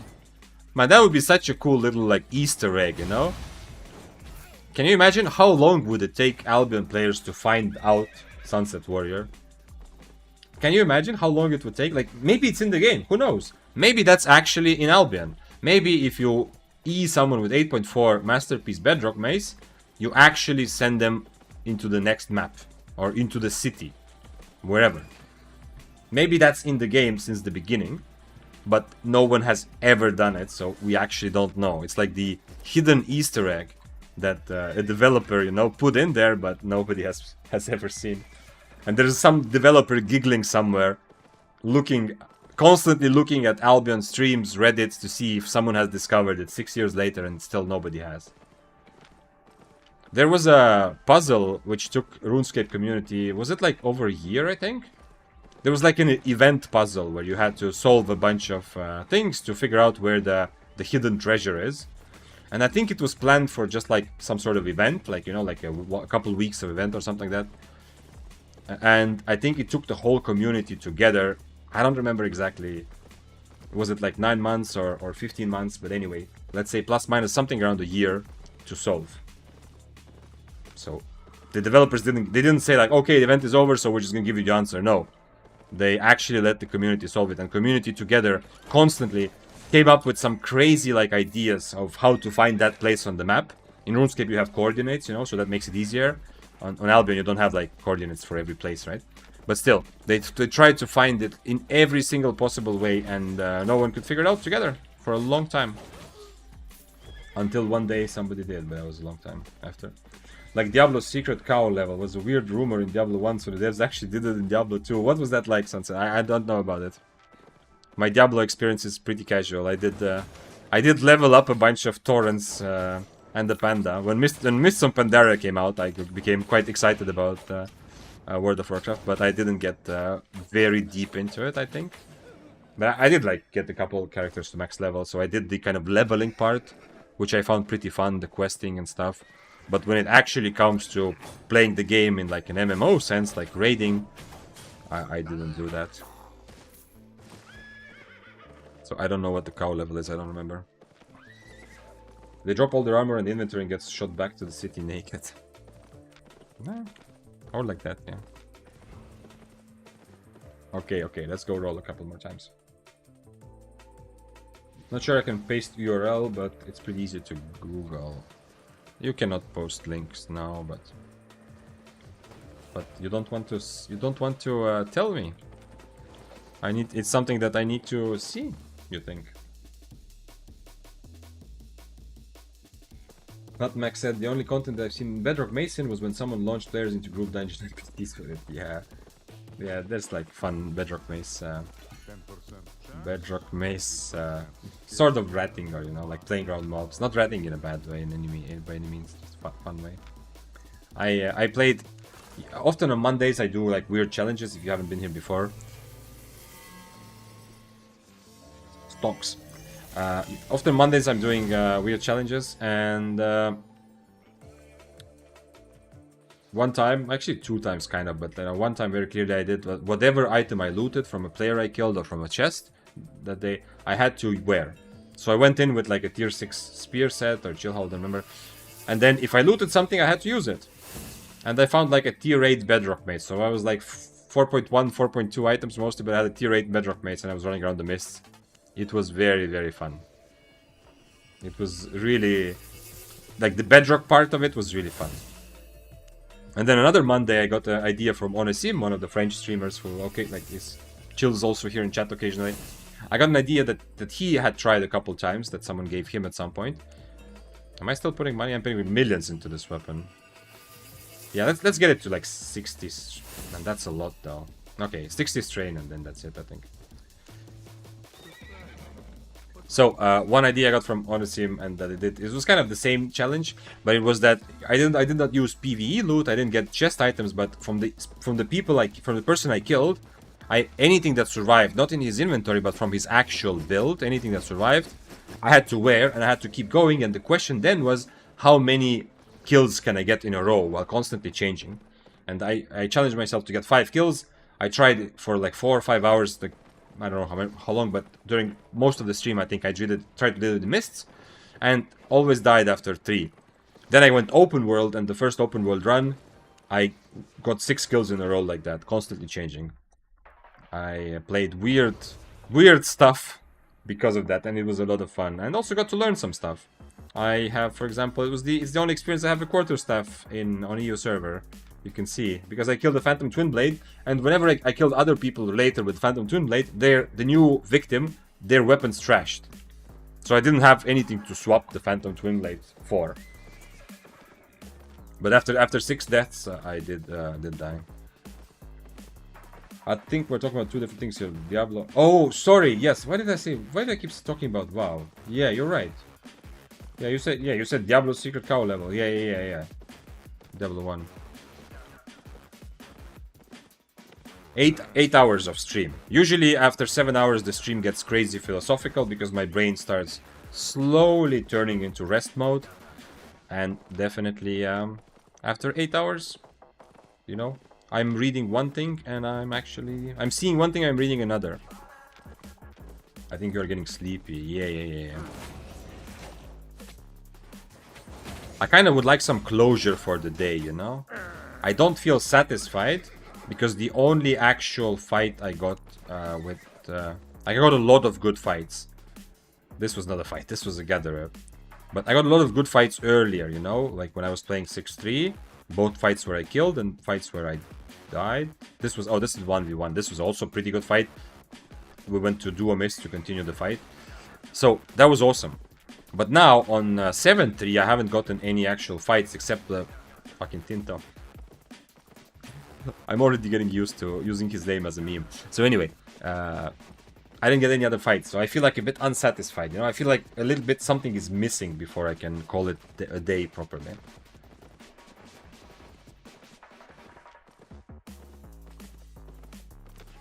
By the way, thanks for following, Nutmeg. I don't know if I said it. I think I did, but it was a while ago. Anyway, thank you for following again, in that case. And Kyunpachi. Cool name. I don't know if it means something in some language, but I like saying Kyunpachi. It feels good, you know? Like, I don't know. There are some words that are fun to say. The motherfucker. Okay, I have to like, we have to walk a fine line because, like a sort of witch hunt or like actually making the dude like miserable outside of Albion is definitely not my intention. But I have to draw the line to make sure that the consequences of his actions as being the symbol of betrayal and stooping low to gain a bit of silver, that symbol remains within the kind of the limits and the norm of the Albion game, you know, of the diplomacy, intrigue, and drama of the game, of the role-playing game, you know, not so much of real life. But still gonna make the emote, 100% gonna make the emote.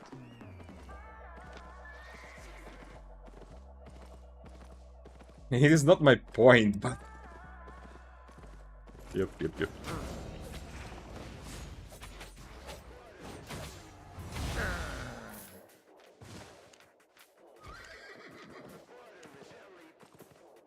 I had a situation once, I mean, it's kind of relatable, I think, to a lot of content creators, especially in the Mists, you know, because everyone is a mysterious stranger. I had a situation, this was way before streaming also, but just for YouTube. There was a dude that I was trying to convince to fight. Anyway, he didn't do, like, nothing comparable to today, you know, nothing, he just didn't want to fight. It's fine, you don't have to. So I was trying to convince him, you know, to fight. He was like same tier as me, and it's like very common thing in the mists. Didn't want to fight, I thought that he had a good build against me, didn't want to fight. So okay, I fought someone else, and of course, like normally, you know, like the moment that he saw that, he was off his horse as soon as possible to try to kill me and to try to 2v1 me, even though he was like, I feel like he had a bit of an advantage over me already alone. And it's okay, you know. But after I died to him, I wasn't super happy, because when I opened his profile, I saw that he actually seemed like a very experienced player. And I wrote something like, I didn't write anything mean. I never write anything mean. This is probably what I wrote to Tinto today. Probably the meanest thing I have ever written, like in Albion. What I wrote, I don't know if you saw, but I wrote to him, I cannot believe you're the lowest piece of ungraceful scum, you know? I hope it's more like, you swine, you know? I fart in your general direction. It's not actually like being toxic, I hope, to him. I don't know. Anyway, doesn't matter. Then I also didn't write anything mean. I just wrote that, oh, I'm surprised that, you know, you're such an experienced player and you didn't want to actually take the fight.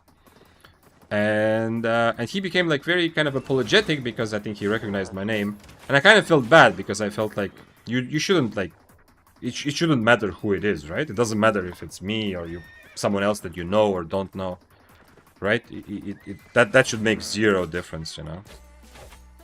Oh, also, actually, one of the first streams, one guy was writing, like, was trash talking me. Also, remember? Yo, you're here for one of the first streams. There was a bloodletter that was trash talking. Yeah. That happened on stream, actually. He was 8-3 and I was like tier 8 or something, and I was trying to get him to fight.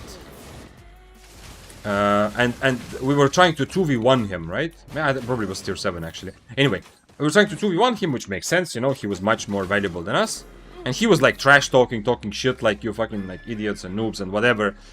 Because, I don't know why, just being an ass in chat. It was obvious situation where we should 2v1.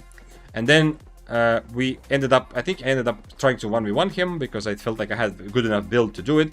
And later, when he killed me, he was like, oh, sorry, I didn't know it was you, you know? Which was, once again, is like, made me feel like, what do you mean? Like, there's zero difference. Like, if you're talking shit, so in his mind, like, if I was actually a beginner, then it's better. Like, he thinks, like, start, like, talking shit to beginners that are trying to 2v1 him is somehow, like, better, you know? Why am I'm tilting myself up for no reason again. Let's talk about something else, guys. Give me a good topic. Okay, good. I actually have good questions, sir. Not like asking, did you ever try going into duo mists and try 1v2? Yes, with spear, but I don't remember that it was very fun. Definitely after seeing, like, this was a long time ago, I think. I was playing a lot of duo mists with my friend, and then he wasn't online. And I thought, okay, you know what? I'm gonna go try alone. And oh, there was one fun situation. I did get a nice 1v2 kill, because one guy got knocked by mobs. Like, they were low from hitting mobs. I attacked, one guy got knocked by mobs, he was knocked for many minutes, you know, and then I danced around his body with his friend and ended up killing him. So I had like a good fight when I killed. But other than that, I just was running away from healers and wasn't that much. But now, actually, seeing how cool how cool it is, like Scribble Loops. I know many of you know him. If you don't, if you're looking for other creators to watch, you know, we talked about Dante today. If you want to see a good high-level, consistently very successful high-level PvP player who's playing Spear, go for Dante. Scribble Loops is another good shout if you are interested to like branch out, and if you haven't heard about him. But what he's been doing recently, what I've seen him do a lot every time I raid him or open his stream, pretty much, is 1v2ing, going alone into duo mists with like a 8.1, like 6-3 quarterstaff usually, and seeing if he can find duos that he can 1v2. And seeing how much fun he was having, and he liked the challenge, which is what I usually also seek in my Albion gameplay, you know, to have some extra challenge. That actually made me think that it might be a very fun way to spend some of my time also. Whenever I play Healer Arena, I call my team Tim, and end up begging Tim to not die. That is like a interesting mechanism. It sounds voodoo. Sorry, it was voodoo. It sounds because the chat moved when I was reading. It sounds a little bit like you know, like it's mostly for sketch, but you know, sometimes like in an office where people would decide that saying have a nice day or best regards actually means you're an asshole or fuck off or something like that, you know. So they decide like a code language, and then they start sending emails to the like management, like I found this meeting very productive, which they have agreed actually means that this was a stupid waste of time, you know. It sounds like that, like it's kind of some kind of mental device to make fun and speak your mind without aggroing your team. So they think you're actually talking to Tim, but actually, you know.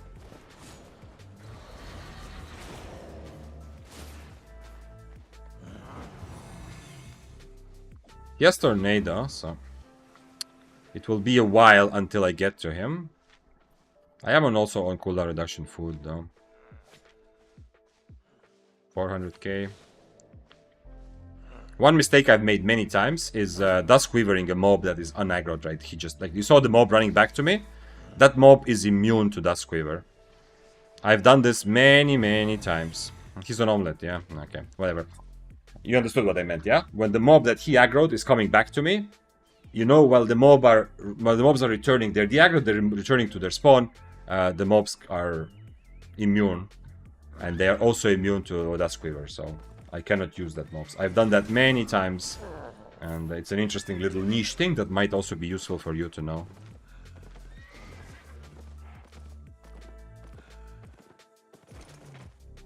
Every time I go into Mist, dudes take full advantage of the chat, say crazy stuff.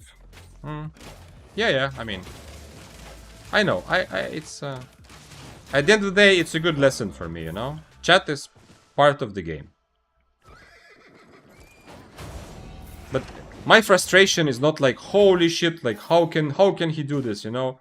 The worst human in history. No. My frustration is kind of similar to my frustration when there's a lot of double-bladeds, you know? Of course, unless they're cheating. Cheating sucks, and cheating I have no tolerance for. But if you're playing by the rules without radar, of course, play whichever way you want, you know? Like, the game is open to different playstyles. But I'm still frustrated, you know? I've been ranting about this a couple times already. I'm still frustrated because they might not realize that for their own personal benefit, they're making it more shit for everyone, you know? So it's that type of frustration, you know? It's not that I'm frustrated that someone is using chat, you know? Using chat is fine. In some ways, I use chat. I usually use chat in a different way, you know? I try to make people laugh and make my intentions, like honest intentions, clear. You've seen that sometimes I like jokingly say, can I interest you in some gaming, or like we said different things like, is that a battle axe or a runaway axe, and you know, stuff like that, you know, to hopefully ease the tension, make the other person have a bit more fun, and make it clear that I want to fight them, that I'm hoping they will fight me. So, and jokingly, I sometimes, you know, one time I survived because I wrote something in chat. Did I hear my name like 10 times? Yeah, Tim, yeah, actually. Voodoo said that whenever, like, his team is making mistakes in Arena that he thinks are mistakes, he usually blames you. Because he found that it's easier to cope with the problems that way. Mr. Big Zane, are you going for a 10-hour stream? I'm going to go for a very long stream, but not today. Today I am going for that one final satisfactory fight until or killing this one final gatherer until I feel like he has the iron will anyway, so I'm not catching him. Until I feel like I'm ready to call it a day. I might start the stream a little bit later tomorrow. I have to see. Not much. Mostly the same. I'm just... If I'm late a little bit, if at 2 hours after reset I'm not live just yet, don't worry, I'm coming. But on YouTube it will also be announced, I think, at which time. What spear build would you recommend for a new player wanting to PvP? If you're talking about one-handed spear, then Assassin Jacket, any boots, any plate boots on Rejuvenating Sprint, Torch, Smuggler's Cape, unless you're going 4.1, 4.2, in which case no cape at all. But once you have your build costs like around 200, 250k and more, then I would invest in a Smuggler's Cape already if you're going for solo PvP. If you're going for open world, so if you go for Mist, Smuggler's Cape, if you go, or Corrupted, if you go for open world, you can instead buy an Undead Cape. But then I definitely suggest not buying Undead Cape at tier 6, only buying at tier 7 or tier 8. or buying no cape at all if you don't want to use money on another cape if you go open world. And the only question that I did not answer on purpose is your helmet. For helmet, you have a more aggressive option, which is Stalker Hood. Good for PvP and still kind of okay, but not as good as it used to be on Spear. Some of the synergy is gone. So a very simple, basic thing to take as a good defensive to start with is Guardian Helmet. Or Mercenary Hood if you want to be more active. Hi, is Mist still alive and thriving? Yes, but right now, like, there's always a time. It should be already active again, but every day almost I stream, there's like a time when I feel like it's like the shifts are changing. Like the after work shift has died out. Like, Mists have been very active and fun for most of my stream today, but almost every day there are a lot of like try hard, you know, gamers already during working hours playing. Like when I start streaming, it's still kind of work time. Then work ends and more people come into the Mists, you know, in any games and Albion as well. You know, I'm talking about EU server times, right? Because I'm streaming based on my EU server life, kind of. But then I feel like there's a couple hours of just lull and more passivity. Like right now, not much is happening in Mist, it feels like. And this is for two reasons. Number one, the guys who came after work now are going to sleep or spending time with their girlfriends, wives, or doing other stuff. Number two, people who are very Albion-minded often have all kinds of CTAs during this time. So maybe they played like a little bit of Mists or Corrupteds and now they're playing with their team or guild or whatever. And the night crew, the guys who try hard and know life more during the night, which is like a very common, you know, I've done that a lot, very common kind of gaming pattern or schedule. Those guys, it seems like, have not really arrived yet. So every day I feel there's like a couple hours where there's like a downtime. And I think right now we are in that hour. Like, night crew should be here soon, but we are kind of in that hour. I'm new, so I don't know, but I guess you cannot outdamage the healing and if the other player's DPS, you will die before the healer has no mana. Oh, what is the keybind to hide the UI? Rokito, if you're still here, that was a question a while ago. Find in your settings, find recording mode. I have it set to my own keybind, so that's not going to help you. But here, find a setting which is called... where is it? It's here somewhere. Not hide... Wait, it is hide HUD mode. They renamed it. Yo, it's not called recording mode anymore. It's hide HUD mode. Yeah, sorry. This is hide HUD mode, yeah. They changed the name. This is the setting. I didn't know that they changed the name with the update. So very nice that you asked this question, actually. I get asked this a lot, but it used to be called recording mode. But be a little bit careful if you're newer. I generally always suggest for people to get used to this if you want to PvP, because your visibility is so much clearer and your survivability is better because you can instantly see a name tag on your map. But with the last update, the developers broke the recording, like this hide HUD mode. They broke it a lot. Like, it malfunctions. Some spells occasionally like glitch out if you try to click them while the HUD is hidden. It's not consistent, at least in my experience, but some things are just weird. Like, if you, for example, if you shapeshift into a prowler, then hide your HUD and then shapeshift, or not just prowler, you shapeshift into anything, hide your HUD and then shapeshift back into human, your spells will not work until your HUD is turned on again.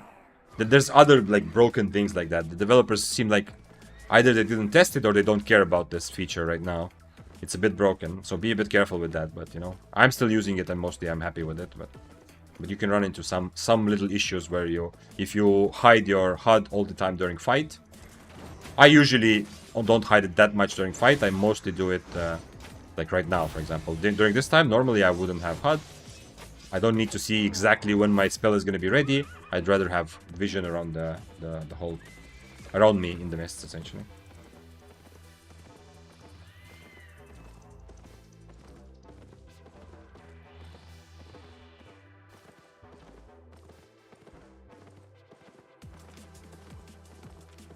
You know, at the end of the day, this is 8-hour stream, guys. Can you just imagine, those of you who are enjoying, first of all, amazing, you know, being able to play the game, feel like we're spending time together. This is what I've said now. when I was making just YouTube videos, I felt like I'm part of a community. Like, we are part of a community. Now I feel like we're kind of playing together in some way. It's amazing. Thank you for being here. What I wanted to say is, those of you who are saying like, yo, 24-hour stream, like 10-hour stream, you know, like stream more, stuff like that. Thank you. That's awesome. That's awesome energy. But I hope you're also taking into account that if after 7 hours, you know, the stream gets deeply philosophical and we start losing ourselves so deep that we can't even see where we started anymore. Can you imagine what will happen after 10 hours, after 15 hours of streaming, 23 hours of streaming? Can you imagine what kind of crazy bullshit philosophy and I don't know what sort of discussions we're gonna have? I don't know if we are ready for that sort of thing together. Is this a... This can't be a swapper, right? It's brawler gloves. But he's on a stack. So yeah, keep that in mind. But yeah, coming back, like... It pains me because I wanted to feel that now that I'm playing higher tier than usual, I wanted to feel that I'm having a very successful day, you know? It's stupid, kind of, but I wanted to have this feeling like, yo, you know, but my high IP playing is working out. I'm having fun and I'm making money. Because of that death, I'm not, you know? So it still stings, and obviously the death was really, really, really frustrating because of how the other player did it. But now that the pain is passing slowly, I am actually becoming very appreciative of the lesson in general. Whether I decide to trust the next person or not, whether I decide that I am the trusting guy, I'm going to trust everyone, or I decide that I am a realist and I just learned my lesson, whatever I do in the future, I'm going to do it consciously, which is a big thing, you know? I'm going to be aware of my decision. I'm going to be aware that I am choosing to risk my life or not. This time I was not. So it's actually a very valuable lesson. And if you want to get really philosophical, you know, it's mostly in my other experiences in life, the things that have been the most painful in the moment. I'm talking now like, you know, like my grandma died or something like today. Obviously not. It's not that. This is just a game. Don't take it too seriously also. But I just want to say, like, in other fields of life, the most painful experiences are kind of later end up being some of the best, most defining moments, at least for my life. I don't know if it's like that for you.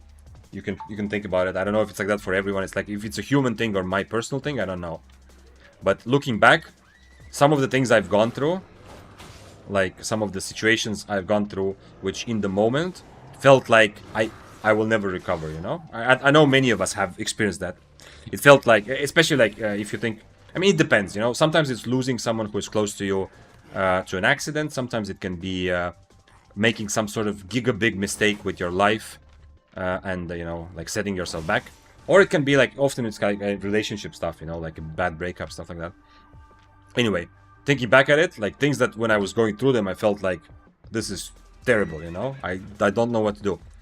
Now looking back, those are like some of the most precious, like, checkpoints of my life, you know, that have kind of made me the person I am, you know. This is what happens when I stream for 8 hours, by the way, guys. If there's someone here going like, what the fuck are we talking about? Can you just show me how to play Spear? The moment I see someone on my screen, of course, we're gonna fight, yeah. But this is what happens. So if you are here thinking, yo, I could do this for 24 hours. Can you imagine what we're gonna get into?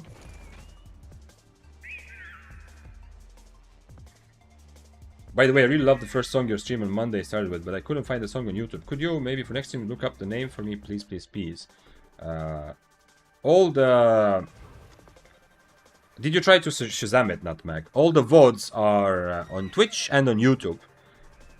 If you maybe I'm being an idiot or an ass trying to explain this because you already know about this, but you know you can just play the video and just Shazam it, you know, to find out.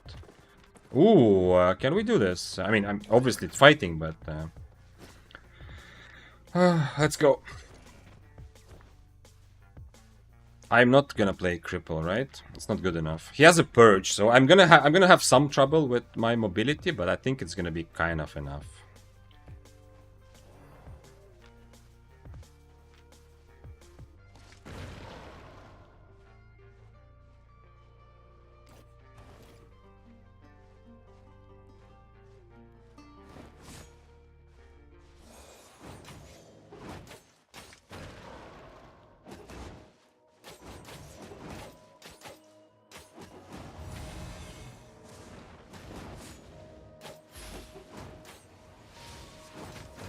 I tried to get out of that. I think he might be winning this. Can I just brawl him now, actually? I should have changed my helmet, I just realized.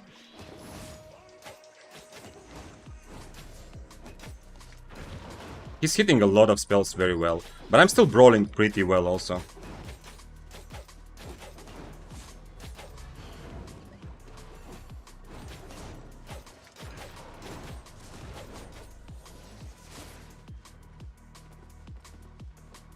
Too bad. I mean, always the other guy also made him more scared and not just me. But if I hit the Duskweaver after he misses one E and he's already, I wouldn't say he's in trouble, but he's at least in somewhat more difficult situation. I'm afraid he might have the second potion though, so I'm definitely gonna let him come to me now and see what happens. Otherwise, I'm waiting for my potion now. I think he has the second potion. Maybe I'm wrong, though. I think maybe I can also just out-brawl him.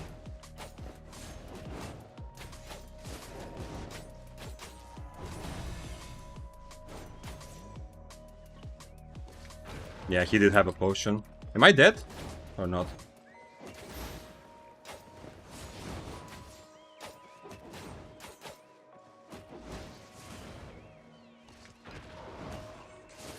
I am dead, yeah? I don't think I can purge it, right? A bit too bad, yeah. I shouldn't have let him re-engage. I should have just should have reset after. I didn't drink the potion. But the moment he missed one E, I think, I mean, I didn't catch him, right? He didn't overcharge. Why is his IP so high? Anyway, the moment I missed that Duskweaver was my moment to strike, you know? Let's look at this. This is definitely, I mean, this is at least a satisfying fight, you know? Can I get the replay? Yeah, okay, I'm getting the replay. Let's look at it together. I'm getting addicted to playing high IP, man. This is, I mean, I was also getting addicted to the Corrupted Dungeon, but this is more fun. Is it just the specs? Oh, he's also using Masterpiece, yeah, but it's... I did not approach this fight like I'm one tier behind, which is why he's using Masterpiece, but still. In terms of Awakening... Yeah, I mean, he's definitely more expensive, but not like... it's not like I'm too far behind. I don't have the third perk, but still. Let's look at this, because I feel like I was a bit too slow with my Duskweaver. And he was brawling much more than the one that I fought before earlier. As you know, oftentimes on stream... Where is it? Where is it? We watched the replays. Man, I'm getting addicted. I want to play more of this high IP, but we're going to do more of that tomorrow. Anyway, let's look at it together, and then we'll see. What perks did he have? Give me a moment. He had cooldown reduction, ability damage, and item power. Cooldown reduction, ability damage, perfect and good for him. Item power, he's like me. The third is not like, there's nothing super good, I think, for him as the third one. He could go energy, cost reduction, but yeah. He purged my Inferno both times, and I wasn't able to time it for his E. Because the cooldown reduction was not part of my... But I am on Snapper and he's on Eelsteel, which... I feel like he shouldn't be brawling that much. Even without Inferno, I should definitely be able to... Okay, you remember? So this is... I mean, it should be obvious in this recording. Let's watch it together and see what we can notice here. A bit unfortunate, you know. My W is on cooldown, he uses boots. I don't boots away, I decide to take the brawl, so he gets a pretty good start. This is awesome, like the fact that he, I think he reacted, right? No, he didn't, okay. I don't think he managed to react with his armor. He tried though, that's cool. I wonder what happens if I just brawl. He removes my stack. The boots are kind of random. Especially when his stun is on cooldown, the boots are definitely useless mistake. What happens if I just stand and brawl him forever? I don't think he's killing me, right? Especially after I get him to purge. After I get him to purge my Inferno, I think I need to Inferno right away, like earlier, so he purges it so I can start stacking, and then just play with 3 stacks. Or another thing I can do is just not use Inferno at all and see if he purges anything else, but... Okay, here he finally missed an E, and I'm just standing and out-brawling him, right? Now he hit an E, his first potion, and I already used one. So, I'm not really out-brawling him as much, it was mostly my potion. My second potion... Now he missed and he decides to leave, and there's no reason for me not to catch him right away. That is a big mistake. Here, just W right away. He still has one potion, but I am just out brawling him with when he doesn't hit his E, right? I can just stand and heal and hit it.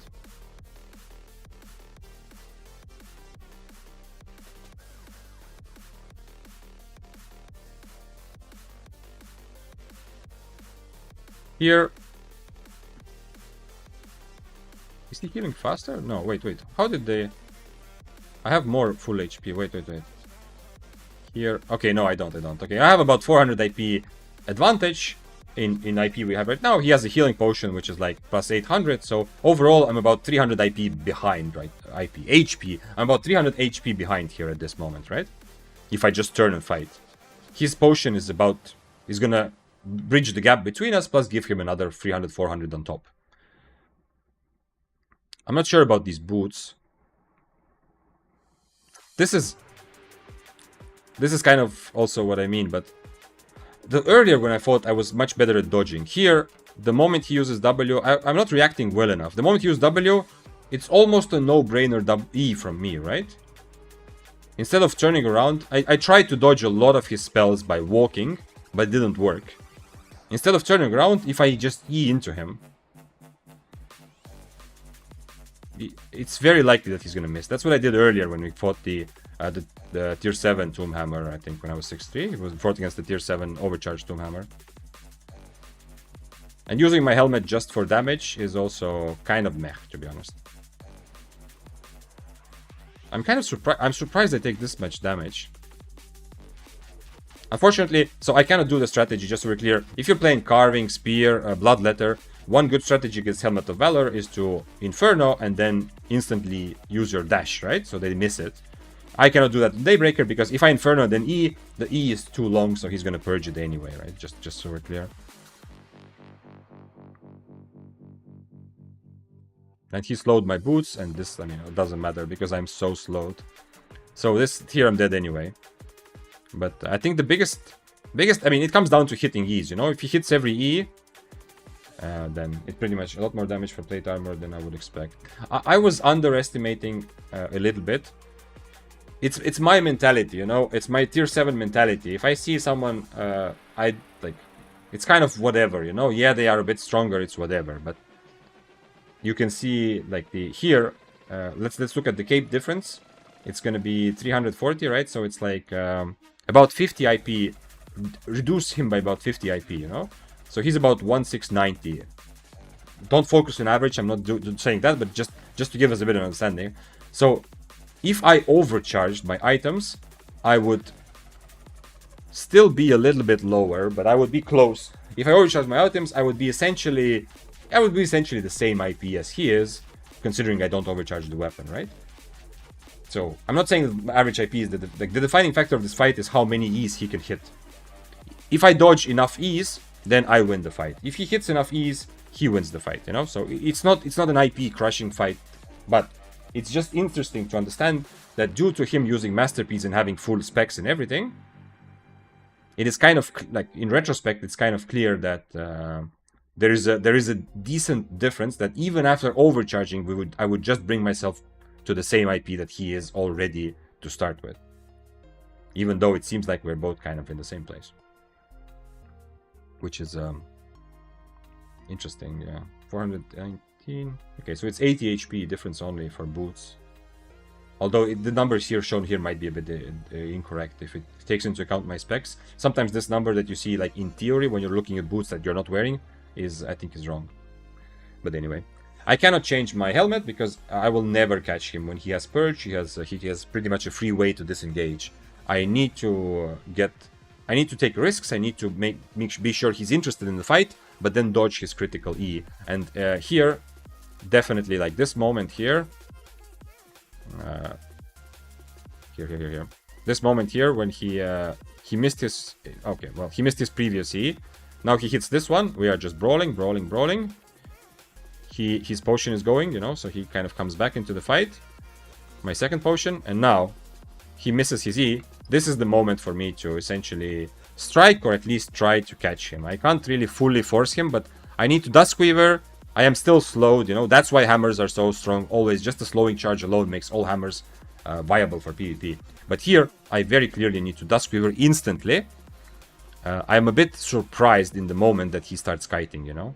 Because he seems to be doing so well just brawling, kind of surprisingly well, but you know, now I understand better.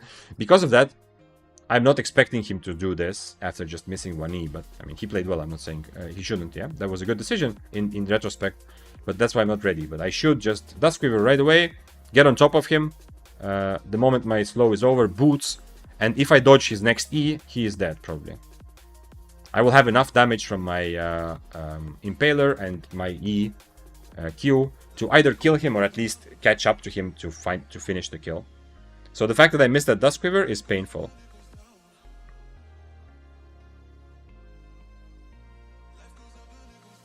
Nice, very good fight though.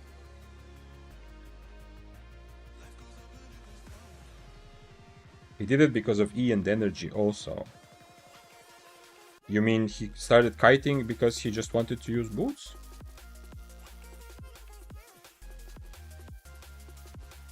I mean, if he hit that E, he's still gonna stay on top of me, right? There's no two ways about it. At this moment, here, where is it? Here. Yeah, exactly that. Next one. After this brawl. I understand that that's like an extra benefit, Logmir, but if he hits this E here, he is not kiting just because he's low on energy. He's just staying on top of me and making sure he finishes the kill. And using his W to catch me if I do try to get away with my E. He only does this because he misses, right? Otherwise, he's gonna keep his boots for when he's really out of energy and to keep like catching me if I try to get away. This is very sad, yeah. I do, since this guy was not, since he wasn't purged, he has more mobility. He did end up purging my Inferno both times. I could have probably played either without Inferno, or I could even potentially play with my, as I said before, against purges, this becomes instantly better. But at the end of the day, he can get away, it's a bit easier, and yes, normally, like, this is one tier difference why he can smack me so much more confidently, you know? If I'm the one using Masterpiece and full specs and he's not, then every time, like the whole time he's standing next to me when I'm not in E, I'm slowly gaining because my build is better at brawling, just standing and brawling. But at the end of the day, it comes down to me either dodging his E or like reacting to it or kind of predicting it by clicking my Inferno Shield or the Tenacity Jacket special spell, something like that, you know. If I do get at least something, if I dodge some of the E's, like I did dodge a couple, but not enough, and he hit enough E's to get the advantage here.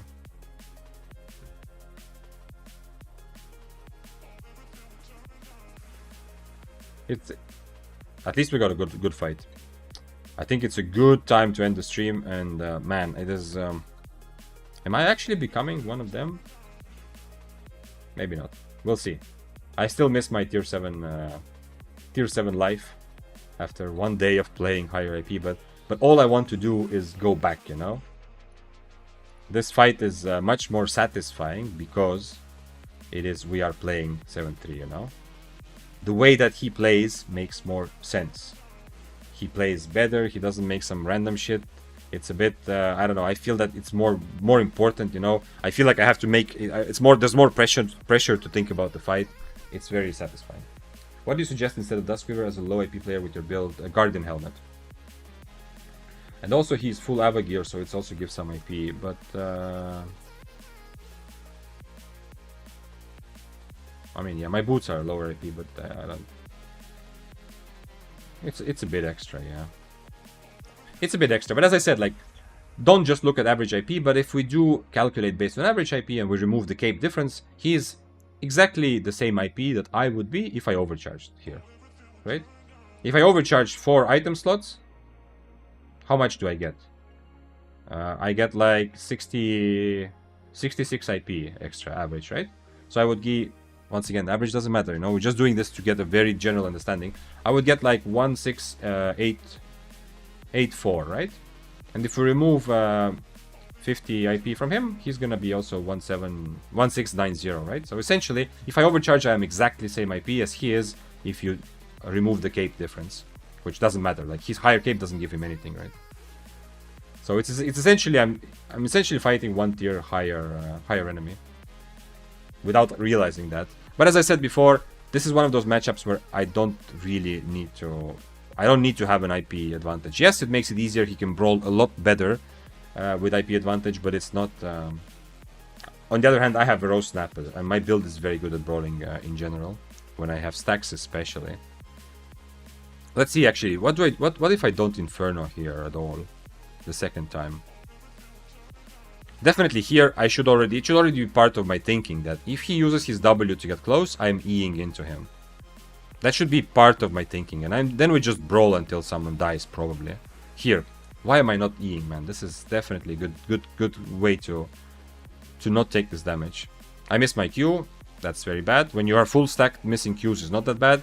When I have only one stack, missing a Q is much more painful because I don't just lose the damage of the missed Q, but I also lose the extra damage from all the auto attacks, you know, that would be a little bit extra. IE just for damage, I don't really have a choice here because otherwise I'm just gonna get dead destroyed. Unfortunately, you know, the timing is right of my dodge. You can see that after my E, I know that his E is about to be ready. So my instinct here to not just move in straight line at this point, but start dodging is correct. But he guesses that I'm not gonna turn back again. He guessed correctly and he hits it here. I mean, okay, it was close, but yeah, you know. But what happens? What the fuck is this Q, man? This is... I clicked Q, you know, again I missed the Q. I still don't have 3 stacks. And now I let him purge my Inferno and stacks. I feel like my Inferno was just a bit of a troll both times. No need to. I either Inferno right away just to get his purge on cooldown, so I feel a bit safer. I know it does not purge, but even better, I just don't Inferno at all. I just play with 3 stacks and I let him have his purge. It's annoying, but you know, that's how it is. This is over anyway. Dude, you're very knowledgeable. How long have you been playing this game? I don't know exactly. I think it's like 2.5 years. I'm not like a real veteran, like with real Albion who plays it from the beginning, but 2.5 years something.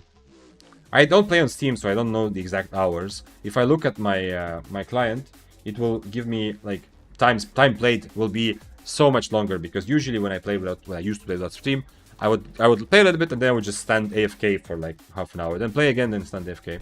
So I don't have a way to really gauge it, but my own guess would be that it's probably somewhere between 2,000 and 2,500 hours that I've spent playing Albion.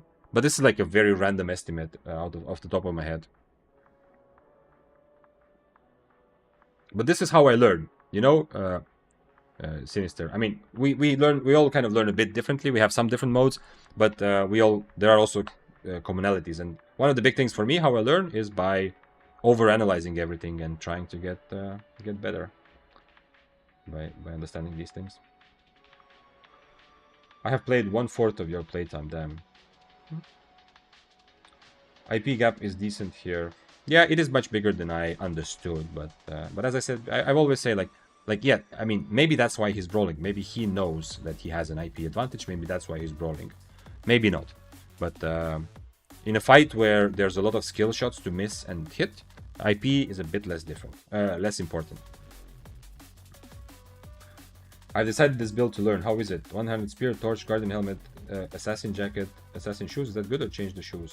That is good, yeah. If you want to... especially now that cripple isn't really a good preset anyway, it's better to use impaler mostly. I would suggest to not use the dash on assassin shoes if you play spear. Or at least not at the beginning. Not until you feel very comfortable with spear. So you are left with a choice of going either any rejuvenating sprint. This is more reliable, always valuable. This any plate boots rejuvenating sprint. It is very valuable. I suggest going with that. But if you want you to play any leather shoes on refreshing sprint, it's not far behind. It's also decent. And don't say sorry for noob questions. It's fine. You don't have to apologize. Bro, it's in the title of the stream. Sinister, you're watching this on Twitch, right? What is the Twitch title of the stream? Higher stakes, bigger kills, bigger deaths. At 2 drops plus alpaca skin. By the way, you can get alpaca skin if you give 2 subs or buy one for yourself and gift one. And at the end it says, all PvP questions welcome. You can ask whatever. And if you ask a question which is way too general and doesn't give any, like, you don't get a good answer, I'm gonna say that. I'm gonna say, Sinister, stop asking general questions. I love this analyzing thing here the most, to be honest. Always interesting thoughts. I'm very happy, Logmir, that you feel that way. And yeah, it is fun for me, and I appreciate you being here and the stream environment forcing me to actually also analyze this in more detail right away. Because if I played this myself off stream, I don't play off stream now that I stream, but if I played this before I started streaming and I died like this, I would record the clip. I would not look at it right away, probably. I would go do something else, and then later I would go through clips and I would think about it and I would look at it and see if there's a lesson here, right? But now I'm forced to think much deeper. I'm forced to analyze every step a bit more if I choose to present it and talk about it. And we do it right away when the lesson is still fresh. So it also helps me get better. What's the meaning of life? Cheese and to not be Tinto. Kind of generally. You have to specify, Sinister, what kind of content are you looking to play in life? Then we can talk about the meaning. Let's raid some amazing Albion creators because my brain is dead. And at least I can end on a satisfying note. And if you're thinking, what the fuck, you just died again, how are you calling this satisfying? This was a good fight and a good lesson, okay? So, if you've been here, you know how much I appreciate that. And I also feel this urge to play more Albion because high IP is interesting. So, mostly because of that. And on top of that, I always kind of keep saying this. Not that I want to feel like, I don't want you to feel like there's something wrong with you, but if you enjoy PvP only when you win, if it's directly correlated, when you win, you enjoy, and when you don't win, you don't like it, there is some part of gaming, of competitiveness, of PvP in Albion that you have not yet figured out. Some important part to like unlock your inner gamer, you know? Obviously, like every human, I love winning and I don't love losing, but I hope you understand a bit what I mean, you know? It's not actually tied directly to winning and losing. Okay, can we do Albion Online English? Let's see. Is there someone interesting that we can raid, and then we're gonna keep going?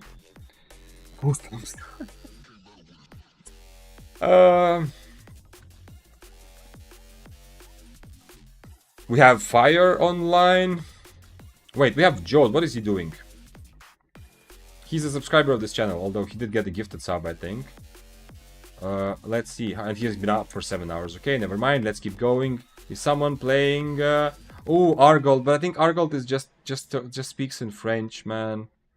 I love Argold. Argold's mentality and kind of chill. He doesn't do like very much PvP, but he's like such a nice, relaxed, and he used to be an ambassador also for the content creator program. But I don't think Argold is gonna answer English questions. What is Mex doing? I tried to raid her once and it didn't work. Let's see if it will work today. 5 hours online. I don't know if she's gonna be online for long, but let's share some spirit mentality. I know that Megs has been doing a lot of group PvP. She's not a solo PvP player, and it looks like they're roaming in a group right now. Which maybe if you watch her stream, you will get ideas. If you stay for the raid, you should stay to get points, and you say hello to her. And I hope the raid's gonna work. Last time there was some sort of bug there. Then you should look at the stream with the ideas. What are some things from there that I could also do, you know? I meaning me. So you can tell me ideas. Thank you for being here for such a long stream.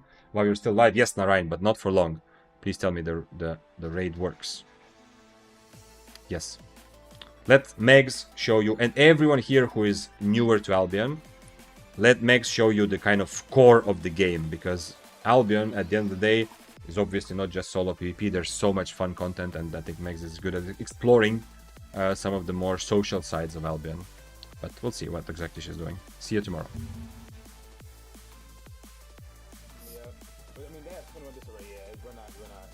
Let's go playing to get a fucking outpost or some shit, bro. Oh, that felt good. Okay. In Grove, we could Vic, thank you so much for the raid, my love. Guys, make sure you go give Vic a follow. I'm pretty sure we're gonna have a He's such a good